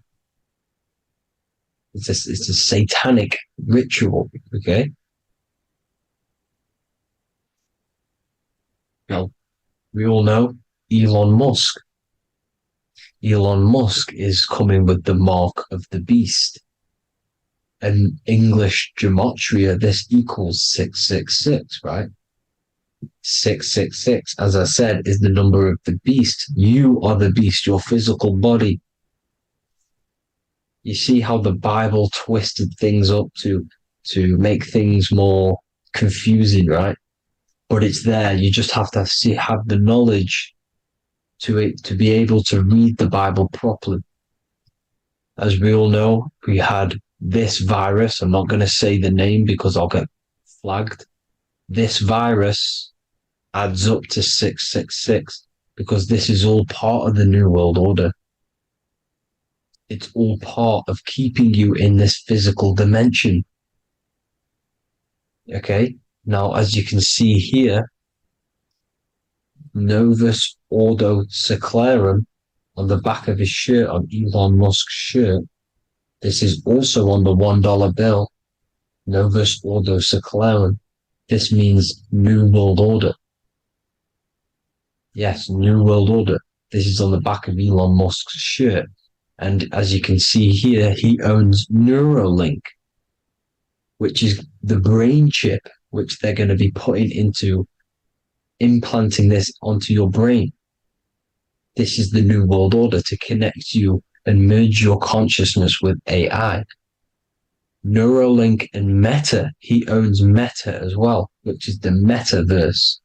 These are going to be linked in, hence why they have the same symbol, but just in a different format. It's the infinity symbol. And the infinity symbol comes from the torus field, as you can see here, your electromagnetic field from around your body. Now, the end goal is for this New World Order is to trap your consciousness inside of an alternative reality being projected from the metaverse. Because the metaverse will be the reality. Neuralink will be the brain chip inside of your brain, projecting your consciousness into an alternative reality while they harness your energy of your physical 666 body. Now, this stuff gets real deep, people. Now, this is the end goal of the New World Order, is to connect you with AI. This is why they're trapping you and keeping you in these lower states of consciousness in a Saturn-associated root chakra, so you don't find out about the spiritual side of reality. Because if you knew the truth of this reality, you wouldn't connect to AI.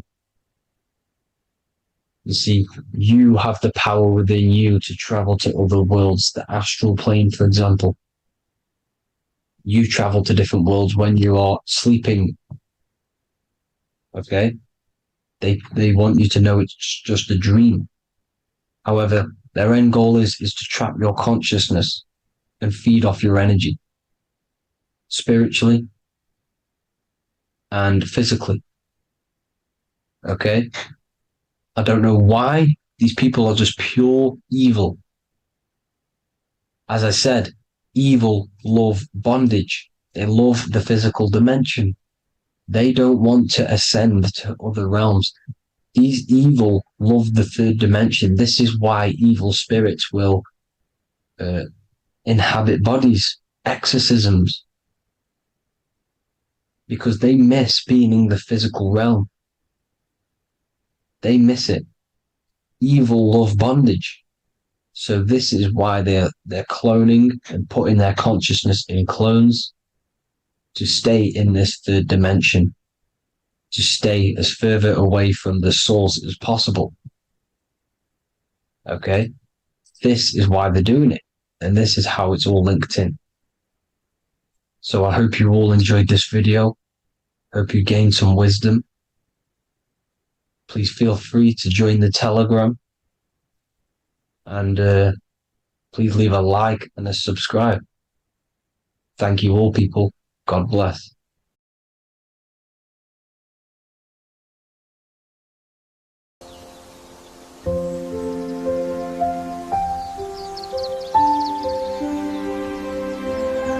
bookofwisdom.com. Visit today.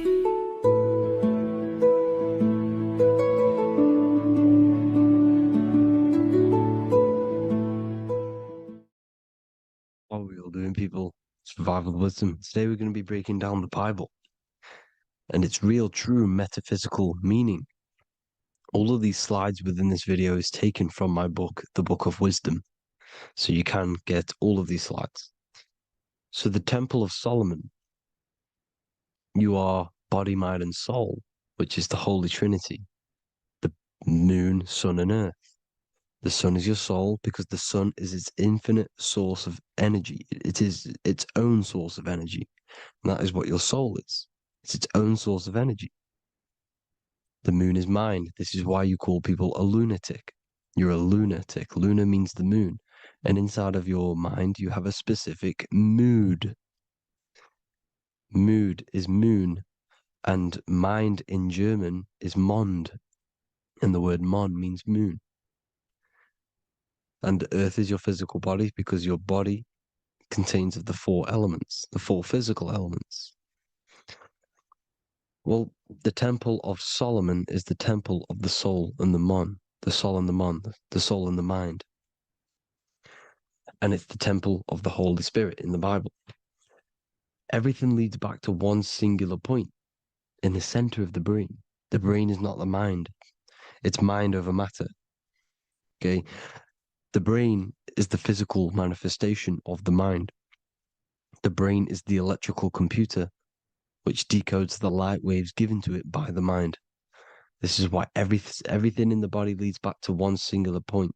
And we'll go over this in a minute. But this is controlling the physical body. This is the within. If you rearrange within, it spells high twin because within you is your twin, your true self. And it's just an entity in the center of the mind. And if you shut your eyes, you can feel it. Your awareness is in the center of the brain. So there's just an empty chamber in the center of the two cherubs, the two brains. They are two separate brains. They're two hemispheres.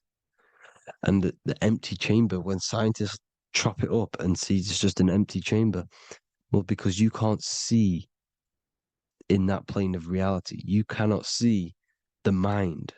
You cannot see thoughts. It is invisible to the human eyes, to the visible light spectrum, to the two eyes. The reason why we call it the third eye in the center of the brain, it's not the third eye, it's your true self. It's the mind and soul. It's an eye because it does see. It's the all-seeing eye that you always see here. There's some Masonic artwork showing the two pillars, the two cherubs, the two hemispheres of the brain, and the inner eye. This is the eye that sees all things. What do I mean by seeing all things? Not physically, It sees the mind. It's what, because your soul is watching the mind. You can observe the mind. You are not the mind. And if you meditate deeply enough, you can go beyond the mind. It's the all-seeing eye. It sees the mind. It sees what emotions you're feeling. It sees what you're thinking. It sees what you're seeing with the two eyes. It's the all-seeing eye. It sees all things. It's omnipresent. It's everywhere. Because the mind can be anywhere. The mind can switch itself into any place it wants. There is no limitations with the mind. So there is two hemispheres in the brain. And in the Bible, there is a quote saying, the most holy place between the two cherubs. The two cherubs is the two hemispheres of the brain, and the most holy place is between them, which is what the Masonic artwork is showing. This is the all-seeing eye, the soul and the mind, in the center of the brain. And you will not see this with the two eyes. So when scientists come to seeing the empty chamber in the center of the brain, they wonder because they do not understand the occult side of the world. They do not understand the layers of reality. How the two eyes, everything physical comes from the unseen. Everything seen comes from the unseen. Now, the two hemispheres of the brain play a major role in our lives. The right hemisphere is the artist. The left hemisphere is the scientist. The right hemisphere controls the left side of the body. The left hemisphere controls the right side. So there's a crossover. Now, the right hemisphere is to do with your feminine energy, creativity, unification, metaphors, visualization, intuition. The left hemisphere is to do with sequencing, facts, materialistic details, language, and logic. So they keep us normally trapped within the male aspect of our mind, which is the left hemisphere. You know, if you listen to Spotify, Apple Music, and radio, they're all tuned to 440 hertz, which shuts down the right side of the brain, makes you left brain dominant. And we learn, well, 90% of people learn to write with their right hand. They're taught to learn with their right hand, which is to do with the left brain. You see, so we are being trapped within this left side of the brain, which is all to do with logic, thinking logical, not creative. You know, very analytic. But the right side of the brain is to do with your creativity. So the right side of the brain is perceiving reality as a holistic perception. Now, what do I mean? If you're riding through a woods, for example, if you're riding through a woods, your right hemisphere is seeing the whole woods as one unified woods. The left hemisphere's job is to break down the perception given to it by the right hemisphere and break it down into individual trees. So what am I saying?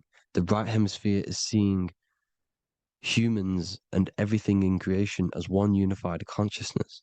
The left hemisphere is seeing individual egos. This is why the left hemisphere is the place of the ego, the right hemisphere is to do with the higher self. They're both needed, though. I'm not saying one's better than the other. It's balance. Now,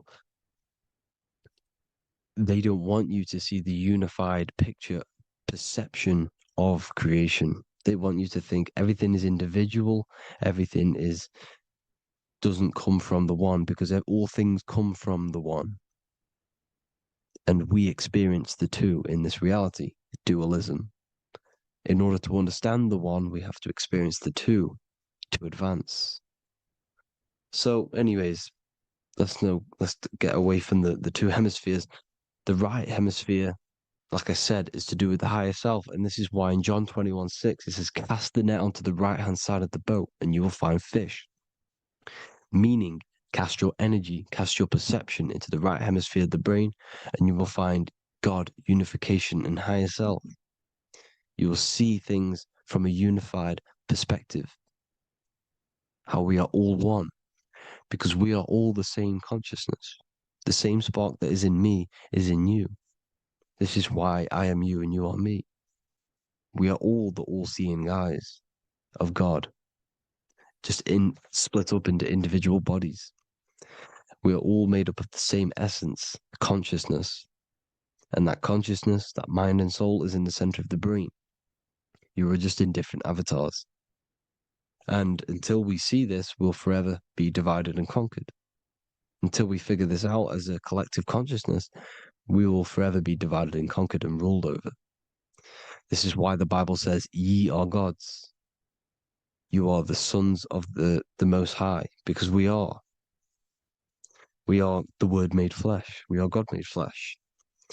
Mark 16:19. So then after the Lord had spoken unto them, he was received up into heaven, head is heaven, H-E-A, and sat on the right hand of God. God is the consciousness in the center of the brain. Heaven is the head, and the right hand of God is the right hemisphere of the brain, meaning he sees things in unification, creativity, intuition, the higher mind, the higher brain. When Moses crosses the Red Sea is the corpus callosum, moving from the left to the right hemisphere of the brain to see unified perception of reality. Head, H-E-A, heaven, same root word. This is why the ancients always depict God in the center of the brain. Here you see ancient Christian artwork showing God in the center of the brain, the light. Here you see it here. Here you see Ganesh, an Indian god, which is the brain. Here you see the Father, the Son, and the Holy Spirit in the dome, the brain. This is the brain, because you are God made flesh. That's what consciousness is. The upper room where Jesus meets the 12 disciples. It's the upper brain on the upper room. The upper room is the chamber, the empty chamber in the center of the brain. That's the room. And the 12 disciples are the 12 cranial nerves in the brain, which pretty much rule the body, all the cranial nerves. The tree of life, the cardiovascular system. This is why in Genesis it says the tree of life was in the midst of the garden. Midst meaning middle, because the middle of the body is the cardiovascular system, which is controlling all of the systems in the body. The tree of knowledge of good and evil is the nervous system. It's the spine and brain. This is what's detecting good and evil. The brain is the electrical computer with the left and the right hemisphere, decoding the dualistic world, decoding the light waves given to it by the external world. It is an electromagnetic computer. It is artificial intelligence. It is very intelligent, the brain and the nervous system, the human body as a whole. But the tree of knowledge of good and evil is the nervous system, because it is the tree that detects good and evil, makes you learn good and evil in this dualistic reality. Here you see Adam and Eve around the tree of knowledge of good and evil. Adam and Eve, male and female energies, with the serpent in the tree, and the tree of knowledge of good and evil. Well, this is the spine, the brain, and the serpent is the kundalini up the spine. The serpent is the S. That's why S, serpent, the letter S is the serpent. Sex and serpents make an S noise. You know, the Bible cursed the serpent. So we don't figure out the true religion. The true religion is raising the kundalini and becoming God-man and reaching our higher states, our true God self. Because once the kundalini is saved and hits the pineal gland, it activates 100% of the brain, when we're only using around 20 to 10% as of right now without the kundalini awakening. So when you use it, you're activating 100% of the brain. You're activating all the dormant brain cells. You're You're regenerating the body. And this is the serpent in the tree of knowledge of good and evil. This is the spine, brain. This is Adam, Eve, the male and female energies. The light of the body is the eye. Therefore, if thine eye be single, thy whole body should be full of light. Matthew 6:22. This is the single eye in the center of the brain. It is not the pineal gland. It is what's inside the pineal gland. You have to go beyond the physical world, and there are no words to describe things that are not physical, metaphysics. And the whole body should be full of light. Well, this light is the same pyramid that you see. You are the pyramid with the all-seeing eye on top. This is why the ancients built the pyramids with the stairs in the middle symbolizing the spine, because once you open all the chakras and balance them and raise the kundalini, you activate all of the brain, which gives enlightenment. The word enlight in ment. Ment means mind, light in the mind. Enlighten the mind. And this is enlightenment. We are the temple. And Jacob called the name of the place Peniel, for I have seen God face to face. Within spells high twin. Within you is the God self, which you need to manifest into the external world. And he's seen God in Peniel, the consciousness. He's seen his true self, consciousness in the pineal gland. Genesis 28:10, Jacob's ladder. Jacob, he took a rock there and laid his head on it to sleep. Jacob had a dream. He dreamed there was a ladder that was on the ground and reached up into heaven. Head is heaven. The rock he fell asleep on is the sacrum bone, because he's symbolizing the oil that comes down the spine, hits the sacrum bone and rests there, falls asleep, and it looks up and it sees the ladder to heaven. Because when you raise this oil, you become God-man. You become God in heaven. You can leave the body at will. Do you not know that your body is the temple, that your body is the temple of the Holy Spirit? Corinthians 16:19-20. Or do you not know that your body is the temple of the Holy Spirit within you? Your body is the temple of the Holy Spirit, the soul and the mind within the center of the brain, the temple of Solomon, temple of the soul and the mind. Romans 8:10. Christ is in you. It's not external. When you give where attention goes, energy flows. When you give your energy to external things, your attention, your worship to external things, you're giving energy, meaning it's draining you, and you're feeding something within the astral plane, a mental thought within the astral plane. So with you realizing that the Christ is in you, that you don't have to worship anything outside of you, this means that you're internalizing your energy. You're not giving your energy, because where attention goes, energy flows, which means you become more present. You become healthier, because you're not giving off all of your special electromagnetic energy that's charging you. This is why the religions run by the Vatican is all external. They're exoteric. Exoteric means external teachings. The esoteric is the internal, the hidden teachings. In Psalms 82, I have said, ye are gods, and all of you are children of the Most High, because we are the Most High, split up into individual bodies. That's what consciousness is. Consciousness is the Most High, and we have to raise ourselves to the Most High. Brahma, Vishnu, Shiva, the Father, the Son, and the Holy Spirit. Why is it always a trio? It's a trio because it symbolizes us, the soul, mind, and body. The mind is the bridge for the soul to be in the body. What is the soul? It's the life force. It's the watcher. It's the all-seeing eye. The soul sees into different realities, and it gives life to the body of every reality it goes in.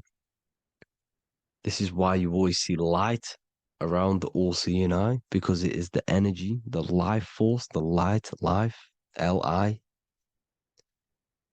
Life is light, and it's the eye because it sees into the different realities. It sees into the dream world. When you're going to sleep at night and you dream, it's not a dream. It's another reality. You're a multi-dimensional creature. We live in a multiverse. There's infinite amount of yous. And there is a version of you which is the highest self in a reality somewhere. And this I has the ability to switch realities, which is exactly what astral travel is. Astral travel is the ability to switch reality beyond the 3D construct of this world. The Father, the Son, and the Holy Spirit, Brahma, Vishnu, Shiva. Brahma, the soul, inhabits different bodies. This is why they have different heads. Vishnu, the mind, symbolizing gnosis, meaning knowledge. This is the serpent. The serpent symbolized knowledge. Shiva, the body. Father, the Son, and the Holy Spirit. The bird, the soul, because the bird symbolizes the soul. This is why you have here the Egyptians showing you the soul leaving the body. Here you see here with the twin head, the same head, and it's a bird. This is the soul self. This is the ego self. The Egyptians knew this. They knew all of this. Of course they did. Now the whole story of Jesus is all metaphorical for the process which goes on within your body. Your neck and head is the Holy Grail, which the sun and the moon creates. Sorry, the sun and the moon creates the fluid within the Holy Grail, the brain, the skull. And the moon creates the milk. Sorry, the moon makes the milk. The sun makes the honey, the land flowing with milk and honey in the Bible. The land flowing with milk and honey is the center of the brain in the Holy Grail. Here you see the Masonic artwork showing you the sun and the moon creating the fluid in the spine. Here's the serpent. Serpent symbolizing the two Kundalini channels, the Ida Pingala up the spine. Here's the furnace raising the Kundalini, raising the oil, heating it up, and rising it to the crown. You see? So here you see more Masonic art, seeing the sun and the moon creating the holy fluid in the brain, in the cup, filling the cup. This is why it's a cup, because it's the Holy Grail. This is the holy oil in the center of the brain that gets released down the spine, which is Jesus coming down from heaven. It comes down the spine, down the River Jordan in the Bible. This is when Jesus goes from Nazareth to Jerusalem. He comes down the River Jordan, and Joseph and Mary are in Nazareth waiting for Jesus' return. Joseph and Mary symbolize the pineal and pituitary gland, which produce the two oils created by the sun and the moon. And he returns. When he returns, he gets crucified at 33, because there's 33 vertebrae at the back of the spine, and it crosses the vagus nerve. The crucifixion of the oil past 33 vertebrae creates God-man, and it creates your higher self, and it activates 100% of the brain.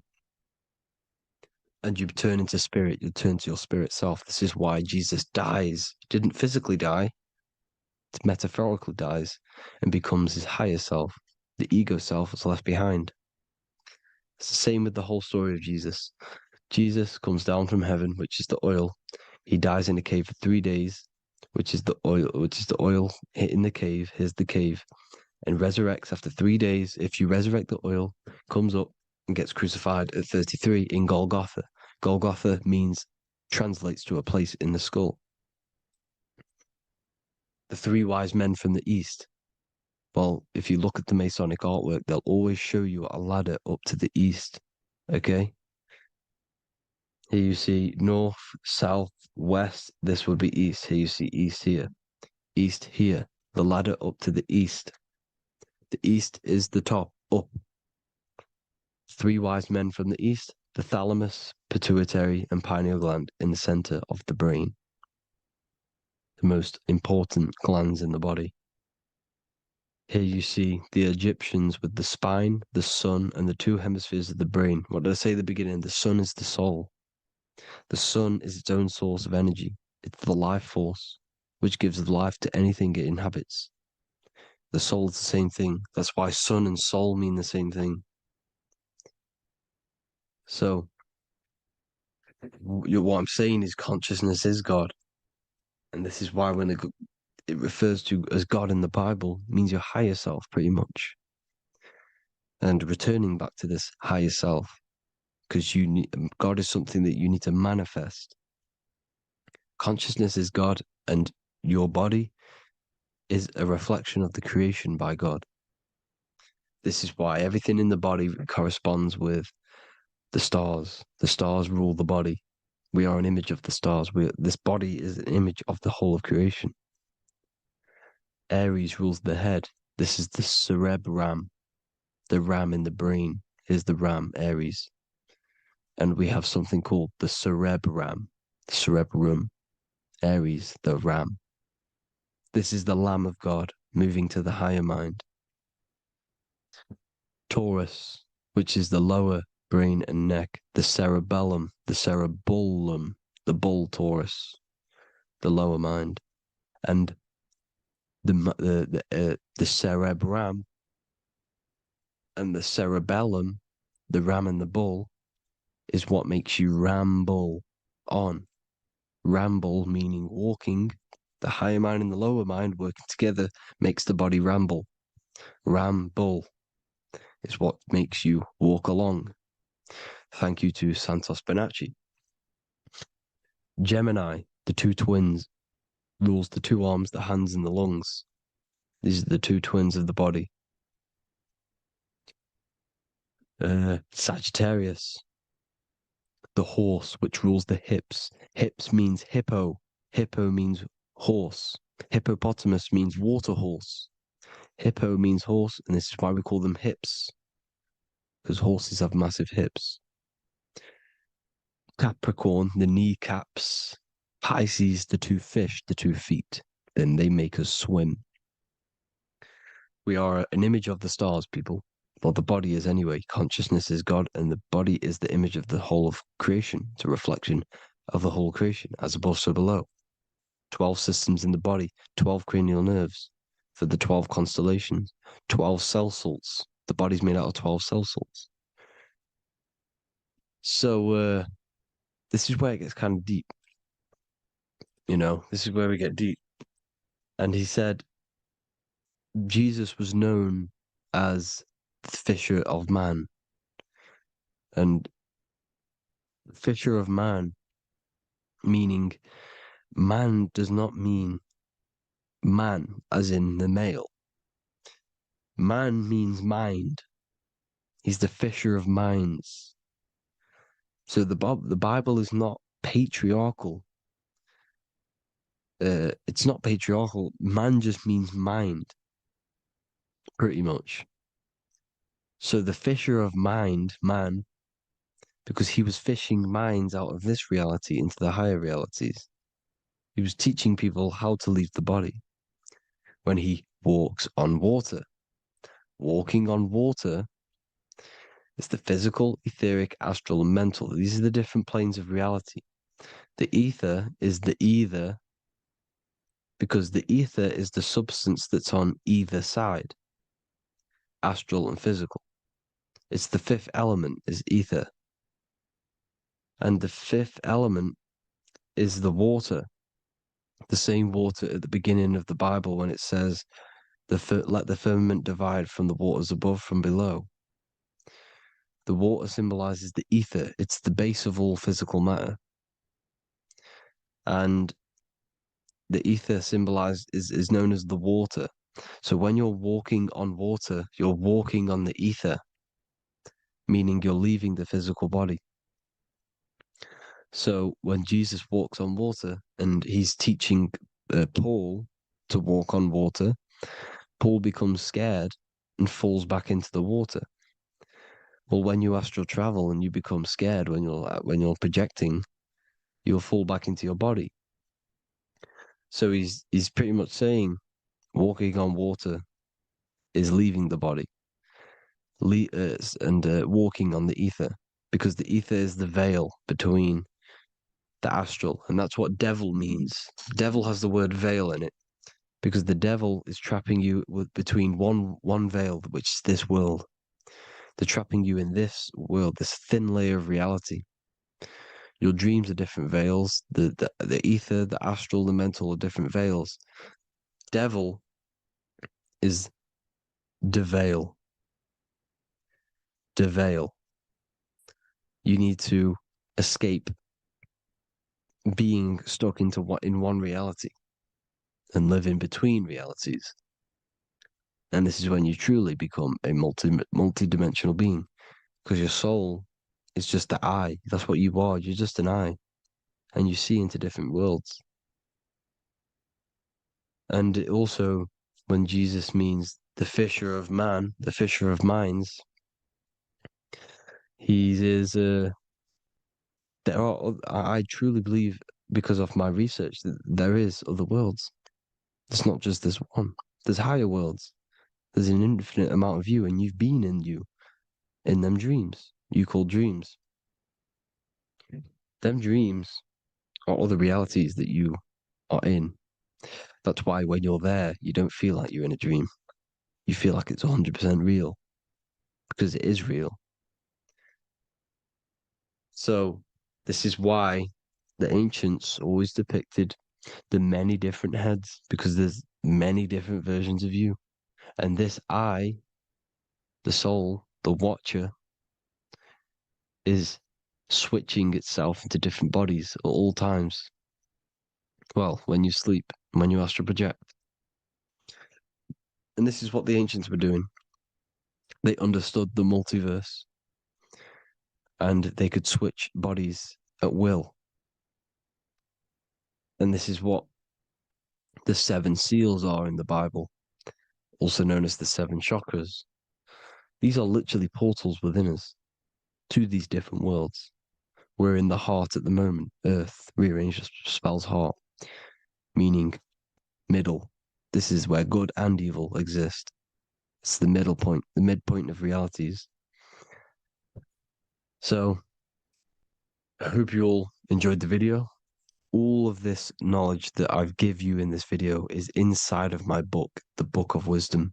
The Book of Wisdom gets updated every single month with new pages. It's a one-time payment for a lifetime worth of research and knowledge by me. So if you do want to get it, the link will be in the description. But I hope you will gain some amazing insight. Please like, comment, and share to help the algorithm, and drop a subscription. And for more lectures, every 2 days, I drop lectures and knowledge within the Patreon. If you want to support the channel, join the Patreon. Everything's in the description, because we are not monetized on YouTube. Thank you all. Have an amazing day.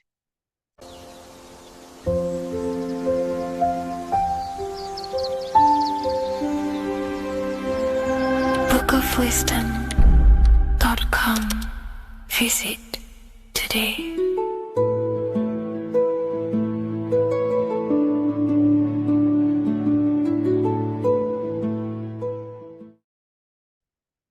As above, so below. This is one of the most crucial teachings within esotericism, occultism, or what we like to call it today, spirituality. I don't like calling it spirituality because it's not spirituality. I teach human consciousness. I teach the science of you and your consciousness alone and your being. And in order to fully understand you and this world around you, you must understand this number one principle of as above, so below. There is many misconceptions of this, and there is many simple teachings of this, but I'm going to break it down today from the most simplest to the most complex, and you will see the connections between all things.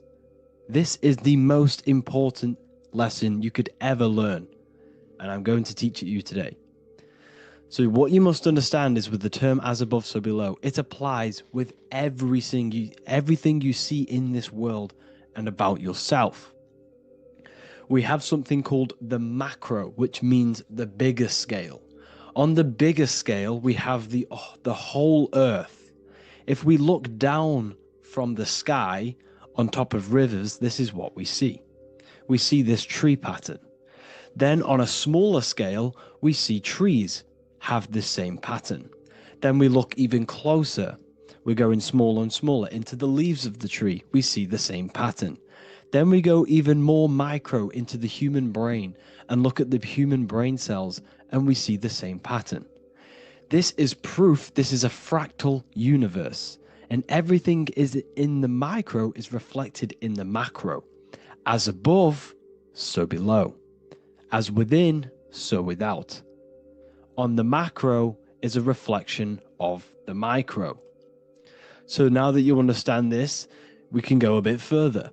A yearly cycle of spring, summer, fall, winter is a macro. A micro is a daily cycle. So a day is a mini year. The summer is the midday. Autumn is the evening. Night is the winter. And spring is the morning. This is a macro, a reflection. We have a miniature cycle of the zodiac every single day. And this cycle is also reflecting the cycle of life and death. We live, we are born, which is the spring. We live, which is the summer. We then age, which is the autumn. And then we die, which is the winter. And then we are reborn again. This is the cycle of life and death. And you do this every single day. You see, death is a macrocosm of sleep. This is why we say sleep is the cousin of death. Because you die every single night. You do this process of life and death every single day. As above, so below. What's in the micro is in the macro. So when you go to sleep, you are essentially dying. And then in the morning when you wake up, you are then born again. This is a fractal cycle that we live in. Everything in this whole world is fractal. Everything applies to as above, so below. We have the sun, we have the moon, we have the day, we have the night. We have the life, we have the death. We have the conscious, we have sleep. As above, so below. We have the conscious mind, because now we're diving into as within, so without. As above, so below more refers to the external world. As within, so without is referring to your inner world and the outer world. What you must understand is about yourself. You exist in two realms. You're an individual. The dual nature of you. You exist in two realms at once. You have an inner world of your thought, emotion. This is the inner world that no one else can see but yourself. And you have an outer world with a physical body which everyone can see. So you exist in two worlds. You have the inner voice, you have the outer physical voice, which I'm speaking to you with now. But I also have an inner voice, which no one can hear, only but me. So you exist in the light and you exist in the darkness.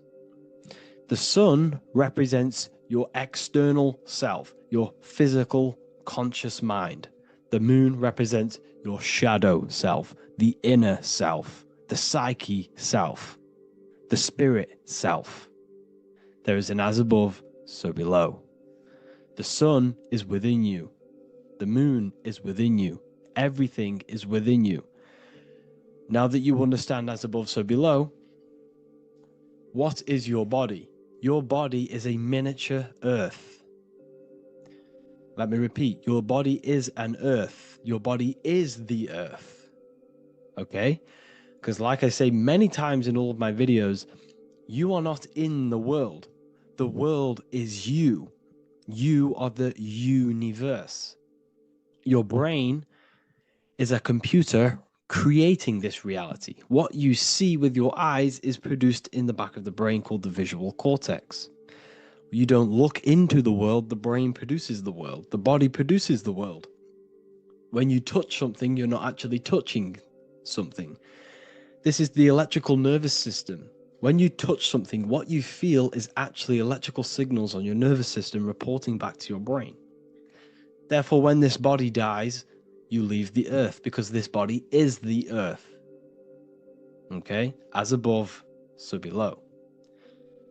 You have the mental plane, the astral plane, the etheric plane, and the physical plane.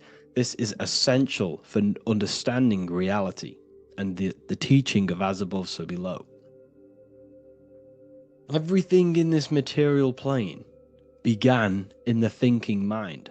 For example, the microphone I'm speaking into, the phone you're watching this video off, or the laptop or iPad. Where did this begin? It didn't begin in the factory. The first ever place this item begun was in the mind of an individual. The invisible realms of mind is where all physical things and physical items begun. Essentially, this physical plane is the effect of the thinking mind. This world is the world of effect. It's the world of outcomes. When you see something, it is already manifest. It is already being manifested. It is an effect. And in the effect of the cause, which is the thinking mind. Therefore, the mind creates thoughts, which is the mental plane. Then after thoughts creates imagination, which is the astral plane. These two are spiritual. They are non-physical. So spirit kind of means non-physical. Then you have the physical planes, the etheric and the physical plane. As above, so below. What happens in the mind is manifest on the physical plane. Like I said, the phone that you are holding, it was a thought, and then it brought down into a physical reality. As above, so below. You change the mind, you change your reality. Your environment. The word environment has ment in it because your environment is mental. So now that you understand this, so what is the world around you? The world around you was created by the mind of God. It was manifested through God's thought. So you are living in the mind of God. You are a thought in the mind of God. God thought you into existence.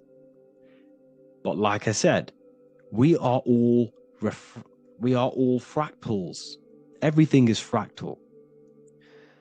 If God exists, this means that you are God, as above, so below.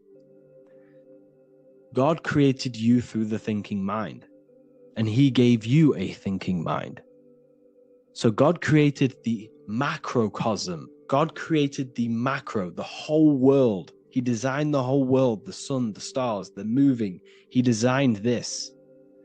But then he gave you the thinking mind to design your own life and create your own life in his world. You are a microcosm of God's macrocosm.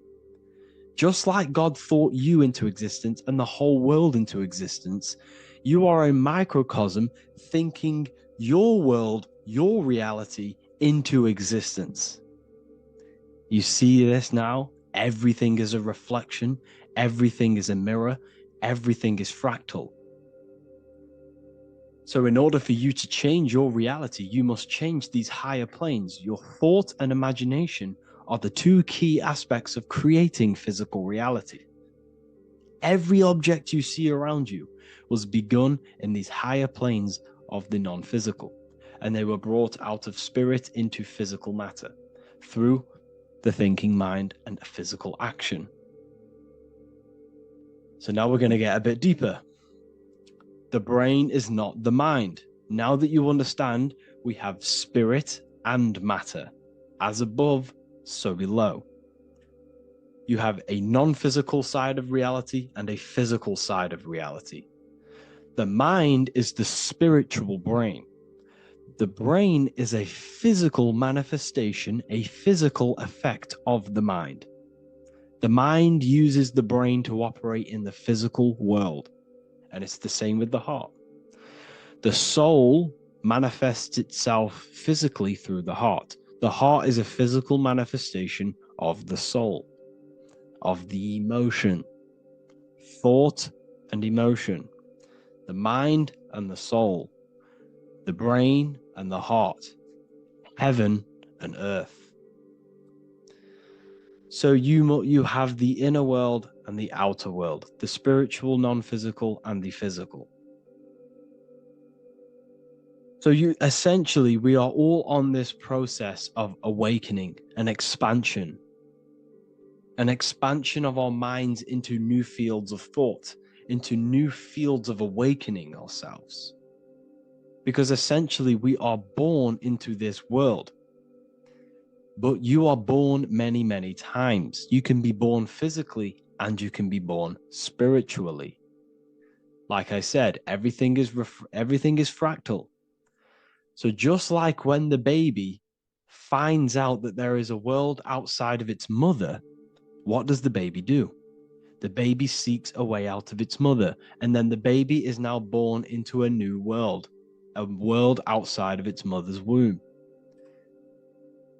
It's the same with you and your spiritual process.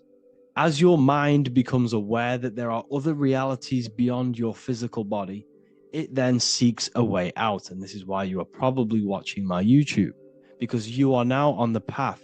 Something within you has guided you to this path of knowledge, truth, enlightenment, and expanding your consciousness. And it is your soul who brought you here. Your soul speaks through emotion, a guidance. Emotion is the language of the soul. When you feel very bad, this is your soul telling you you're not in the right place. You're doing the wrong things. Because the soul is always unfolding its purpose, which is expansion and learning. That is it. The mastery of the self and the learning of the mind is the only thing that counts in the end after this life. So you are on a journey of expansion, of learning, creating, and spiritual rebirth. As above, so below. What does this body tell you? When I see someone overweight, I don't see the overweight. I don't see the body. I see the mind. I see an undisciplined mind.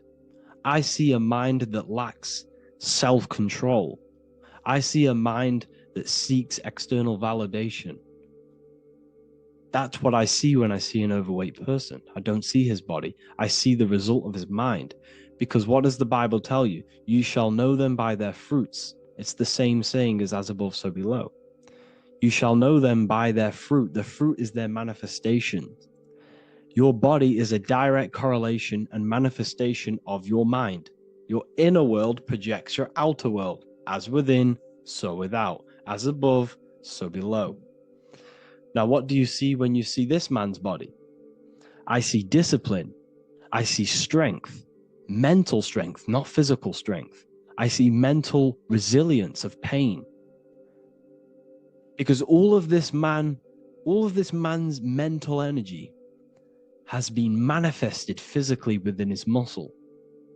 This body is a direct manifestation of this man's mind's pain and suffering. And it shows discipline. This is why people instantly respect you if you are in shape. You walk into a room and you are in shape, people will instantly give you respect because they know that you are mentally disciplined. The body is a reflection of your inner world, and it's the same with your friends, your family, your connections with people. If you think about yourself very negatively all the time, and you don't have a good connection with yourself, you don't have a connection with your true self, this will manifest into every single relationship you have in your life. If you don't have a good relationship with your inner self, You don't have a good relationship with the people and the friends around you. Because as within, so without. If you think negative about yourself, you will only pick up the negative in other people. If I think very highly of myself and I think very happy and good things about myself, I will then see the good things in other people. Because it's as above, so below. As the inner world is, so is the outer world. It's the same with your life circumstances. Your life is a direct correlation of every thought you thought in the past. If you possess millions of pounds, millions of dollars, this is because you have thought this into physical reality. You live the life you are deserved. You live the life that you manifest through your thought. If you live a very poor life, this is a reflection of your mind. This is a reflection of what you have thought into physical existence. Because like I said, everything begins in the mind, as above, so below. And this is even present within the body. So where is the head? The head is at the very top of the body. And where does all manifestation begin? In the mind. That's where the mind is, in the head. And then the thoughts we think travel down the body into the heart, which is the emotion. Every thought we think is in the emotion. Every thought we think creates an emotion. This emotion then drives the action. Where does the action come from? The feet, because the feet move our body. We move with our feet to take action. Our hands. You see, so the body is even a micro reflection. I can't even say it. Reflection of the order of manifestation. This blew my mind when I figured this out. You see, the head, the thoughts begin here. This is the beginning of all manifestation. Then it comes down to the heart. This is the emotion. Then you take the action. The thought and emotion then sparks the action, which is taken with the hands and the feet. And where's the lowest point on the body? The feet, and that's touching the physical earth. So the head is where the thought is, the non-physical, and the lowest point on the body, which is touching the physical earth. So the head represents spirit, the feet represent matter, spirit and matter. Your room, if I walk into your room and I see a messy room, I don't see the room, I see a messy mind. The room is a reflection of the mind. If you have a messy room, this is your mind. It's an externalization of your unsorted mind, undisciplined mind. So like I said, we are all God, and we must find the God self within us. And I teach all of this inside the Book of Wisdom, Volume 2. This is not just a book, this is a revolution. This is the beginning of a new age with this book. If you have read it, I congratulate you. You should feel very proud of yourself if you have an open mind. You should feel proud of yourself for watching these videos, because not many people have an open mind. Remember this, people. You are special if you're watching these videos. You have the mind. You have the ability to see through the illusion. And I take my hat off to you. You want to take this to the next step? Read the book. Or if you want to take it to the serious levels, join the university. The university, you gain access to every piece of my material that I've ever done, all of my books, all of my lectures that are hidden from YouTube, that are hidden from everywhere else, the lectures that give you real power. And if you feel alone on this journey, we have a conscious community where you can connect with like-minded individuals, because I've been there. I've been there when you feel lonely, because you feel like no one else is thinking the way you are feeling. You can't talk to people about these things because people just think you're crazy. That's why I put together this, so we can connect, so we can unite, so you can connect with people, so you don't feel crazy about thinking about this stuff, learning about this stuff. And if you truly want to level up your life, people, and take your studies serious, this is for you. We do live calls, we do lectures. There's a whole library filled with books you can read.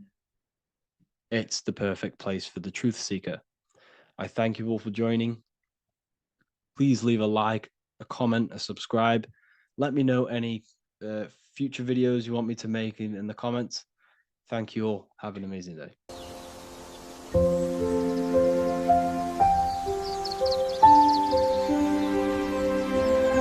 bookofwisdom.com. Visit today.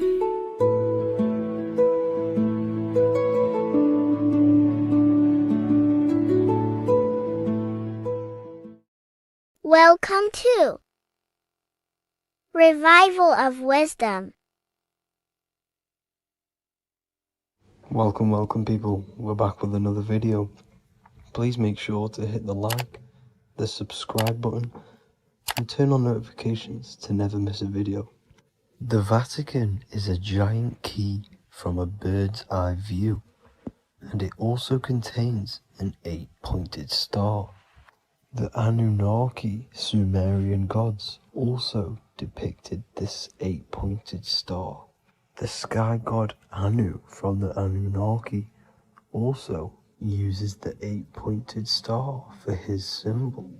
And even Freemasons depict an 8-pointed luminary with a ladder and a key. This is symbolizing the key to ascension up to the 8-pointed star, which is Polaris. Polaris is always depicted as an 8-pointed star. Polaris is the standstill star at the very center of our realm, which is perfectly aligned with the North Pole. The Earth is a giant torus field, and at the center is where the most electromagnetic energy is stored. This is why all compasses point to the north. Hence why a compass is an 8-pointed star, because it points you to Polaris, which is the North Pole, the center of this realm. The 8 points of the 8-pointed star symbolize the 8 points in space and time. So yes, Polaris is the portal which you ascend through if you outgrow this consciousness by aligning your chakras. Our earthly realm is a macrocosmic reflection of us, and we as humans are the micro reflection, with the earth containing its 7 chakras as well as us. The North Pole is the 7th chakra, which is the crown chakra. So the key to ascension is held by the Vatican, hence why it's a giant key, because they mislead the masses through their religions, which teaches the masses to look outside of themselves. As stated in the 20,000-year-old emerald tablets, written by the Egyptian god Thoth.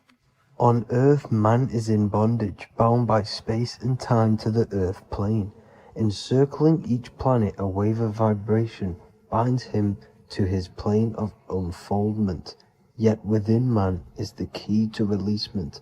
Within man may freedom be found. So the 7 planets are associated with each 7 chakras. The lowest chakra being the root chakra, which is associated with Saturn.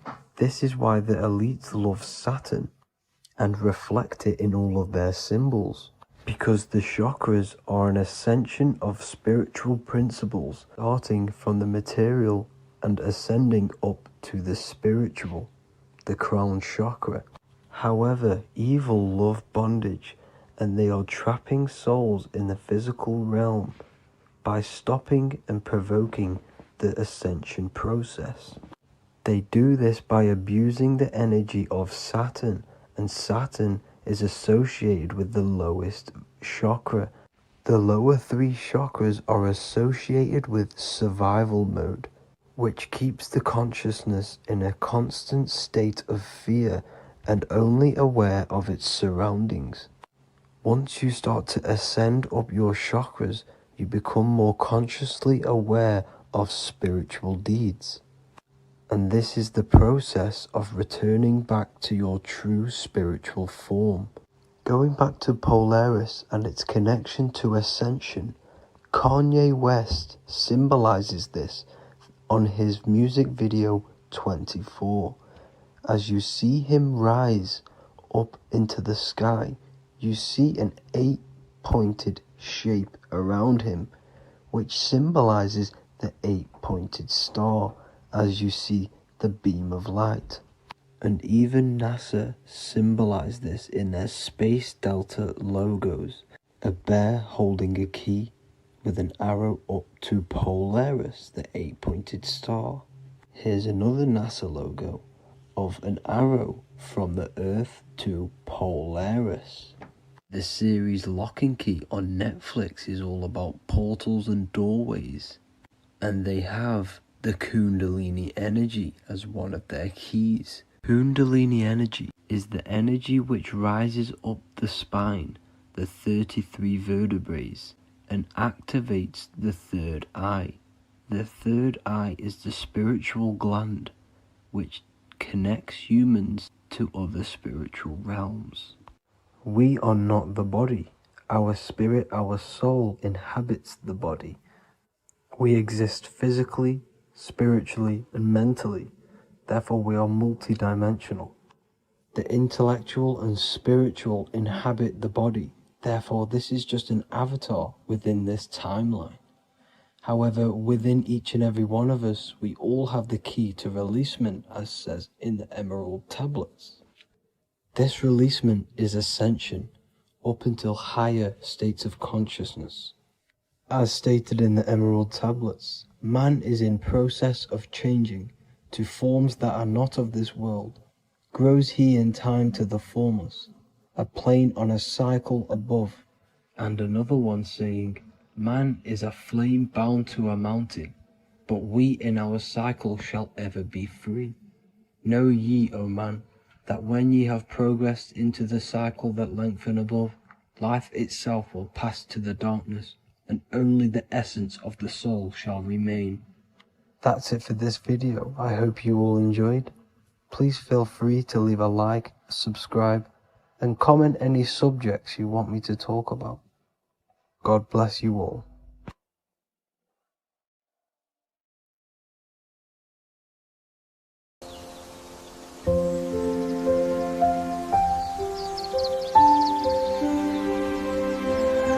bookofwisdom.com.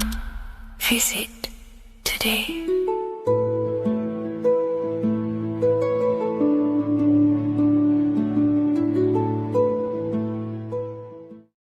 Watching pornography makes you see people as objects. It does a lot of psychological damage to the human mind. And if you truly want to progress in life, your spiritual journey, mastery, whatever it is, mastering your sexual urges is essential to become powerful, successful, and become the best version of yourself. And there are some occult practices that I used to help master this urge. They're not really techniques, they're more mindsets, which will definitely help you overcome your urges. So if you want to quit pornography today, this is the way forward that I used to create this version of myself. Before we go into the tactics, we must understand that whatever we do in darkness comes into light some way or another. If you watch pornography, you know you have a problem, you keep this to yourself. We all naturally do. These things are private, and what we do in our private time molds our subconscious mind, and we keep it away from people. But whatever we do in darkness always comes to light. If you're doing things you don't want others to see, such as watching pornography, it will come out through a subconscious force. It will come out in your eye contact. You won't really be able to make eye contact with the person you're attracted to. It comes out in your energy, your aura, your presence, your confidence. All of this plays a role in molding your consciousness. And especially women can pick this up so easily. Females are more subconscious, males are more conscious. Females speak indirectly, males should speak directly. If a woman is hungry, they will say, I'm hungry. Are you hungry? But a male will say, let's go get some food. You have to see the underlying subconscious messages in women women because they speak in more of a subconscious language. Men speak in a direct language. And maybe even men will pick this up. If you want to be taken seriously in the business world or your career, whatever it is, this is essential for your body language and your personal power. So you must master your sexual urges. Releasing your sexual energy, your sexual fluids, removes the life in your eyes. A lot of people get dark bags underneath their eyes. I used to have them years and years ago. My eyes were always half shut. There was no life in my eyes. But as you purify yourself, the life and the energy comes back into your glaring eyes. The first tactic on mastering your sexual urges is understanding that thoughts produce emotions. Whatever we think about inside of our mental body directly corresponds to what we feel in our emotional body. What we see here is a piece of alchemical artwork showing you the light of the mind shining down into the heart. This represents the mental body with the clouds. This represents the human heart, the emotional body of consciousness. What we think about, if we think about sex, or if we watch things that are stimulating to us on Instagram, TikTok, that thought goes into the mind and the feeling gets then produced in the heart and the body becomes aroused. What we think inside of our brain becomes emotional energy in our heart.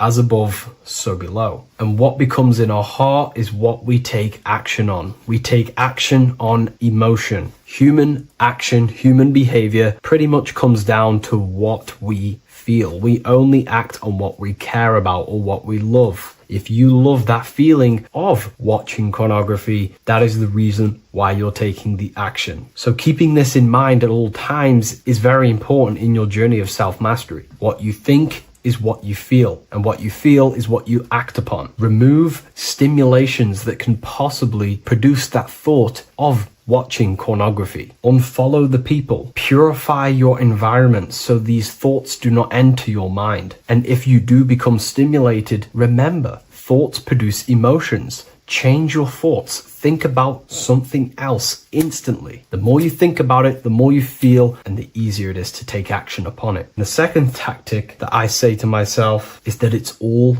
mental. World, the universe, life is all mental. For example, unfortunately, my brother passed away recently. I've never gone through something like this in my life. It's tough. It's horrible. It's not nice losing a loved one. However, if I sit around and focus just on the negative side of that, yes, of course, I'm going to have my moments. But if I just sit there and focus on the negative, it will destroy my life. It will pull me down. The only thing that I can do to benefit from this situation is to become a better family person out of this. Become more loving. Spend more time with the people who mean a lot to you. You can always change and transmute the mindset of every situation in your reality. There's a famous saying I like to say, if you can change it, change it. But if you cannot change it, change the mental attitude towards it. Never just sit there focusing on the negative side of reality. This helped me with mastering myself watching pornography. It's all mental. You hold the power over the mind. And the next tactic is probably the best one ever. And I still use this today in everything in my life. Before I make any decision in life, I always say to myself, what is the effect of this cause? Is that effect going to push me towards who I want to be? Or is that effect going to pull me away of who I want to be and become and where I want to go in life? If the effect is not pushing me towards who I want to be, I will not take the action which is the cause. Consciousness cannot escape the law of cause and effect. It is an immutable,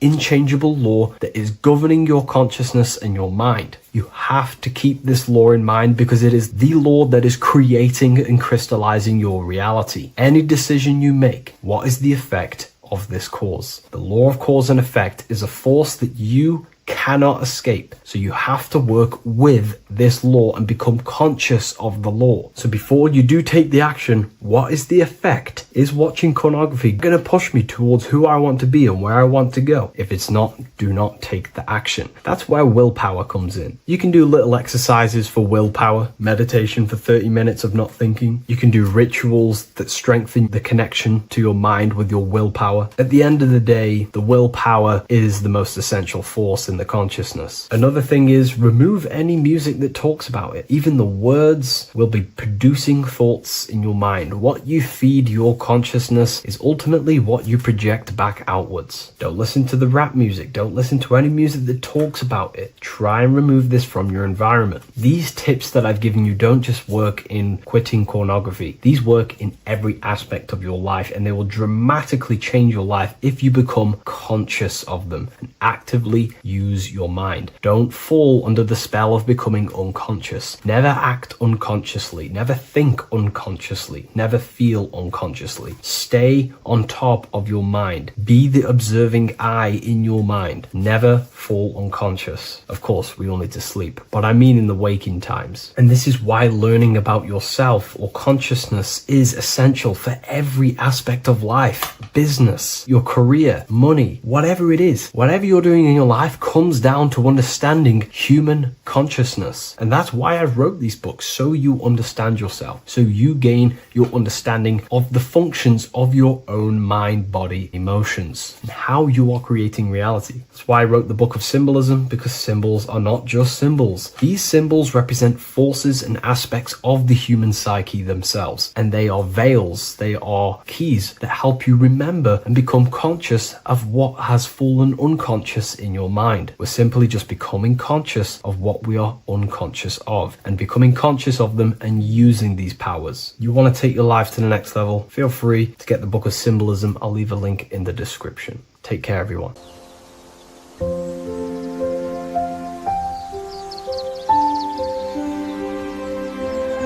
bookofwisdom.com.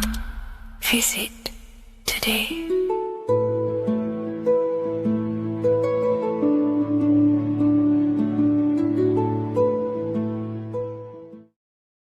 In this video, we're going to be talking about the evolution of consciousness. You are born human, however, you possess consciousness, which is the awareness behind your being, the awareness behind your thoughts, the experiencer behind your five senses, the experiencer, the observer behind your thought, emotions, and senses. You are an eye, an invisible consciousness looking through a lens, which is your body. Your body produces this physical world that you experience. Your brain produces this world. Your brain and body is a technological computer. However, you are an infinite, ever-expanding consciousness behind this physical body.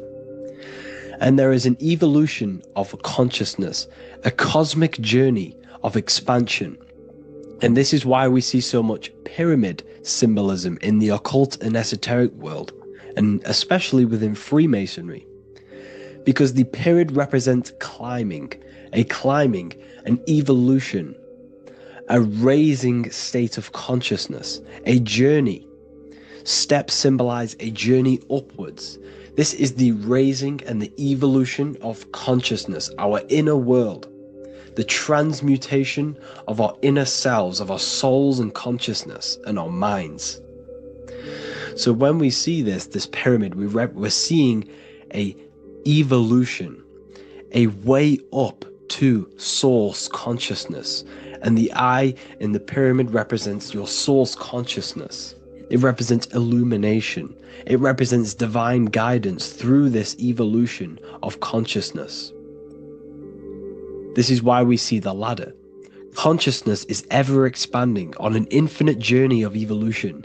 Each individual is a part of this cosmic process, contributing towards the ongoing expansion of both mind and awareness. As we evolve, we collectively explore deeper levels of existence, expanding the boundaries of thought and consciousness. The mind has the ability to expand infinitely into new realms of thought, into new dimensions of mind. The mind cannot be filled up. It is not a physical substance. The body can be filled up because it is a physical thing, but you cannot fill the mind. Therefore, the mind is constantly expanding, ever expanding into new fields of thought. So what we see in Freemasonry, the ladder, is again a journey, an elevation of consciousness. When we are born with an infant consciousness, and as we gain older, we gain an adult consciousness. Our inner world, our inner mind, and our emotional intellect changes and evolves. We are significantly different from when we were very young as an infant. It's because our consciousness evolutes, it changes, it alters like water. So, just like this evolution of your own consciousness as growing up, there is consciousness of beings existing in cycles beyond our own. And their consciousness is unimaginably different from ours. They operate on a higher level of understanding and knowing, experiencing reality in ways that transcend our current comprehension.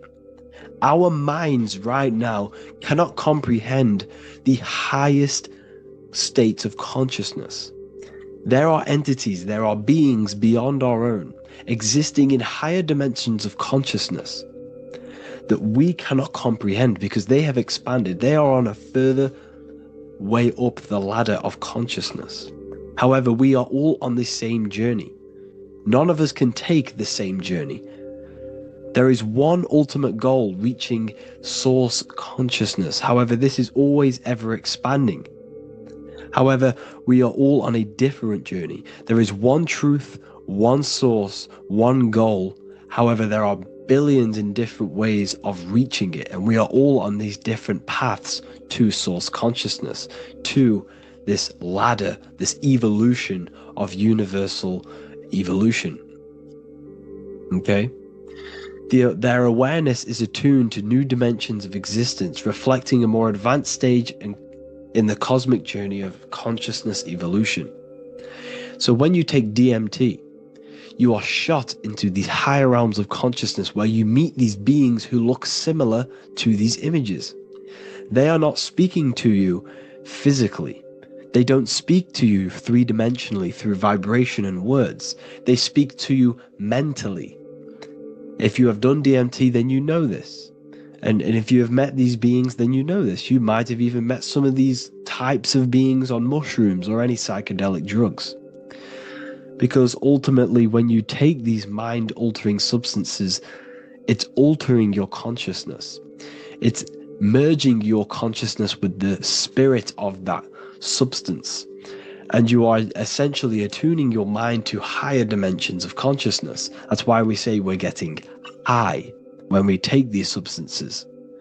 Therefore, when you meet these beings on DMT, you are essentially meeting beings who are attuned to higher dimensions of consciousness, and they speak to you mentally. They speak to you telepathically through thought, because the universe is mental. Everything exists within the mind. The way you are now, your physical existence, is a state of mind. Mind, thought creates matter. Spirit and matter are two opposing ways of thinking. If we have a very spiritual mind, we have an expanded mind, we are a spiritual person through the mind. However, if we have a very low state of consciousness where we think about food, sex, lust, and all physical things, then we have a physical consciousness. Matter and spirit are two opposing forces, two ways of thinking. The mind attunes itself to different levels of understanding in different dimensions. So, essentially, this is what we're looking at. The body is a vessel for the fluidic, formless consciousness, a temple that houses the essence of our awareness. While the five senses are limited to perceiving only the physical plane, the mind transcends these limitations, capable of perceiving the full scope of reality. It is through the mind that we access deeper truths beyond the material, tapping into boundless nature of existence. Physical existence is a thin band, a thin layer of reality. It's like 0.001% of reality. And your five senses are only tuned into this layer of reality.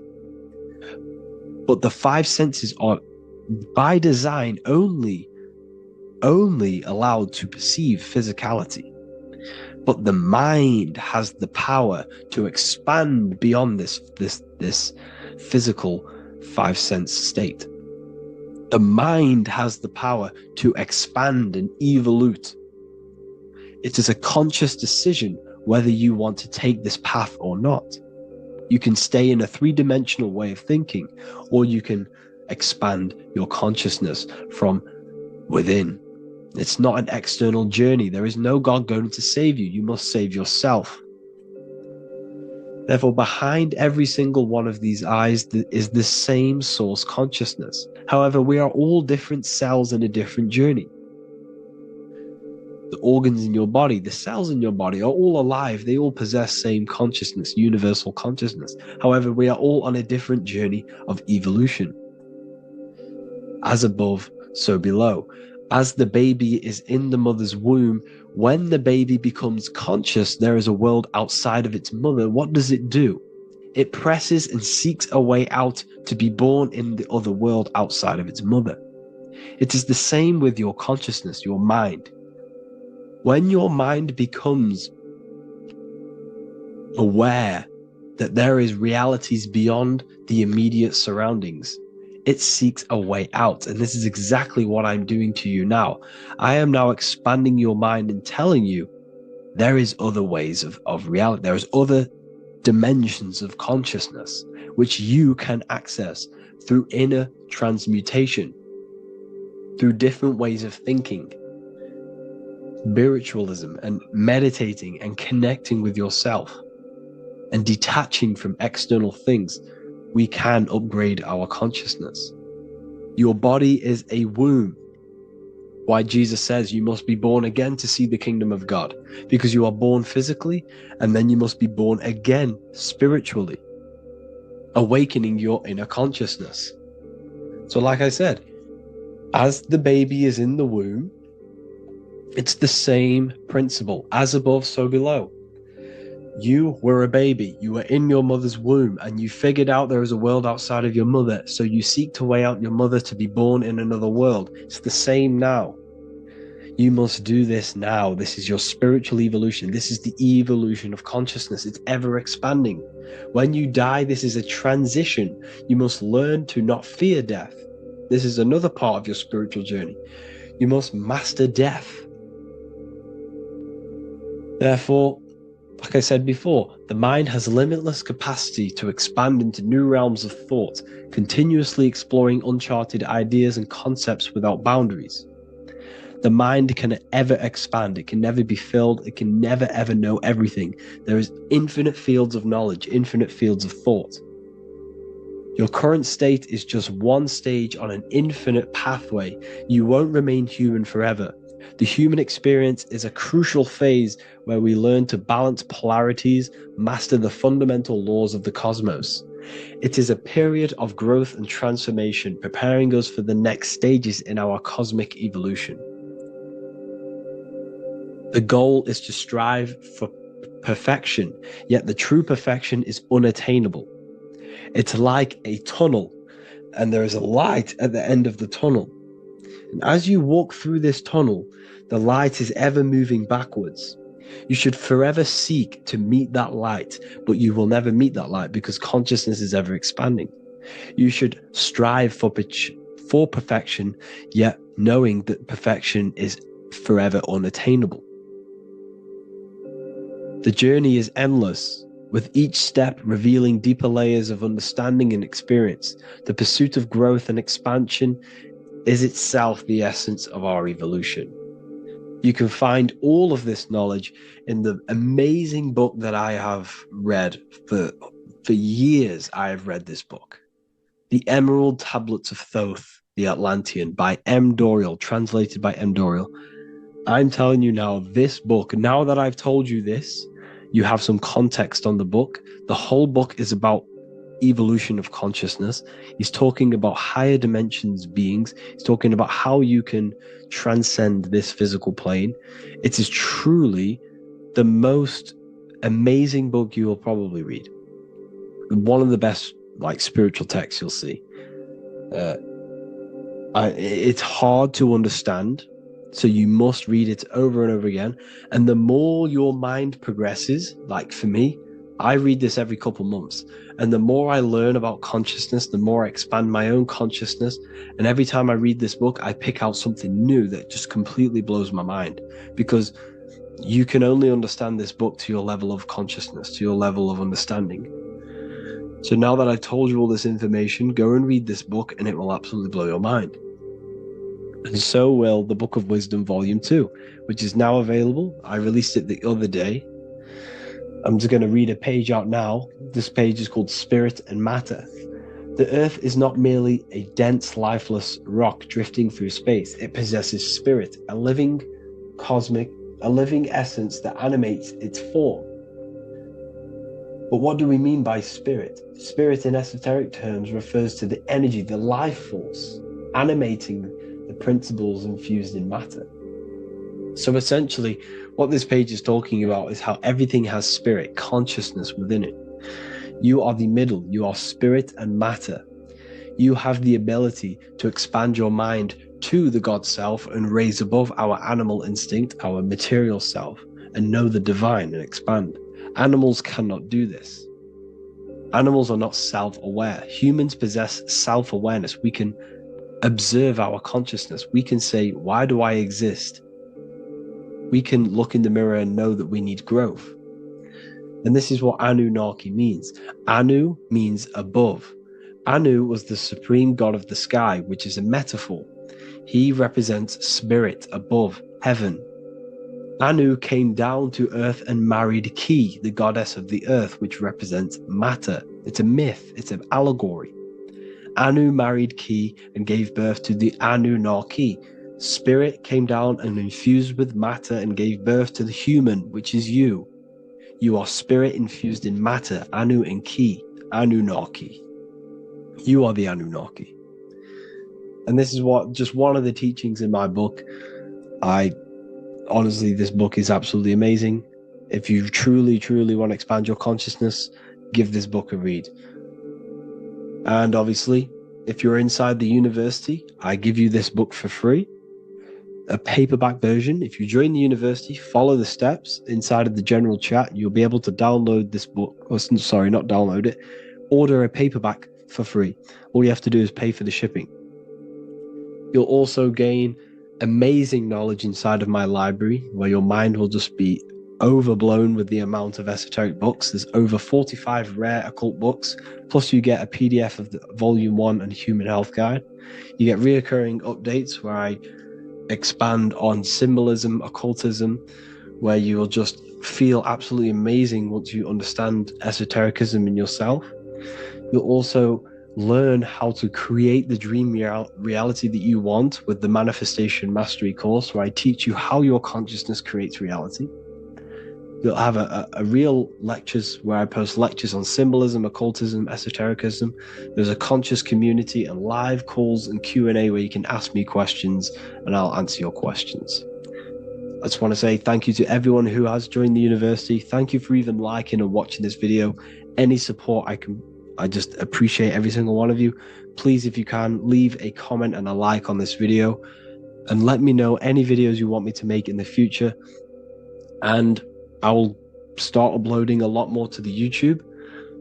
So yeah, thank you all for tuning in today. Have an amazing day.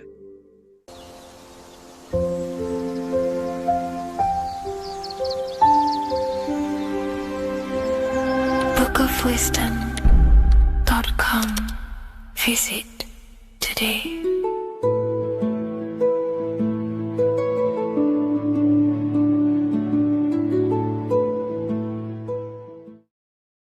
In this video, we're going to be talking about the evolution of consciousness.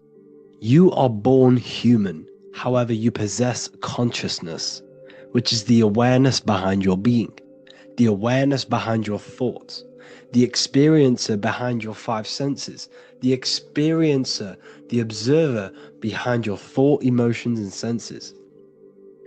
You are an eye, an invisible consciousness looking through a lens, which is your body. Your body produces this physical world that you experience. Your brain produces this world. Your brain and body is a technological computer. However, you are an infinite, ever-expanding consciousness behind this physical body. And there is an evolution of consciousness, a cosmic journey of expansion. And this is why we see so much pyramid symbolism in the occult and esoteric world, and especially within Freemasonry. Because the pyramid represents climbing, an evolution, a raising state of consciousness, a journey. Steps symbolize a journey upwards. This is the raising and the evolution of consciousness, our inner world, the transmutation of our inner selves, of our souls and consciousness and our minds. So when we see this pyramid, we're seeing a evolution, a way up to source consciousness. And the eye in the pyramid represents your source consciousness. It represents illumination. It represents divine guidance through this evolution of consciousness. This is why we see the ladder. Consciousness is ever expanding on an infinite journey of evolution. Each individual is a part of this cosmic process, contributing towards the ongoing expansion of both mind and awareness. As we evolve, we collectively explore deeper levels of existence, expanding the boundaries of thought and consciousness. The mind has the ability to expand infinitely into new realms of thought, into new dimensions of mind. The mind cannot be filled up. It is not a physical substance. The body can be filled up because it is a physical thing, but you cannot fill the mind. Therefore, the mind is constantly expanding, ever expanding into new fields of thought. So what we see in Freemasonry, the ladder, is again a journey, an elevation of consciousness. When we are born with an infant consciousness, and as we gain older, we gain an adult consciousness. Our inner world, our inner mind, and our emotional intellect changes and evolves. We are significantly different from when we were very young as an infant. It's because our consciousness evolutes, it changes, it alters like water. So, just like this evolution of your own consciousness as growing up, there is consciousness of beings existing in cycles beyond our own. And their consciousness is unimaginably different from ours. They operate on a higher level of understanding and knowing, experiencing reality in ways that transcend our current comprehension. Our minds right now cannot comprehend the highest states of consciousness. There are entities, there are beings beyond our own, existing in higher dimensions of consciousness that we cannot comprehend because they have expanded. They are on a further way up the ladder of consciousness. However, we are all on the same journey. None of us can take the same journey. There is one ultimate goal, reaching source consciousness. However, this is always ever expanding. However, we are all on a different journey. There is one truth, one source, one goal. However, there are billions in different ways of reaching it, and we are all on these different paths to source consciousness, to this ladder, this evolution of universal evolution. Okay? Their awareness is attuned to new dimensions of existence, reflecting a more advanced stage in the cosmic journey of consciousness evolution. So when you take DMT, you are shot into these higher realms of consciousness where you meet these beings who look similar to these images. They are not speaking to you physically. They don't speak to you three-dimensionally through vibration and words. They speak to you mentally. If you have done DMT, then you know this. And if you have met these beings, then you know this. You might have even met some of these types of beings on mushrooms or any psychedelic drugs. Because ultimately, when you take these mind-altering substances, it's altering your consciousness. It's merging your consciousness with the spirit of that substance. And you are essentially attuning your mind to higher dimensions of consciousness. That's why we say we're getting high. when we take these substances. Therefore, when you meet these beings on DMT, you are essentially meeting beings who are attuned to higher dimensions of consciousness, and they speak to you mentally. They speak to you telepathically through thought, because the universe is mental. Everything exists within the mind. The way you are now, your physical existence, is a state of mind.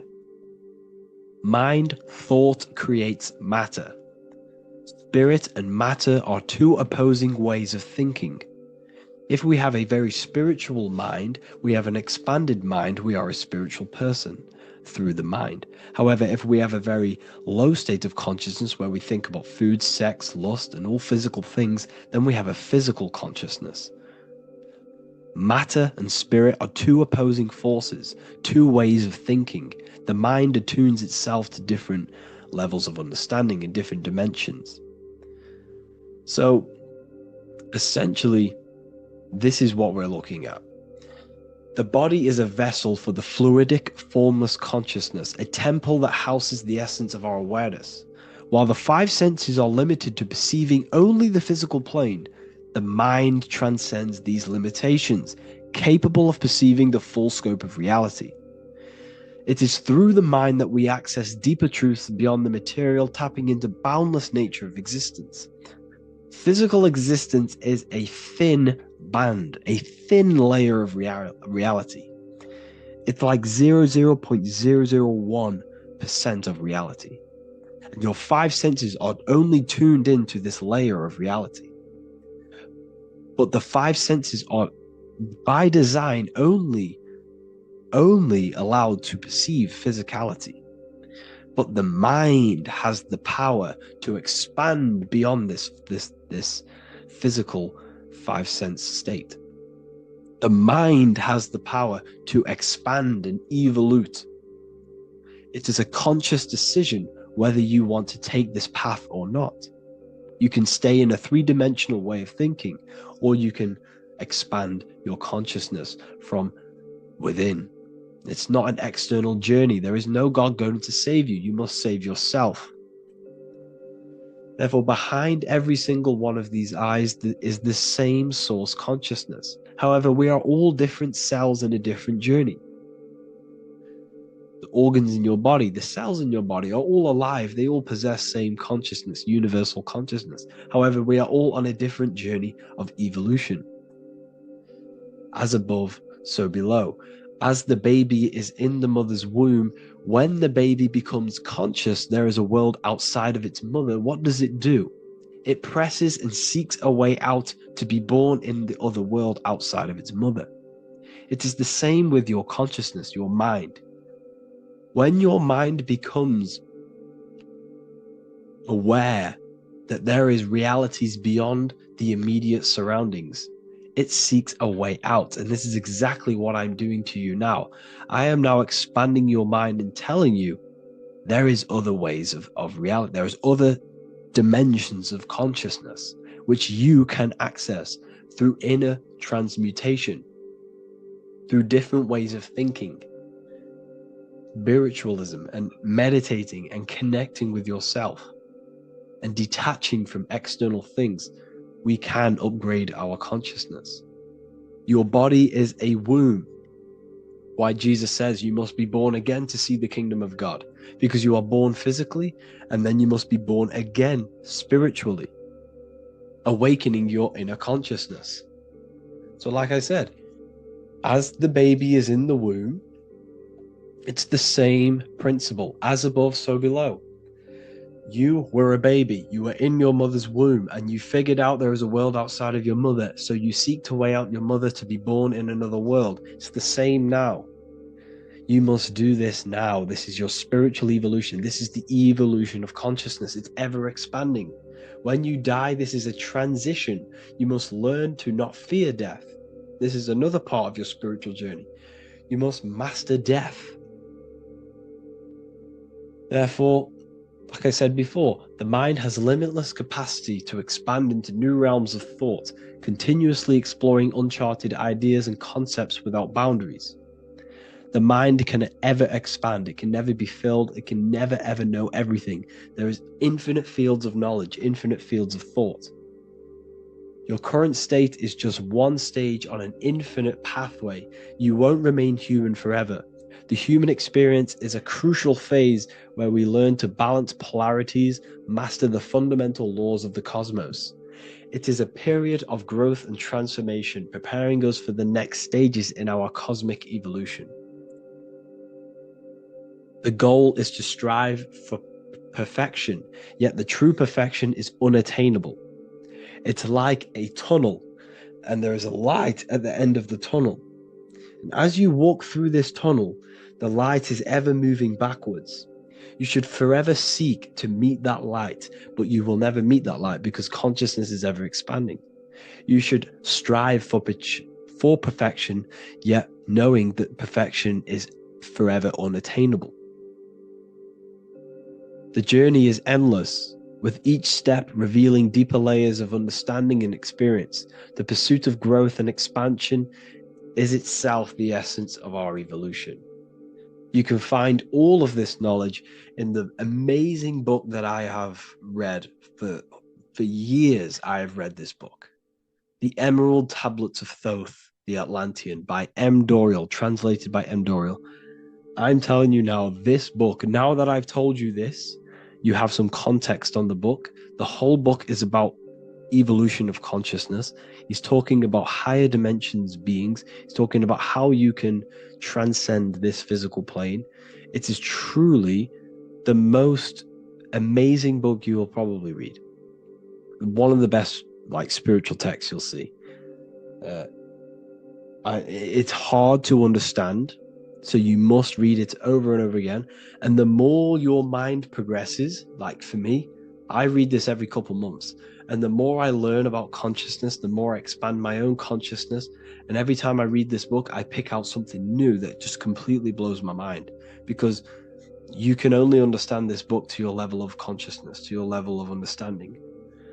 So now that I've told you all this information, go and read this book and it will absolutely blow your mind. And so will the Book of Wisdom Volume 2, which is now available. I released it the other day. I'm just going to read a page out now. This page is called Spirit and Matter. The Earth is not merely a dense, lifeless rock drifting through space. It possesses spirit, a living essence that animates its form. But what do we mean by spirit? Spirit in esoteric terms refers to the energy, the life force, animating the principles infused in matter. So essentially, what this page is talking about is how everything has spirit, consciousness within it. You are the middle, you are spirit and matter. You have the ability to expand your mind to the God self and raise above our animal instinct, our material self, and know the divine and expand. Animals cannot do this. Animals are not self-aware. Humans possess self-awareness. We can observe our consciousness. We can say, why do I exist? We can look in the mirror and know that we need growth. And this is what Anunnaki means. Anu means above. Anu was the supreme god of the sky, which is a metaphor. He represents spirit above, heaven. Anu came down to earth and married Ki, the goddess of the earth, which represents matter. It's a myth, it's an allegory. Anu married Ki and gave birth to the Anunnaki. Spirit came down and infused with matter and gave birth to the human, which is you. You are spirit infused in matter, Anu and Ki, Anunnaki. You are the Anunnaki. And this is just one of the teachings in my book. Honestly, this book is absolutely amazing. If you truly, truly want to expand your consciousness, give this book a read. And obviously, if you're inside the university, I give you this book for free. A paperback version. If you join the university, follow the steps inside of the general chat, you'll be able to download this book. Sorry, not download it. Order a paperback for free. All you have to do is pay for the shipping. You'll also gain amazing knowledge inside of my library, where your mind will just be overblown with the amount of esoteric books. There's over 45 rare occult books, plus you get a PDF of the Volume 1 and Human Health Guide. You get reoccurring updates where I expand on symbolism, occultism, where you will just feel absolutely amazing once you understand esotericism in yourself. You'll also learn how to create the dream reality that you want with the Manifestation Mastery course, where I teach you how your consciousness creates reality. You'll have a real lectures where I post lectures on symbolism, occultism, esotericism. There's a conscious community and live calls and Q&A where you can ask me questions and I'll answer your questions. I just want to say thank you to everyone who has joined the university. Thank you for even liking and watching this video. Any support I just appreciate every single one of you. Please, if you can, leave a comment and a like on this video and let me know any videos you want me to make in the future. And I will start uploading a lot more to the YouTube. So yeah, thank you all for tuning in today. Have an amazing day.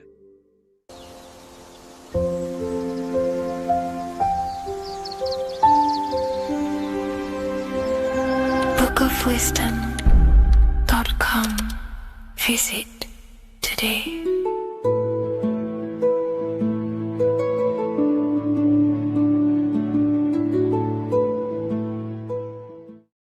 What if I told you the devil is closer than you think, and it's not actually a real person, force, or spiritual entity outside of you, but a being and an aspect of your own mind and psyche? In this video, you will learn exactly what the devil is and the true esoteric meaning of the devil. The first thing we need to understand is that the universe is a mental universe. Look around you. Every action, every building, everything you see around you was begun first as thought in the mind, then manifested. We use the mind to build and shape our reality. The universe, the world, only exists inside of our mind. Therefore, God and the devil exist inside of our own psyche. So first of all, the devil is not a literal being, but a symbol of the lower self. It represents the unmastered, ego-driven part of the human mind, a symbol of destructive thoughts, emotions, behaviors, lives in realms of chaos, fear, hatred, lust, and ignorance. This is why we see the devil as red, because red is the lowest vibrational color on the color spectrum. It also corresponds with the root chakra, which is all to do with survival instincts. Red represents chaotic and intense emotions like hatred and anger. When we are angry, our face turns red. The devil represents our animalistic fundamental needs, our instinctual needs, our survival state of consciousness. We have a survival state of consciousness and a godly state of consciousness. Our godly state of consciousness is creating, not just experiencing in the animal state, but consciously creating reality.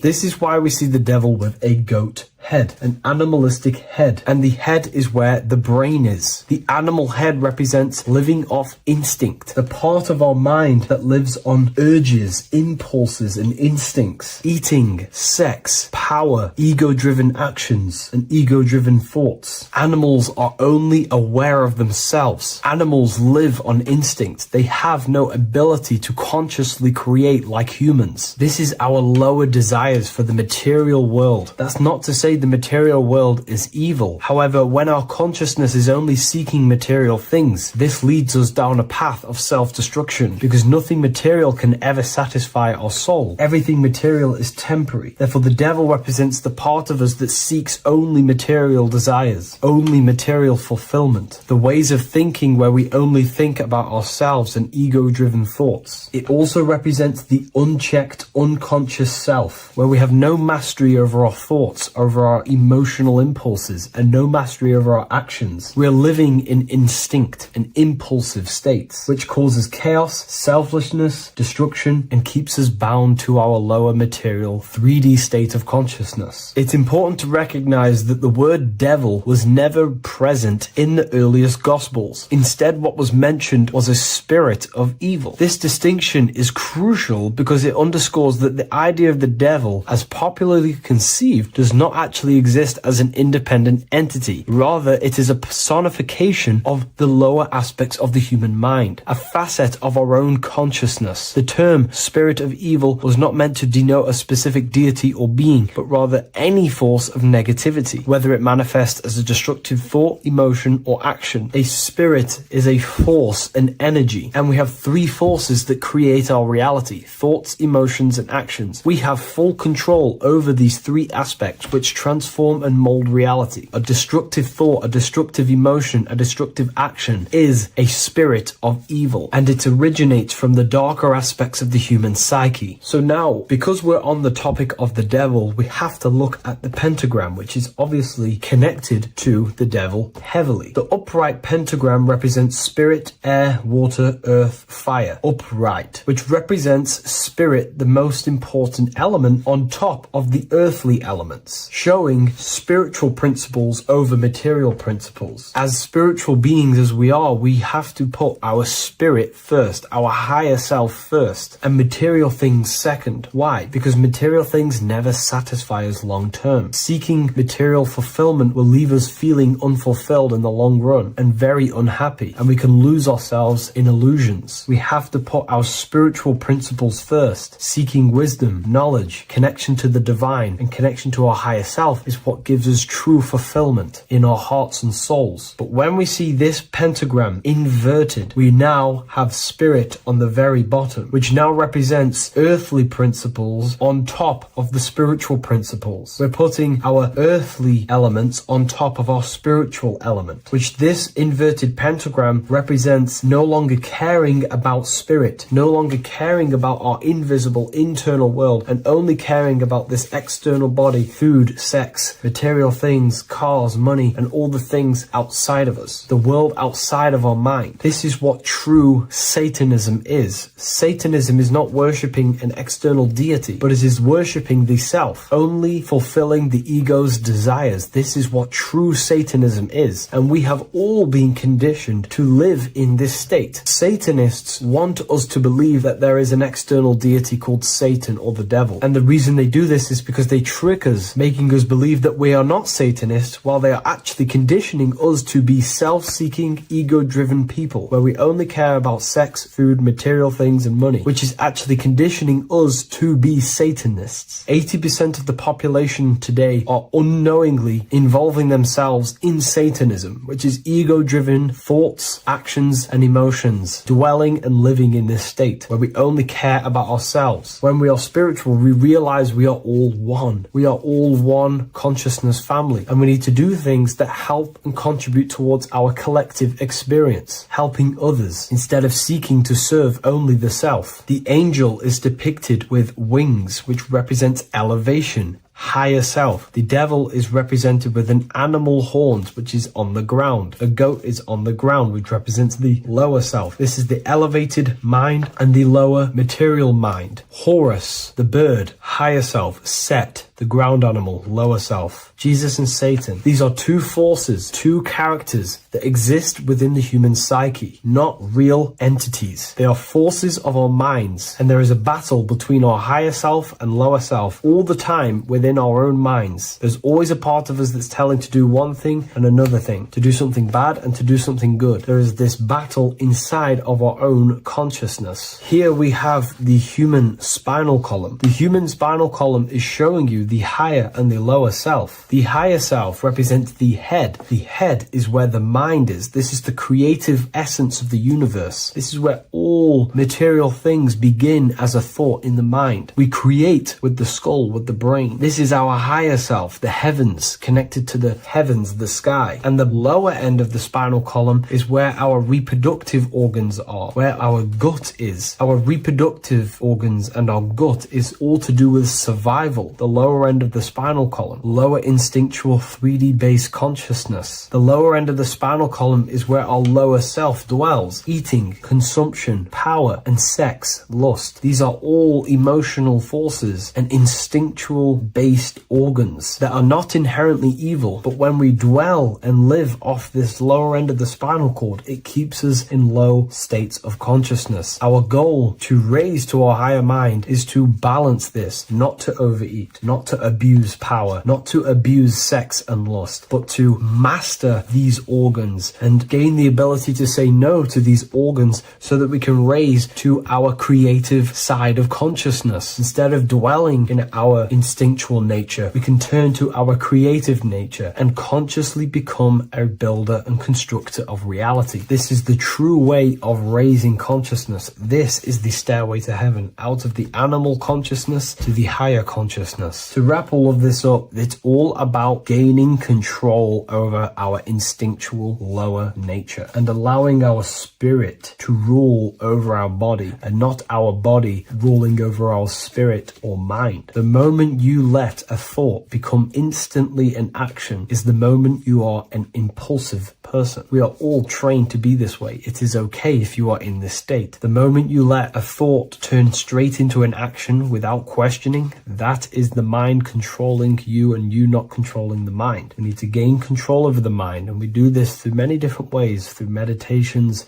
affirmations, and discipline. We slowly gain control over our minds. And once we gain control over our minds, we gain control over our thoughts, and we gain control over the attention that we give certain thoughts. We can then start to uplift our mind, our thoughts, out of our instinctual state to the higher mind. If you wish to learn more about consciousness, I'll leave a link in the description for the Book of Wisdom, Volume 2. Creation demands destruction. Every time you release your sexual fluids, you're destroying a part of yourself to create an extension of yourself. For example, if you want to create a business, you have to destroy your time, attention, and energy in order to create the effect of the business. All creation demands some sort of sacrifice or destruction. This falls under the law of polarity in the universe. It's the same with your sexual fluids. Your sexual fluids, especially as a man, contain minerals, all the minerals in your body. It contains your vitality. It contains your DNA. It contains the blueprint of you, and it can create a whole new human being. You are literally playing with the power of creation if you are releasing your sexual fluids too much. Sexual fluids also extend beyond the physical plane. They contain astral forces because all physical creation is a mental creation. We live in a mental universe. Everything begins as a thought in the mind, then the thought takes the form and the body of imagination, which is an astral force. Imagination turns into etheric emotional energy. Then the etheric emotional energy turns into the physical action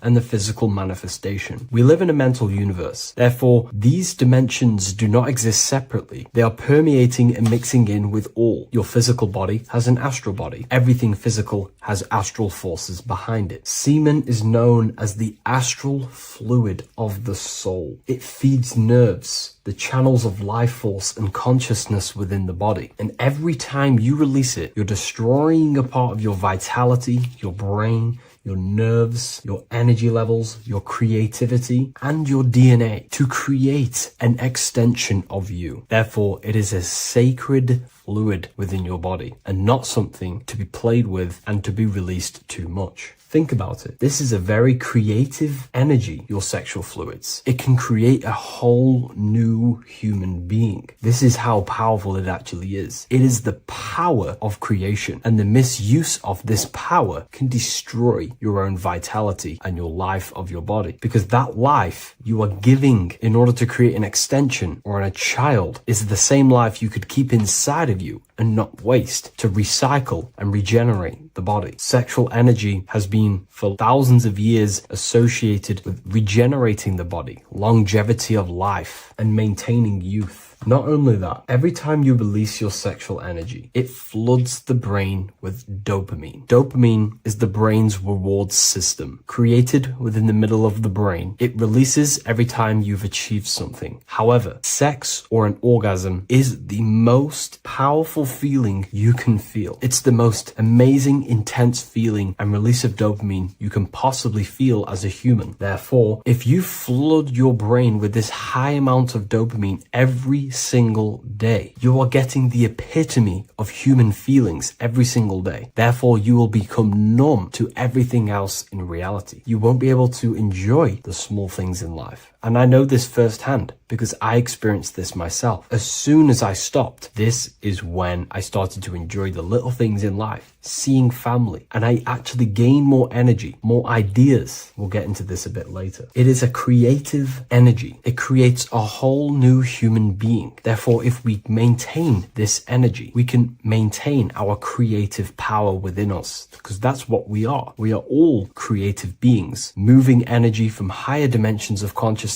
the mind, into lower dimensions of consciousness, the physical world. You hold the power to create. You are not in a world. The world is working working through you. You do not possess a life. Life is working through you. You are not in a universe. You are the universe. It's moving through you. There is no past, present, and future. The present moment is you. When we release every single day or frequently throughout the week, like I said, we're triggering the brain's reward system, dopamine, which makes you feel as if you have already achieved something. And if your brain is telling you you have already achieved something by overusing your sexual fluids, then you will not have the motivation to achieve other things in your life. I know this firsthand. I became very lazy. I didn't want to work. I didn't want to do anything because subconsciously my brain felt as if I've already achieved. If we look at the symbol of the Baphomet, we notice the Baphomet has horns and a goat head. Now we look at the word horny. When you become sexually aroused, it's known as horny, which is the horns, representing the lower mind. The lower mind is the mind we use for our animal instincts. We have two parts of our mind. A higher mind, which is contained of higher thought, which chases spiritual things such as love, wisdom, knowledge, and God. Then we have a lower mind, which chases the things of the material world closely associated with the ego, chases validation, material gain, status, and physical sensation, physical pleasures. It is these physical pleasures that can keep you in an endless loop, making you feeling empty inside, because nothing material can ever satisfy our internal world. Nothing. You can achieve millions of dollars. You can achieve your dream house, your dream car, your dream watch. And if that is the only thing you are chasing, you will feel empty inside when you achieve it, because nothing of this material plane can satisfy you. Nothing of the lower mind can ever satisfy you. This is why we must sacrifice the lower mind and overcome the lower mind and the lower instincts. One thing I found amazing when I mastered my sexual urges and my lust is that my mind became a lot more clear. The thoughts and the time and the attention that I used in my mind to go towards lust, sex, and chasing these things was taking up a lot of mental space, time, and energy. But as soon as I removed it and mastered it, my mind became an open vessel for higher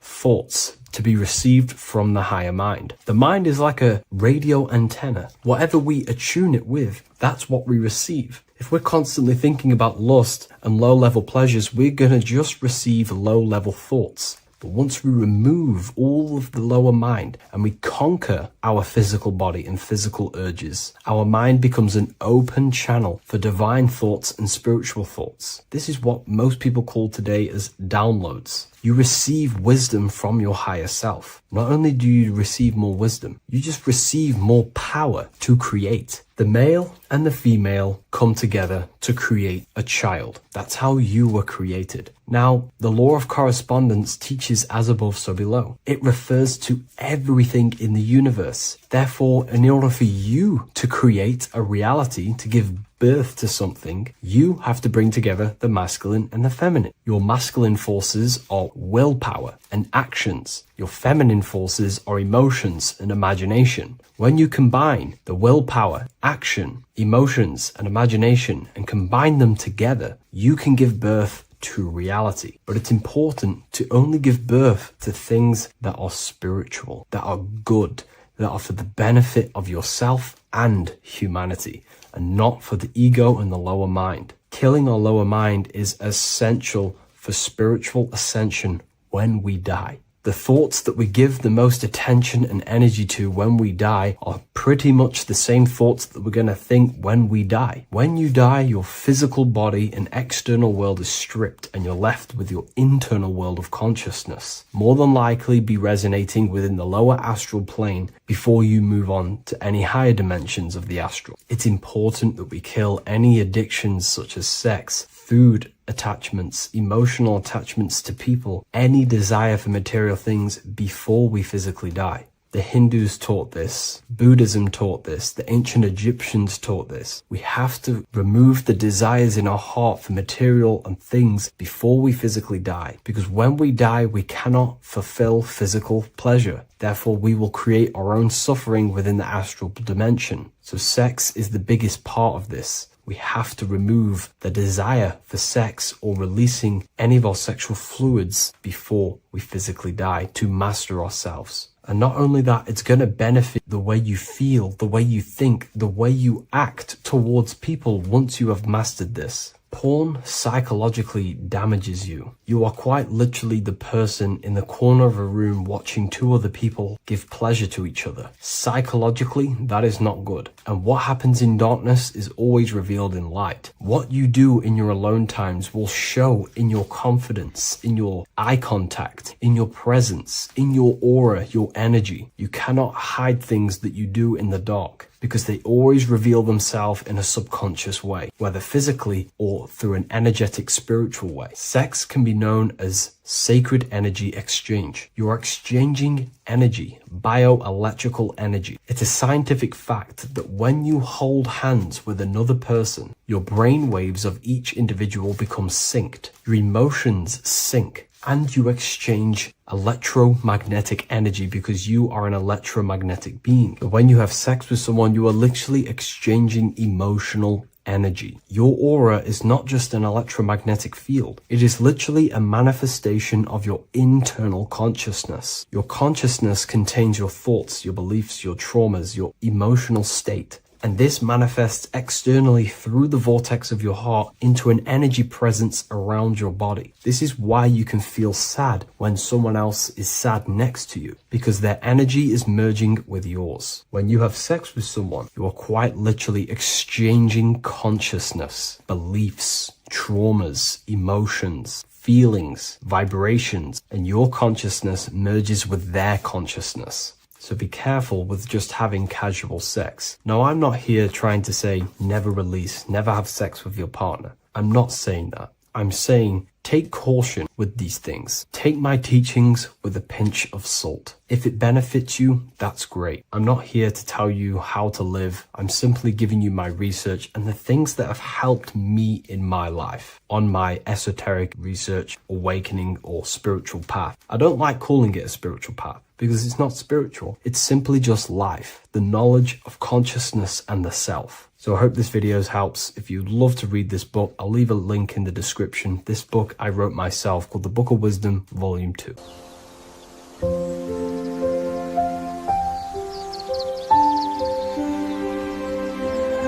bookofwisdom.com. Visit today.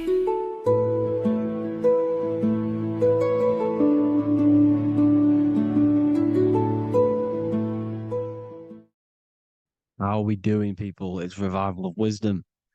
We're back today talking about sun worship. Okay? And please enjoy, sit back and enjoy the video. First thing we need to understand is that the sun is the risen savior. It's the light of the world. Without the sun, we have nothing. Now, the sun is the Son of God. We didn't make the sun. No one owns the sun. But who created the sun? Obviously, the Creator created the sun. Therefore, it is the Son of God. And that is what Jesus is symbolizing in the Bible. The Bible is a metaphorical story. That's why it's called the greatest story ever told, because it is a story about the sun, the zodiac. It's about you, the systems in the body. It's about everything that is sacred in this creation. Now you can see the suns behind Jesus' head in all of the ancient portraits, even the ones that are more modern. You still see a sun on the back of his head because he is the sun. He's the light of the world, our risen savior. And this is what Christians are lost because they don't realize it's a symbolic story and they think Jesus was a historical person. He's not a historical person. Okay, this is what we need to get out of our mind. This wasn't a historical person. It's the Son, our risen Savior. The Son is the soul. It's the soul of this creation. Because what is a soul? A soul is pure life force, pure energy. Whatever a soul inhabits, it gives life to. Like our soul feeds our body. The sun feeds the earth because the sun is a soul, and that's why the ancients called it Sol. Because it's the soul and it's in you and it's the light of the world. It's the light of everything. It gives life to all things. Here's Jesus and his 12 disciples. The 12 disciples symbolize the 12 zodiac signs. Aries, it rules the head region because the 12 zodiac constellations rule specific regions of your body. Aries, the ram, you have a cerebrum in your head. This is Aries on the head of the table. His Gemini rules the arms and the lungs. The two twins, Gemini. He's holding up two hands for the two hands and arms. The twins. Cancer has a knife in his hand. It's not so clear, but he has a knife in his hand. Cancer is the crab.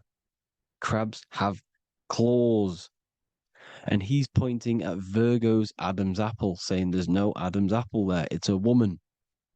Who's the sixth sign? The sixth sign is Virgo, the Virgin, the only woman in the painting. Now notice how there are 3 people in 4 groups for the 4 seasons and for the 3 months and 3 zodiac signs in each season: spring, summer, fall, winter. Matthew, Mark, Luke, and John with the suns on the back of their heads, because it's the 4 states of the sun. The 4 states of the sun. Now, 6th sign, Virgo, the Virgin, the only woman in the painting with no Adam's apple. Then we have the sun, Jesus, red and blue, red shift, blue shift. Electromagnetism. The ancients knew this. He's got one hand open, one hand down, because the sun gives and retrieves. The sun rises and it falls. It gives, then pulls away. That's what the sun does, and that's what he's doing. His arms are out, symbolizing the rays of the sun, casting down onto the earth, giving and then receiving. Libra, his 2 hands are equal, he's holding his arms out equally, because Libra is the 2 balanced scales. Libra is when the sun is balanced between the summer and the winter. It's being judged. The sun isn't balanced. That's what Libra is, the 2 scales. Capricorn is the goat. Goats have 2 horns, and you can see the 2 horns on his head here. See? So this is astrology. This is what Leonardo da Vinci is depicting here. It's astrology. He knew the story of the Bible is all astrology. It's all based on astrology. The Son of God, the real sun.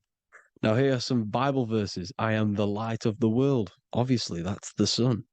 What other light is there that lights up the world? The moon can't do it.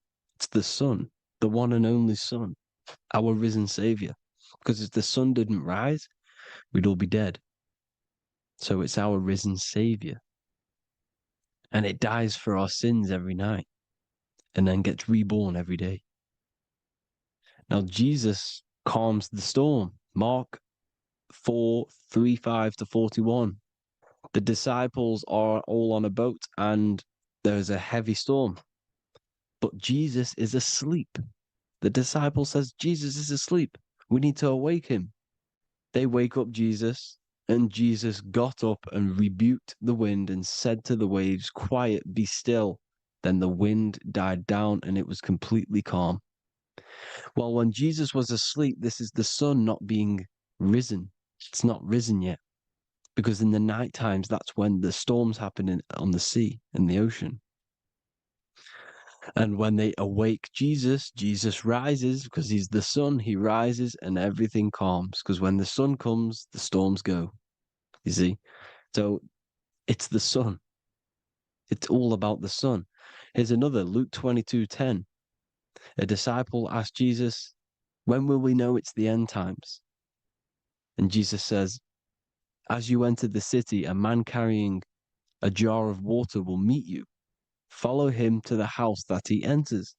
Well, this is clearly talking about astrology, the topic that Christians think is satanic, when they don't realize the whole thing's based on astrology. Because the end times is the end of Pisces, which is the 2 fish, which is the age we've just gone out of.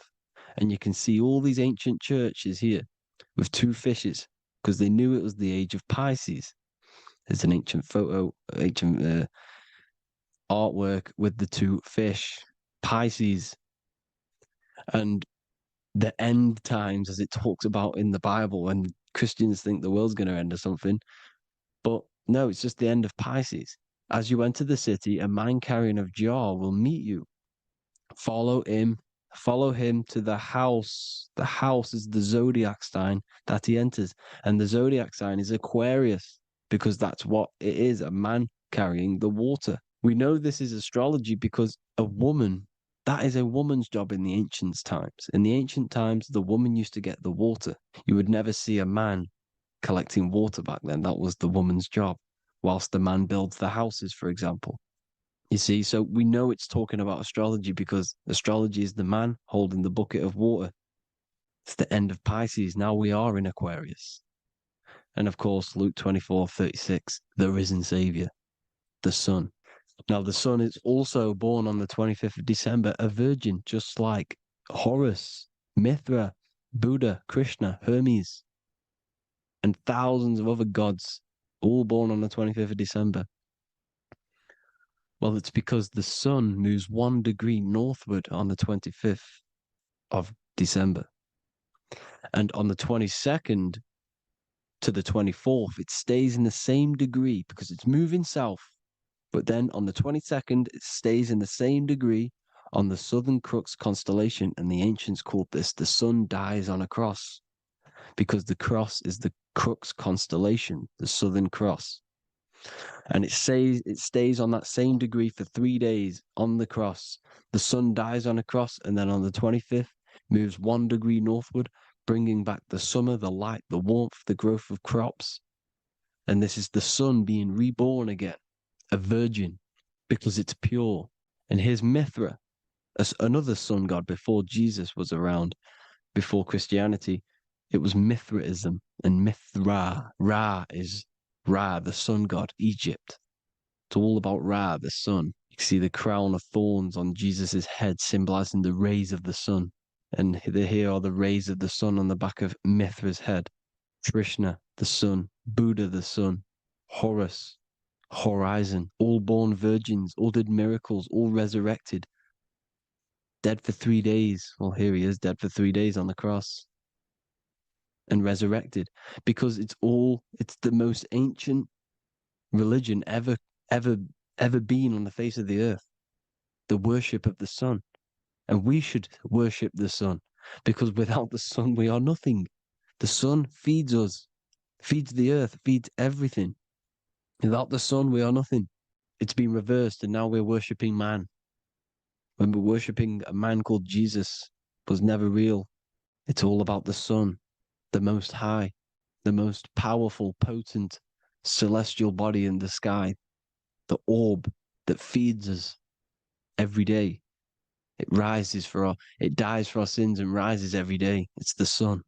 Now on the Holy Communion Day, it's the worship of the sun. They give out many suns. It's Jesus holding a sun. And they raise the sun on Sunday because they go to worship their sun god on Sunday. Not Saturn Day, not Moon Day, Monday, but on Sunday when the sun is exalting. And they hold suns up above their heads because the sun rises. They're symbolizing the sun rising above their heads as Savior. It's the sun. It's the Holy Communion Day. And here's Jesus giving a piece of himself to the children. It's the sun, the light. Judas was known as a backbiter, a backstabber, because he stabbed Jesus in the back. He betrayed Jesus. Well, this is just another astrological story about the constellation Scorpio, because the Scorpio is the J, looks like a J. J for Judas, the scorpion, the backbiter. Scorpions backbite, they bite with their back.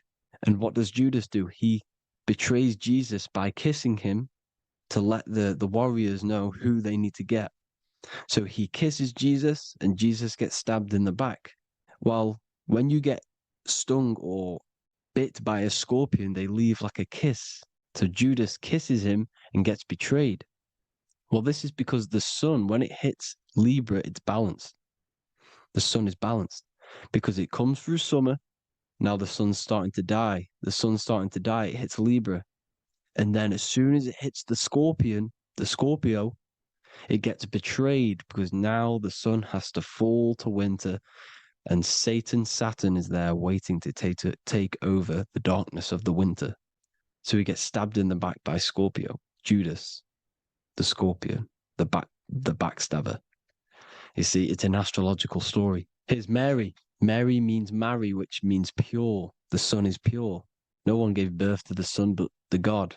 And it's born every day. It's born every day on every year. It's born pure. There was no controversy. There was no, activity for the sun to be born. It's pure. Now, the 7 metals come from the 7 planets. The sun gives you gold, and this is why the sun is golden. It looks gold. And this is why the banks are backed by gold, because gold is the most valuable metal, because it's the sun, the most valuable celestial orb in the sky, in the heavens.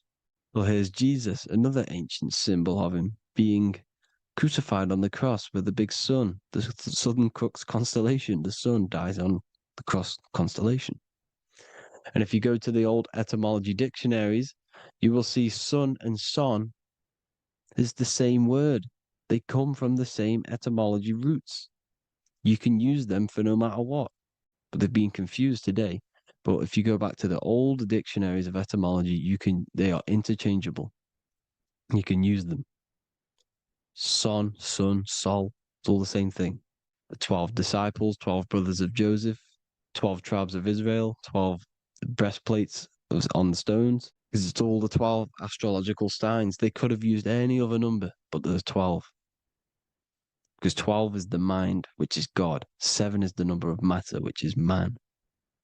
7 energy centers in the body. 12 cranial nerves in the brain, because it's the mind. 12 is the 12ness. The zodiac is literally the mind of God, the signs of God. Now here we see here, Job 38, 31 to 33. Can you lead forth a constellation in the season? He's asking you, can you read the sky? Can you read the heavens? Canst thou bring forth the Mazzaroth in its season? Mazzaroth means 12 signs, the zodiac.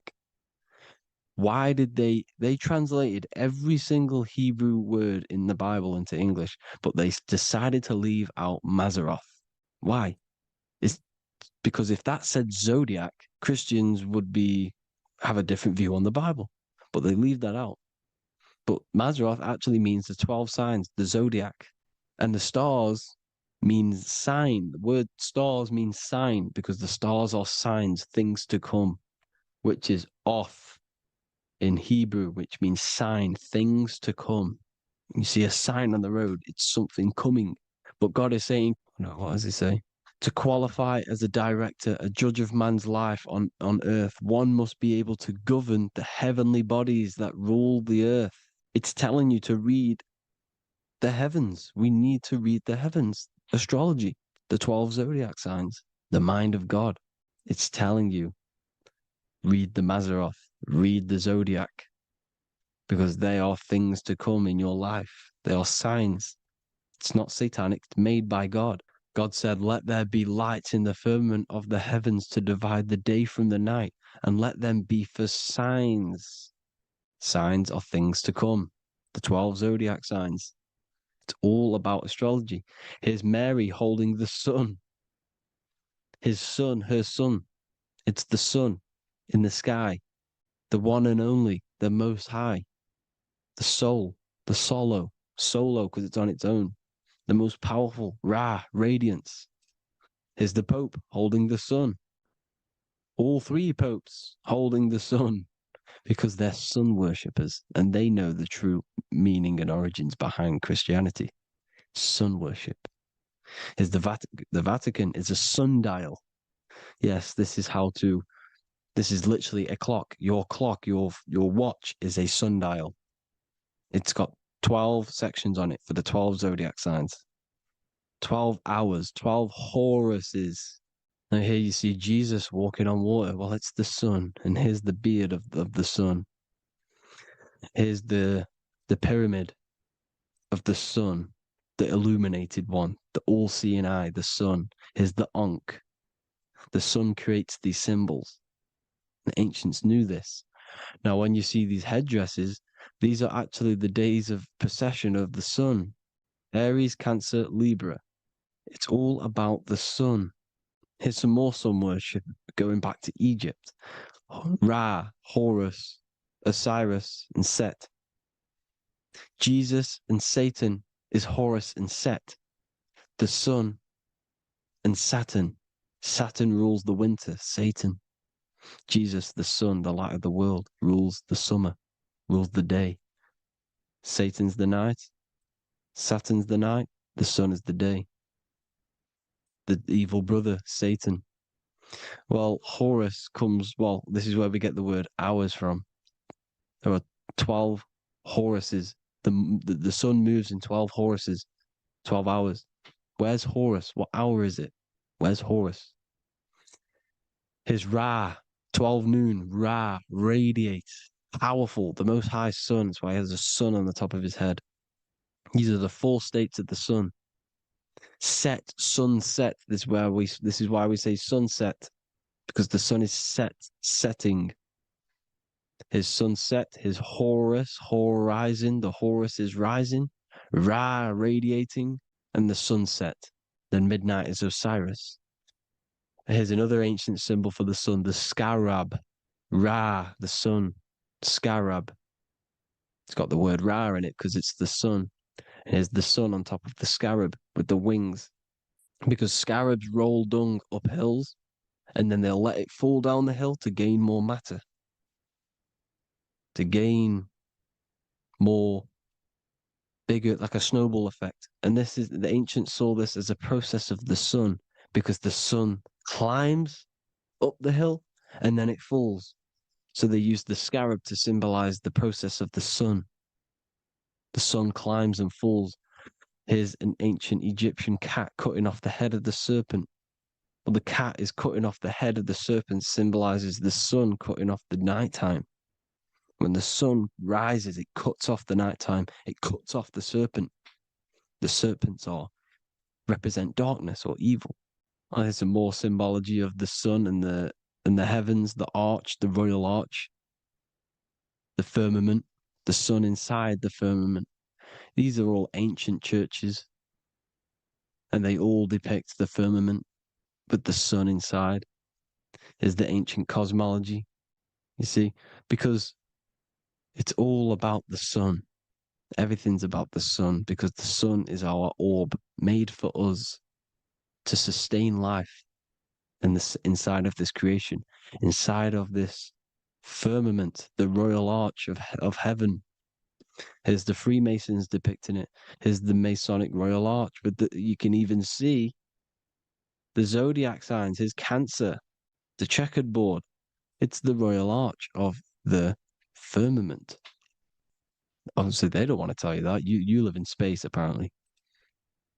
Some more sun worship. Here's the beard of the sun on the water. They all have this long beard. And why do they say amen? Amen at the end of every prayer. Amen is a sun god, a creator god. It's all about the sun. So thank you all, people. Hope you all enjoyed. Hope you all gained some knowledge and insight. Please give me a follow, drop a comment, drop a like. Have a good day. Love you all.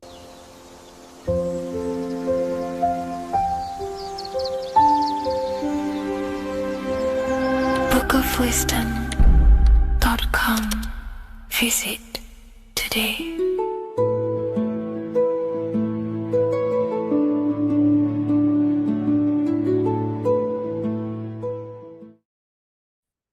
You are not breathing correctly. 98% of people only use a third of their lungs capacity, which is shallow breathing, which ages you, lowers your brain capacity, and also lowers your state of consciousness. So it's essential that you breathe consciously on a day-to-day basis, because this is what truly elevates your consciousness. I am going to give you the key for you to raise your consciousness just through breathing alone. Such a simple thing, but yet the most effective way for raising your state of consciousness and becoming more spiritually and mentally advanced. So tune in for this video, and I'm going to show you exactly how to do it and the symbolism behind breathing. Air is more than just air. It carries electromagnetic energy. So now I'm going to give you the science behind this spiritual truth. This invisible force is what sustains all physical life, providing the life force energy essential for existence. Electromagnetism. Everything is fed off electromagnetism.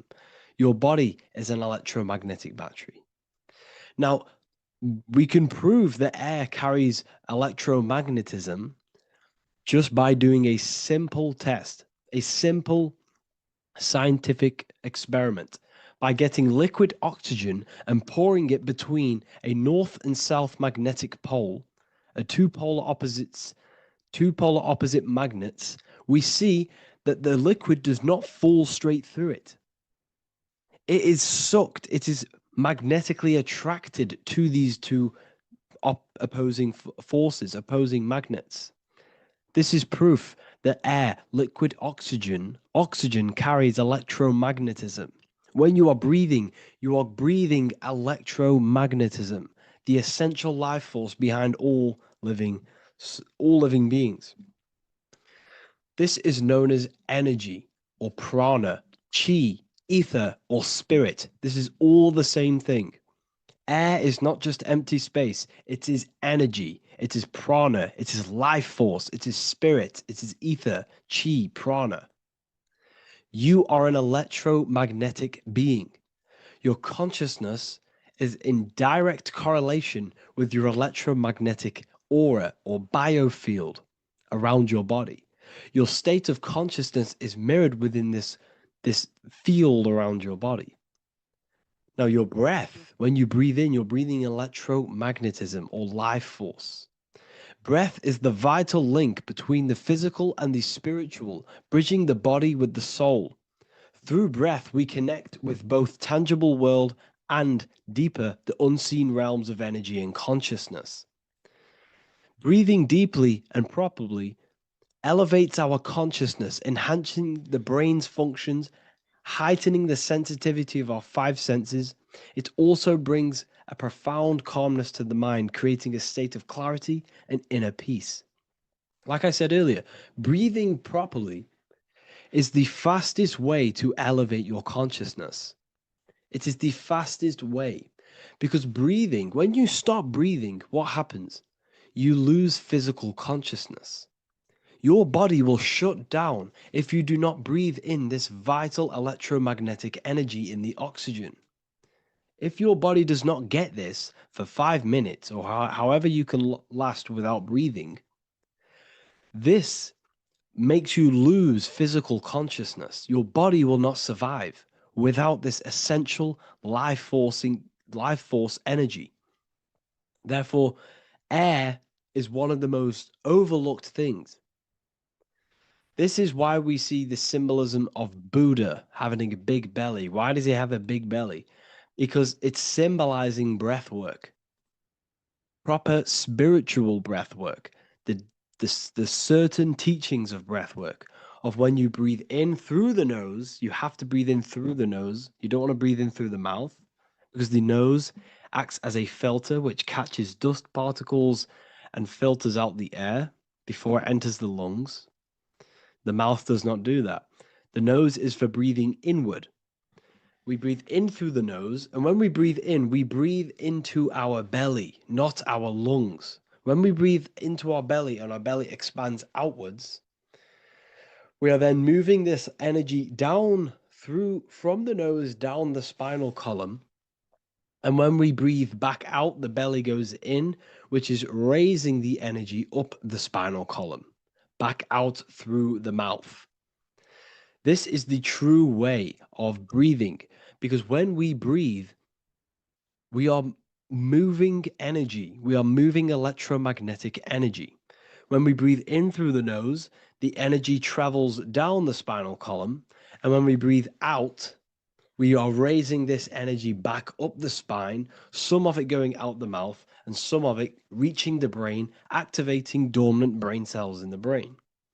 But when we breathe, we need to make sure we are using 100% of our lungs capacity, because the lungs is what transforms this special energy into consciousness, physical consciousness.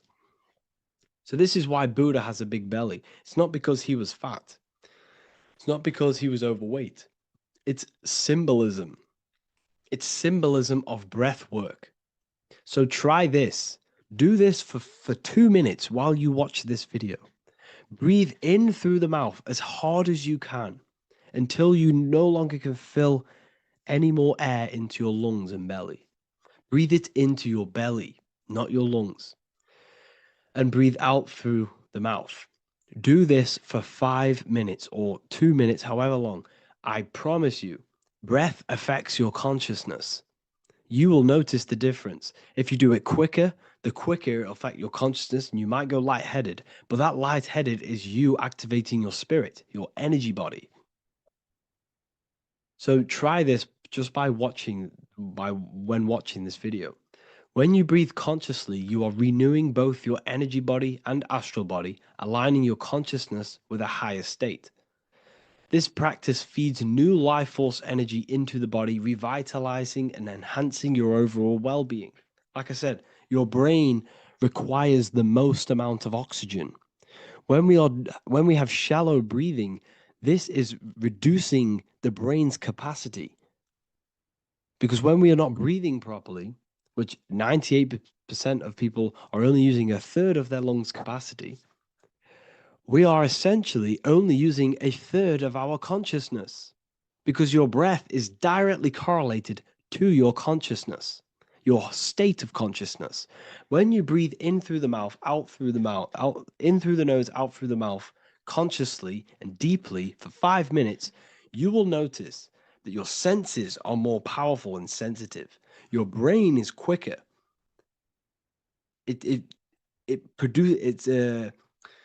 What's the word? It processes information quicker. You become quicker. You become a superhuman, and you feel more spiritual because it activates your spirit, your astral and energy body. So when we meditate, it's definitely important to breathe in through the nose and out through the mouth as deeply as possible to align with a higher state of consciousness. And this is the easiest way to separate your consciousness from the body. When you breathe in deeply for long periods of time, while meditating, while taking no thought, when no thought is present and you gain a rhythm of deep breathing, this is the gateway. This is the gateway to opening your consciousness. Because when you stop thinking, other aspects of your consciousness can open up. All of our lives we've been thinking, which has blocked off the higher states of consciousness. So breathing is very, very important. It affects our overall well-being. And this is Yahweh, the in and the out of breathing. When we breathe in, this is Yah. You can hear it. It sounds like Yah. And when we breathe out, that is Way. This is the name of God, apparently. But God is within you. You can connect with God. You can connect with source consciousness within you by breathing, by raising your state of consciousness through breathing and meditation. This is why the Bible tells you the Spirit of God has made me, and the breath of the Almighty gives me life. You are consciousness. You are God. You're an extension of God's consciousness. Job 27:3. As long as my breath is in me and the Spirit of God is in my nostrils. The Spirit of God is through breath. John 20:22. And when he said this, he breathed on them and said to them, receive the Holy Spirit. The word spirit means breath. In Greek, Hebrew, Latin, it all means breath or wind or air. The Holy Spirit is a certain way of breathing, a breathing technique that elevates your consciousness, that syncs you up to a holy consciousness, an elevated state. That is the Holy Spirit.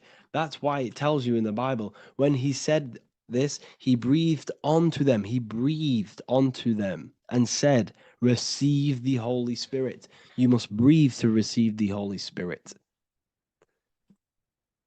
When you breathe, you are renewing the body's energy. You're taking in new life force. which is regenerating your cells, regenerating your brain, nervous system, and also connecting with consciousness, pure consciousness. This is not something that we should be doing during meditation. Yes, it is. We should be doing it during meditation, but this is something that we need to apply all of the time. This is the fastest way you can raise your consciousness. I just want to say, all of this knowledge is inside of the Book of Wisdom, Volume 2. Make sure to give a like and a comment on this video to help the algorithm. And let me know what you think about the last book or this book if you have read them, to let the new people know what they're looking at with this book. This is truly life-changing. The Volume 2 and Volume 1 is truly life-changing. You can get them in a bundle also. Learn hidden knowledge inside of the Ethereal University. This is where truth seekers belong. I'm not here to try sell you this, but this is the place for truth seekers. And if you are serious about your spiritual journey and serious about gaining knowledge, which gives you the advantage over life, join Ethereal University. This will definitely help you. Thank you for watching this video. Please leave a like and comment. Make sure to give me any suggestions on videos you want me to make in the future. Thank you all.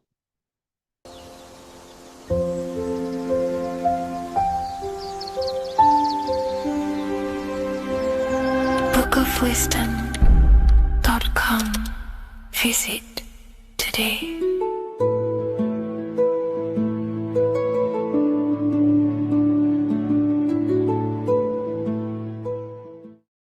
666 is a code, and this code needs to be broken down to fully understand what 666 truly is. In an esoteric view of 666, it represents a state of consciousness, a way consciousness functions within the individual. Now, if we look at the Bible in Revelations, it says that the mark of the beast, 666, is going to be placed on the right hand or on the forehead of an individual. The forehead symbolizes the mind, while the hand represents action or behavior. The forehead represents a belief or a mindset, a way consciousness functions. Therefore, the mark of the beast is not something external. It is actually a way consciousness functions within the individual. But the code reveals the darkest secret about 666. 666 is 3 sixes. The number 6 in esotericism and occultism represents the cube, because the cube has 6 sides. And the physical dimension, everything has 6 sides. Up, down, back, forward, left, right. Everything is 6-sided in this 3-dimensional world. The body is the cube itself. It is the number 6. And the number 6 is the number before 7. 7 is a divine number. It represents divine perfection, as there are 7 functions and cognitions of the mind, 7 energy centers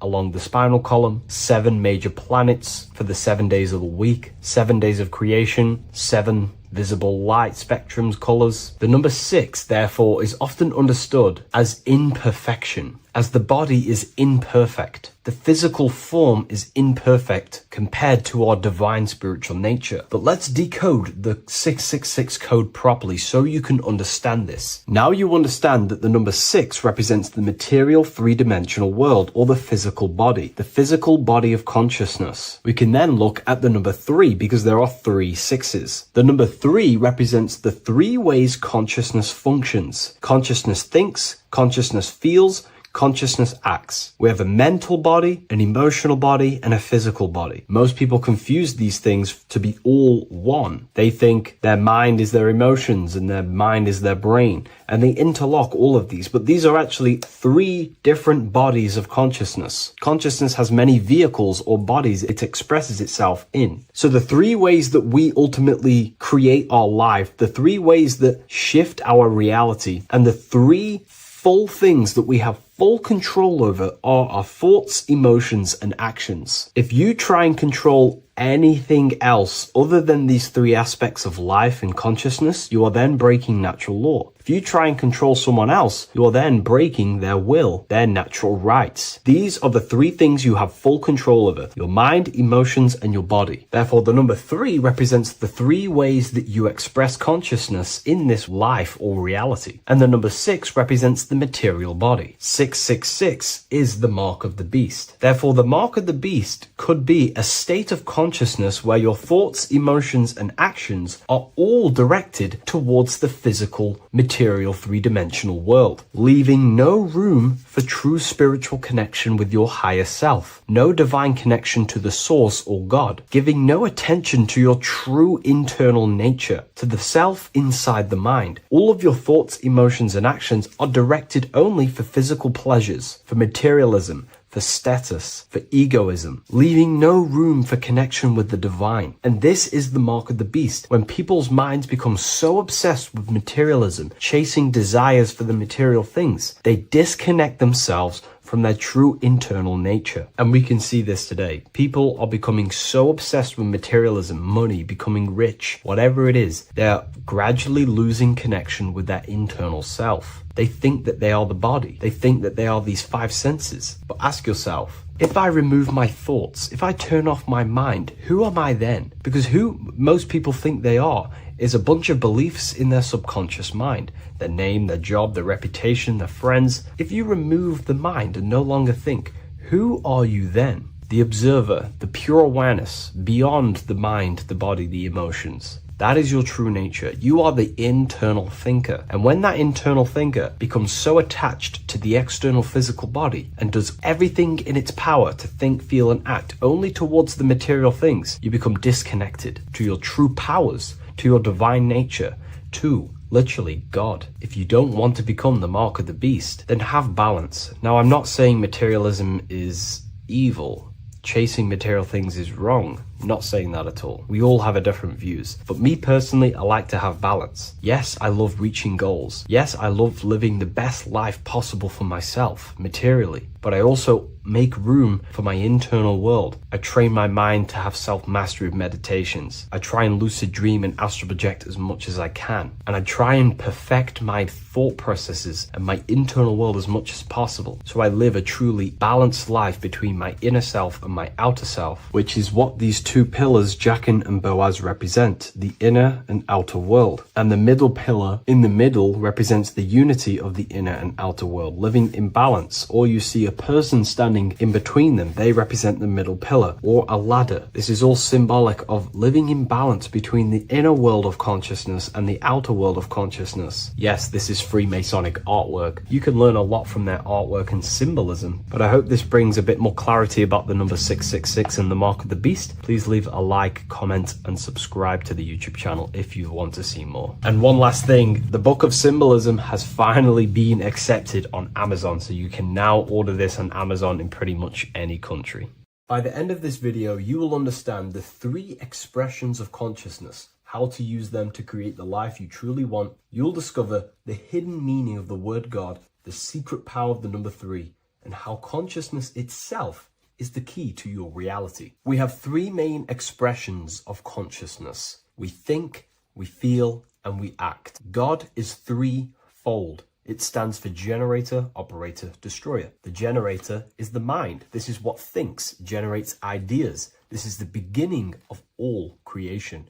This is the first expression of consciousness. It is the first form of consciousness, not a physical form, but a spiritual form. Then we have the operator, which is emotion. When we think something, if we have care or any emotion towards it, then we take physical action. The body, the destroyer.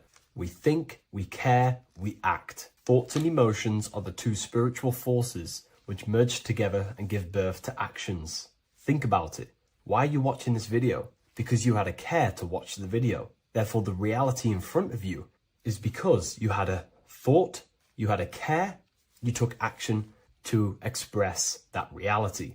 Everything goes through this 3-fold process. This is why we say, follow your heart, because the body does follow the heart. We think something in the mind, we feel something in the heart, and the body takes action towards it. Everything operates on the care energy of the heart. The body follows the heart. If you do not care about something, then you do not act towards it. It is the care energy that guides our actions in this world. Going back to the generator, the mind is a part of the mental plane, the infinite dimension of infinite information. There is no limitations in the mind. Everything already exists as a piece of information or a thought. This is the beginning of all creation, the spark of creation itself, thought, the mental plane. And our mind exists like a radio, our conscious mind. This is why we call it a mindset. What we set our mind onto through attention, mental attention, whatever we set it on, we receive thoughts that are very similar to what we set it on. The mind is like a radio, and whatever we tune that radio to, we receive that frequency and play that song. So if we purify our minds through ritual work, meditation, and affirmations, the mind can become a temple to receive higher thoughts, higher ideas, and better genius ideas. Going back to operator, this is the Holy Spirit. This is what we care about, our emotion. This is the feminine side of consciousness. Thoughts is masculine, the Father. Emotion is the Holy Spirit, which is feminine. And these two create a child, which is Jesus, the Son, which is actions. When thoughts and emotions merge together, you have a physical action, which is a masculine force, which is why it's a son. The Holy Spirit represents a purified heart, love consciousness, holding love in the heart. And when we purify our minds, we have an effect and purify our hearts. And the reason why I say that is because whatever we think in the mind directly corresponds to what we feel in the heart. As above, so below. Thoughts create emotions. If we think something and our heart tells us that is bad, we have a feeling that that is wrong, then we should not take physical action towards it. And if we do take physical action against the feeling of knowing it's bad, then you are going against the spirit. That's what the word Satan means, or Satan. The Hebrew word for Satan is Satan. It means adversary or opposer. You're opposing the Holy Spirit. You're opposing what you know is good. You're taking a sin against the Spirit, against the guidance from your soul, the knowingness of good. So when we do purify our mind, we purify our hearts. And when we cultivate love for the self and one another's in our hearts, we gain the Holy Spirit, which is love consciousness. And when we think in our mind with the love of the heart, and we merge our thoughts with love, it gives birth to perfect actions. This is what the true Christ consciousness is. We think with the love of the heart, and it gives birth to perfect actions.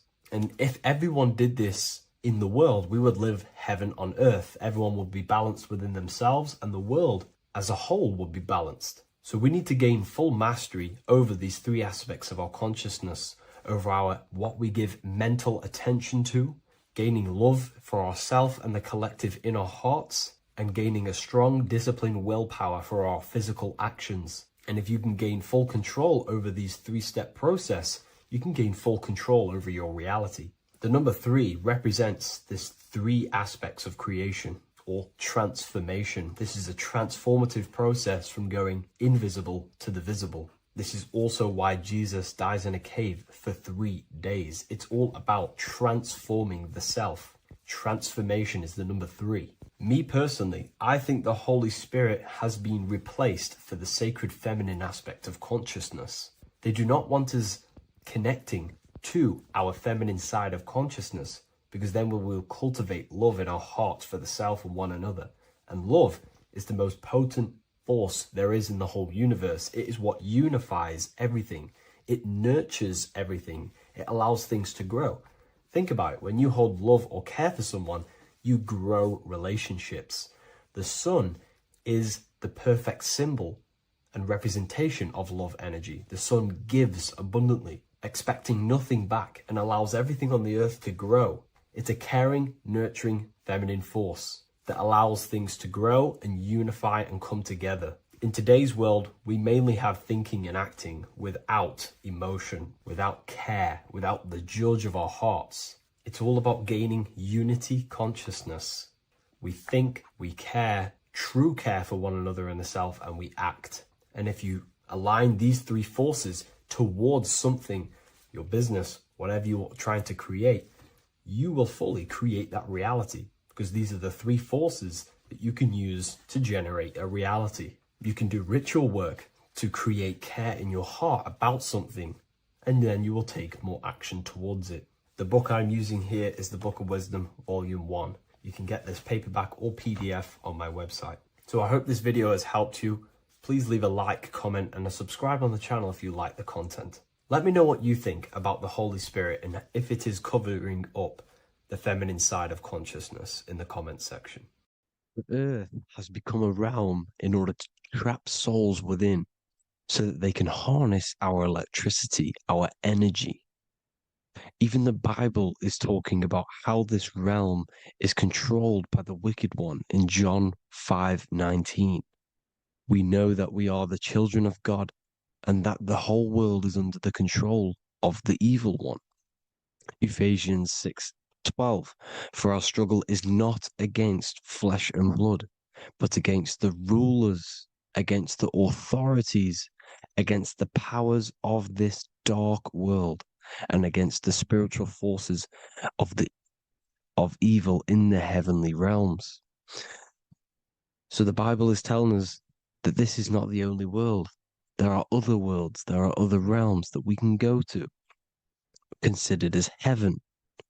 Heaven being a higher realm where there is no evil, no darkness. This is a midpoint realm where there is good and evil. Now, we're going to explain how the soul trap is how it's working and how your soul is being harnessed for its energy and how you are tricked to come back to this realm after death.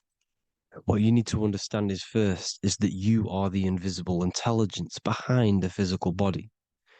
You are the mind and soul. The soul is the true you, the good you. It is pure love, pure bliss, eternal, never dies. The mind can be corrupted though. The mind is the intelligence of the soul. It is invisible. It has no true form. The intelligence inhabits the brain. The brain is the computer to control the electrical machine called the nervous system, which is choice, program, and action. You are the invisible intelligence behind the body, and this will prove it even more. You do not even see into the external world. You are seeing an image produced by the brain because the light is being sucked through the retinas of the eyes. The image is produced in the visual cortex at the back of the brain. What does this mean? This means that we are the consciousness in the center of the brain, in the pineal gland, that is experiencing the program being ran by the central nervous system in the brain. This is the sigil of Lucifer. Lucifer in Latin is Lucy. Lucy is light in Latin. Lucifer is known as the light bearer. This is how the eyes work, people. It's not a demon or a devil. The sigil for Lucifer is how the eyes work and how the left eye is controlled by the right brain. The right eye is controlled by the left brain. There is a crossover. It's the same with the body. The left side of the body is controlled by the right brain. The right side of the body is controlled by the left brain. There's a crossover with our hemispheres in the brain. Now, this empty chamber in the center of the brain is where this universal cosmic intelligence is held, known as the most holy place in the Bible, the throne of God. Okay? This is above the 33 vertebrae on the spine. As you can see here, you are the being in the center of this point. All of the nerves are being sent back to this one particular point, which is the seat of our invisible intelligence. You can see it's an empty chamber. Our consciousness, our intelligence is not a physical thing. This intelligence is the true voice inside of your head. This is why your head is heaven, your heart is earth, your heel is hell. Your head is heaven because this is the seat, the throne of God. God is in heaven because the consciousness, this divine intelligence that's controlling the body, is sat in the center of the brain. The brain is taking commands of this invisible intelligence. When you close your eyes, you can feel your awareness, your consciousness, your intelligence is all in the brain. Your awareness is not in the feet, the heart, the legs, the arms. It's all in the center of the brain. Now, if you meditate deeply, you will find that you are beyond the mind. You are the being observing the thoughts. You are the soul observing the thoughts. Now, with this being said, you are the consciousness experiencing the program being ran by the central nervous system in the brain, because you're not seeing into the external world. It's an image, it's a simulated image produced by the brain and the central nervous system. You do not experience the external world. You do not feel the external world. You feel electrical impulses on your nervous system. Your nervous system is decoding what you are feeling. So the only thing that you truly feel is the electrical impulses on your nervous system. This is why the nervous system is the tree of knowledge of good and evil, because it gives your invisible intelligence, your mind, the knowledge of good and evil. It can detect good things, it can detect bad things. If it's hot, if it's warm, if I need to go, the nervous system is doing this. It is the tree of knowledge of good and evil. Okay? Now this universal intelligence is symbolized as the single eye. Okay? Matthew 18:9. It is better for you to enter life with one eye than to have two eyes and to be thrown into the fire of hell. What does this mean? It's symbolic, it's metaphorical, people. It is metaphoric. Your universal intelligence is the single eye, the one eye. It's the balance between the two poles, between the left and the right, the good and the evil. It knows the right thing to do all the time. This is our inner guide. The inner self is the inner guide. And when you are operating your life off duality, using your two eyes, you'll be thrown into the fire of hell, lower states of consciousness, because you're split. You need to live in oneness, even, balance. Matthew 6:22, the light of the body is the eye. The light of the whole body is the eye. You are a light being. Human. Hue means an attribute of a color. Man is the word manifested. We are light manifested into physical form.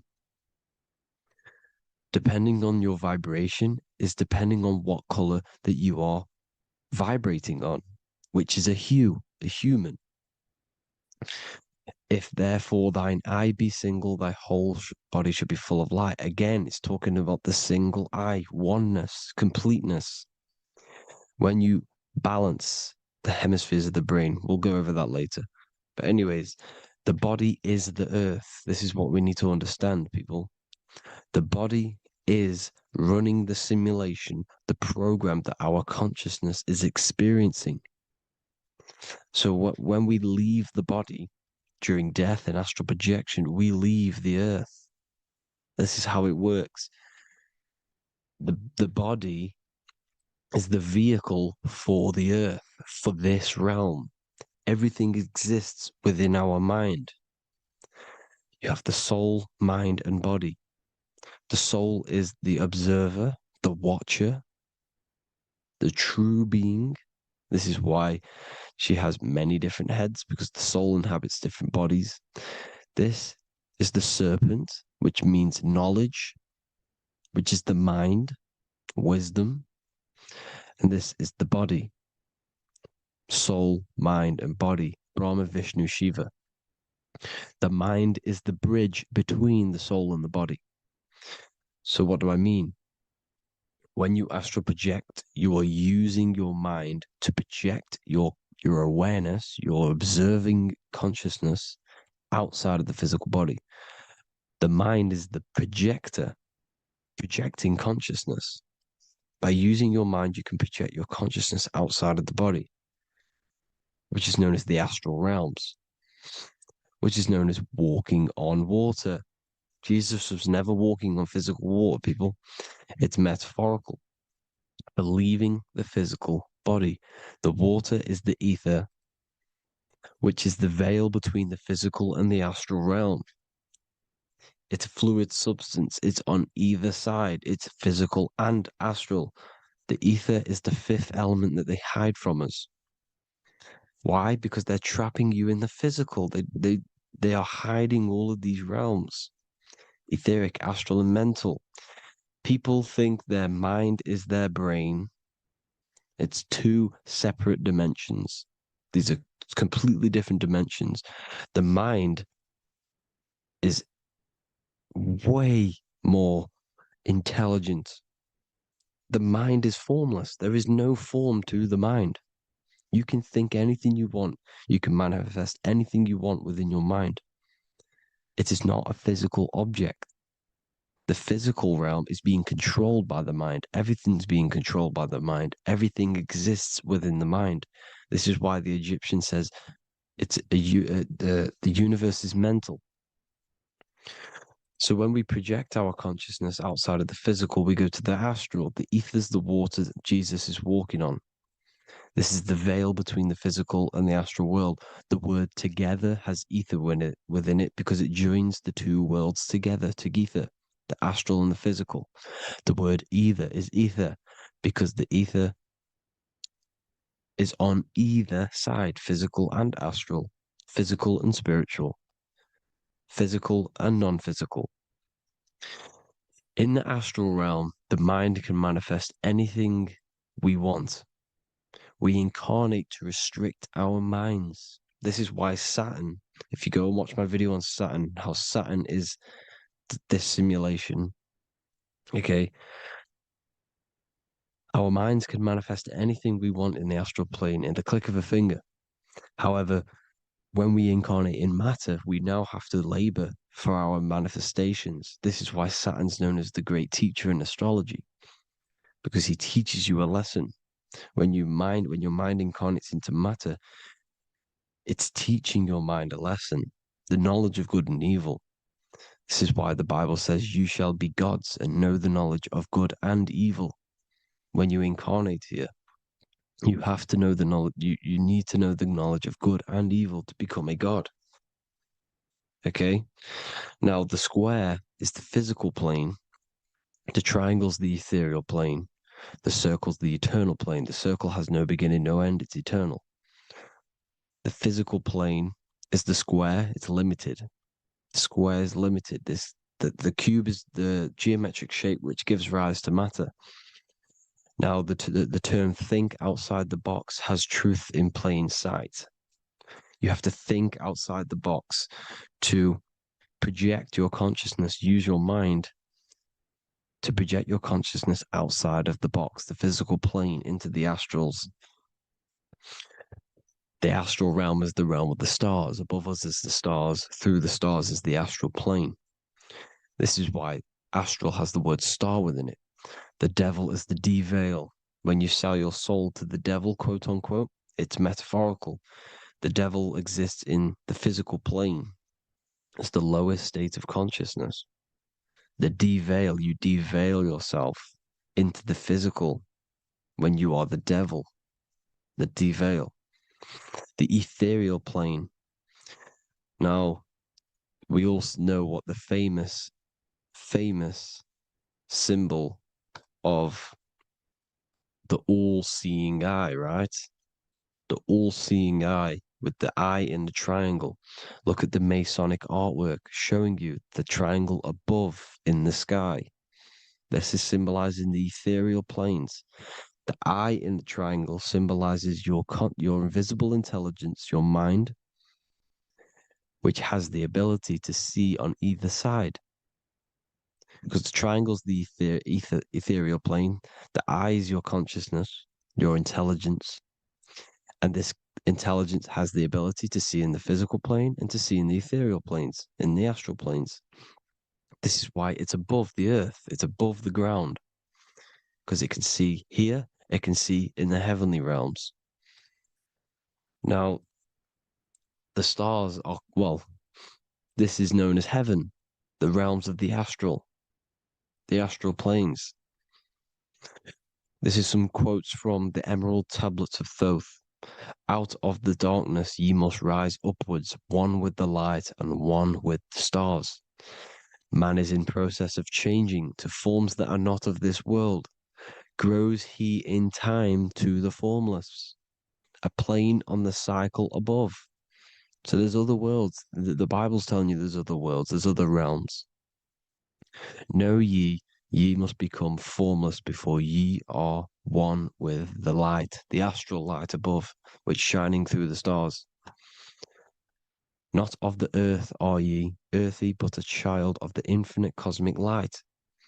You are the invisible intelligence controlling the physical body. The body's not you. It's the vehicle that your soul lands in when your mind projects your consciousness into that realm. Free from the body, I flashed through the night. Unlocked at last for me was the star space. Wow, that's powerful. The star space, the astral planes. This is what it's talking about. We are all a star. We descended from the astrals, which is the star. We are all a star. Look at the ancient paintings of Jesus' birth. It's the star beaming his consciousness down into the physical plane. Here's another one. Here's some Freemasonic artwork showing you, again, the ether, that invisible intelligence, the I, manifesting itself inside of here, in the physical realm, where the people are. You see? It's the same here. This is Jesus. Here's the bird symbolizes the Holy Spirit, your invisible intelligence, descending into the waters, the ether, the ethereal, everything. The ether's the base of all physical matter. Here's Truth in Plain Sight. Mr. Bean, the famous TV program in England, in the UK. He begins the program like we all begin the program from falling from the stars. He falls down with a beam of light. And this is Truth in Plain Sight. This is false. The aliens don't exist. They're a lie, alien. But this symbolizes the star beaming our consciousness. And when we die, this star will suck us back up. Just like this UFO is doing. It's Truth in Plain Sight. So, this is some more Freemasonic artwork. Going from duality to singularity. Sun, moon, masculine, feminine. Right hemisphere, feminine, left hemisphere, masculine. The consciousness in the center, the balance point. Here's another more Freemasonic artwork. The two pillars, left and right hemispheres, and the invisible intelligence between the left and right hemispheres, the light of the body. This is why light's coming off it. Because it's light, it's pure light. The blazing star. The stairs go from the checkered board, the duality, up to oneness, in between the sun and the moon, the masculine and the feminine. This is symbolizing going into oneness. What did the Emerald Tablets say? You've got to become one with the stars, one with the one with the self. Balancing the two hemispheres so that you can gain, because when the two hemispheres are balanced, you can gain a more deeper connection with your invisible intelligence. Same with the chakras.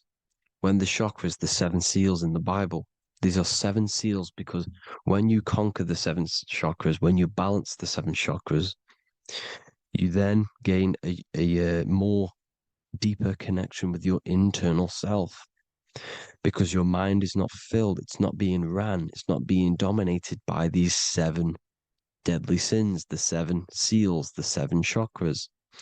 These are 7 energy centers which are concealing our true form. Balance makes us have a stronger connection with our true cosmic intelligence. Heaven is even. This is why Jesus is pointing at the heart. The even point is the heart. You got to balance the chakras and live from the heart, because the heart is the earth. You're in good and evil. The body manifests the lower and the higher self. The higher self is in the higher parts of the body: wisdom, intuition, expression. The lower self is in the lower parts of the body: sex, food, and power. This is how they are trapping your soul, people. Like I said, the mind is the bridge between the soul and the body. So by tricking the mind, not giving it the right knowledge, and keeping the mind stuck in the lower three centers, thinking about power, food, and sex, this is low vibrating energy. It's going to keep your mind addicted to the physical realms. Okay, this is why you need to go even, balance, heaven. Okay, I will explain the soul trap in a second, how it fully works. But I'm telling you all the science behind it so you can understand. When you are doomed, you are domed. This is the dome, the firmament, the firmament, the mind. Ment is mind, firm is firm. A firmament is doomed under the firmament. You must have a loose mind, an open mind, to expand your consciousness beyond the stars, beyond the ethereal barrier. You have to vibrate higher than this world. Your consciousness must be expanded more than the physical plane. You need to learn how to astral project. You need to learn how to leave the body, how to operate outside of the body, so that you, when you do leave the body, you will have recognition. You'll have knowledge. You'll have practice. But this is as above, so below. The woman's belly is the earth. It's as above, so below. It's a microcosm of the macrocosm. We are the children in the womb. We are the people in the earth being ready to be born into the heavenly realms. As above, so below. It's a microcosm, macrocosm.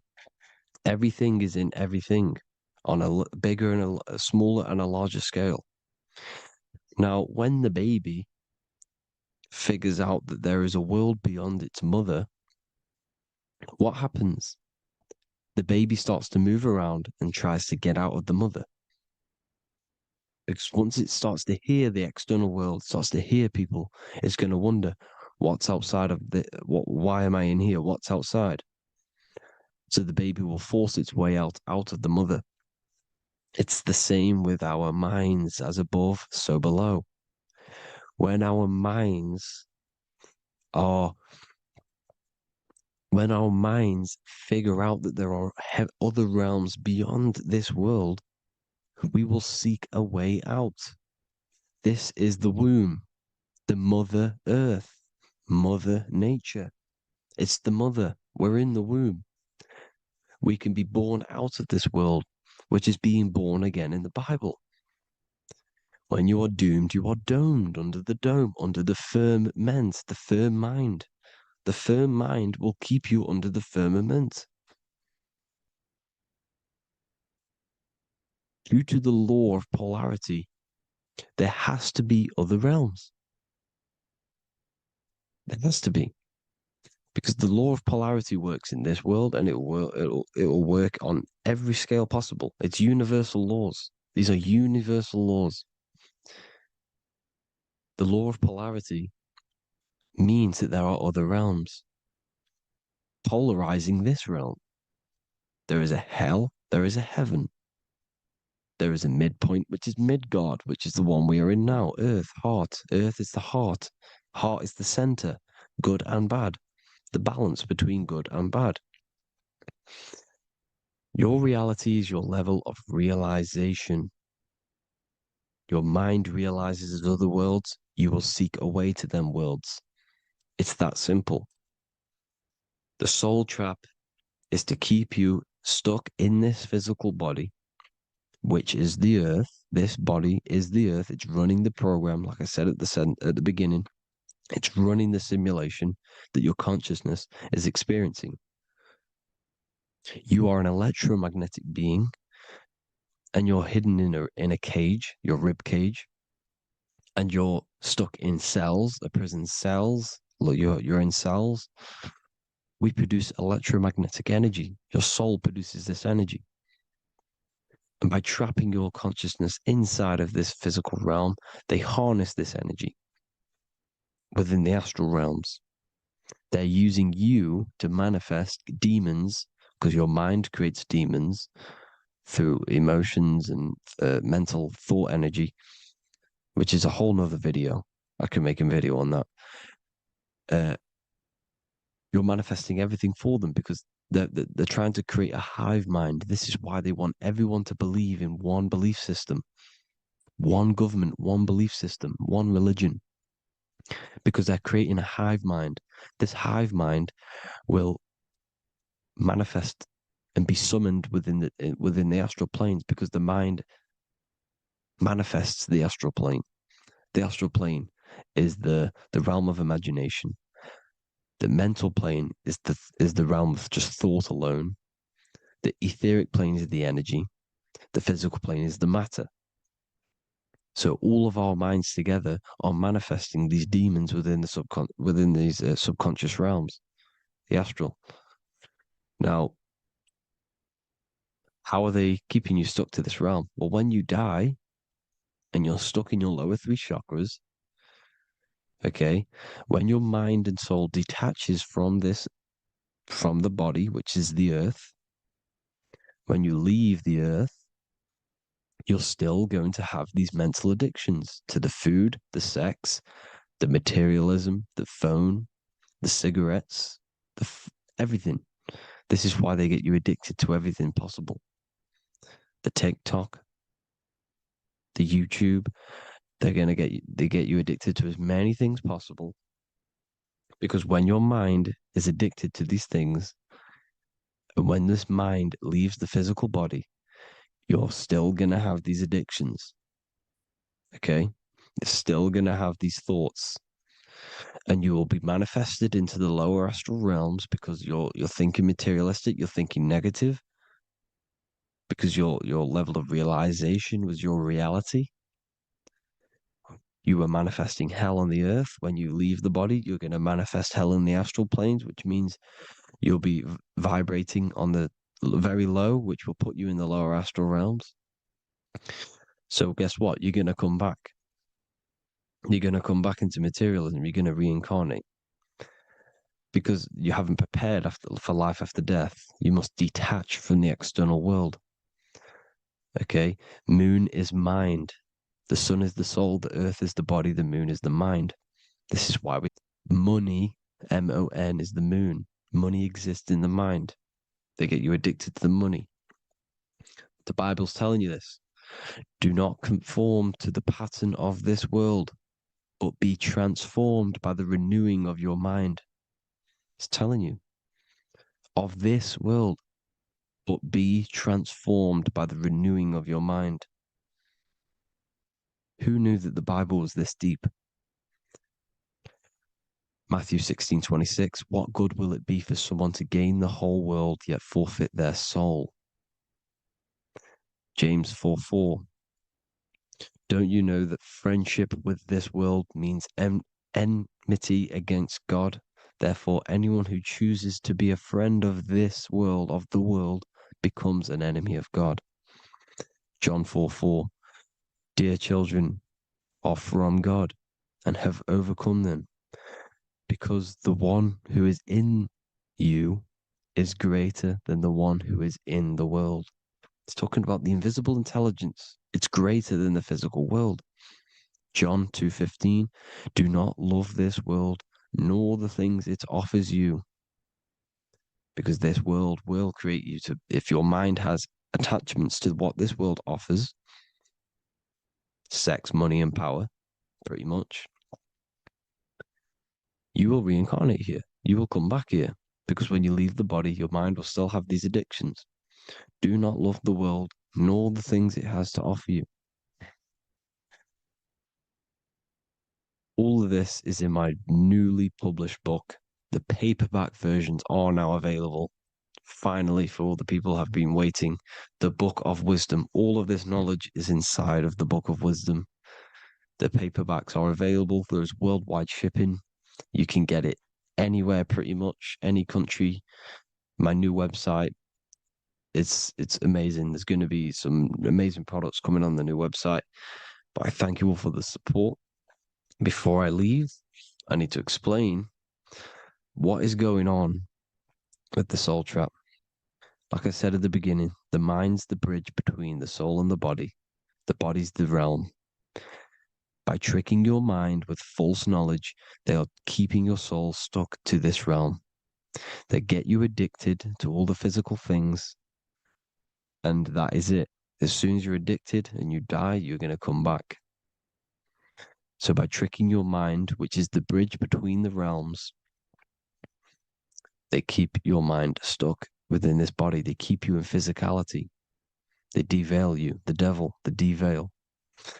Thank you all for the support, people. If you do want to join the Academy, all the links will be posted below this video for the book, The Academy. Thank you all for the support and have an amazing day.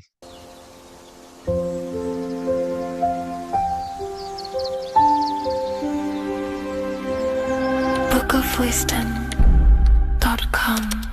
Visit today.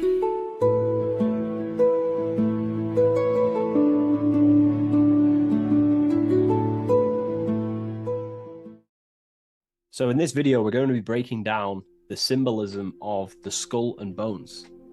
The skull and bones is found in the Masonic